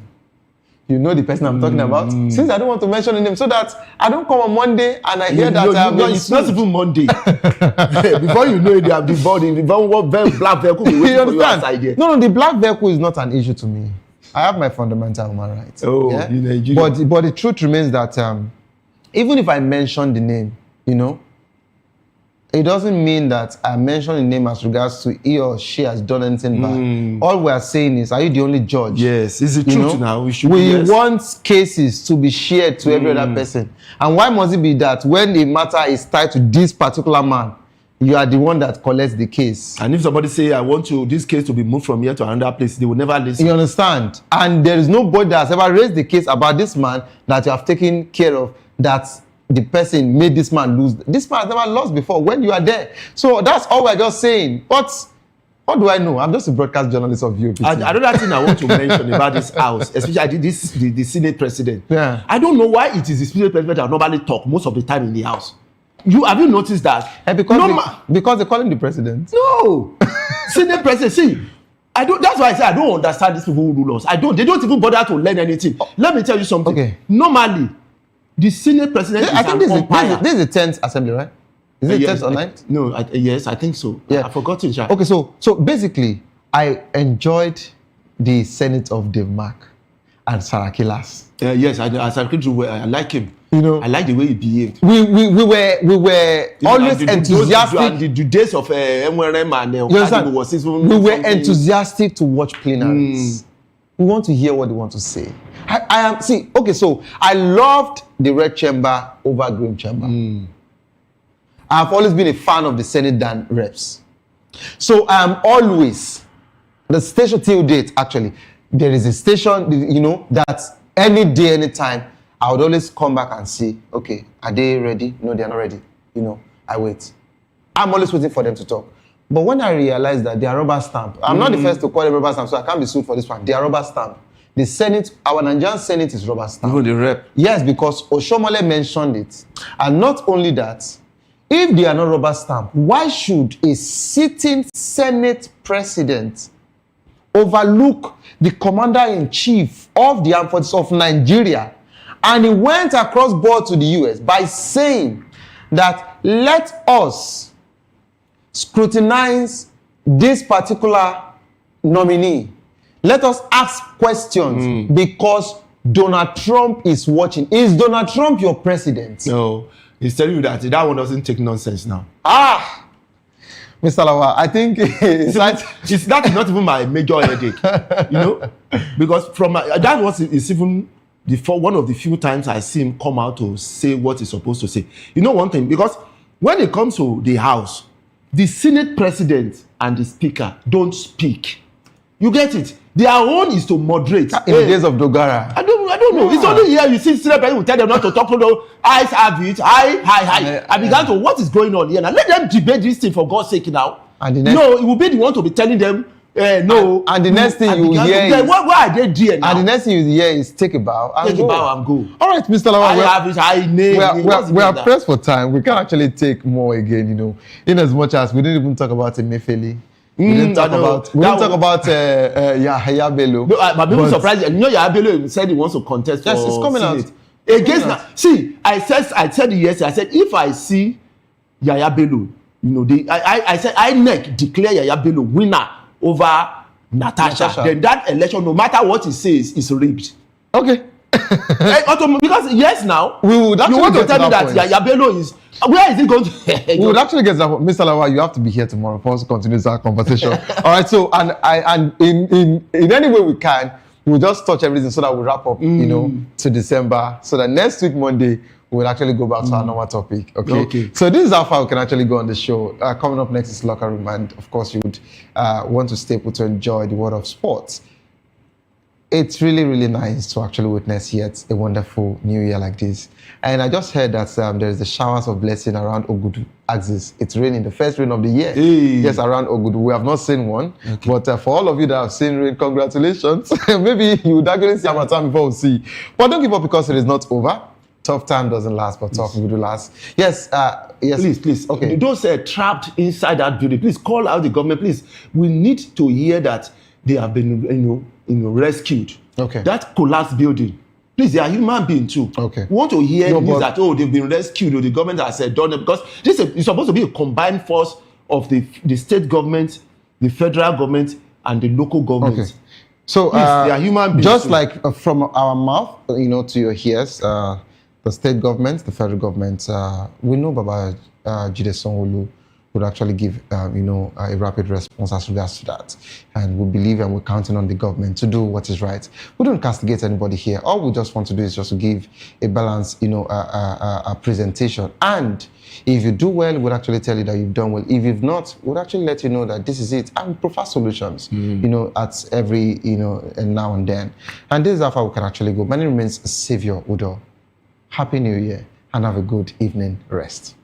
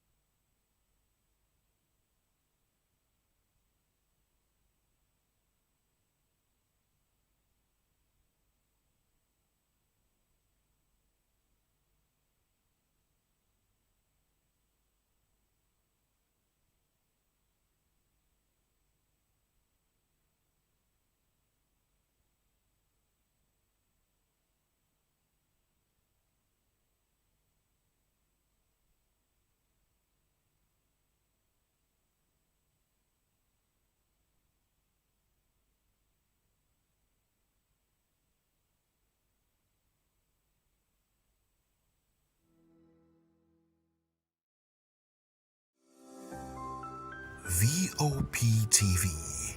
Now you have more than a voice.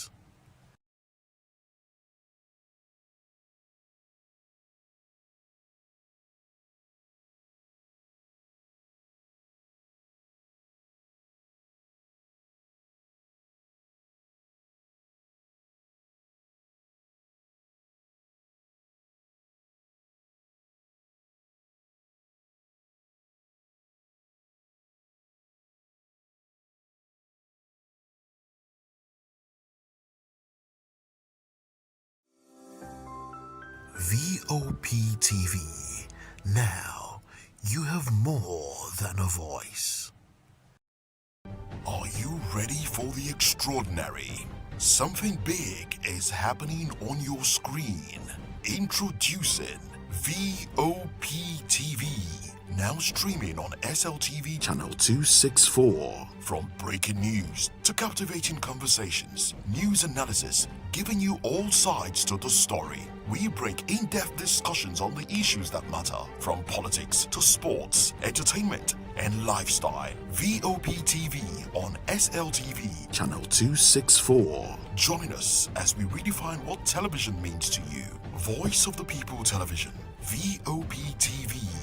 Now you have more than a voice.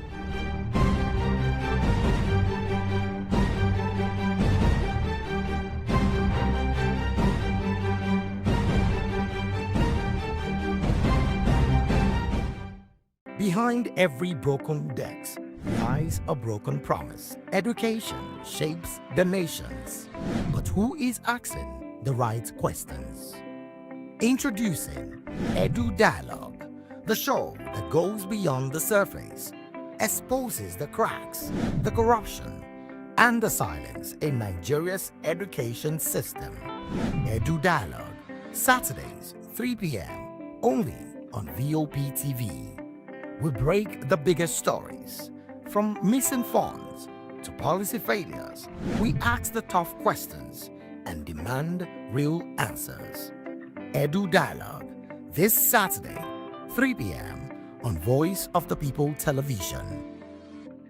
Hello there, my name is Damilola Ogunsi, also known as the Goldfish. Hi, my name is Chiki Bright Emmanuel. I'm an actor and a filmmaker. Hello, peeps. My name is Yomi E. Adejimo. Hi, everyone. I'm Paul Utomi. Hi, everyone. My name is Stacey Benjamin, and this is Voice of the People TV. I need you to keep it locked to VOP TV. See, are you looking for good entertainment? You want to get good movies, good music, politics, talk shows, sports and entertainment. You really want a channel that gives you everything you need without you having to run around. VOP is where you are. That's Voice of the People. If you're not listening to this, you're not one of us. And you deserve to be killed. Scrap chat. Don't be killed, but watch it. Or I'll find you. And I want you.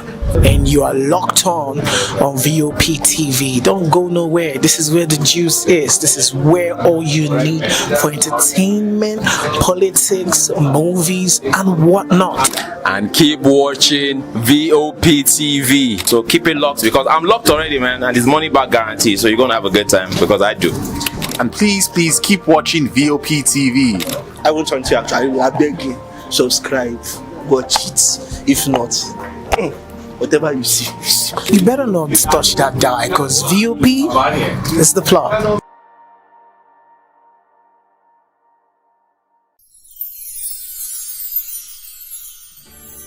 We are here with the leadership of VOP Television Lagos. We do appreciate this opportunity to say Merry Christmas and Happy New Year to our viewers all over the world and admirers. Cheers.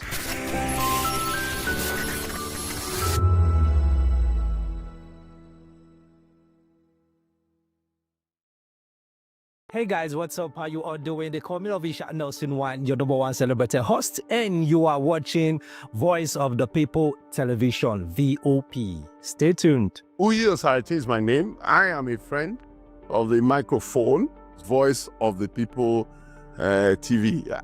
That name is unique, and the brand is very sweet. I like the packaging. picture qualities, camera qualities, and then of course, the quality of human beings that I see sometimes on your channel. I talk and get paid, and I look forward to being in your studios. Oh yes, you are on to Voice of the People TV, live here in Benin City, the cradle of black civilization. What are you waiting for? Tune in, bro. VOP TV. Now, you have more than a voice. In a world where truth is the ultimate power and opinions scream the loudest, it's time to wade through the noise. Hunger no get tribe! Hunger no get religion! And scan the human interest and trending topics that matter. Stay tuned to The Issues, your plug to the stories making the buzz, from politics to science and technology, social justice, and more. Let's tackle the tough questions and expose the truth. The Issues, on Voice of the People Television, Mondays to Fridays, 8 to 9 p.m. The Issues. Don't just react, understand. Are you ready for the extraordinary? Something big is happening on your screen. Introducing VOP TV. Now streaming on SLTV channel 264. From breaking news to captivating conversations, news analysis, giving you all sides to the story. We break in-depth discussions on the issues that matter, from politics to sports, entertainment, and lifestyle. VOP TV on SLTV channel 264. Join us as we redefine what television means to you. Voice of the People Television, VOP TV. Now you have more than a voice. VOP TV. Now you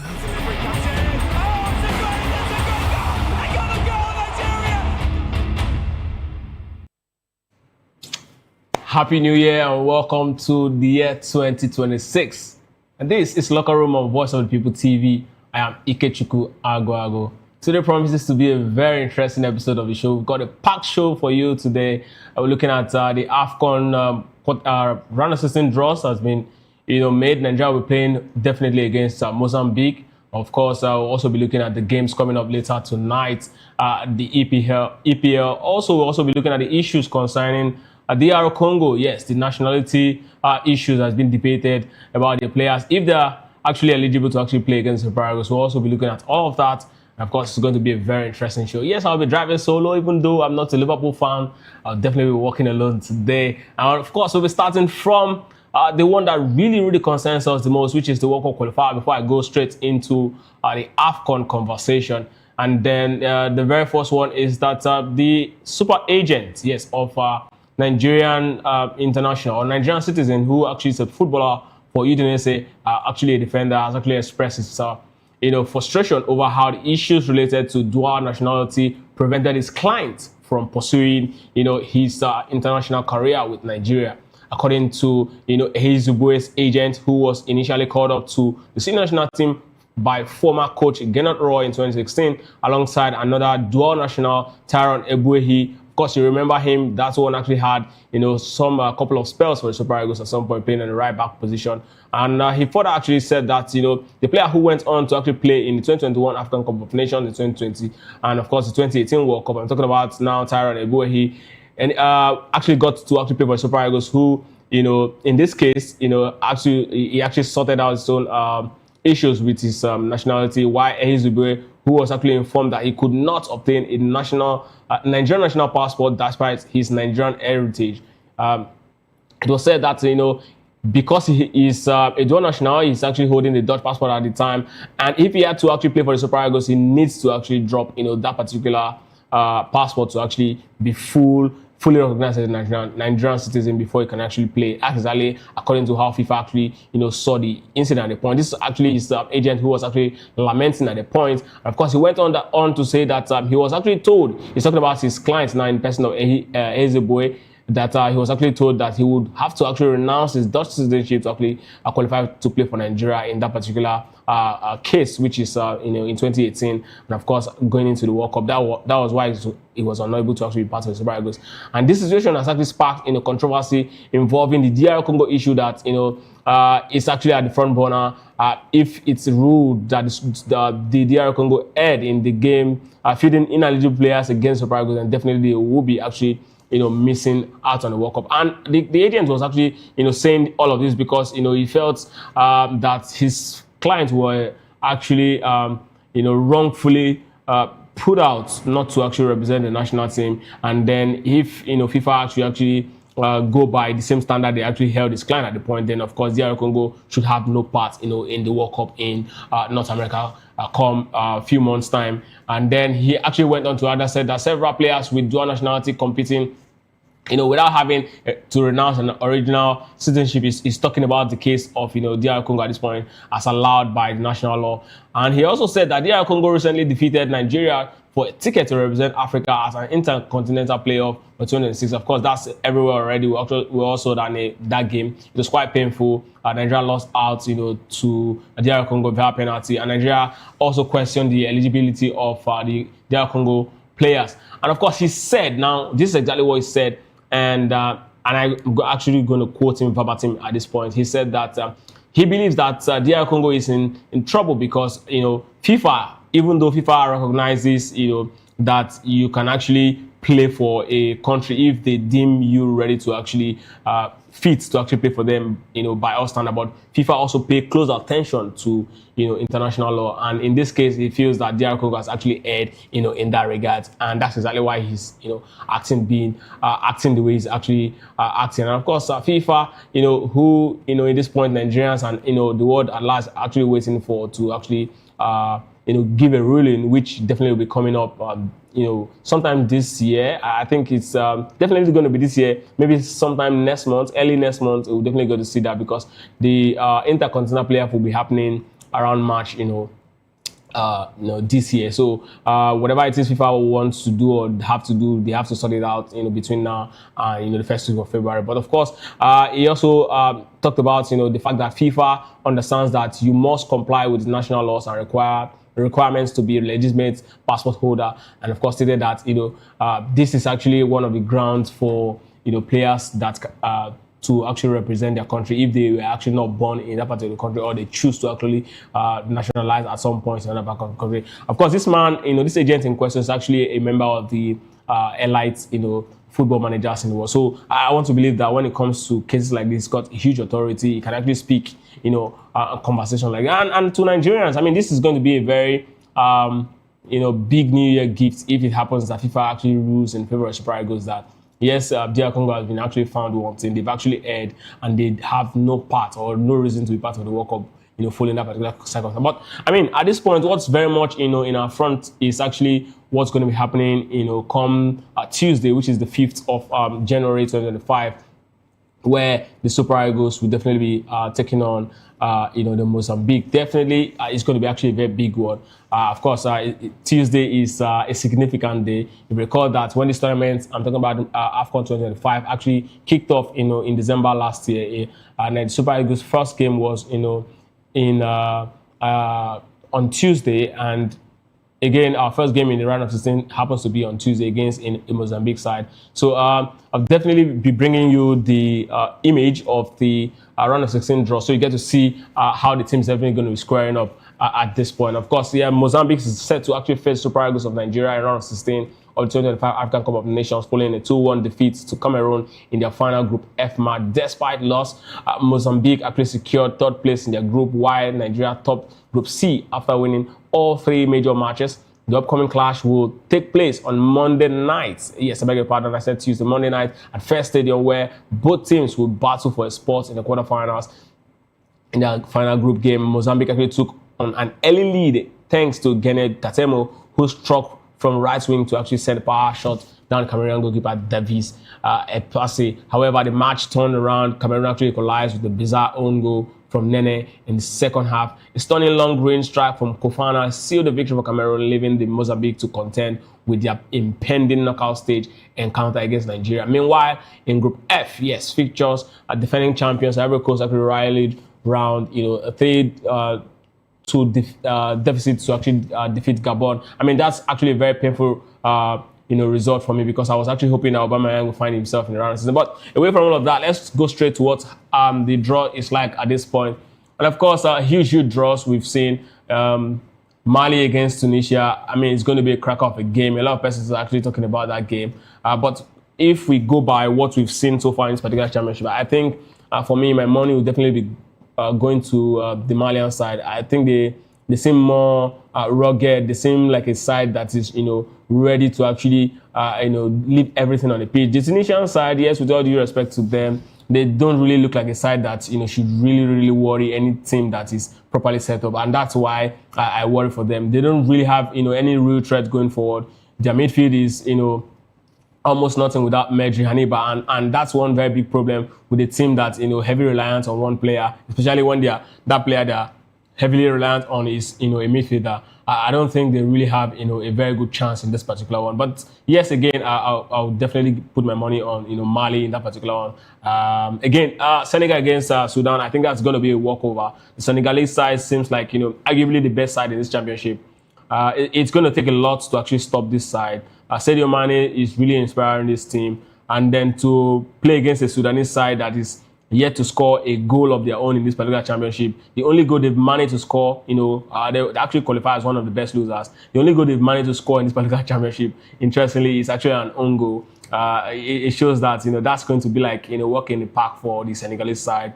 I think Senegal will just, find this very easy. And of course, Egypt against Benin, that's another very big game. After Genotro actually inspired his side to actually win their very first game in this particular championship, Benin, before this particular championship, they've not won any game in AFCON, and they won one in this particular one. Now they're against an Egyptian side that also have not really shown that they've got quality. I don't think they are more different from the Tunisian side. Take out Mo Salah, take out Mamouche. I think they are very, very ordinary. If Genotro can actually find a way to actually close Mo Salah and of course Omar Mamouche, then I think the Beninois can actually find something very interesting. But then, these guys are top quality players. They know how to actually find a way, even in a very close game, even when the stakes are very high. So I want to believe that Egypt's got the edge to actually go past them.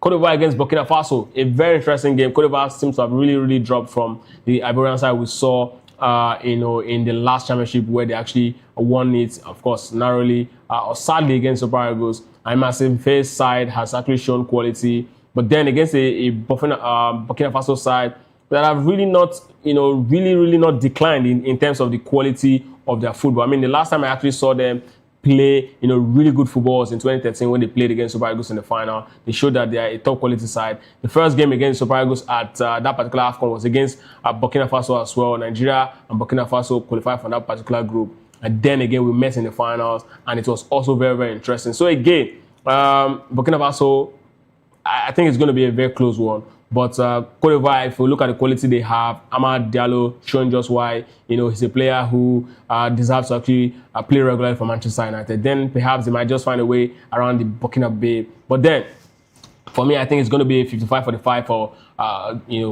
Cote d'Ivoire. I'm just going to give them a slight edge in that one. Again, for the one that really, a lot of persons have been talking about, DR Congo against, Algeria. Yes, Algerian side. I mean, this team has been scoring goals aplenty. Riyad Mahrez, yes, top of, top three top scorers in this particular championship alongside Yusuf El Kabi of Morocco. And of course, not forgetting Ibrahim Diaz. These guys have been scoring average of 3 goals in all of their games.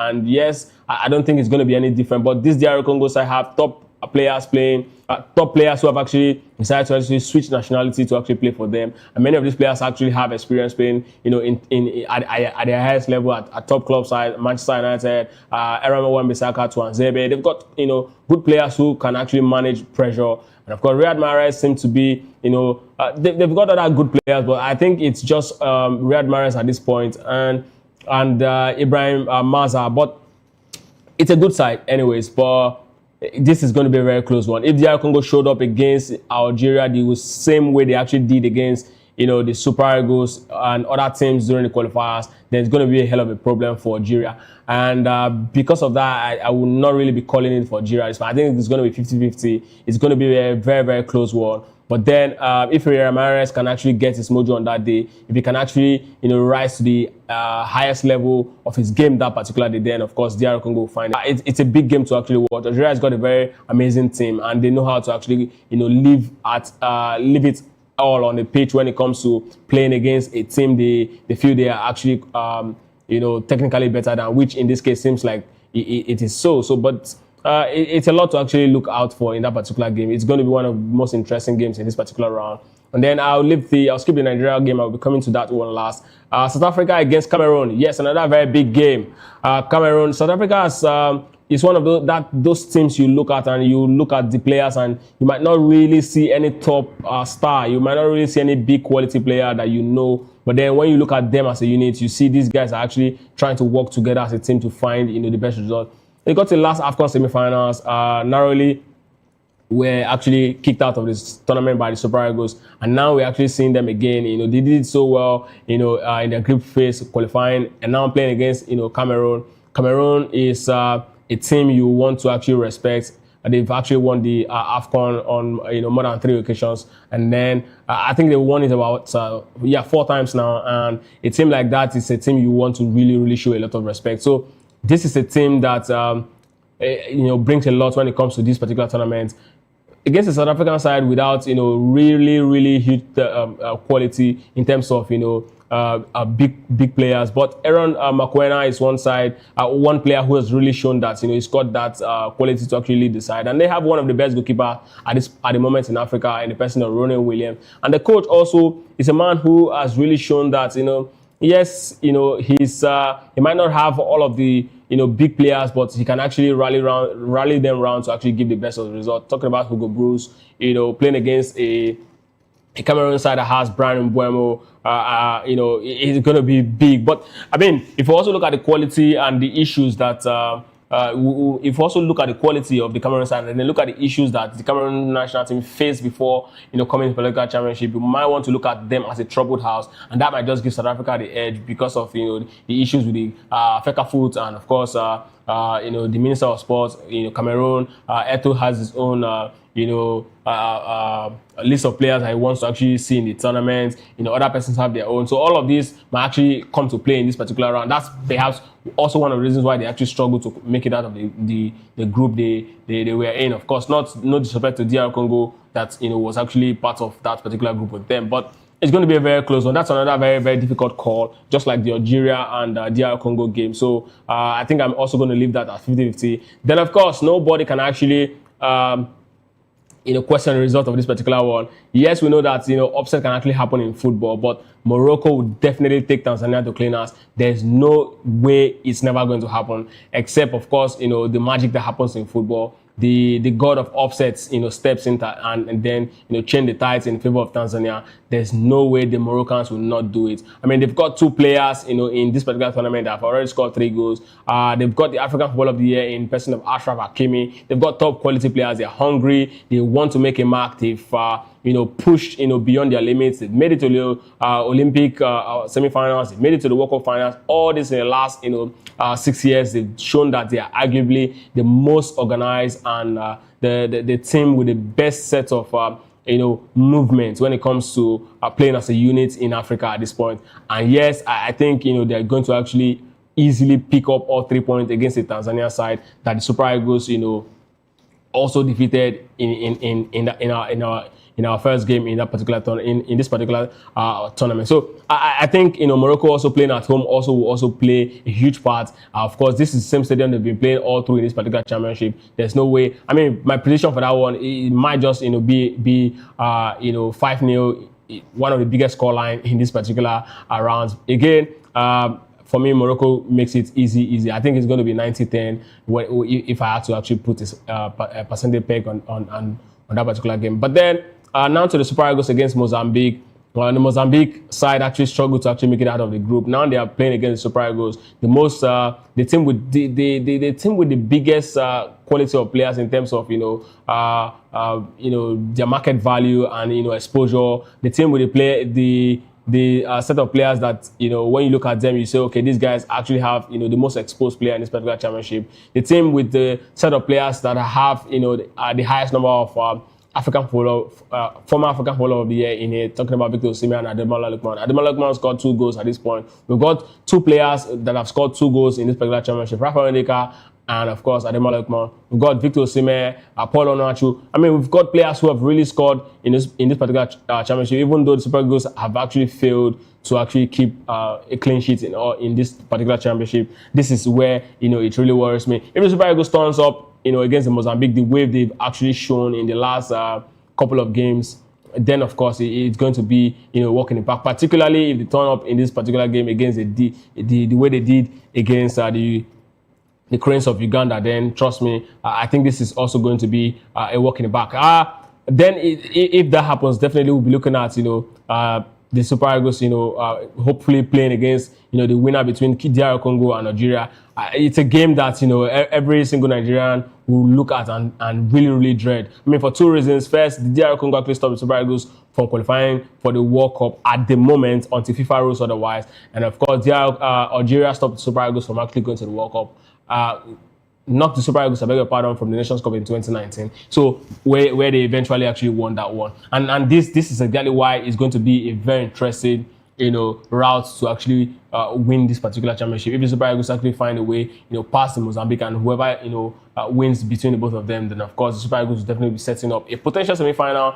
And in this case, again, I want to believe that Morocco will definitely find their way past the winner between South Africa and Cameroon to the semi-final. It's going to be a huge call. But then let's not count our chicken before it hatch. It's going to be a long road. A lot can still happen in this particular round of 16. So I think so far so good. That's exactly what the round of 16 brings. And then now let's go to the EPL. Something very interesting happened earlier today. Yes, Enzo Maresca and Chelsea decided to actually tear their contract and say, hey, we're not doing this again. I mean, mutual agreement. Chelsea ends it with Enzo Maresca after a lot of conversations weren't actually going, the way, Enzo Maresca actually wanted. I mean, there've been talks about Enzo Maresca asking for some kind of players, particularly defense lines, to actually help boost his team, because after he actually, did what he did at the Club World Cup, he was actually hoping that, some players would definitely leave the club and then others will come. But then perhaps, for some reasons, the people who run the club still have a lot of say, still decides the player that will stay and not the ones that will not stay. And of course, you know how managers and fans can actually be. No matter how good you are as a manager, if the result is not coming, the fans will keep calling for you to actually do better, and they will definitely not really understand if the result of whatever is happening is not entirely your fault. If you have actually been talking to the board to actually give you some quality or some kind of players. And this is exactly why some coaches will never want to stay for too long. This is also one of the conditions that the Crystal Palace manager, I'm talking about Thomas Frank, who actually gave Crystal Palace condition that if Gui actually leaves in the summer to Liverpool, then definitely he's going to be resigning, because I mean, you cannot have him lose Gui and Eze in the same window if you want him to also be able to compete. And of course, Crystal Palace actually did respect that particular call from him and decided to actually keep Maguire, who might also in the end be actually leaving the club side for this January, to join obviously Liverpool, because Liverpool has actually been the top or the front runner to actually sign on the player because of the issues they've been having in their centre-back position, the inconsistency of Virgil van Dijk this season, and of course not forgetting that Konate has really not been himself. So there's been a lot of problems for them. But Enzo Maresca, I mean, the big question now is, where is he going to? Of course, you recall that December 13, he was actually making a statement where he actually said that this is the worst 48 hours of his life at Chelsea. I mean, this is just after the 2-0 victory against Everton, where he was actually talking about what he actually wanted. No one, the club is not ready to actually back him. They are not supporting him. So there's really been attention building on at the club, and I mean. At some point, you just have to sit down as a human being and ask yourself, if this is what you want to do, if you really want to actually continue on, a certain path. I mean, my rule, and I mean the rules of other persons who want to actually do the very best in life is the fact that you have to actually ask yourself at some point, do you really want to stay where you're not wanted? And that's exactly what Maresca actually answered for himself, and then he went to the board. For me, I think Maresca has got a huge future. Plus the fact that there've been distractions. Manchester City have been calling. Perhaps there's a pre-contract somewhere. This is me just thinking maybe that's one of the reasons why he decided to actually take it off and then go chill for the next 6 months where the job will be readily available. There's been talks about him replacing Pep Guardiola at the end of the season. Pep Guardiola started a rebuild. Maybe he's just going to continue. He's been there before. He was part of the managing the backroom staff of Manchester City when they actually won their only UEFA Champions League. He was Pep Guardiola number 2 before he left, and then Chelsea actually eventually took him from Leicester City. So now he's actually leaving. There's also talks about him joining Juventus. I mean, a club that has actually become a shadow of of itself after the great Allegri actually left the club side. So they've been looking at finding their way back to the summit of Serie A. So again, yes.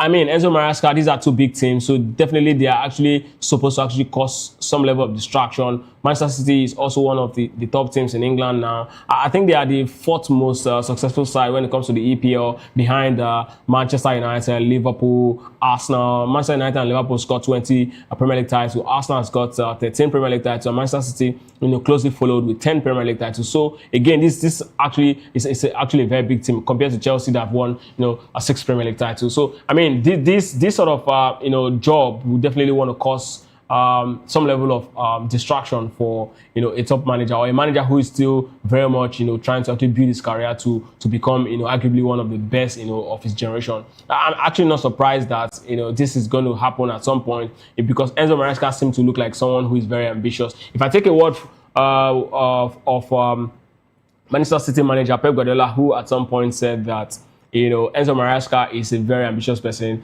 He's a man who has really, soaked himself in tactics, and he's a man who really, really loves, his job. And he's a man who, ever since he's been the manager of, the teams he's been handling, he's never had an assistant who really go head to head with him when it comes to tactical conversation. So it tells you the kind of character of the man, that Chelsea actually let off the hook at this point. But I mean, I think for me, it's actually the best one. But the other part is that Chelsea is actually looking at, bringing on Liam Rossini, who is the manager of Strasbourg at this point, the English international. I don't know how much of,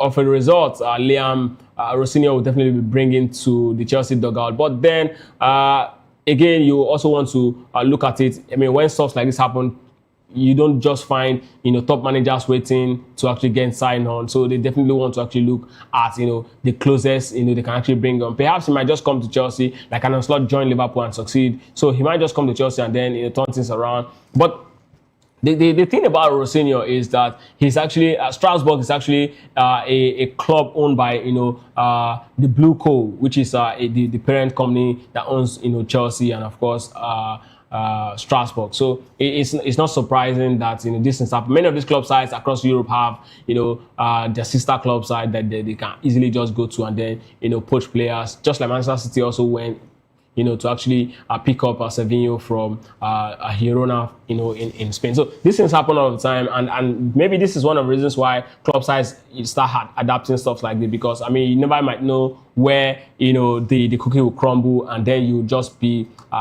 left stranded. I mean, for the sake of not being stranded, I want to believe that's exactly why they're doing this. But still talking about Premier League, let's look at major transfer windows or major transfer conversations that's happening across Europe, that will be happening across Europe or within England at this point. But a lot is happening as the general transfer window opens, today, and of course, definitely will be ending on the 2nd of February.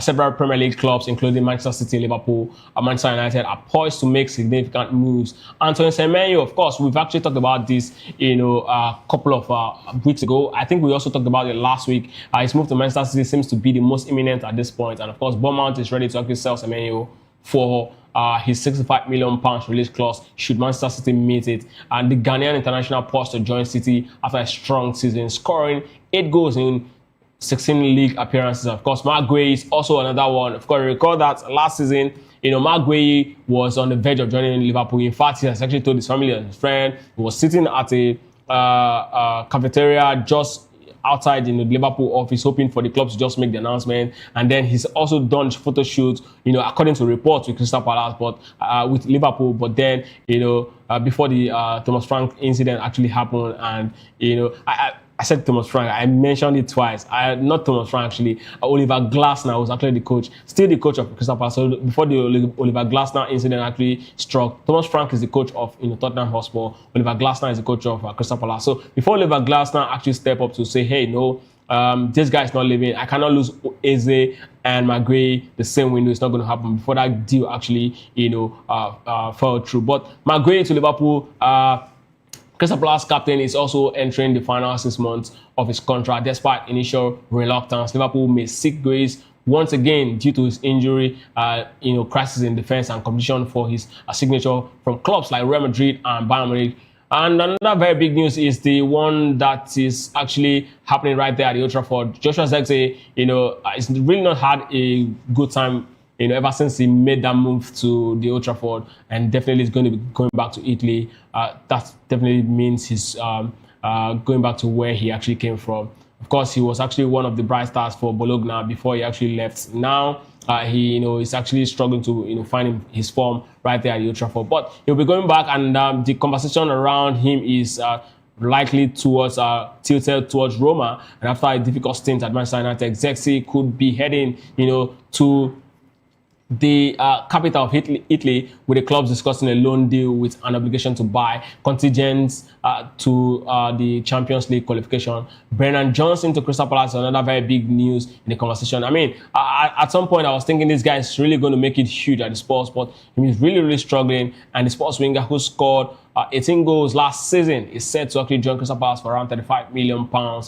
as he seeks more playing time. And this has always been the thing, for players, if they actually get to actually play regularly, and then they did very well, get put themselves out there, and then you somehow start rotating them when they believe they have more to actually offer. They definitely want out, and it's quite surprising that Tottenham Hotspur is actually letting him go. But then I think it's up to Thomas Frank to actually decide what he wants. He's brought in a couple of wingers as well, Mohamed Kudus and co. Perhaps maybe he's got a huge plan, and he doesn't really see this young man, talking about Brennan Johnson, as a man that's fit for his plan. And of course, talking about playing time, Savinho is another player on the other end of the stick. Yes, from Manchester City, and of course, perhaps it's going to be the one that will be replacing Brennan Johnson, because last season, earlier this season rather, he almost actually made that move to Manchester City before the tension was really cooled off, and Pep Guardiola, I don't know how they actually sorted it out, but now,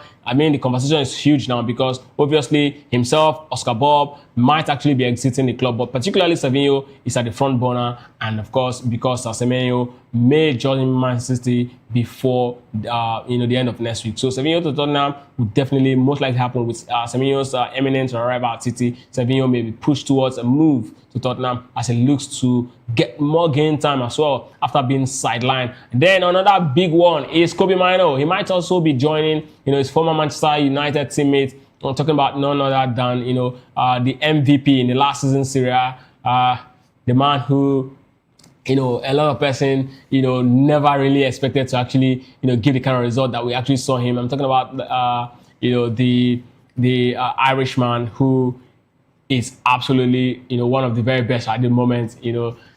You just look at him and you just start asking yourself how he actually developed into a player. I think Antonio Conte has really done a lot of work on that young man. And I mean, Kobe Mainoo might actually just be joining Napoli, and he's a player who actually, when he actually broke into the scene, a lot of people were actually talking about his quality. I think, the way he's so calm on the ball at a very young age, at 18 at the point, people were actually talking about his maturity, his composure. He might just be, the next man who should actually be seen as the next.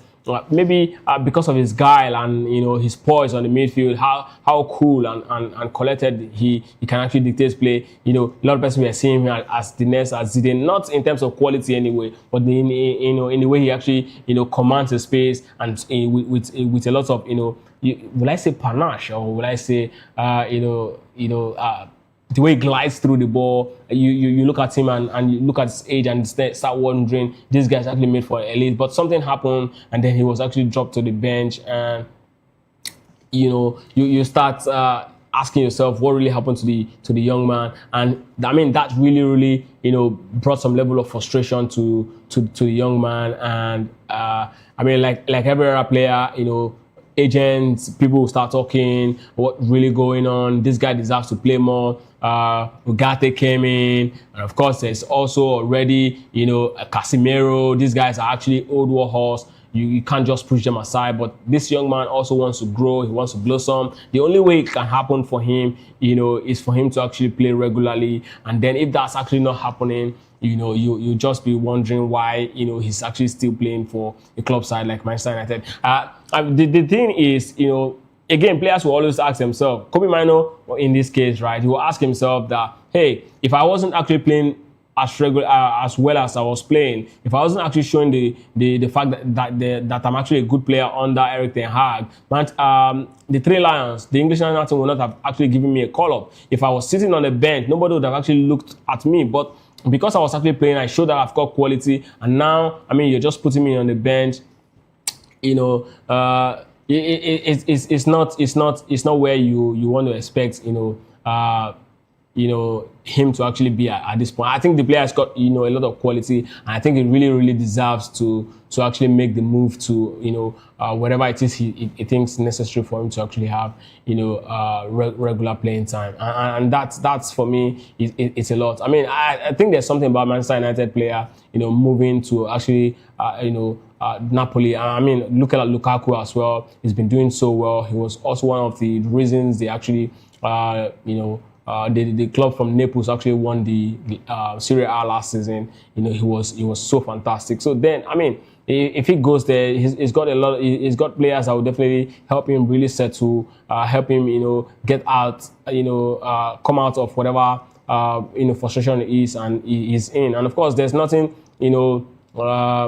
as sweet as you being courted and wanted by club sides, whatever it is. Definitely it means that your place is actually very secured until you go there to prove that you're actually not good enough. So I think it's a very good place for him to actually go to. As far as I'm concerned, Napoli is a top club in Serie A. They're still very much in the running to actually win the Serie A if they can actually turn things around. So it's actually very huge for him. It's going to be a huge move. In fact, at the point at this moment, I think they are a level above Manchester United in terms of their present state, in terms of what they actually dish out week in, week out, and of course in Champions League, and of course in their league. So yes, I think it's going to be really helpful for his development as a player as well. And of course, not also forgetting that another man who is actually itching to actually return to England, Ivan Toney. Yes, there's been talks around him returning to Everton. Everton seeks a new striker and is eyeing Toney, who has excelled in Saudi Arabia, but complications remain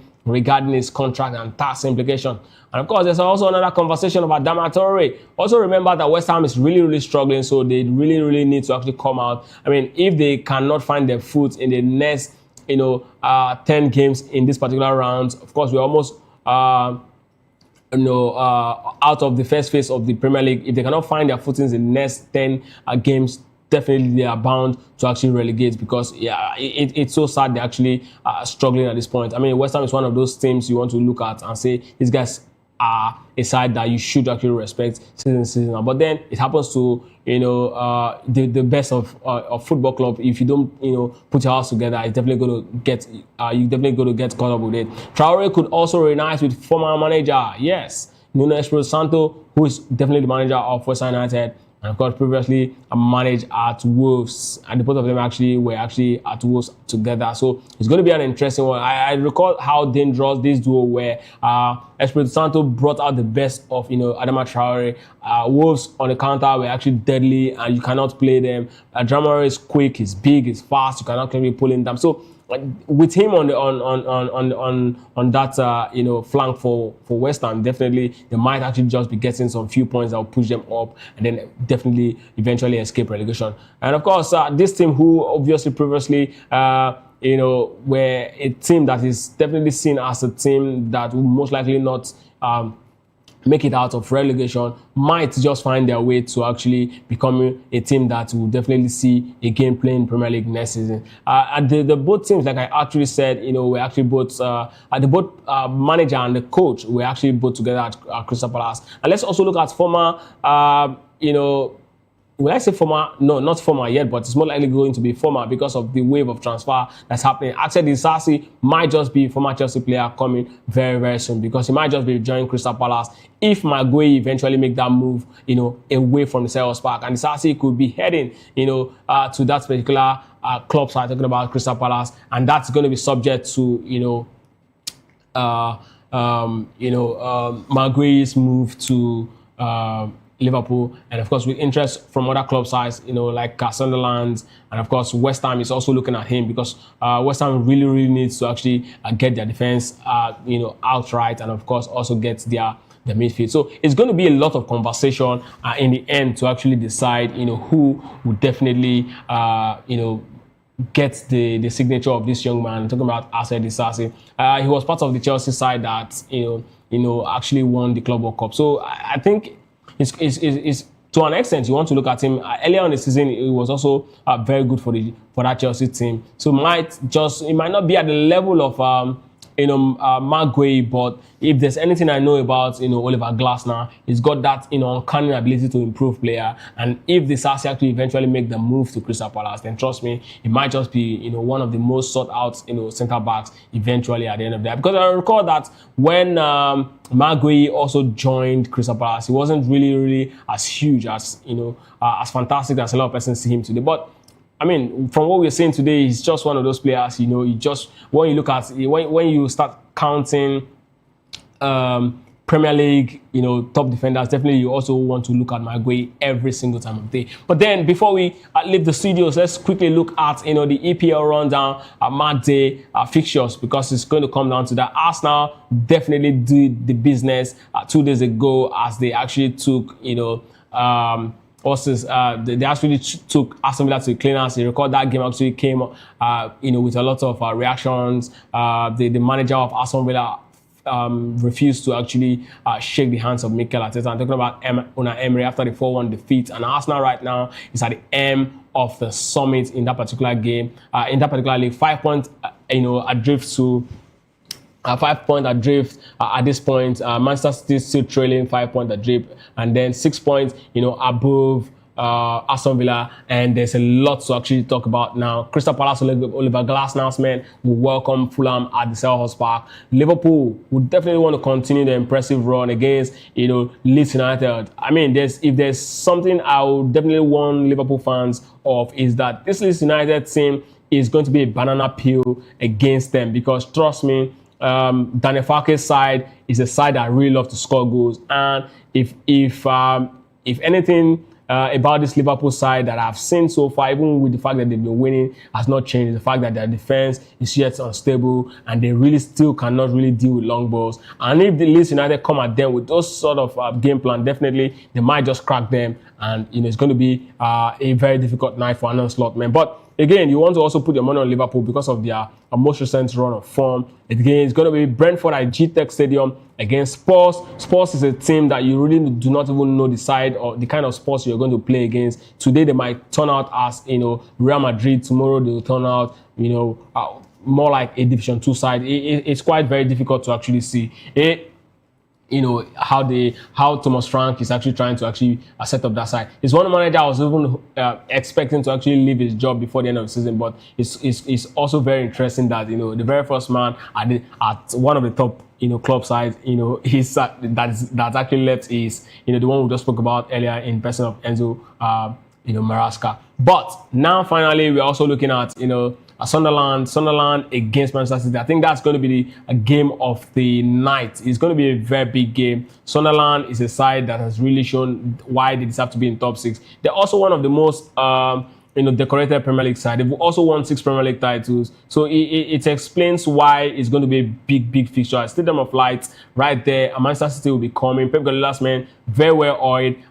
8 games winning streak going to that particular stadium. It's going to be a very difficult one. But maybe the quality of Pep Guardiola's men might just find a way, just like they did in the last game. They might just find a way to actually pick up all 3 points. But it's going to be a big game, for Pep Guardiola's men. If they eventually do that, then definitely it's going to pile more pressure. The pressure will be back on Arsenal. It's going to be 2 points back, adrift, Arsenal, and definitely be expecting to push the Premier League to the wire. Match day 19 in the Premier League is huge, and that's going to be the completion of it. And the result of that definitely be bringing you tomorrow. We'll talk about that as well. But then, for me, I think this is exactly what I think this result is going to be like. Manchester City is going to pick up 3 points. Spurs and Brentford, I think Brentford is going to pick up, the win right there at home. Liverpool and Leeds, maybe it's going to end in a draw, or maybe Liverpool might just find a way. If Liverpool actually, sort out their defensive issues, they might just find a way. But it's going to be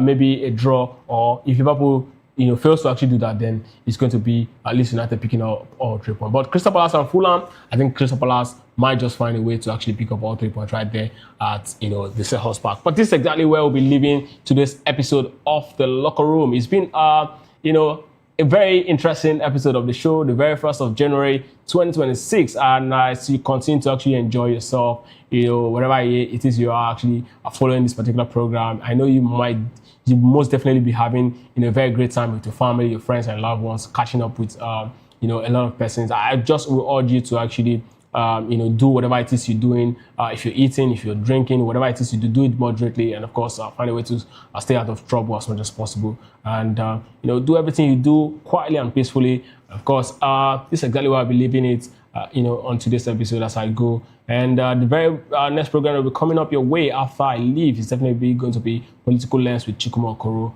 I am Ikechukwu Agwago. Enjoy the rest of the day.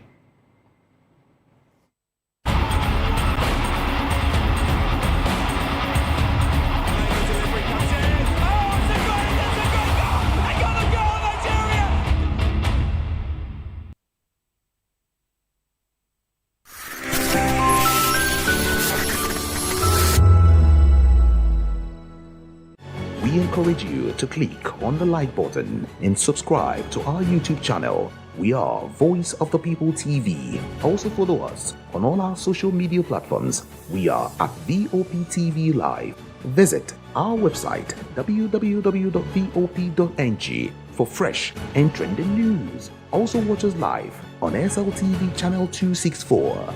VOPTV, Voice of the People Television.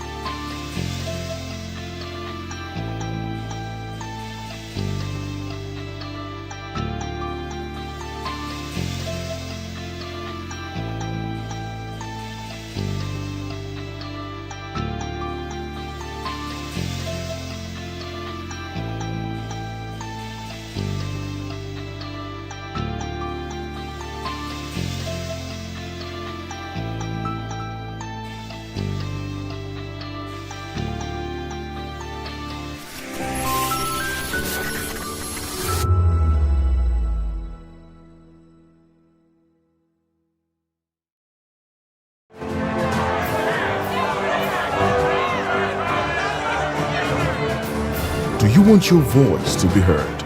Do you know that you matter in the scheme of things? The People's Voice.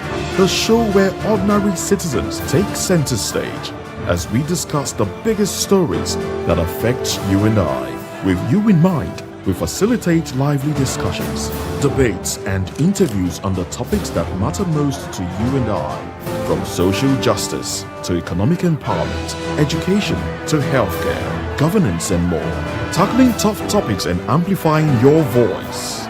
Join the conversation and make your voice count. The people's voice. Make your voice count. Are you ready for the extraordinary? Something big is happening on your screen. Introducing VOP TV. Now streaming on SLTV channel 264. From breaking news to captivating conversations, news analysis, giving you all sides to the story. We bring in-depth discussions on the issues that matter, from politics to sports, entertainment, and lifestyle. VOP TV on SLTV channel 264. Join us as we redefine what television means to you. Voice of the People Television, VOP TV. Now you have more than a voice.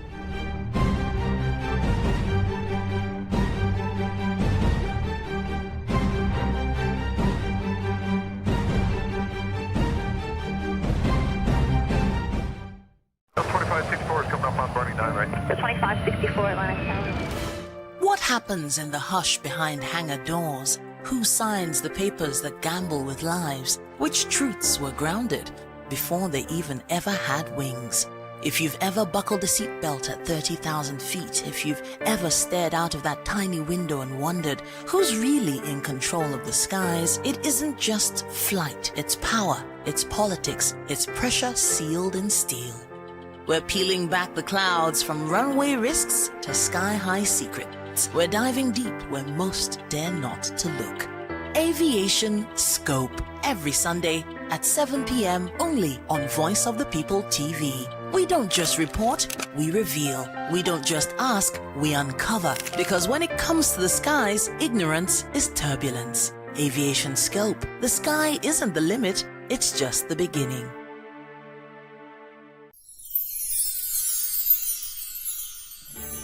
Whether you've been with us through the ups and downs or just joined us for this festive season, take a moment to cherish the moments you've made and look forward to making new ones on the horizon.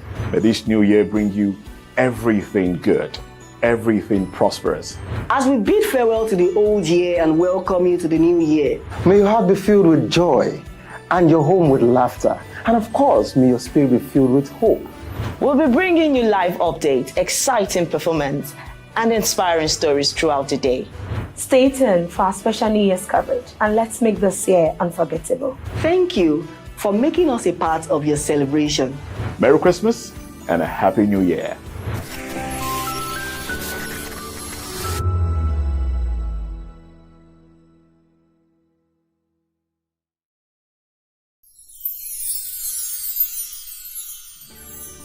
It's the most wonderful time of the year. But for us, the technical crew, it's weird for technical people to be in front of camera, but I just want to say, now this one they make me come outside every day. Anytime when they call me, I will rush come outside. We don't get holiday. Our holiday is part of our daily routine and we've embraced it. I must say the work is challenging, engaging, and interesting. We are all families here at VOP and we the technical crew. For us, it's another day on the job. But it's tough being away from family. But the latter part of it is that after the work, we will stay connected with video calls and messages. Merry Christmas. On behalf of the technical crew, we wish you a Merry Christmas and a Happy New Year.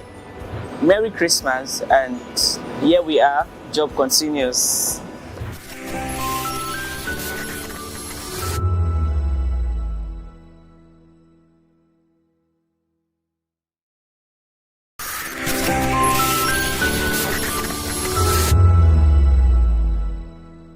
To know the happenings in the maritime sector, join us on the program Maritime Frontiers on VOP TV as we discuss key areas in the maritime sector from aquaculture, maritime transportation, maritime labor regulation, oil and gas exploration, ferry and passenger insurance, marine pollution and prevention, port operations, and lots more. Maritime Frontiers, exploring Nigeria's blue economy.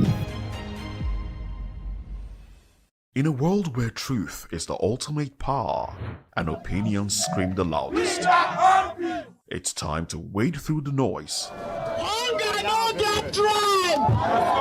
Hunger no get religion. And scan the human interest and trending topics that matter. Stay tuned to The Issues, your plug to the stories making the buzz, from politics to science and technology, social justice, and more. Let's tackle the tough questions and expose the truth. The Issues on Voice of the People Television, Mondays to Fridays, 8 to 9 p.m. The Issues. Don't just react, understand. Behind every broken desk lies a broken promise. Education shapes the nations. But who is asking the right questions? Introducing Edu Dialogue, the show that goes beyond the surface, exposes the cracks, the corruption, and the silence in Nigeria's education system. Edu Dialogue, Saturdays, 3 p.m., only on VOP TV. We break the biggest stories, from missing funds to policy failures. We ask the tough questions and demand real answers. Edu Dialogue, this Saturday, 3 p.m. on Voice of the People Television. Welcome to the locker room, the home of football talk that matters. I am Jerry Apelhon. Join us every weekday, Monday to Friday at 5 p.m. Nigerian time, as we share the hot takes and hot debates in the exciting world of football. And joining me are the usual suspects, Ikechukwu and Mayowa, as we break down all the hot takes and everything that's happening in the football. Don't just watch football, live it with us. Catch us on the locker room and Voice of the People Television at 5 p.m. Nigerian time. And like I always say, if not going to the talk, please discuss. In a world where power shifts with every headlines, news breaks and events happens, we bring you unbiased and explicit information on politics, economy, and state of the nation. We break down the chaos. Facts, not fluff. Truth, not speak. The People Television. Now you have more than a voice. This is African News on Voice of the People Television, where we don't just bring you the news, we bring you Africa's heartbeat, the policies that shapes our world, and the economy that determines our future. African News on Voice of the People Television. Stay with us. VOP TV. Now, you have more than a voice.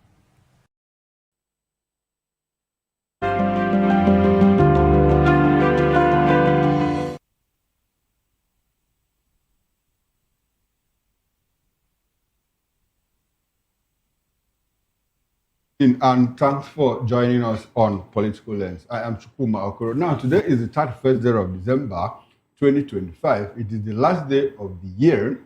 And but I have, for my guest here, it is his first time of appearing in Political Lens. I think luck ran out of him, and I ran into luck. I chased him all year round, and I couldn't get him. But on Monday, he submitted himself to me and said, look, I'm going to be on your show on Wednesday, that is on the 31st day of December 2025. And I'm happy to welcome him to my show. Welcome, Prince Francis Chilaka. Thanks for having you on my show. Chukuma, it's a pleasure. It's a pleasure. I appreciate your presence. Oh, welcome. Good to have you. Now, well, on the show today, 2025 in retrospect, biggest stories that define the year. First of all, declaration of a state of emergency in Rivers State. Biafra agitator Nnamdi Kanu sentenced to life in prison. And Trump hits terrorist camp in Nigeria. We'll also talk about new tax law that has divided Nigerians. Well, but before we get into the conversation, there is breaking news. Now we hear that Mr. Peter Obi has formally declared for the African Democratic Congress, ADC. Labour Party's presidential candidate in the 2023 election, Mr. Peter Obi, along with other political leaders from the Southeast geopolitical zone, has officially declared for the African Democratic Congress, ADC. The leaders gathered in Enugu, the capital city of Enugu State, on Wednesday to make the declaration. They stated that after months of consultations, they had decided to join the ADC and collaborate with other opposition leaders from across the country to rescue Nigeria from the poor governance of the All Progressives Congress, APC. Well, those present at the event included former Deputy Speaker of the House of Representatives and former Governor of Imo State, Emeka Ihedioha, Senators Ben Obi, Victor Ume, Tony Nwoye, and Gilbert Nnaji. Others are Chief Onyema Ugochukwu, Eyinaya Baribe, Senator Sam Egu, as well as several other senators and members of the House of Representatives.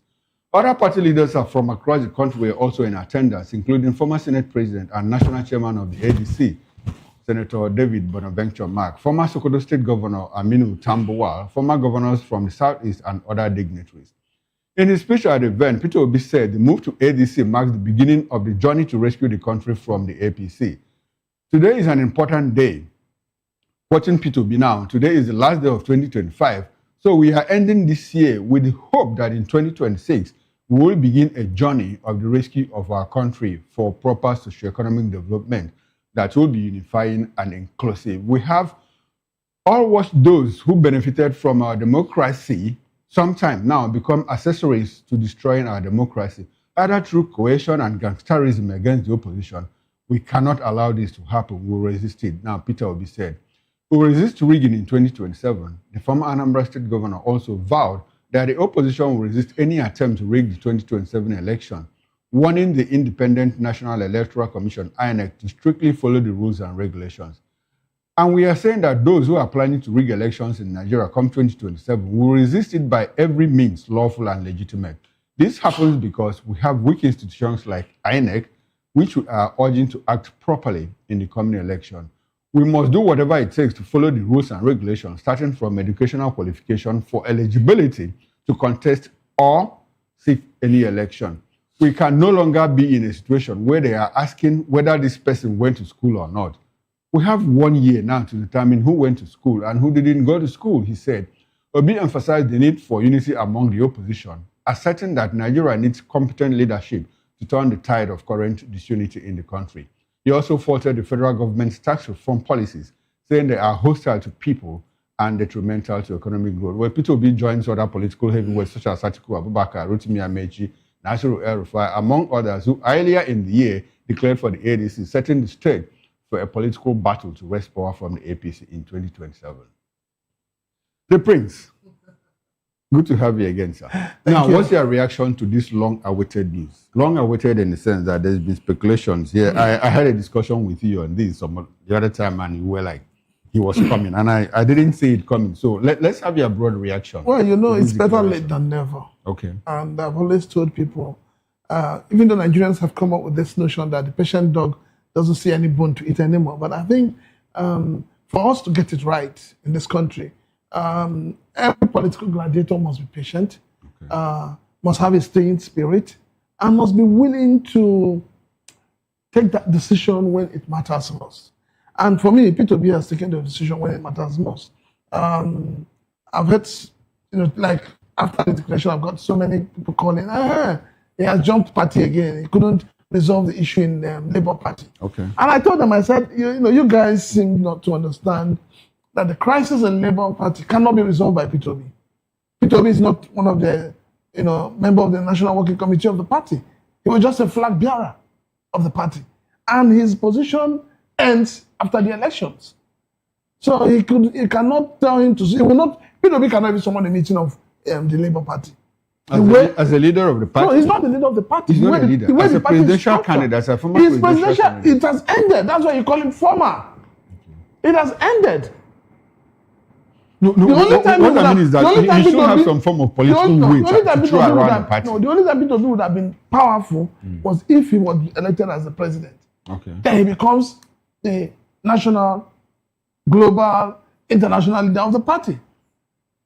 But you see, the way political parties are structured, and that's why we all need voters' education, we all need electoral education, we need to inform Nigerian people. The way political parties are structured, the highest ranking elected officer in the state and at the national level is the leader of the party. Today, if you talk of APC, for instance, the leader of the party is Bola Ahmed Tinubu. The next person is Eshetima. Okay. Then you now have the party chairman. You bring it down to the states. For instance, let's take Lagos State, for example. Okay. The leader of the party in Lagos State is Sanwo-Olu, then the chairman. So it's going to be difficult for anybody who is not in that capacity to be the one to... Okay, so talking about the Labour Party now, who is the national leader of the party? Well, that is where the crisis is. Okay. Then Hadi Usman is claiming which the... No, I'm not talking about the national chairman. I'm talking about national leader. In terms of... National leader is not constitutional in any political party. Okay, but... You remember that even President Bola Ahmed Tinubu at one time said that being a national leader of the party, he had no influence. He couldn't influence anything in the party because it's not recognized. It's just a title you take upon yourself. Maybe because you've been there, you've done so many things, but there is nothing like national leader in any political party. What you have is national chairman, national secretary, chairman board of trustees. Okay, so how will we describe Alex Otti? What is Alex Otti's position in the Labour Party? In the Labour Party today, if you ask, he's the most senior ranking person. So he should be. He should be, yes. So he's in charge of, he's the leader of the party. Now, when you say that no time is late to do the right thing, no time is wrong to do the right thing, in terms of Peter Obi entering the ADC at the time he did, a lot of people believe that with the long way that he has lost a lot of political capital, especially with the obedient movement, which happens to be his strength and his mainstay. You see the director of mobilization resigned the other time. We also saw Kenneth Okonkwo leave. A couple of other people left. So that loss, will it not affect his... when you say they leave, those who left, of what value are they to the obedient? The national director of mobilization. Of what value? The obedients they're not political party. They're not affiliated to any political party. P2B is obedient. You have obedient because of P2B. It's not because of Labour Party. No, but one man cannot make a forest. What Labour Party really wanted initially was for P2B to collapse the obedient into Labour Party. But it was a very right decision he made, not doing that. So Labour Party, as far as we are concerned, the obedience are on their own. Okay. Wherever P2B goes, that is where the obedience goes. Because that was the declaration they made sometime in the past. They say wherever Obi goes, that's where... This is when you say obedient, it's Obi. Okay. It's not Labour Party. So you think that the obedient movement is still strong, vibrant and active? We are very strong. Oh, you are? I am. I am obedient, yes. Beautiful, really? I believe in due process. Okay. And I believe that it is time we begin to look at people who contest for elections. We look at their pedigree. We look at their qualifications. We can't keep doing the wrong thing and expecting a good answer. You can't. Okay. All right. Now, Prince, now we see Obi formally declare for the ADC. And we also know that Atiku Abubakar is there. Rotimi Ameji has said, look, I'm not ready to serve as spare tire to anybody. I'm looking for that number one shirt. And apparently that is what Peter Obi is looking for. There is this kind of, larger than life image, this aura that has been built around the ADC over Atiku Abubakar.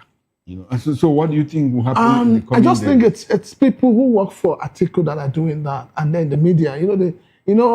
There's so much propaganda going on, and the people in front of this propaganda are APC. The truth is that ADC is a vehicle of people coming together to say we need to rescue this country. And like I've always said, if ADC will not even make the mistake that PDP made in 2023. Which is? That was a gross mistake. Knowing that the late Buhari had been there for 8 years. There is this unconstitutional gentleman agreement, which started with PDP.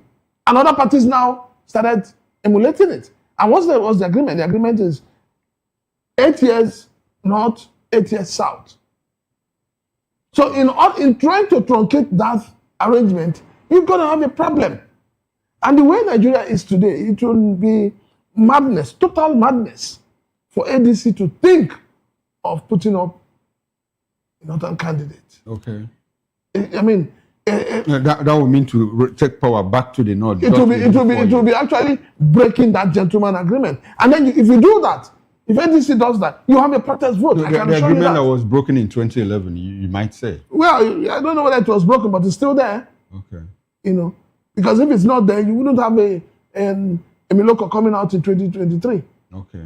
So, but the thing is that if ADC makes that same mistake that PDP made, it will hit them well. All right. Now, Prince, we see a horde of leaders from the Southeast move to ADC with Peter Obi. Is that some form of regional endorsement, or what do you see coming?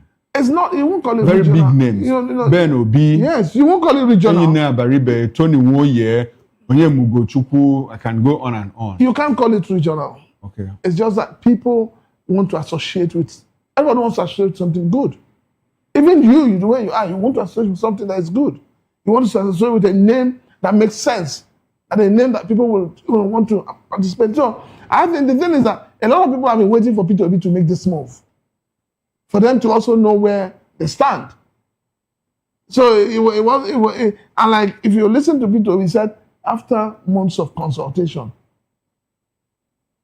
So it's yes, after months of, I was coming to that. That after months of consultation looks pregnant.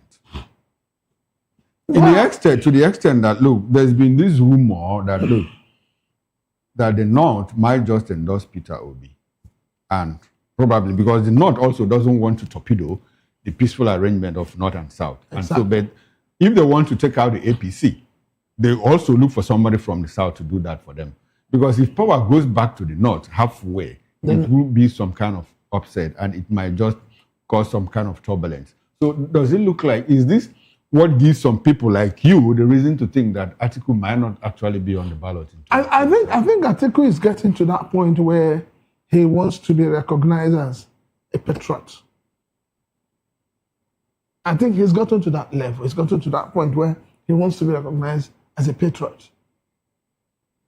And you can't have everybody telling you, sir, you can't go, sir, you can't go, sir, you can't go. And you say, if you cook for the community will finish it. But if the community cooks for you, you can't finish it. You know, I had a bet with you on this. You have been insisting that Atiku wouldn't be on the ballot. Yes. And though there's no figure, but we are going to try a figure to it after the show. Now, Prince, when we look at what happened in 2023, if we have two very powerful presidential candidates come from the South, one from the Southeast and one from the Southwest, in terms of Bola Ahmed Tinubu and Peter Obi, you know, the Southeast, Southwest, mistrust, divide, and all of that. And if you put it within the context of what happened in Lagos State in 2023, where people from the Southeast were practically, you know, prevented from voting. Despite that, that was after the presidential election, in which there was a major upset and Peter Obi, you know, took the lead in Lagos here. Will you see a situation where there might be some kind of pushback or rebound of violence against the Southeasterners, looking at, oh, you people want to truncate a Southwestern presidency? Is there a possibility we're running a democratic system. Okay. And in democracy, everybody has a freedom. Association, freedom to belong to whichever political party you want to belong, freedom to vote whoever you want to vote. And I think it will be completely madness and stupidity for anyone with the way Nigeria is today to begin to think of disenfranchising anyone. No, but we see it happen. You know Sego Mustafa, a certain Mustafa of the NUR, the person that replaced the MCO role, said, look, sometime I think that was in May, June, say, look, if you dare vote against the APC, we'll deal with you. Well, you know, I don't believe in violence. Okay. But I can assure you that violence begets violence. And I know that people have become wiser. The 2023 scenario, I personally lost a friend of mine. He was pushed in his own compound, in his house. Oh dear. And the man died. That's not what we are known for. The divide and rule you have among Nigerians today, the hatred that is building among Nigerians today, is because of the politicians. And the Nigerian people need to wake up from their sleep. All those who collected money to vote in 2023, where are they today?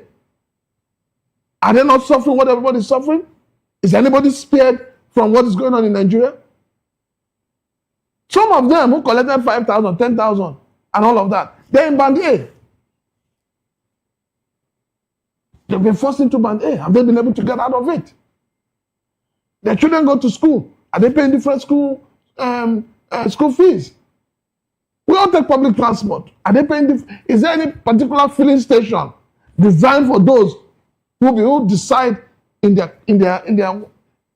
lives to become thugs and fighters for politicians? No. So we all go to the same market. We all suffer the same thing. And that is why it is important for people to know when you are voting in 2027, know who you're voting for, know the character of the person you're voting for. Okay. You saw what is happening in Edo State.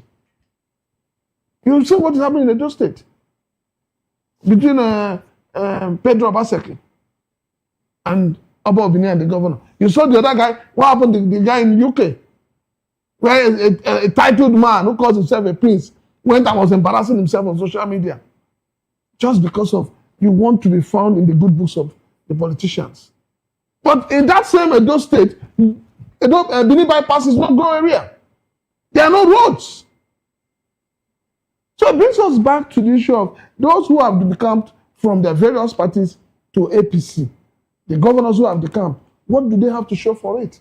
Okay, all right. Prince, I know that P2B's declaration for ADC is a developing story. And by next year, for any time from tomorrow, ADC says they are going to hold 2 conventions, primaries, and we'll now know who will be the candidate of the ADC. And the Prince said, well, it now tells you to vote for the right person, because who you vote for will determine the kind of life you live anytime from 2027.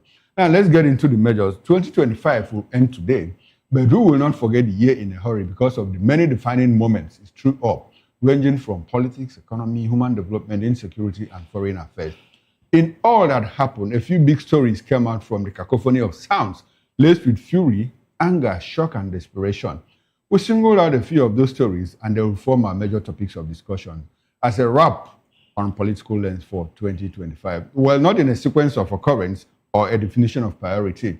There was a declaration of a state of emergency in Rivers State. Rivers State was thrown into national focus following the declaration of a state of emergency, a move that sparked intense political debate and public concern. Well, supporters argued that it was necessary to restore order, while critics warned it could undermine democracy, federalism, and the will of the people in one of Nigeria's most strategic political states. The Prince, I have not spoken with you since the Supreme Court delivered its judgment, on this. And so the judgment was belated. So how will you describe what happened in Rivers State and the judgment of the Supreme Court on the suit filed by the PDP governors? When the whole shenanigans started in Rivers State, I saw it coming. I saw that they were heading towards the declaration of a state of emergency. And a lot of us predicted it, and it happened. The reason given by government for that declaration is completely unacceptable. You say you're protecting, there was going to be a breakdown of law, and there was breakdown of law and order. You're protecting the pipelines. And then I ask, are the pipelines worth more than the humans? And in all the meetings, in all the press releases by Mr. President, even all the meetings he called, there was one fundamental thing that Mr. President failed to address. And he has not addressed it up till tomorrow. Okay. And that is the role played by Wike in what played out in Rivers State. Okay, so what will you have wanted the president to do? No, at that the point president called for, there was a peace meeting between the president, between both gladiators. That peace meeting, for me, and the agreement reached at that time, was just for me, it was hopeless. It was just like, you invite your son and you sit him down and you dictate to him and you tell him, go and do this, and you walk out. Okay. You do not settle problem by taking sides. You think that the president... No, the president did. It was very obvious. How so? The president did. It was very obvious that he took sides. Even when the courts supported the declaration of a state of emergency, they also took sides. All through the judgment, it was all about what Fubara did. But nobody talked about what led to what he did. At no point was Wike mentioned in the suit. That's the point. But Wike was the one that was in I'm front. talking about the people that went to court. No. They didn't join him, did they? It's not. So how would they have mentioned him? You see, with time we come up with this excuse, that you were not mentioned, that you didn't do this. Okay, the court will say, we don't give you what you didn't ask for. Okay. But the court must also realize that there are certain things you don't do. And that is where the human face comes in. When the court says we don't give you what you didn't ask for, but we saw in the Supreme Court case where the court even went ahead to adjudicate on a matter that was not before. So that is what I'm saying. Lawmakers. That is what I'm saying. In one breath, the court will tell you, you didn't ask for this. In another breath, you saw different judgments. It was like Nigeria was on a pressure pot, pressure cooker, Nigeria was just bubbling. Everybody had a say. And that issue up to tomorrow has not been addressed. Talking about addressing the issues, I'd like to make reference to what you talked about, the peace deal, where the president practically dictated to Fubara, you go and do this, you go and do this, you go and do this. Now, do you see, are there repercussions arising from that dictation? Because we see, when those things, looks like both gladiators are back to the trenches. So when those, you don't beat a child and tell the child not to cry. And Okoro, you remember, I've always said that any peace devoid of justice is peace of the graveyard. When Fubara came back from that suspension, first of all, you know the role the National Assembly played in that suspension. And that's why I'm also one of those saying that it is time to end this voice vote. We need to know who voted for what in the National Assembly. So that when you come back as a senator, we can look you in the face and say to you, this bill, this is what you did, or this is what you said. But when you say voice vote, nobody knows who voted. The heirs have it, and that's the end. And so you have a National Assembly, where you look like you have kindergartens.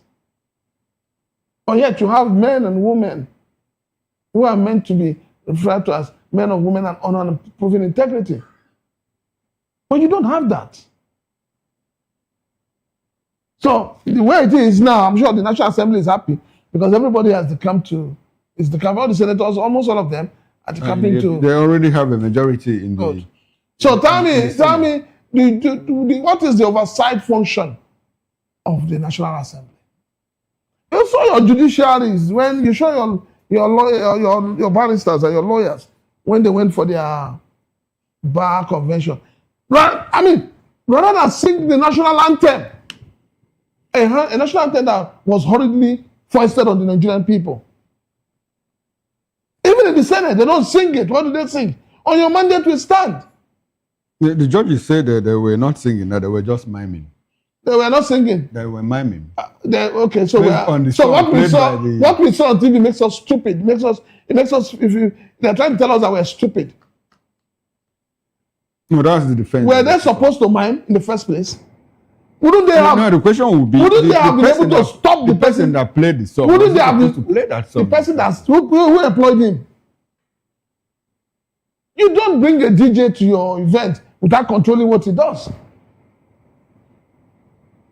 So even if the DJ intones the wrong music, why did they stop it? What is the implication of judges singing on your mandate? It simply means that they are compromised. That is what it means. I can't be singing your song if I'm not compromised. Prince, let's go back to River State. Now, we see a lot happening in River State these days. The governor is talking tough.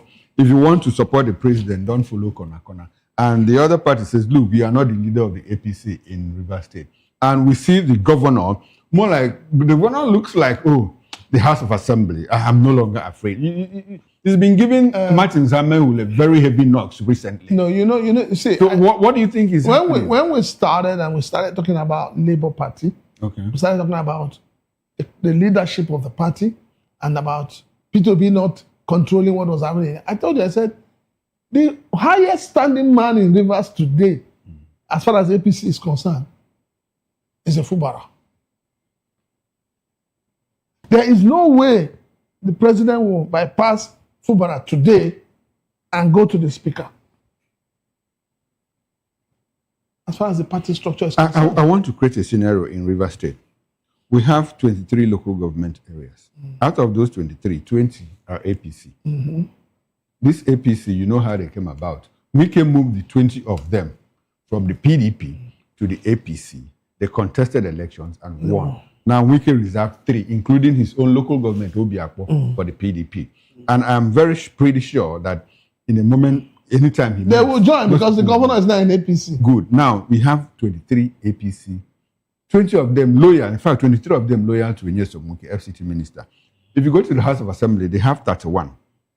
Out of these 31, 17 of them effectively decamped to the APC. The other remaining 14 are still in the PDP. Now, something happened on the 25th. Wives of the 31 House of Assembly members contributed money, bought gifts, and presented to Nyesom Wike. The state chairman of the APC is one Tony Okocha, Wike's Man Friday. Grassroots politics. Who is in control of Rivers APC? Okay, you may think that with all of that, Wike is in charge. Wike is not a member of APC. Okay. He's a what they call tombo fly. He has not come out to declare. If Wike decides to join APC today, who will welcome him into APC? Well, we have seen the national chairman could do that. We saw the national chairman welcome Fubara into APC. No, even if the national chairman is not there, Fubara will be there. The state chairman will be there. The state chairman cannot. Okay. Fubara will be there. Good. Okay. See, let us be very honest with ourselves. The whole issue of the suspension of democratic governance. I'm sure even Mr. President rejects, if you reflect seriously, he regrets that action. But knowing what leaders are, they would never say it in the open. But I'm sure that if he looks back, he will regret that action. Why? Because, I'll tell you why. Because he was also one of those who opposed it vehemently during Jonathan's life. But he served his purpose this time. I'm coming. Okay. He opposed it. I said, if retrospect, he reflects on it. In his quiet moment, he regrets that action. Now, if we have ended everything about... I'm sorry, Prince. I'm coming. Does it look like the president? Does it look like a man who cares? As a president, you must show to the public that you don't care. Okay. We all do that. Okay. But in our quiet moments, we know what we go through. Conscience. We fight our demons. Okay. Now, in all of that, it has happened, it has gone. And I'll tell you this, for Fubara to declare for APC, there were discussions and there were meetings. And if you recall, those meetings were between him and Mr. President, who is the leader of the party. So now that Fubara is in the party, if you recall, the day he was being welcomed into the party, you saw the Okocha jumping all over the place. You saw him declaring that he is now the number one. So politicians talk from two sides of the mouth. Apparently, your position is that the political plates are gradually shifting in favor of the state. It has shifted. Not gradually. It has shifted completely. See, forget whatever anybody is doing. Okay. If care is not, even the speaker knows that Fubara can decide whether he will get the ticket or not. Now that's scary. Now, Prince, let's get into our second big story. After about 10 years of trial, a life sentence was handed to Nnamdi Kanu by High Court, and it reignited deep national conversations around justice, separatist agitations, and national unity. Reactions poured in from across Nigeria and the international community, while questions were raised about the process, security implications, and the future of agitation in the Southeast. Prince, did the sentence on Nnamdi Kanu come to you as a surprise? No. Okay, you saw it coming. I saw it coming. Did you see death sentence or life sentence? No, I didn't see a death sentence, but I saw a life sentence. Okay. I saw a sentence that would make sure he's incapacitated. That's what I saw. I knew it was coming. I know that all the issues with the former Binta Nyako and all of that was because they were just looking for who would do the job. So everybody knew it was coming. But you see, there are issues the federal government up to tomorrow has not been able to clear. And I think it is something that they need to clear.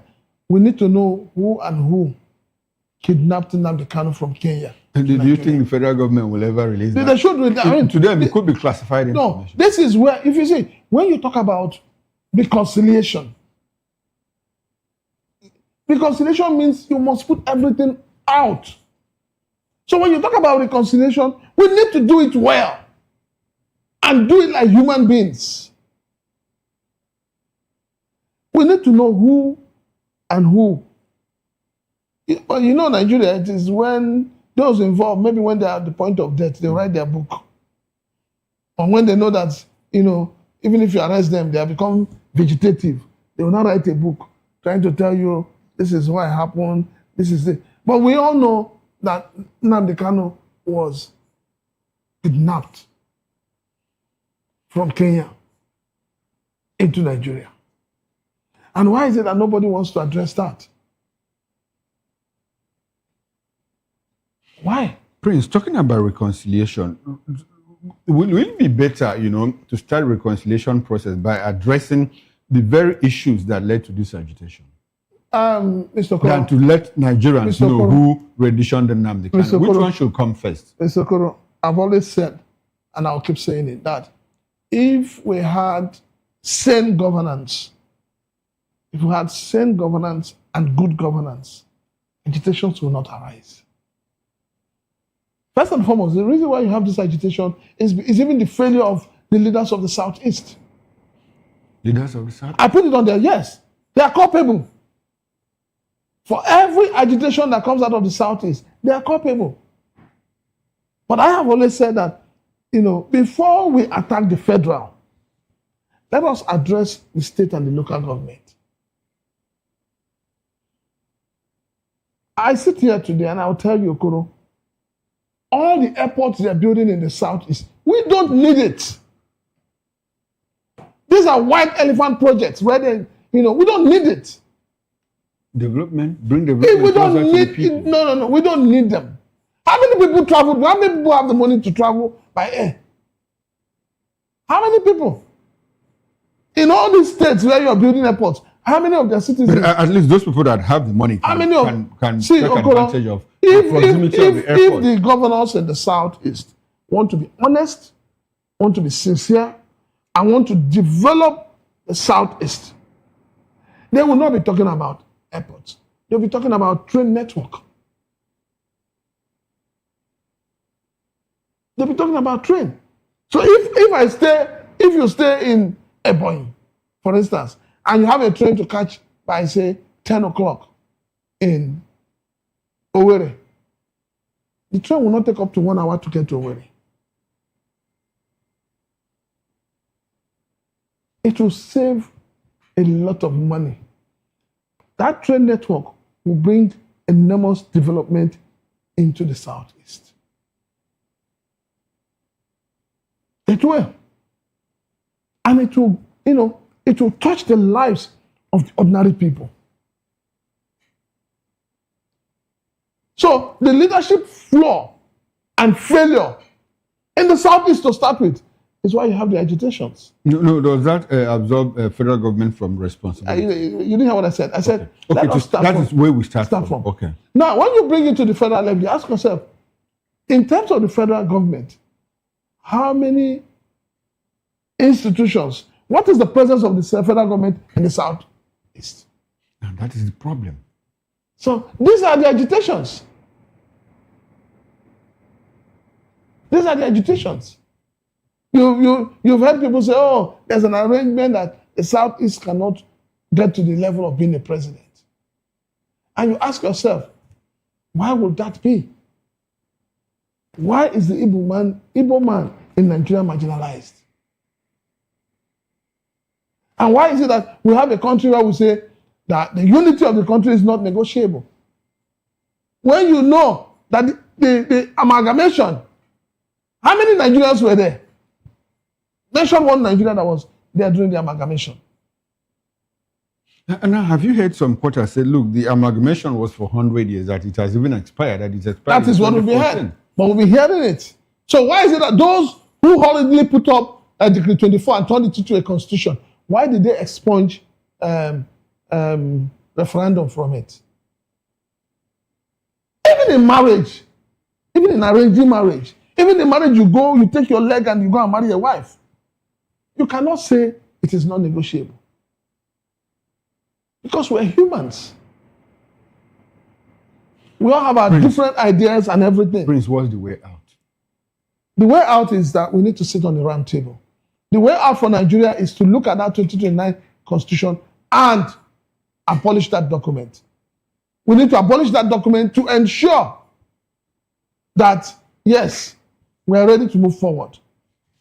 Because if you have that document the way it is, that document you have is not helping this country to develop. Okay, now, Prince, has the sentencing of Nnamdi Kanu doused tension and insecurity in Southeast? Nnamdi is in prison, Simon Ekpa is in prison. Before the sentencing of Nnamdi Kanu, let us be honest with ourselves. The sit at home in the Southeast was already fizzling out. But see, but there's something that is very worrisome about that sit at home in the Southeast. Okoro, if you are traveling from Benin to Owerri, from Sunday to, except Mondays, you will see checkpoints. Police, army, road safety, customs, immigration, all of them. Why do they disappear on Mondays? Are they not trying to tell us that the non-state actors are more powerful than the government officials? Are more powerful than the Nigerian army or Nigerian police? Why do they abandon those checkpoints on Mondays? And who asks them, who gives them instruction not to go out on Mondays? So the reason why you don't really see people on Mondays, it's not just about the sit at home, it's because of fear of the unknown. As you and I sit today, nobody has been able to tell us who the unknown gunmen are. But these are guys who caused mayhem and terror in the Southeast. Who are they? Where are they from? So for us to move forward, Okoro, we need to sit on the round table. We need to look ourselves in the eyes and say, this marriage, is it working? How soon do you think that could happen? It's something because we have both centripetal and centrifugal forces. Some people are saying, look, we need to stay together. Others are saying, no, we need to go apart. How soon do you think that we can? It's something We've that been sitting on a round table. In 1995, Abacha did one. In 2004, Obasanjo did one. In 2014, Jonathan did one. And all of these, billions of naira sunk into those places. It's something that we need to do urgently if we love this country. A few days back, I saw some people calling themselves Hausa,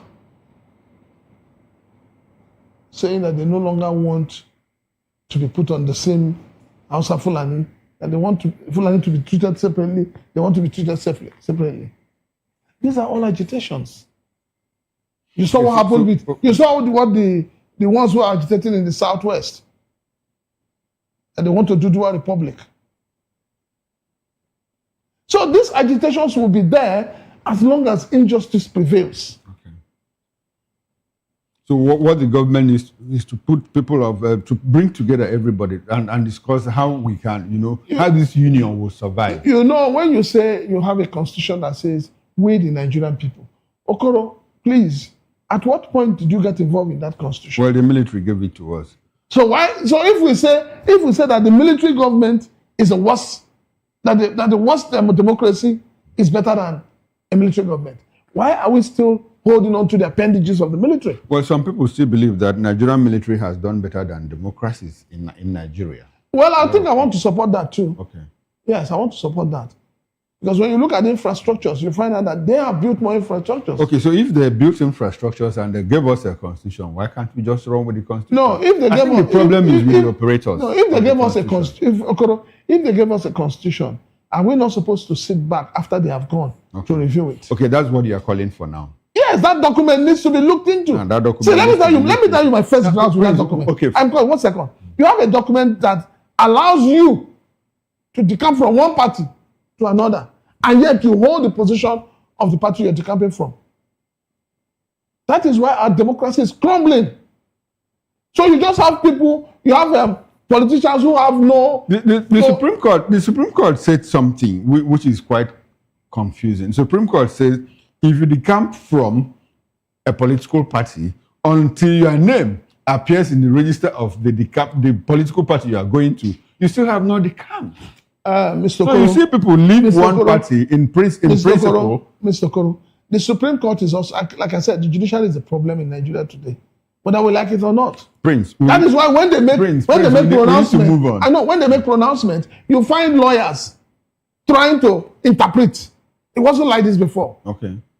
Everybody now interprets the judgment to suit them, and then the judges will keep quiet. That is wrong. You should be able to give a judgment that anybody that picks it knows what you're saying and follows it. I think the law has always been like that, because way back in university, I had a lecturer who told me that, look, the justice is the will of the stronger party, and that is what we see here. Now, let's move on. Trump's terrorist camp in Nigeria. Reports of U.S. military strikes on a terrorist camp in Nigeria raised serious concerns about sovereignty, security cooperation, and foreign intervention. Well, the development has triggered mixed reactions, with some welcoming decisive action against terror groups, while others questioned the circumstances, consent, and long-term implications for Nigeria's national security. Nigerians also are worried that they have a government that relied on a foreign power to fight insecurity, despite the availability of men, money, and materials that could have taken care of that challenge. The Prince, did you see Trump coming after the threat of guns ablazing? I mean, everybody knew what's going to happen. I didn't know. No, why wouldn't you? Trump doesn't just say things. It's not like our Nigerian leaders. I was pretty surprised because I've always known that Nigeria, Africa, has never been priority in America's foreign policy. Wait, let me say something. You know, when Trump said what he said, a lot of things played out. And I saw those things as, mockery. And I saw them as falsehood. I started seeing a lot of Nigerians doing podcasts, doing videos, saying, Nigeria is a sovereign nation, we're patriotic, this and all of that. And I said, okay, you guys can do this. But what have you guys done all this while? That these so-called bandits, Boko Haram, whatever, were killing and slaughtering people. What have they done? And then all of a sudden you see everybody saying, it's not genocide. That was when you started hearing a different story. And Northerners are also being killed. And then the question is, who are killing these Northerners? If you say Muslims are being killed, who are killing these Muslims? So the thing is that a lot of us knew that something was going to happen. But the federal government tried everything possible to halt it. Okay. But they couldn't. So you think that the federal government did everything possible to halt it? They did it. But they said they provided intelligence. Well, that is afterthought with that one. Okay, now, Prince, with the U.S. intervention in Nigeria, has it taken away from Nigeria's national security? In what way? That's what I'm asking. In what way? You see, that's why I said it was all hypocrisy. Intelligence. Let me tell you, intelligence. Now, if we are to question the value of intelligence, the Nigerian government said we provided intelligence. And we are asking, if you had all this intelligence, why didn't you use them? So So a lot of people, a lot of Nigerians think that, look, they didn't have that intelligence. See, or that if they heard, they were complicit in not using it. So, you know that it was hours after the strike and after Donald Trump has tweeted before your government responded. So that gives you the impression that they were unaware. No, because if the government, they may have called them at the last minute. But the thing is that if they were part of it, knowing this administration that loves propaganda, this administration that loves taking credit, they would have blown it out of proportion. They may not have said where it was going to happen, but they would have told you that we are already finalizing. We didn't have to wait for Donald Trump to tweet before we knew that something happened. Now, with this action of Donald Trump and United States, has it prompted a renewed commitment on the part of Nigeria to fight this insecurity? Because we hear pockets of, killing of terrorists, bandits here and there. Has it propped up, prompted them into some form of renewed commitment? The first tweet then prompted it. And the government was doing everything humanly possible to erase that notion that it is a genocide. And they could have done it. Okay, but if not for the intervention that the Reno Mokore wanted to make. Okay, so the federal government wanted to create an alibi because at some point some people said, oh, they went and kidnapped Christian schoolgirls. After a week or so, they brought them back just to create the impression that, look, Christians are also safe. And we heard the president on December 25th say, I'm going to protect people of all faiths. Okoro, you raised a very pertinent question. The kidnap of those children. Please, for the sake of humanity, when those children were kidnapped, who are the kidnappers? When they got released, what happened to those who kidnapped them? And in which bush were they kept? Well, the national security. That none of them. We're talking of children. Okay, we're talking of children. Who was feeding them? What were they being fed on? Who was taking care of their needs? Prince, we're out of time. Nigeria's newly introduced tax law has sharply divided public opinion, with citizens, businesses, and lawmakers expressing opposing views. While the government insists the reforms are vital, well-intentioned for economic stability and growth, critics argue that the law places additional burdens on struggling Nigerians amid rising inflation and economic decline. While opposition parties and figures have called on the government to suspend the implementation of the law, pending the resolution of the controversies around the clauses that were smuggled in by yet-to-be-known persons. However, the president and his handlers have insisted that no amount of pressure will stop the take-off of the new tax regime in Nigeria. Prince, I would like for you to wrap this up with your concluding thoughts because we are out of time. Any leader that doesn't listen to the people is not worth the salt. We always say that the voice of the people is the voice of God, isn't it? Now, there's an issue, and this is democracy. And the people are saying there is something fundamentally wrong with this. A listening government would sit back and, first of all, address those issues. People are not opposing the tax because they don't want to pay tax, or they don't want the innovation that comes with it. People are saying, the ones you've been collecting before now, what have you been doing with them? You said subsidy is gone. You said you were going to use the savings from the subsidy in key infrastructure. Where is the infrastructure? Where has the money gone to? Why is it that nobody is giving us an account of what we need? So for me, I think Mr. President is just being too difficult. Okay, do you expect to see any form of resistance? I expect Mr. President to listen to the voice of the people. I mean, on the part of the people, do you expect to see any form of resistance from tomorrow? The other one have told you that they will not pay it. And that's where the resistance will start from. Okay. When those who are meant How would they do that? Because it's supposed to be deducted from source. The bank has no right to deduct money from your account. You know that. Okay.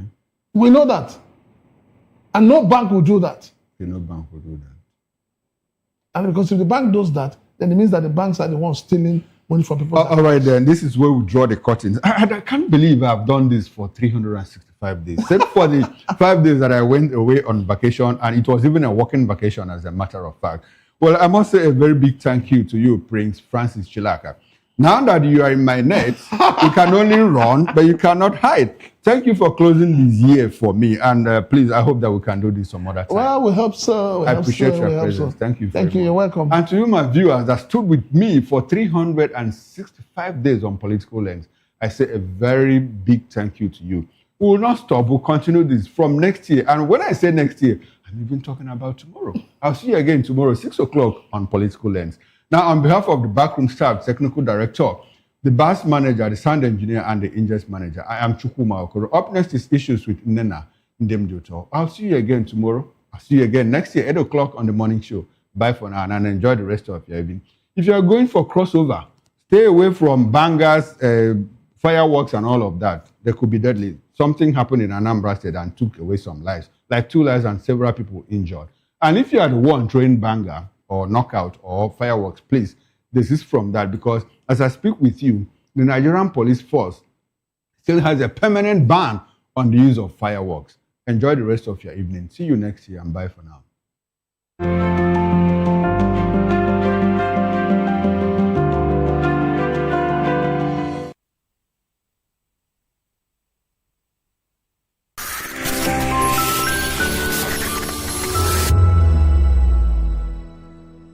We encourage you to click on the like button and subscribe to our YouTube channel. We are Voice of the People TV. Also follow us on all our social media platforms. We are at VOPTV Live. Visit our website www.vop.ng for fresh and trending news. Also watch us live on SLTV channel 264.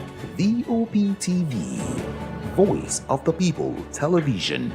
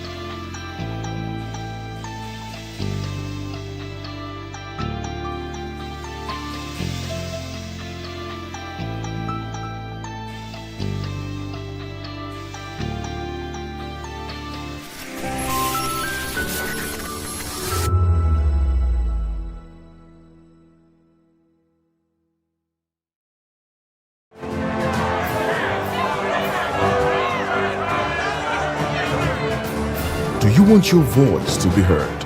Do you know that you matter in the scheme of things? The People's Voice, the show where ordinary citizens take center stage as we discuss the biggest stories that affect you and I. With you in mind, we facilitate lively discussions, debates, and interviews on the topics that matter most to you and I. From social justice to economic empowerment, education to healthcare, governance, and more. Tackling tough topics and amplifying your voice. Join the conversation and make your voice count. The People's Voice. Make your voice count. Are you ready for the extraordinary? Something big is happening on your screen. Introducing VOPTV. Now streaming on SLTV channel 264. From breaking news to captivating conversations, news analysis, giving you all sides to the story. We break in-depth discussions on the issues that matter, from politics to sports, entertainment, and lifestyle. VOPTV on SLTV channel 264. Join us as we redefine what television means to you. Voice of the People Television, VOPTV. Now you have more than a voice.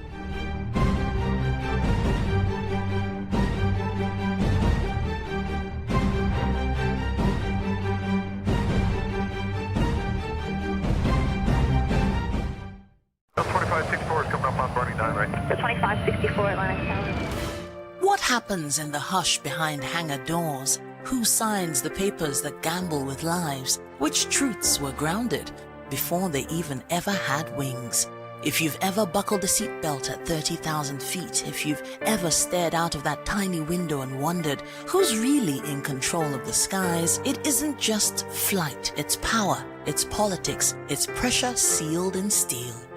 We're peeling back the clouds from runway risks to sky-high secrets. We're diving deep where most dare not to look. Aviation Scope, every Sunday at 7 p.m. only on Voice of the People TV. We don't just report, we reveal. We don't just ask, we uncover. Because when it comes to the skies, ignorance is turbulence. Aviation Scope, the sky isn't the limit, it's just the beginning.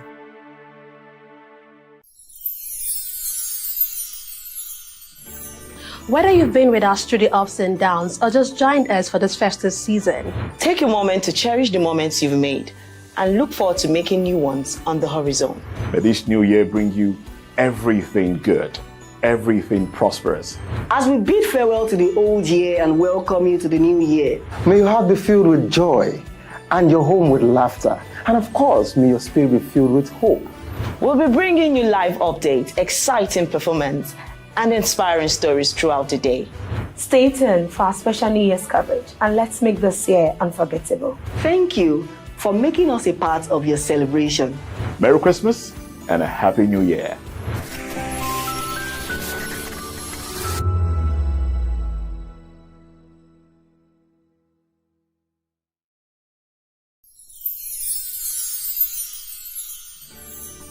It's the most wonderful time of the year.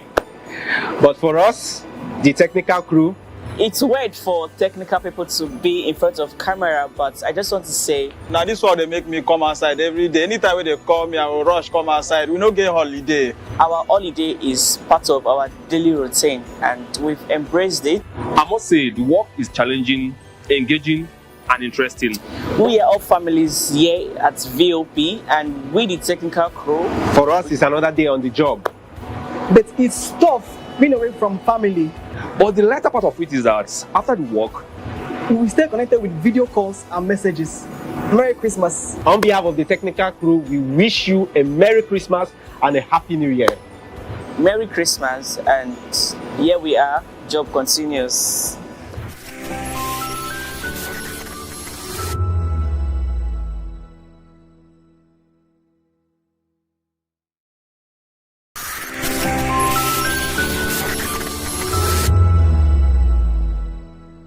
To know the happenings in the maritime sector, join us on the program Maritime Frontiers on VOP TV as we discuss key areas in the maritime sector from aquaculture, maritime transportation, maritime labor regulation, oil and gas exploration, ferry and passenger insurance, marine pollution and prevention, port operations and lots more. Maritime Frontiers, exploring Nigeria's blue economy.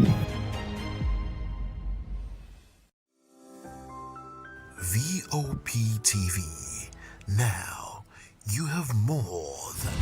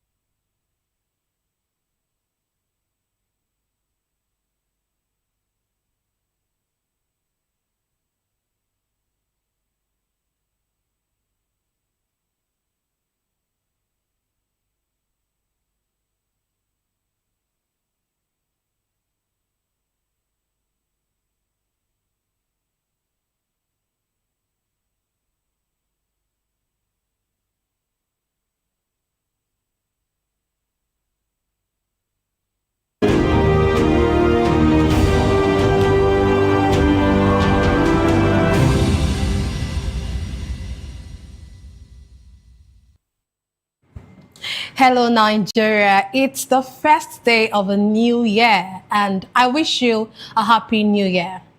It's so good to have you join us So tune in for another exciting episode of the Issues on Voice of the People television, where we bring you the most important and pressing issues shaping our nation today. I am your host, Nenna Ndomdioto. On today's episode of the Issues, we're examining the year 2025, the major events that shaped the nation. Join us as we break down the facts and provide context to help you stay informed. We'll take a break, and when we return, we'll dig deeper into these topics. Don't go away.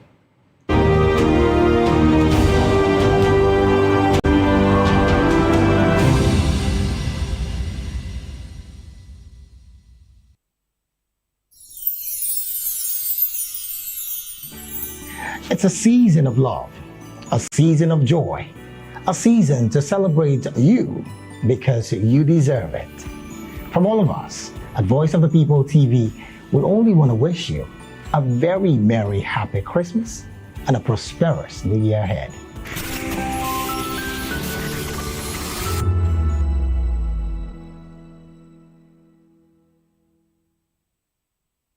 You blessed the boy, the girl is fine, of rice and beauty. Hello everybody, my name is Mike Abdul. Keep watching VOP TV. God bless you real good. Hi guys, my name is Abiodun, also known as Minister Abe. I just want you to keep watching VOP TV. God bless you. Oretolu Amishe is a banger. My name is Yomi Olabisi Yomi Akpala. Keep watching VOP TV. Babati Soro Medayo. Hey guys, what's up? How you all doing? They call me Ovisha Nelson One, your number one celebrity host, and you are watching Voice of the People Television, VOP. Stay tuned. Uyosite is my name. I am a friend of the microphone, Voice of the People TV. That name is unique, and the brand is very sweet. I like the packaging.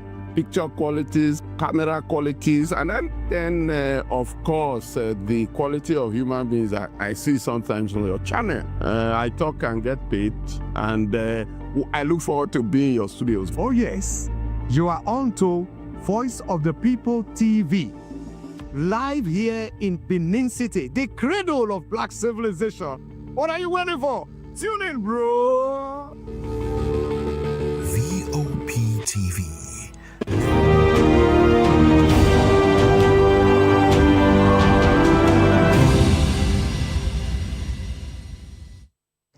Glad to have you back. You're still watching the Issues on Voice of the People television. Let's dive straight into today's discussion. The year 2025 was indeed a pivotal year for Nigeria and Nigerians, with major reforms and happenings shaping different sectors of the country. Today, we'll be looking at Nigeria's economy, the reforms that shaped the country, and charting a way forward as we go further into the new year 2026. We would be taking a cursory look at the good, the bad, and the ugly. First, let's look at some of the major happenings that shaped our economy. There was a steady GDP as the gross domestic product grew steadily through 2025, reaching 4.23% in Q2 and 3.98% in third quarter. The Central Bank of Nigeria's CBN tightens monetary policy involving elevated interest rate contributed to a gradual decline in the annual inflation rate, which fell to 14.45% by November 2025 from a high of over 34% at the end of 2024. The global watchdog, Financial Action Task Force, removed Nigeria from its grey list, ending nearly 3 years of being tagged a destination for dirty money and signaling a boost for investors' confidence in the nation's economy. In June 2025, the president signed the tax reforms bill into law. The new laws are considered to be the most comprehensive overhaul of Nigeria's fiscal architecture in decades and are expected to improve revenue collection, enhance business environment, and attract both local and international investors. Another major event is the Dangote refinery's dominance in the downstream oil sector. The growing operational capacity of the Dangote refinery became a defining story, leading to friction with fuel importers and a price war that saw petrol prices at the pump fall in different instances. The refinery's domestic production significantly reduced Nigeria's reliance on fuel imports, easing pressure on foreign exchange demand. In October 2025, the World Bank reported that approximately 139 million Nigerians were living below the poverty line, which makes about 61% of the population. With all of these major events and ongoing reforms, many Nigerians saw the year 2025 as a difficult year as many grapple with harsh economic realities, and the tax reform proposals sparked confusion and backlash, with many Nigerians fearing increased economic strain.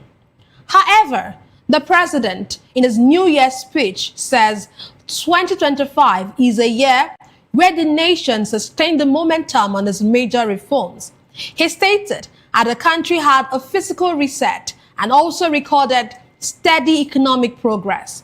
The president said the focus in 2026 would be on consolidating the gains and continuing to build a resilient, sustainable, inclusive, and growth-oriented economy.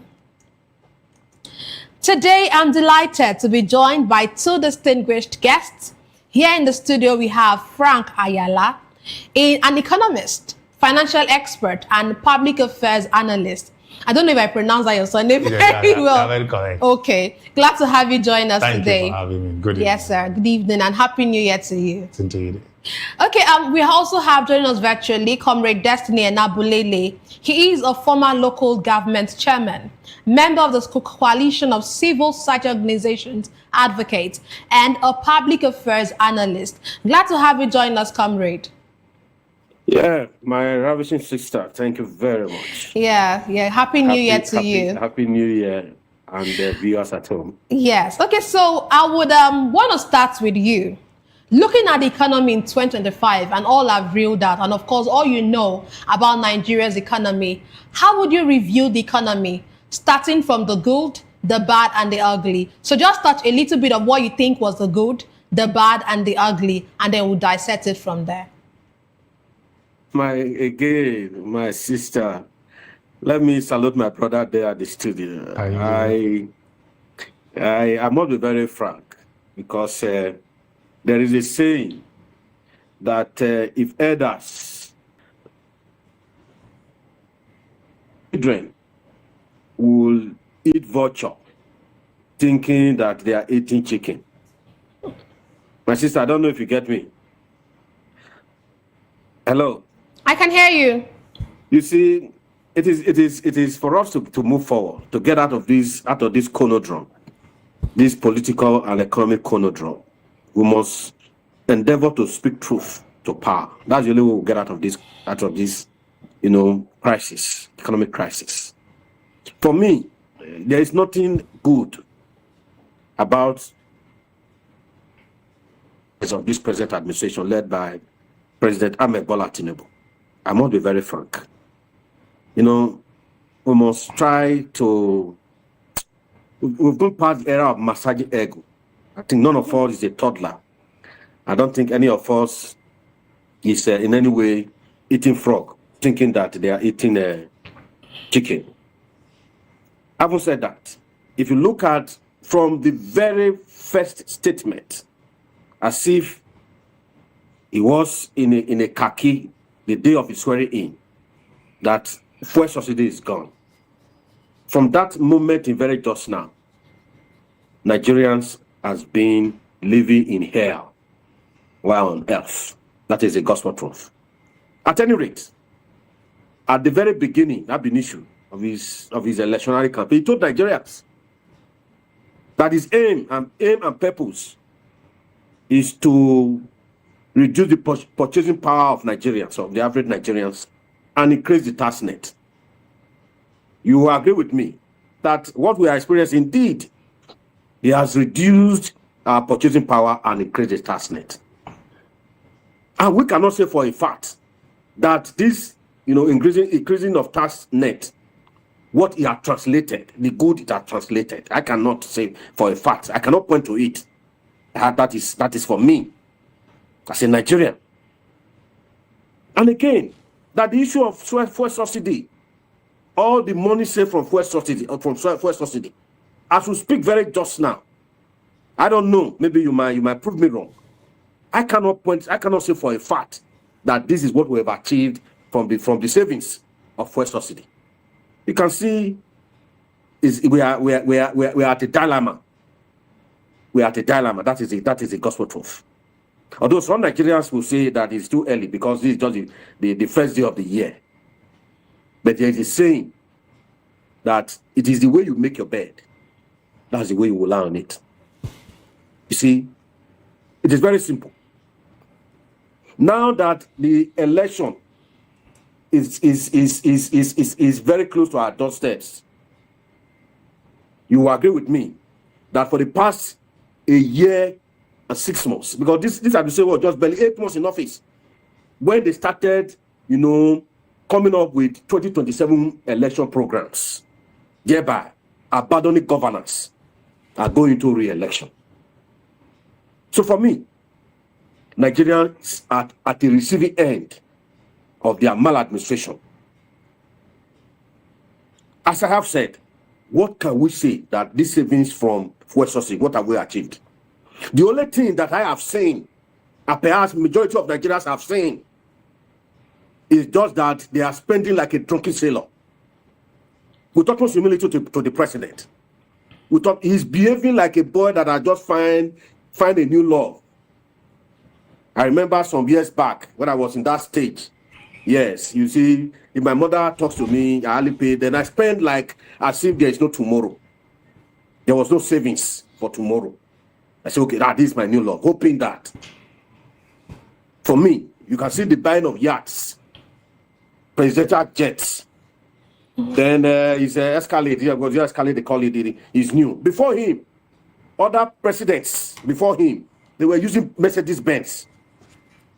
You see, I'm a little bit not very, in tune with this style of his governance, because I have said it, that this is how not to govern a country. Because, you see, Nigeria is evolving. It is an evolving state. It's a nation that is developing. One would have expected us that we play down on liabilities. We concentrate on assets. But today, yachts and buying a presidential jet and what have you, and you can see the way they are spending on the spending spree as if there will be no tomorrow. For us as a people, all of us must make sacrifice for this nation to move from stage 1 to stage 2. But from the ruling, permit me to speak my mind. From the ruling class, as it is very just now, they are not making any sacrifice. That is the gospel truth. And they are not willing to make sacrifice. And their policies, their economic policies, are anti-people, especially the downtrodden. You can see what we have seen not too long ago, the issue of implementation of taxes. How can you come with a first world taxation in a third world taxation in a third world country with a medieval infrastructure, and you expect us to get the needed results in such policies? Okay. It's not right. At least I've traveled around some developed countries in the world. As the countries evolve, they come up with taxes that will fit in that particular point in time. As the country evolves in terms of progress forward, they'll say, okay, let's come up with these taxes to be able to make some kind of checks and balance. You see, ours is not like that. Nigerians, we have made sacrifice. Since the inception of this country, since 1960, let me just say 1960 days since independence, they are doing exploration of our oil, mineral, and other minerals. What can we say that we've achieved from this civilian rule? That is my question to you this new year. Whatever you have seen that we've achieved as a people is during the military era. Not too long ago, the International Conference Center, my elder brother, Iyendeba of Abuja, used certain billions in doing renovation. When the money that was used to erect that structure was not even up to that billions. The coastal roads, Calabar, Lagos, Calabar coastal roads, you can see amount that were marked for 30 kilometers. It is outrageous. See, nobody should take Nigerians for a ride or for a fool. Nigerians, they are very, we have said it over and over, we are docile. And it's not our fault because we are operating a communal lifestyle. If, for instance, I don't have to eat, I can conveniently go to my sister in the studio there, say, I'm close to I'm in your area. And you will conveniently, welcome me and give me food or drinks to drink. Not too long ago, I visited Paris. Okay. Let me now with this thought. I visited Paris. There's a friend of mine that is okay. When I come, we'll see. Because he just got the job newly, I was unable to see a friend of mine for 2 weeks that I spent in Paris. So that is to tell you, it is individuality. If you don't work, you don't eat. If you don't work, you don't eat. So that is why there is not becoming a norm that an average Nigerian, they are suffocating by way of no place to work. Businesses, companies, industries, they are folding in Nigeria. They are moving to nearby country because of their very stringent tax policies. And not only that, insecurity, power failure. All of these are strangulating small and medium scale businesses. Even the bigger ones, they are leaving because it is no longer favorable to them. Okay. So for us as a people, we have seen insecurity at our various steps, if not at the 11th hour of President Donald Trump of the United States of America at Christmas Day gift to Nigerians. Perhaps none of us would have been able to be talking to you at the studio. Okay, I will come back to you. Let me learn with this thought, man. Let me learn with this thought. My grandmother of blessed memory said something that what that means. In an atmosphere of rancor, my sister there, my journalist cannot go to the studio. The imam or the babalawo or the pastor, they cannot go to their place of worship where the atmosphere is not favorable. So that is why you see businesses and every other thing is in a comatose in this country, as we speak very just now. Thank you very much, and Happy New Year, Nigerians. Thank you very much, Comrade. I would, of course, get back to you. Let me speak to our guest in the studio. Let me hear your view before I move on to other questions. I saw how you were smiling while Yes. Comrade was talking. So for you... You know why I needed to smile? I think before we start looking at the good, the bad, and the ugly, let's at first create a context around why to now start looking at the good, the bad, and the ugly. I remember vividly in 2015, before Buhari took over, our inflation rate was 8.5%. Our exchange rate was 197 naira per dollar. Minimum wage was 18,000 naira. Then the cost of per liter of petrol was 87 naira. So I wanted us to create that background to see if this man have done anything fantastic that we need to praise him or not. To the APC people, the numbers are looking good because they are now beginning to praise themselves, forgetting where they took over the economy. If you divide 18,000 naira by 197 naira, you get close to about $100 per about $94 per minimum wage. Today, if you divide your $70 with 1,400, you have less than $440. So I wanted to create this context for us to know, okay, this is where we are. This is where we are taking on. If you look at the inflation they are celebrating today, before APC came aboard, what we were taught in school, that was called the CPI, Consumer Price Index. There are some products that are not there. But this government, because they are crooked, because they are cocky, they brought in some products to justify the number so that when you average it, it dropped. That's why you are getting this inflation. This inflation figure is coming from the rebasing they did. In 2014, early 2015, our GDP, when Jonathan did our rebasing for 2010, we have about $584 billion in circulations. Today, we have $191 billion. I wanted to create this background so that we're not say, okay, let's start fitting the good, the bad, and the ugly into those brackets. Now, for me, no matter what this government is doing, as long as we are not where they took us from in 2014, it's completely ugly. Then what make it more bad, if there's a language like that, is today this government is known for blatant disregard for rule of law. Whatever they are doing now, Nigerians are not seeing it. Fine, it's also out there that this is the first Christmas we've done so far since APC came on board that things never really skyrocketed, rather things were dropping. But is it really dropping to where they meant it? The answer is no. As we speak, your inflation is 14.45, which is about 600 basis points higher than where they met it. As we speak, your USD, our exchange rate is 1,445 naira per dollar, which is far above 197 they met it. As we speak, a liter of petrol, let's take MRS, which is the cheapest, 739, is over 500 naira above where they met it for. So, for me, if you look at the number as it stands today, looking at where APC took us from, it's not just ugly. It's over ugly. There's a language like that. So, then again, it's going to be worse from this year, looking at the tax reform, looking at the forged tax reform bill. Because they've not shown the template of implementations. We are not seeing it. Kyle Day is talking everywhere. The tax consultant they've gotten is talking everywhere, but nobody have told us this is the reporting template. It's also on the side talk that we have an agreement with France. Nobody's seen the MOU.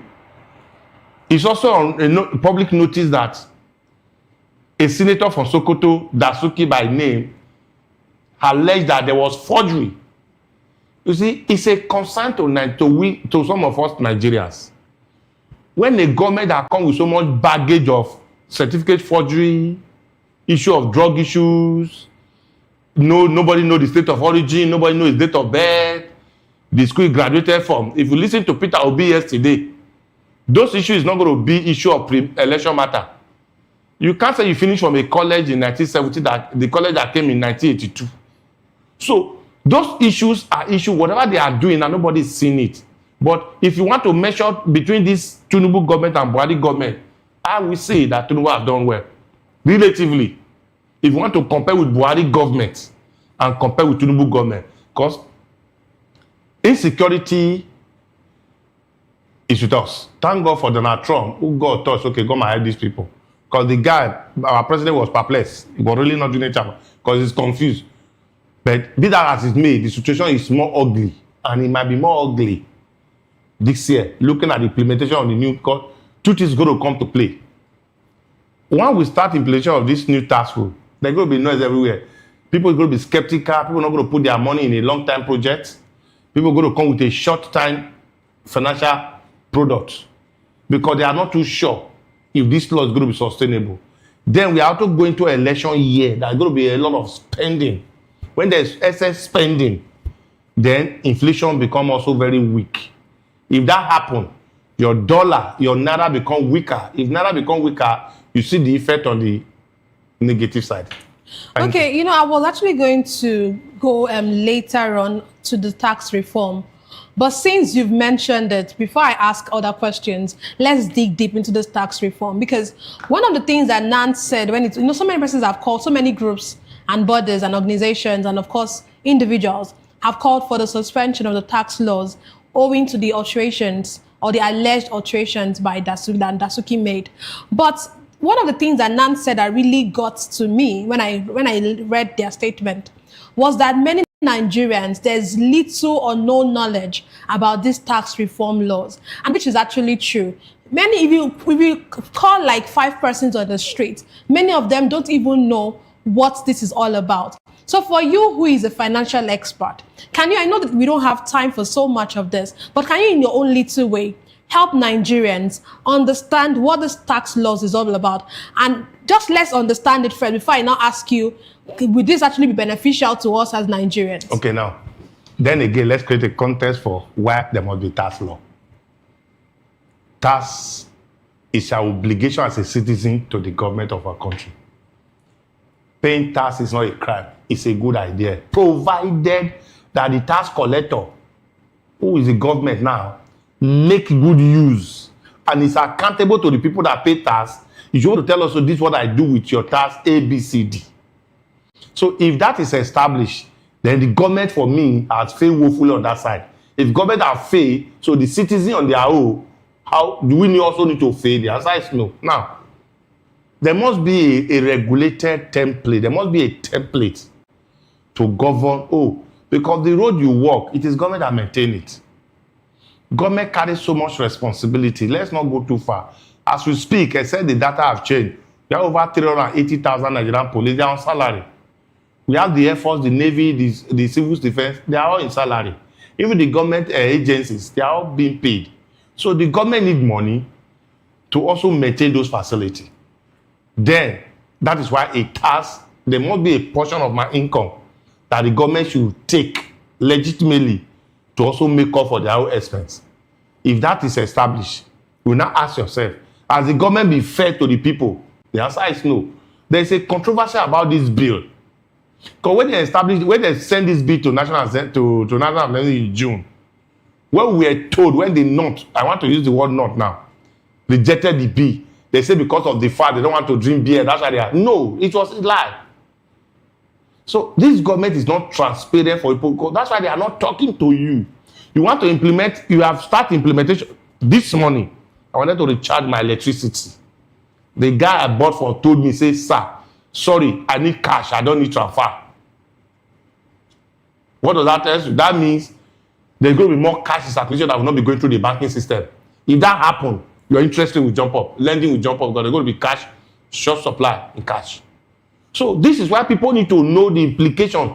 This business, I do a business of maybe 1 million turnover for a month. What's going to be my tax obligation? And that's okay. Based on this, I need to expand my transaction. So paying tax is not a bad idea. Rather, for me, it's good. We need to support the government. It's our obligation. It's our civil right.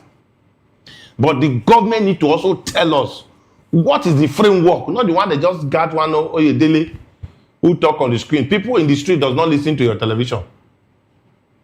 Recently, I understand they want to recruit about 20 celebrities to push the education of tax reform.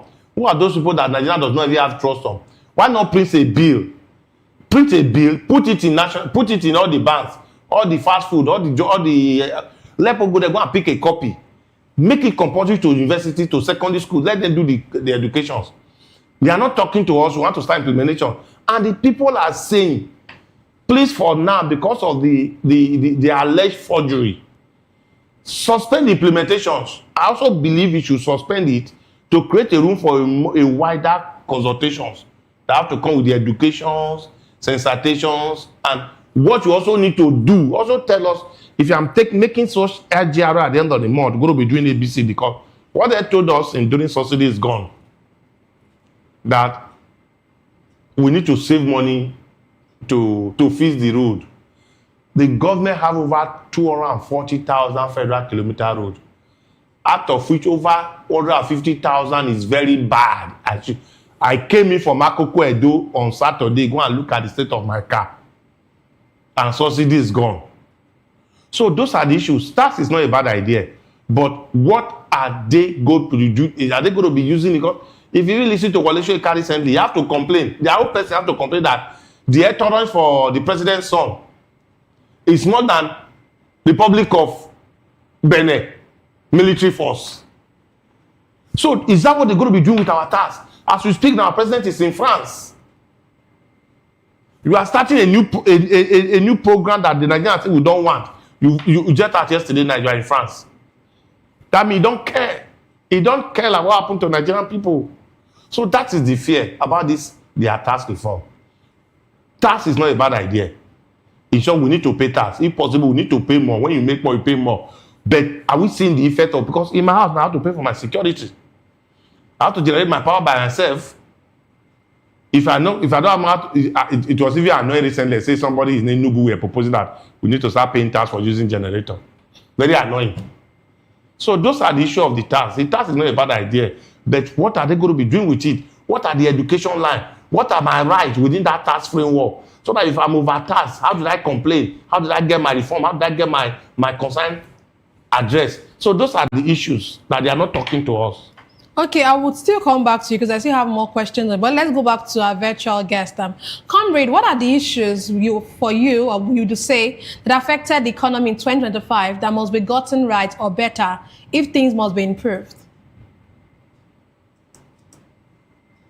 I must be very frank. As I have said earlier, a man who drives his father's car is not entitled to speak in the council of men who owns bicycle. I don't know if you are following me. A man who drives his father's car is not entitled to speak in the council of men who owns bicycle. Is it an African proverb? As I have said, from the one of this government, for me, I align with my brother there at the studio. It's fantastic to pay tax. But the question we must continue to ask, what have they done with our oil money? That is the question. We need to ask ourselves, with our minerals, what have you? We ought not to be suffering as a people. Go to Dubai, go to Qatar, and other nations of the world. You see, when we are talking about tax, the issue of transparency is germane. It's very germane. Are we transparent? We are not transparent. Everything is done in secrecy, as if it's their own personal business. You see, the affairs of this country is not one man's business. You have said you raised some issue just now that they are trying to contact some social media influencers. What are the national orientation agencies? What are they doing?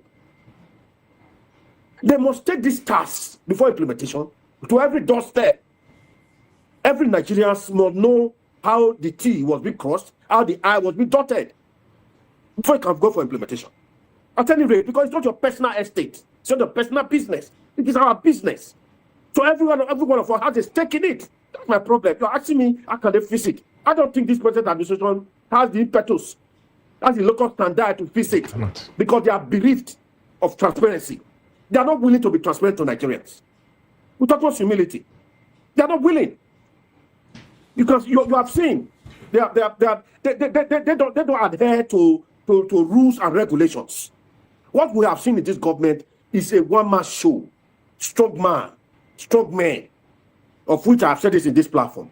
That one of our biggest problems as a people and as a continent, as a country, is these weak institutions, not viable institutions, where we now have strong men not deciding.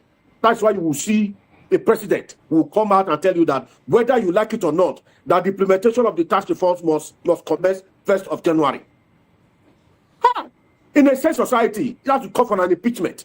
By now, all Nigerians ought to have been in the street and jettisoning New Year's celebration. In a safe society. It's not your family affair. It is our affair that affects you and I. My children are born. My grandchildren are born. You can't come out and tell me, where are the one paying you? You are only managing this on our behalf. You can't come out and tell me that whether we like it or not, the implementation will start January 1 to 2026. This is an aberration. It is an error. We must endeavor to see. I've said it. I've told Nigerians. We must call a spade a spade a spade. This our docility is not helping us. You see, our docility encourages tyranny. Our docility encourages tyranny, like what we are currently breeding in this country. I'm sorry to use this word. Today is 1st of January. When I was coming, I said I was going to be calm. But with the situation of things, it's only a fool that will say what befell his neighbor. It's only a fool. Because we've forgotten that what affects the nose must leave the eyes shedding tears. That is the gospel truth. For me, I'm very concerned about my neighbor. Because the late sage, Obafemi Awolowo once said it. children that people refuse to educate will be our greatest nightmare tomorrow. That's where we are. What are we seeing today? That's exactly what we are. That's where we are. That's where we are as a people. There are no policy, programs that are being implemented to the fullest. There are policies from us on left, right, center. Look at what is currently happening in some subnational governments. Like my dear state, I'm happy that my brother there is from Edo State. You can see the talks, they've taken over the state. They are harassing people, and you want investors to come to such a state and invest. It's not done. This is the way you make your bed. That's the way you will lie on it. Look at the insecurity in this country. Look at the deplorable state of roads in this country, whether federal or state roads. Our roads are now becoming den of kidnappers, which is now affecting the common Nigerian pocket. You go to our various airports. You know what it takes to travel to take a plane from Benin to Abuja?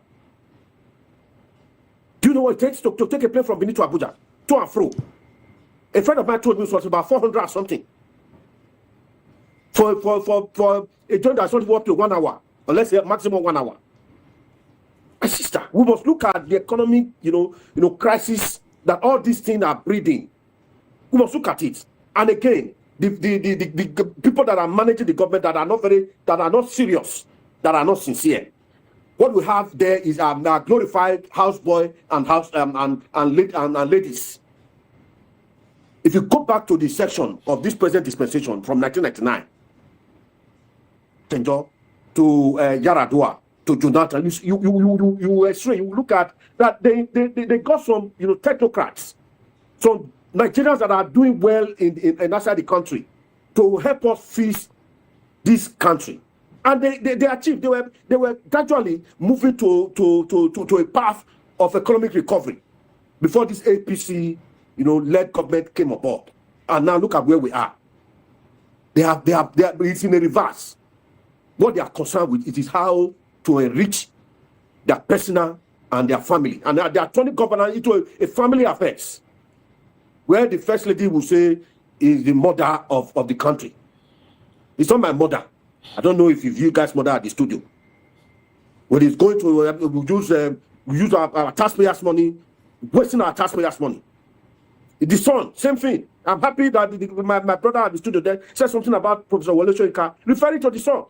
That the president should not bother to call the army. He should just contact Sheikh Tinubu to go quell whatever crisis that try to raise up its ugly heads in the neighboring states.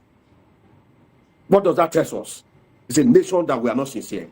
It's a nation that, yes, we are making mockery of the USSR. Okay. Let me now with this thought. You see, when I'm a student of history, at the time they said how Europe underdeveloped Africa by Walter Rodney. But with this present reality staring us in the face, are we now saying how our ruining elites underdeveloped Nigeria? I think that in the near before the next election, I think Nigerians should go into the research and come out. We have seen how some Nigerians are sponsoring Boko Haram. They are raising army in some subnational governments, like what is happening in Edo State. See, we must like to call a spade is not like getting for. Thank you. Thank you, comrade. Thank you for your passionate responses. I will come back to you. Let me come back to the studio. I still want to stay on this tax reform thing because I feel like it's very important. One of the fears, this tax reform or the implementation of these tax laws is a big fear that many Nigerians have. And I feel like we can just, try to allay their fears no matter how little through this program. So I want to know, these reforms, is it really about, or these new tax laws, are they more about increasing taxes or are they about improving how taxes are collected and managed? That's one question. Second question is, who is actually supposed to pay more? Because you made mention of something when you're overtaxed. Is there a room for that? And then are there people, I think one of the things that the government said is low income earners might not pay tax. So but just give us a background or like overview sort of. One thing I want us to also take away from this place. Trusting this government is a serious risk. Trusting Tinubu-led government is a serious risk. And I have my reason for this. A man that built Lagos as a claim cannot stay in Lagos hospital for a single headache. You want to trust such people? Which state is from our president? Our president from which state? He says from Lagos State. His cousin, Oyetola Gboyega of Osun State, is his cousin. He says 73 years of age. His first daughter is about 62 years. Trusting Tinubu, our president, is a serious risk for you. It's the highest risk and it's a high risk. If that is established, you agree with me that students is going to get more ugly. Because when Buhari started borrowing in 2015, we were shouting as an economist. Because we know the only way to pay back is for us to increase the tax. That's where we are. So this task they want to start implementing now is not to give us good life. It's to enable them pay back the money they borrowed that nobody can account for. They cannot account for it. As we speak, we have, if not up to 150 trillion naira, both local and international. To service, if you look at your budget, you see the position they made to service those debts. So where's the money coming from? If you look at custom report that say they meet up their target for last year about 12 trillion, that is a major revenue agency. So the purpose of them implementing this tax is for them to pay back the loan they borrowed that nobody know what the condition for that loan. One of the things I know that Buhari once borrowed $1.2 billion to construct a rain trap to Niger. We are going to pay for it. So the purpose, that is why this president is pushing for that tax. Because he wants like to us that subsidy is going to make use of the money we save from subsidy to fix the road. Today the road is getting more worse. It's getting. Please travel from Songo to Abeokuta. When you come back, minus the effect on the car, you see the effect on the driver. So that's why they are saying the poor will pay lesser, the rich will pay higher. Can I also ask a question? If I see Wale Edu, the coordinator for economy, the lady that the turnover, he has a pure water business. He go to buy pure water and he want to sell at the traffic. At the end of the day, he maybe use 20,000 naira to start. At the end of the year, he must have done a turnover about over 10 million naira. Because it's not his money. He go to buy to sell. He said you go to charge him about 15, 16, 21%. When you are taxed, because you're going to be seeing those effects in the SOPay account. You're going to be seeing the effect. If you buy a pure water of 20,000 naira, maybe by the time you sell it, maybe you make 24,000 naira. You take it back to the bank. You take it tomorrow. You take it to the bank. Your profit there might not be up to 10%. But when you want to run the tax application, by end of year, you are talking of 21%.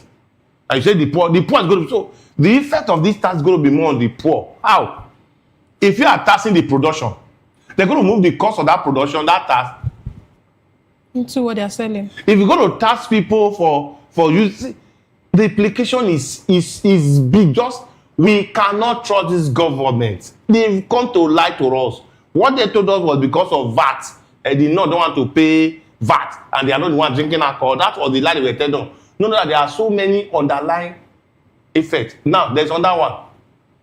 If I sell my property, the property, maybe I took a loan from the bank. I took a loan. Most property is on mortgage. I took a loan from the bank to buy property. And I'm paying for my salary. Meanwhile, you are taxing my salary. And I'm still paying for that mortgage. At the end of the day, that's okay. I finished paying for the mortgage. I have to sell my property. I should go and pay 30%. And you have taxed my income. This is another thing. Most Nigerians have 2 or 3 accounts. You pay me salary into my first bank account, for instance. I say, okay, or maybe I don't trust on certain things in some certain platform. Let me move it to my wife where we could get access to it. When I'm moving from this account to account, you are taxing this account. Meanwhile, you have taxed my salary. So this is the insincerity of the government. That's what we are saying.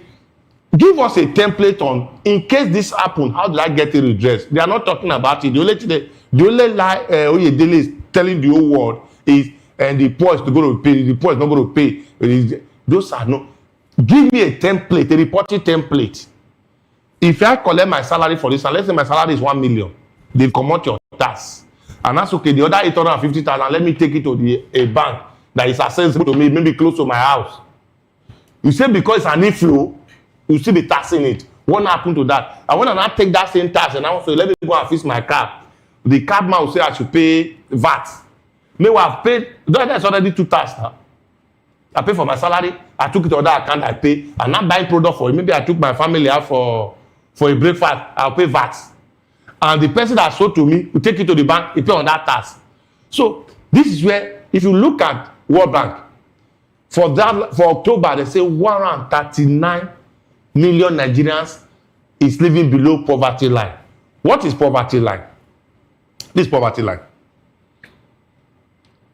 Global standard.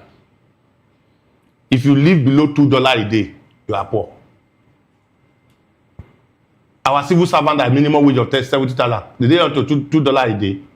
The answer is no. $2 is about $2,800 naira. If you tax it by, so this is the issue. The issue is this government is not honest. They came to power through lying. They want to sustain that power through lying, and they want us to believe that they are doing the best for us. So for me, Mr. Tinubu, sir, I think Nigerians is tired of you.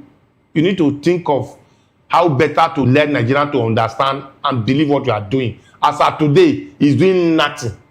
Wow. The only thing we see, he go to medical checkup, he come back after 2 weeks, he tired, because really, nature by age, yes, at that point. So that's my submission on that. Well, because of time, we need to round this off. But I would need you to, before I come to you, I'll go to our virtual guest. You know, what's your final thought? And then I will come to you. Let me hear from you, comrade. Your final thought before I come back to our guest in the studio, Mr. Ayala. Please, in like one sentence, if that's possible. Yeah, my lovely sister, I appreciate you, and I align with the speaker there at the studio. You see, there is a saying that a madman is never embarrassed by his mental condition.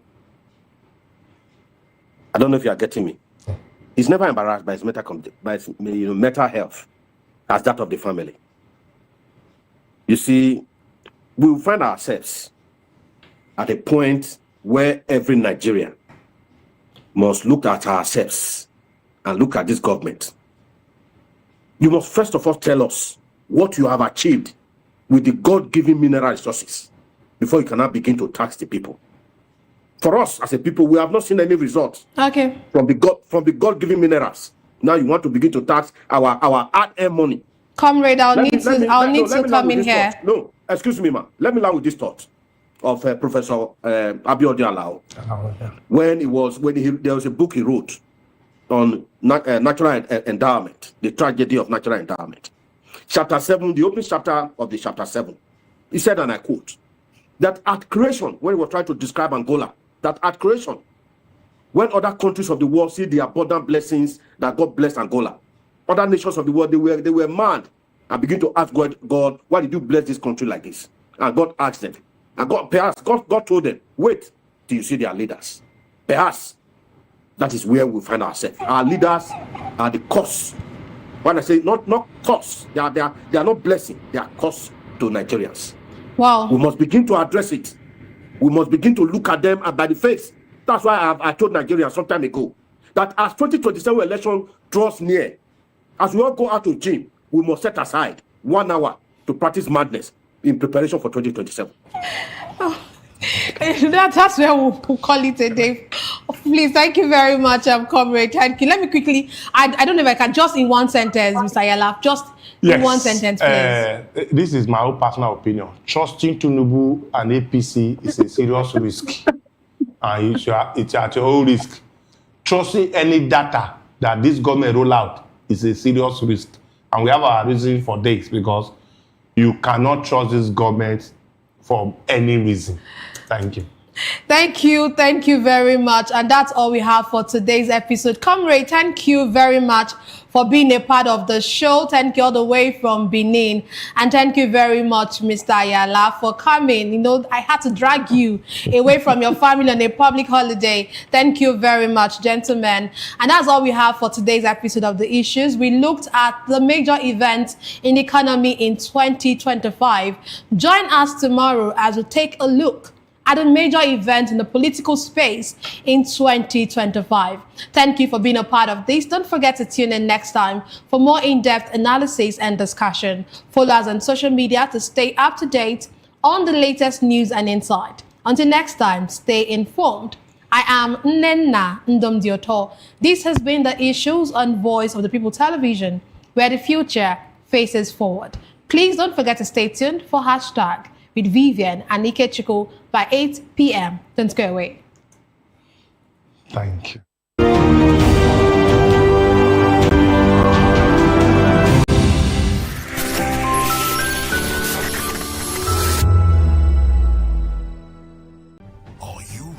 For the extraordinary. Something big is happening on your screen. Introducing VOP TV. Now streaming on SLTV channel 264. From breaking news to captivating conversations, news analysis, giving you all sides to the story. We break in-depth discussions on the issues that matter, from politics to sports, entertainment, and lifestyle. VOP TV on SLTV channel 264. Join us as we redefine what television means to you. Voice of the People Television, VOP TV. Now you have more than a voice.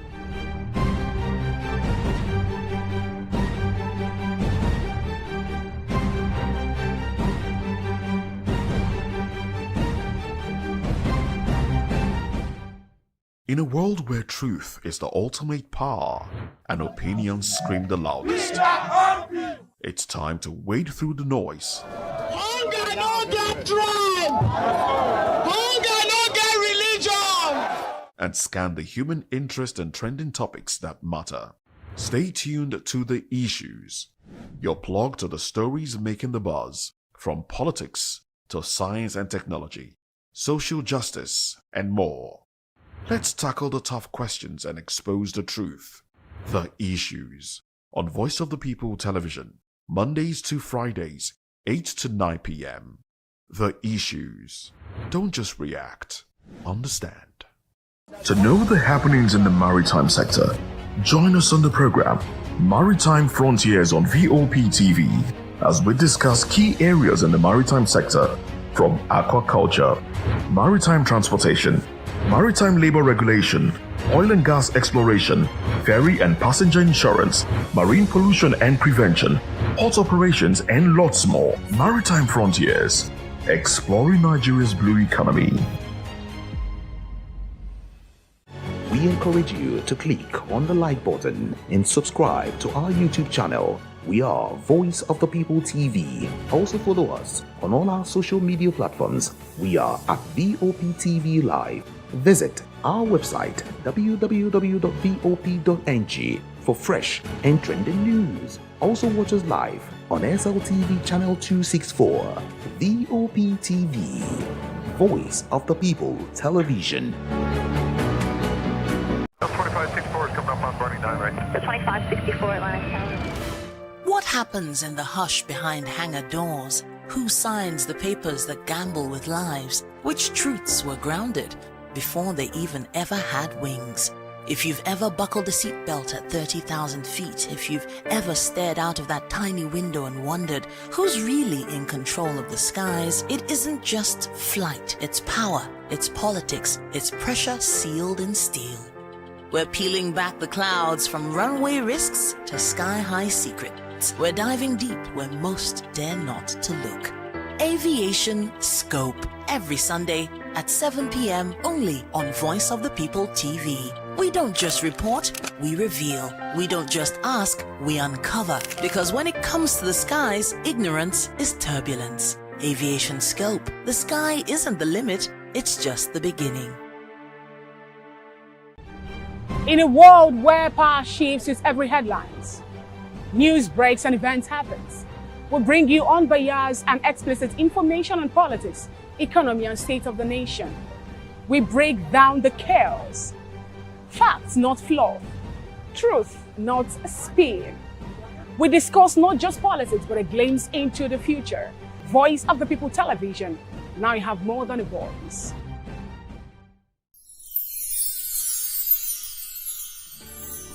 is the most wonderful time of the year. But for us, the technical crew, It's weird for technical people to be in front of camera, but I just want to say, now this one they make me come outside every day. Anytime when they call me, I will rush come outside. We don't get holiday. Our holiday is part of our daily routine, and we've embraced it. I must say, the work is challenging, engaging, and interesting. We are all families here at VOP, and we the technical crew. for us, it's another day on the job. But it's tough being away from family. But the lighter part of it is that after the work, We stay connected with video calls and messages. Merry Christmas. On behalf of the technical crew, we wish you a Merry Christmas and a Happy New Year. Merry Christmas, and here we are. Job continues.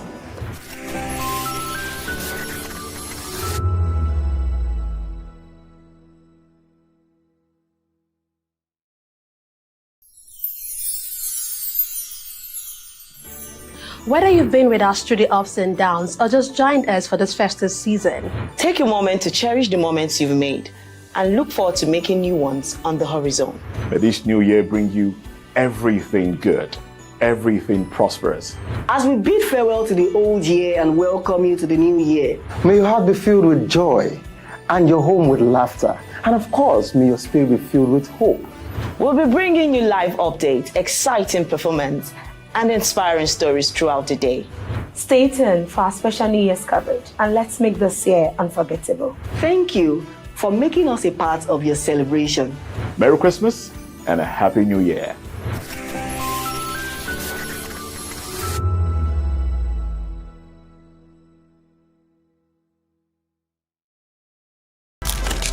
In a world where power shifts with every headline, In a nation full of questions, in a world filled with noise, the truth needs a voice. The policies that shapes our world and the economy that determines our future. Every hour, every day, the grapevine keeps buzzing. And together, we are committed to telling the stories that shape our world because your voice is our focus. don't forget, our voice matters the most. Let us come together and share our concerns.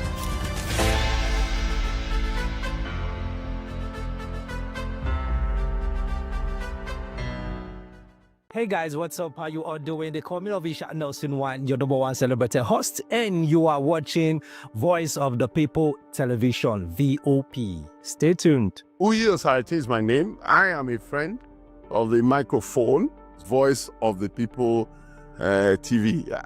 That name is unique, and the brand is very sweet. I like the packaging, picture qualities, camera qualities, and then of course, the quality of human beings that I see sometimes on your channel. I talk and get paid, and I look forward to being in your studios. Oh yes, you are on to Voice of the People TV. Live here in Benin City, the cradle of black civilization. What are you waiting for? Tune in, bro. VOP TV. Now, you have more than a voice. This is Health Check, your weekly guide to better living, smarter choices, and trusted answers. From everyday wellness to urgent health issues, we've got you covered. Health Check, only on Voice of the People Television, where your health has a voice.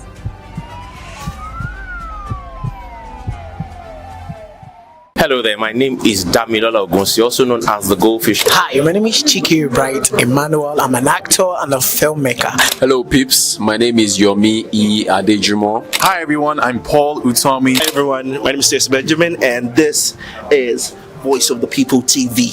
I need you to keep it locked to VOP TV. See, are you looking for good entertainment? You want to get good movies, good music, politics, talk shows, sports and entertainment. You really want a channel that gives you everything you need without you having to run around. VOP is where you are. That's Voice of the People. If you're not listening to this, you're not one of us. And you deserve to be killed. Scrap chat. Don't be killed, but watch it. Or I'll find you. and I want you. And you are locked on VOP TV. Don't go nowhere. This is where the juice is. This is where all you need for entertainment, politics, movies, and whatnot. And keep watching VOP TV. So keep it locked because I'm locked already, man, and it's money back guarantee. So you're gonna have a good time because I do. And please keep watching VOP TV. I want something actually. I beg you, subscribe, watch it. If not, whatever you see.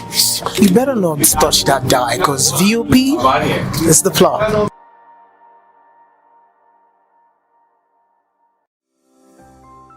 VOP TV.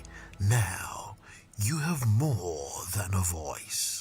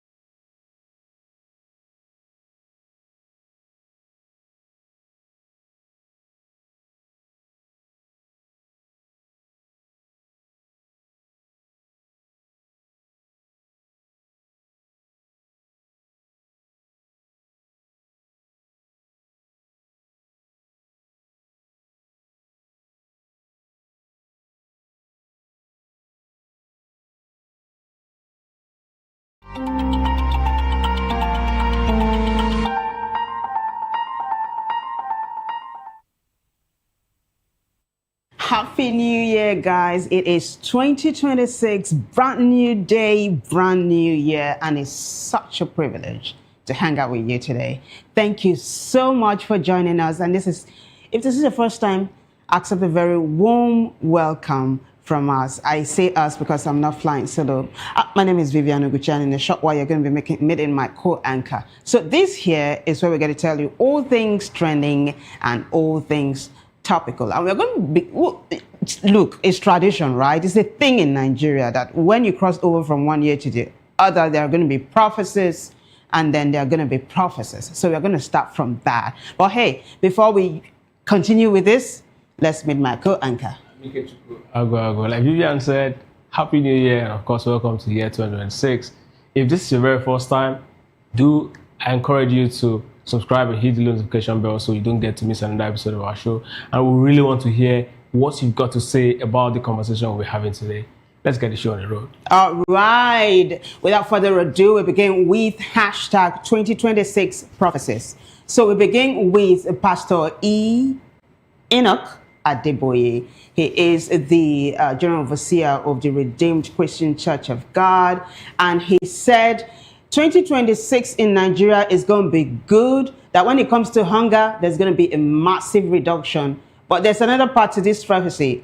He said there will be a reversal of the Japa syndrome. You do know what Japa is, yeah? It's a slang in Nigeria for people who are in search of greener pastures and leave the country for other countries. So he said those that left will return. And that, strangely, is what netizens are latching onto. But hey, before I talk too much, let me take you to X now so you see how this particular hashtag is panning out. Thank you. So Oyindamola is the one that brought us the story. One of the people actually telling us about this.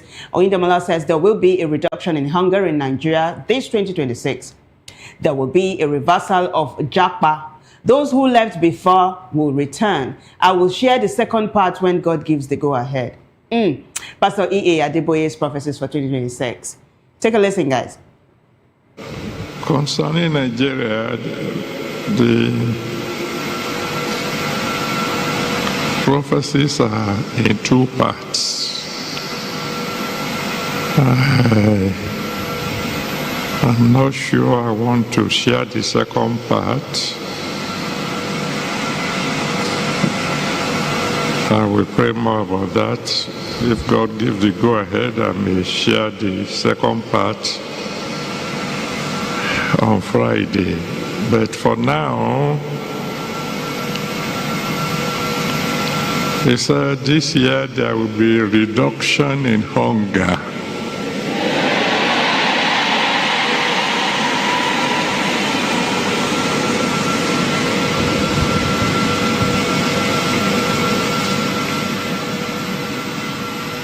He says small and medium enterprises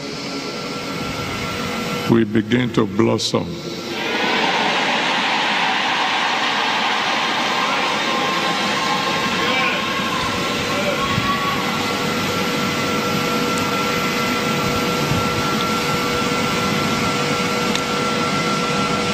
He says something that I can only put down as reverse japa. And many who japa will come back home.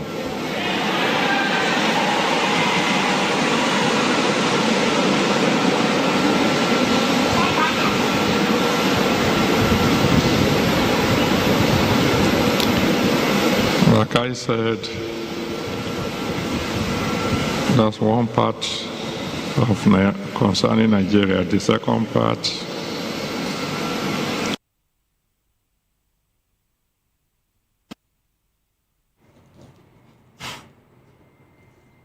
so apparently it's a two-part prophecy, but the pastor is saying just chill a bit, yeah? If there's no green light to give the other part yet. When the green light comes, maybe Friday, so fingers crossed. But the first part of the prophecy is reduction in hunger in Nigeria, and there was a thunderous amen to that. And then a reversal of Japa. Now, I don't know if that amen, you know, in response to that one was thunderous, like, you know, it was for the first course. So netizens are reacting. Let's take you back to X so you see how netizens are reacting. Get you, that's a picture of LeBron James. Absolutely. Yeah. Big Energy says those that Japa will come back to what? And he's asking more reactions. Let's continue to take a look at them. Sheun says those of you way Japa, you shall don't hear if you like Japada. Four-eyed Edo Boy says notice how the amen for that last prayer take low. Chain Lord says I will miss my visa interview. Nigeria is about to get better. I believe you, Papa. And Salman says, Una way Japa, una sha don't hear, we go say soon. So this is the part people are latching onto, yeah. But let's take a look at the next reaction. Ikechukwu is laughing, and you're going to tell me why you're laughing in a short while. But Fasabe Olabi says, God gave me this revelation in 2022, and people abused me. But I am waiting for the manifestation. Tinubu is the catalyst who will lay the foundation of a new Nigeria, and El Rufai is the transformer. And Nigeria will be the envy of many nations of the world. Now, Director, just leave that on the screen. I want us to talk about this a little bit. Before you tell me why you were laughing when your netizens were reacting to the Japa that thing. Yeah. What do you understand here? Olabi is saying Tinubu is the catalyst and El Rufai is the transformer. These two do not even mix. It's like oil and water. But hey, what do you make of this? So first, he was talking about, you know, pre-2023 election. Yeah. Yeah. So which means at that time they were very close. So what he's saying now is not futuristic. No. He's redirecting us back to a prophecy that he gave that people did not believe. Yes. How does that he gave? Yes. That people did not believe. Yes. That he said it that people. So he was like saying now that Tinubu is at the end, that he's definitely going to lay the foundation for R5 presidency when he goes back to the north. That's his own, what he saw, that's what he's talking about. Okay. Yeah. So did his prophecy of R5 being a transformer pan out? Is that futuristic or is that one is futuristic. After the Tinubu's foundation has been laid, of course. Maybe that's what's happening right now. Wow. Well, R5 is the one that is holding feet of his hand. But hey, why were you laughing when we were talking about the Japa thingy? To be honest, sincerely, right? I was seeing Adeboye talking. I mean, I was listening to, I was saying him. No, I was listening to Adeboye's voice. Or no, rather, I was seeing Adeboye, but I was listening to a politician talk. I think that's what it sounds like. This is what the politician would say in a political rally, right? I'll reduce hunger this year. People will come back to this country. People will return in drove. You know, and there will be massive reduction of hunger. The SME and MME will definitely thrive, and these are the life wire of every economy. That's exactly a classical political comment from a politician in a rally, and that's why I was laughing. Let me refer you to the Bible, where the Israelites were facing famine once upon a time. It is in one of the books of the Kings, either first or second, and the prophet had prophesied that there was going to be abundance the next day. And one of the attendants to the king says, if God likes, let him open the windows and the doors. The famine is not going to end. You know what the prophet told him? That you will hear the sound, but you will not eat the food. You won't see it. The man died a day before the abundance. But I just referred. I'm not answering you. I just gave you that story. So say anything is happening. But guys, there's a continuation. Anything can happen is what I was going to say. There's a continuation to this hashtag, right? Because that is, I was going to say prophet. The next one is going to be from a prophet, but that was Pastor Adeboye's prophecy. So Chooks is going to put up a post that's going to lead us to Prophet Odumeje's prophecy for 2026. So let's continue with this hashtag now. So Chooks says, 2026 is a year of Dabush Kabash. Pastor Odumeje declares as he sets to release many powers. Take a listen, guys.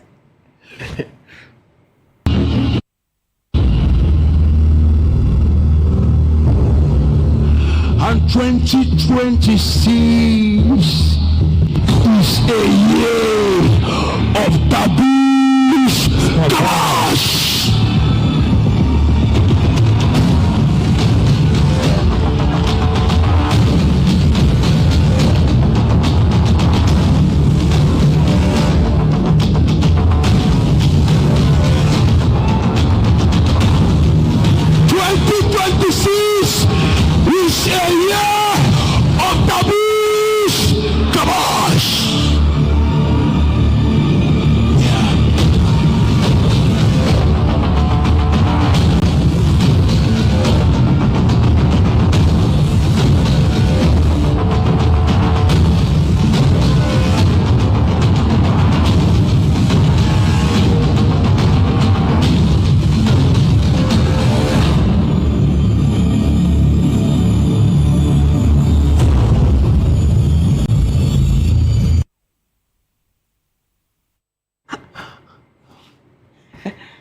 Okay.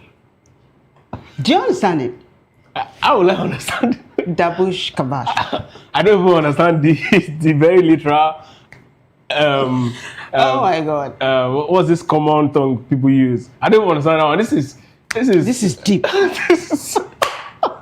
So netizens are jumping on this because I actually don't know what to say. I don't know what Dabush Kabash is. But netizens are responding to this particular one. This is in Dabuski, yeah? Yeah. In Dabuski. That's one of the very first power. Very first power that he actually released. No, this is the year of Dabush Kabash. More like Ndabuski Pahose is the first one. Oh. They released a couple of them, but Ndabuski is very much... It kind of stuck. Yes, stuck. Yeah. And then this one, maybe this one will take over. Netizens are reacting. Let's take a look at their responses to Prophet Odumeje's prophecy. So that's the one Chooks gave us that led to the video. Let's take a look at the next one.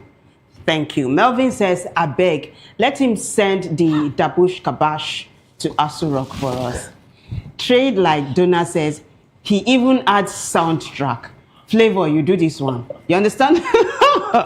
You understand why he's calling Flavor's name, right? Like the prophet was on stage with Prophet Flavor. That was last week. We showed that video here. Flavor exposed him to music. Yeah. You know. I think he likes music. Very well. Very well.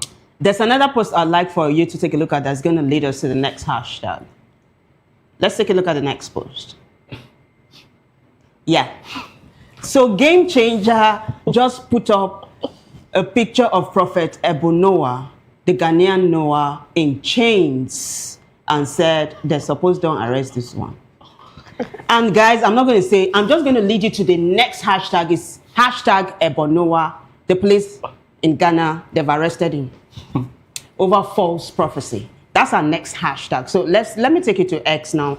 A couple of publications are going to be telling us, from different angles how the story is panning out. We have been following Ebonowa from the beginning when he talked about the whole world ending via flood on the 25th of December. It didn't happen. So the Harare Times says Ghanaian police have arrested self-styled prophet Evans Eshun, known as Ebonowa, after his end of the world prediction sparked public panic.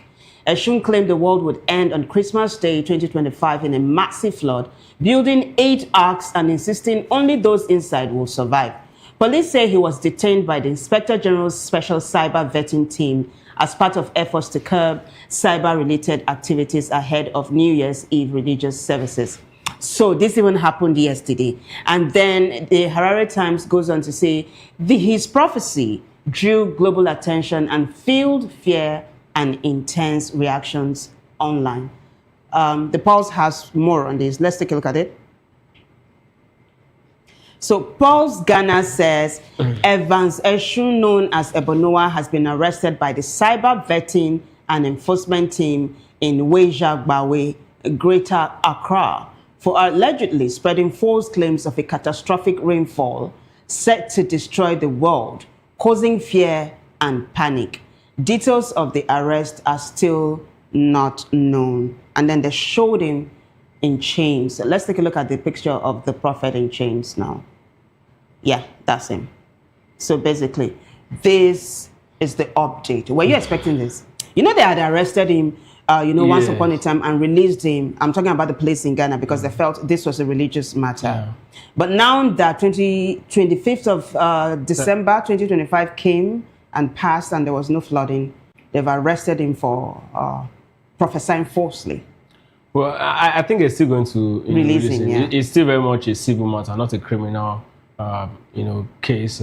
But you don't know what the Constitution of Ghana says, yeah? Right? Well, from the way, prophesying falsely is a civil offense. I don't think it's going to amount to criminal offense. But whatever the case is, for me, I think he buying that $98,000, the Mercedes was actually what's caught the attention of this, our law enforcement, because definitely he needs to start explaining how he actually got the money. If it has a direct link with the prophecy, then that's becomes a very big issue. But I still believe it's still very much within a civil matter that can actually be disputed. But it's unfortunate this thing is happening, right? All right, we wrap it up. And we move on to the next hashtag, away from 2026 prophecies, away from the Ghanaian prophet and all of that. We bring it back to Nigeria here and we're talking politics. So the next hashtag is hashtag Governor Bala Mohammed. Governor Bala Mohammed is the governor of Bauchi State. And yesterday he put up a video coming down hard on President Tinubu's government. He said that he woke up to news of his Commissioner of Finance being arraigned over a matter of alleged terrorism financing.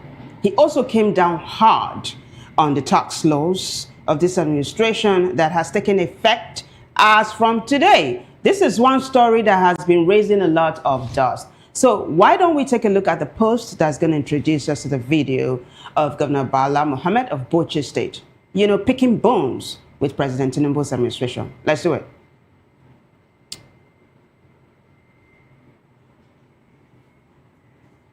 So, Governor Bala Mohammed blasts President Tinubu over the tax reform laws and the arraignment of his Commissioner of Finance by the EFCC over an alleged $9.7 million terrorism financing charge.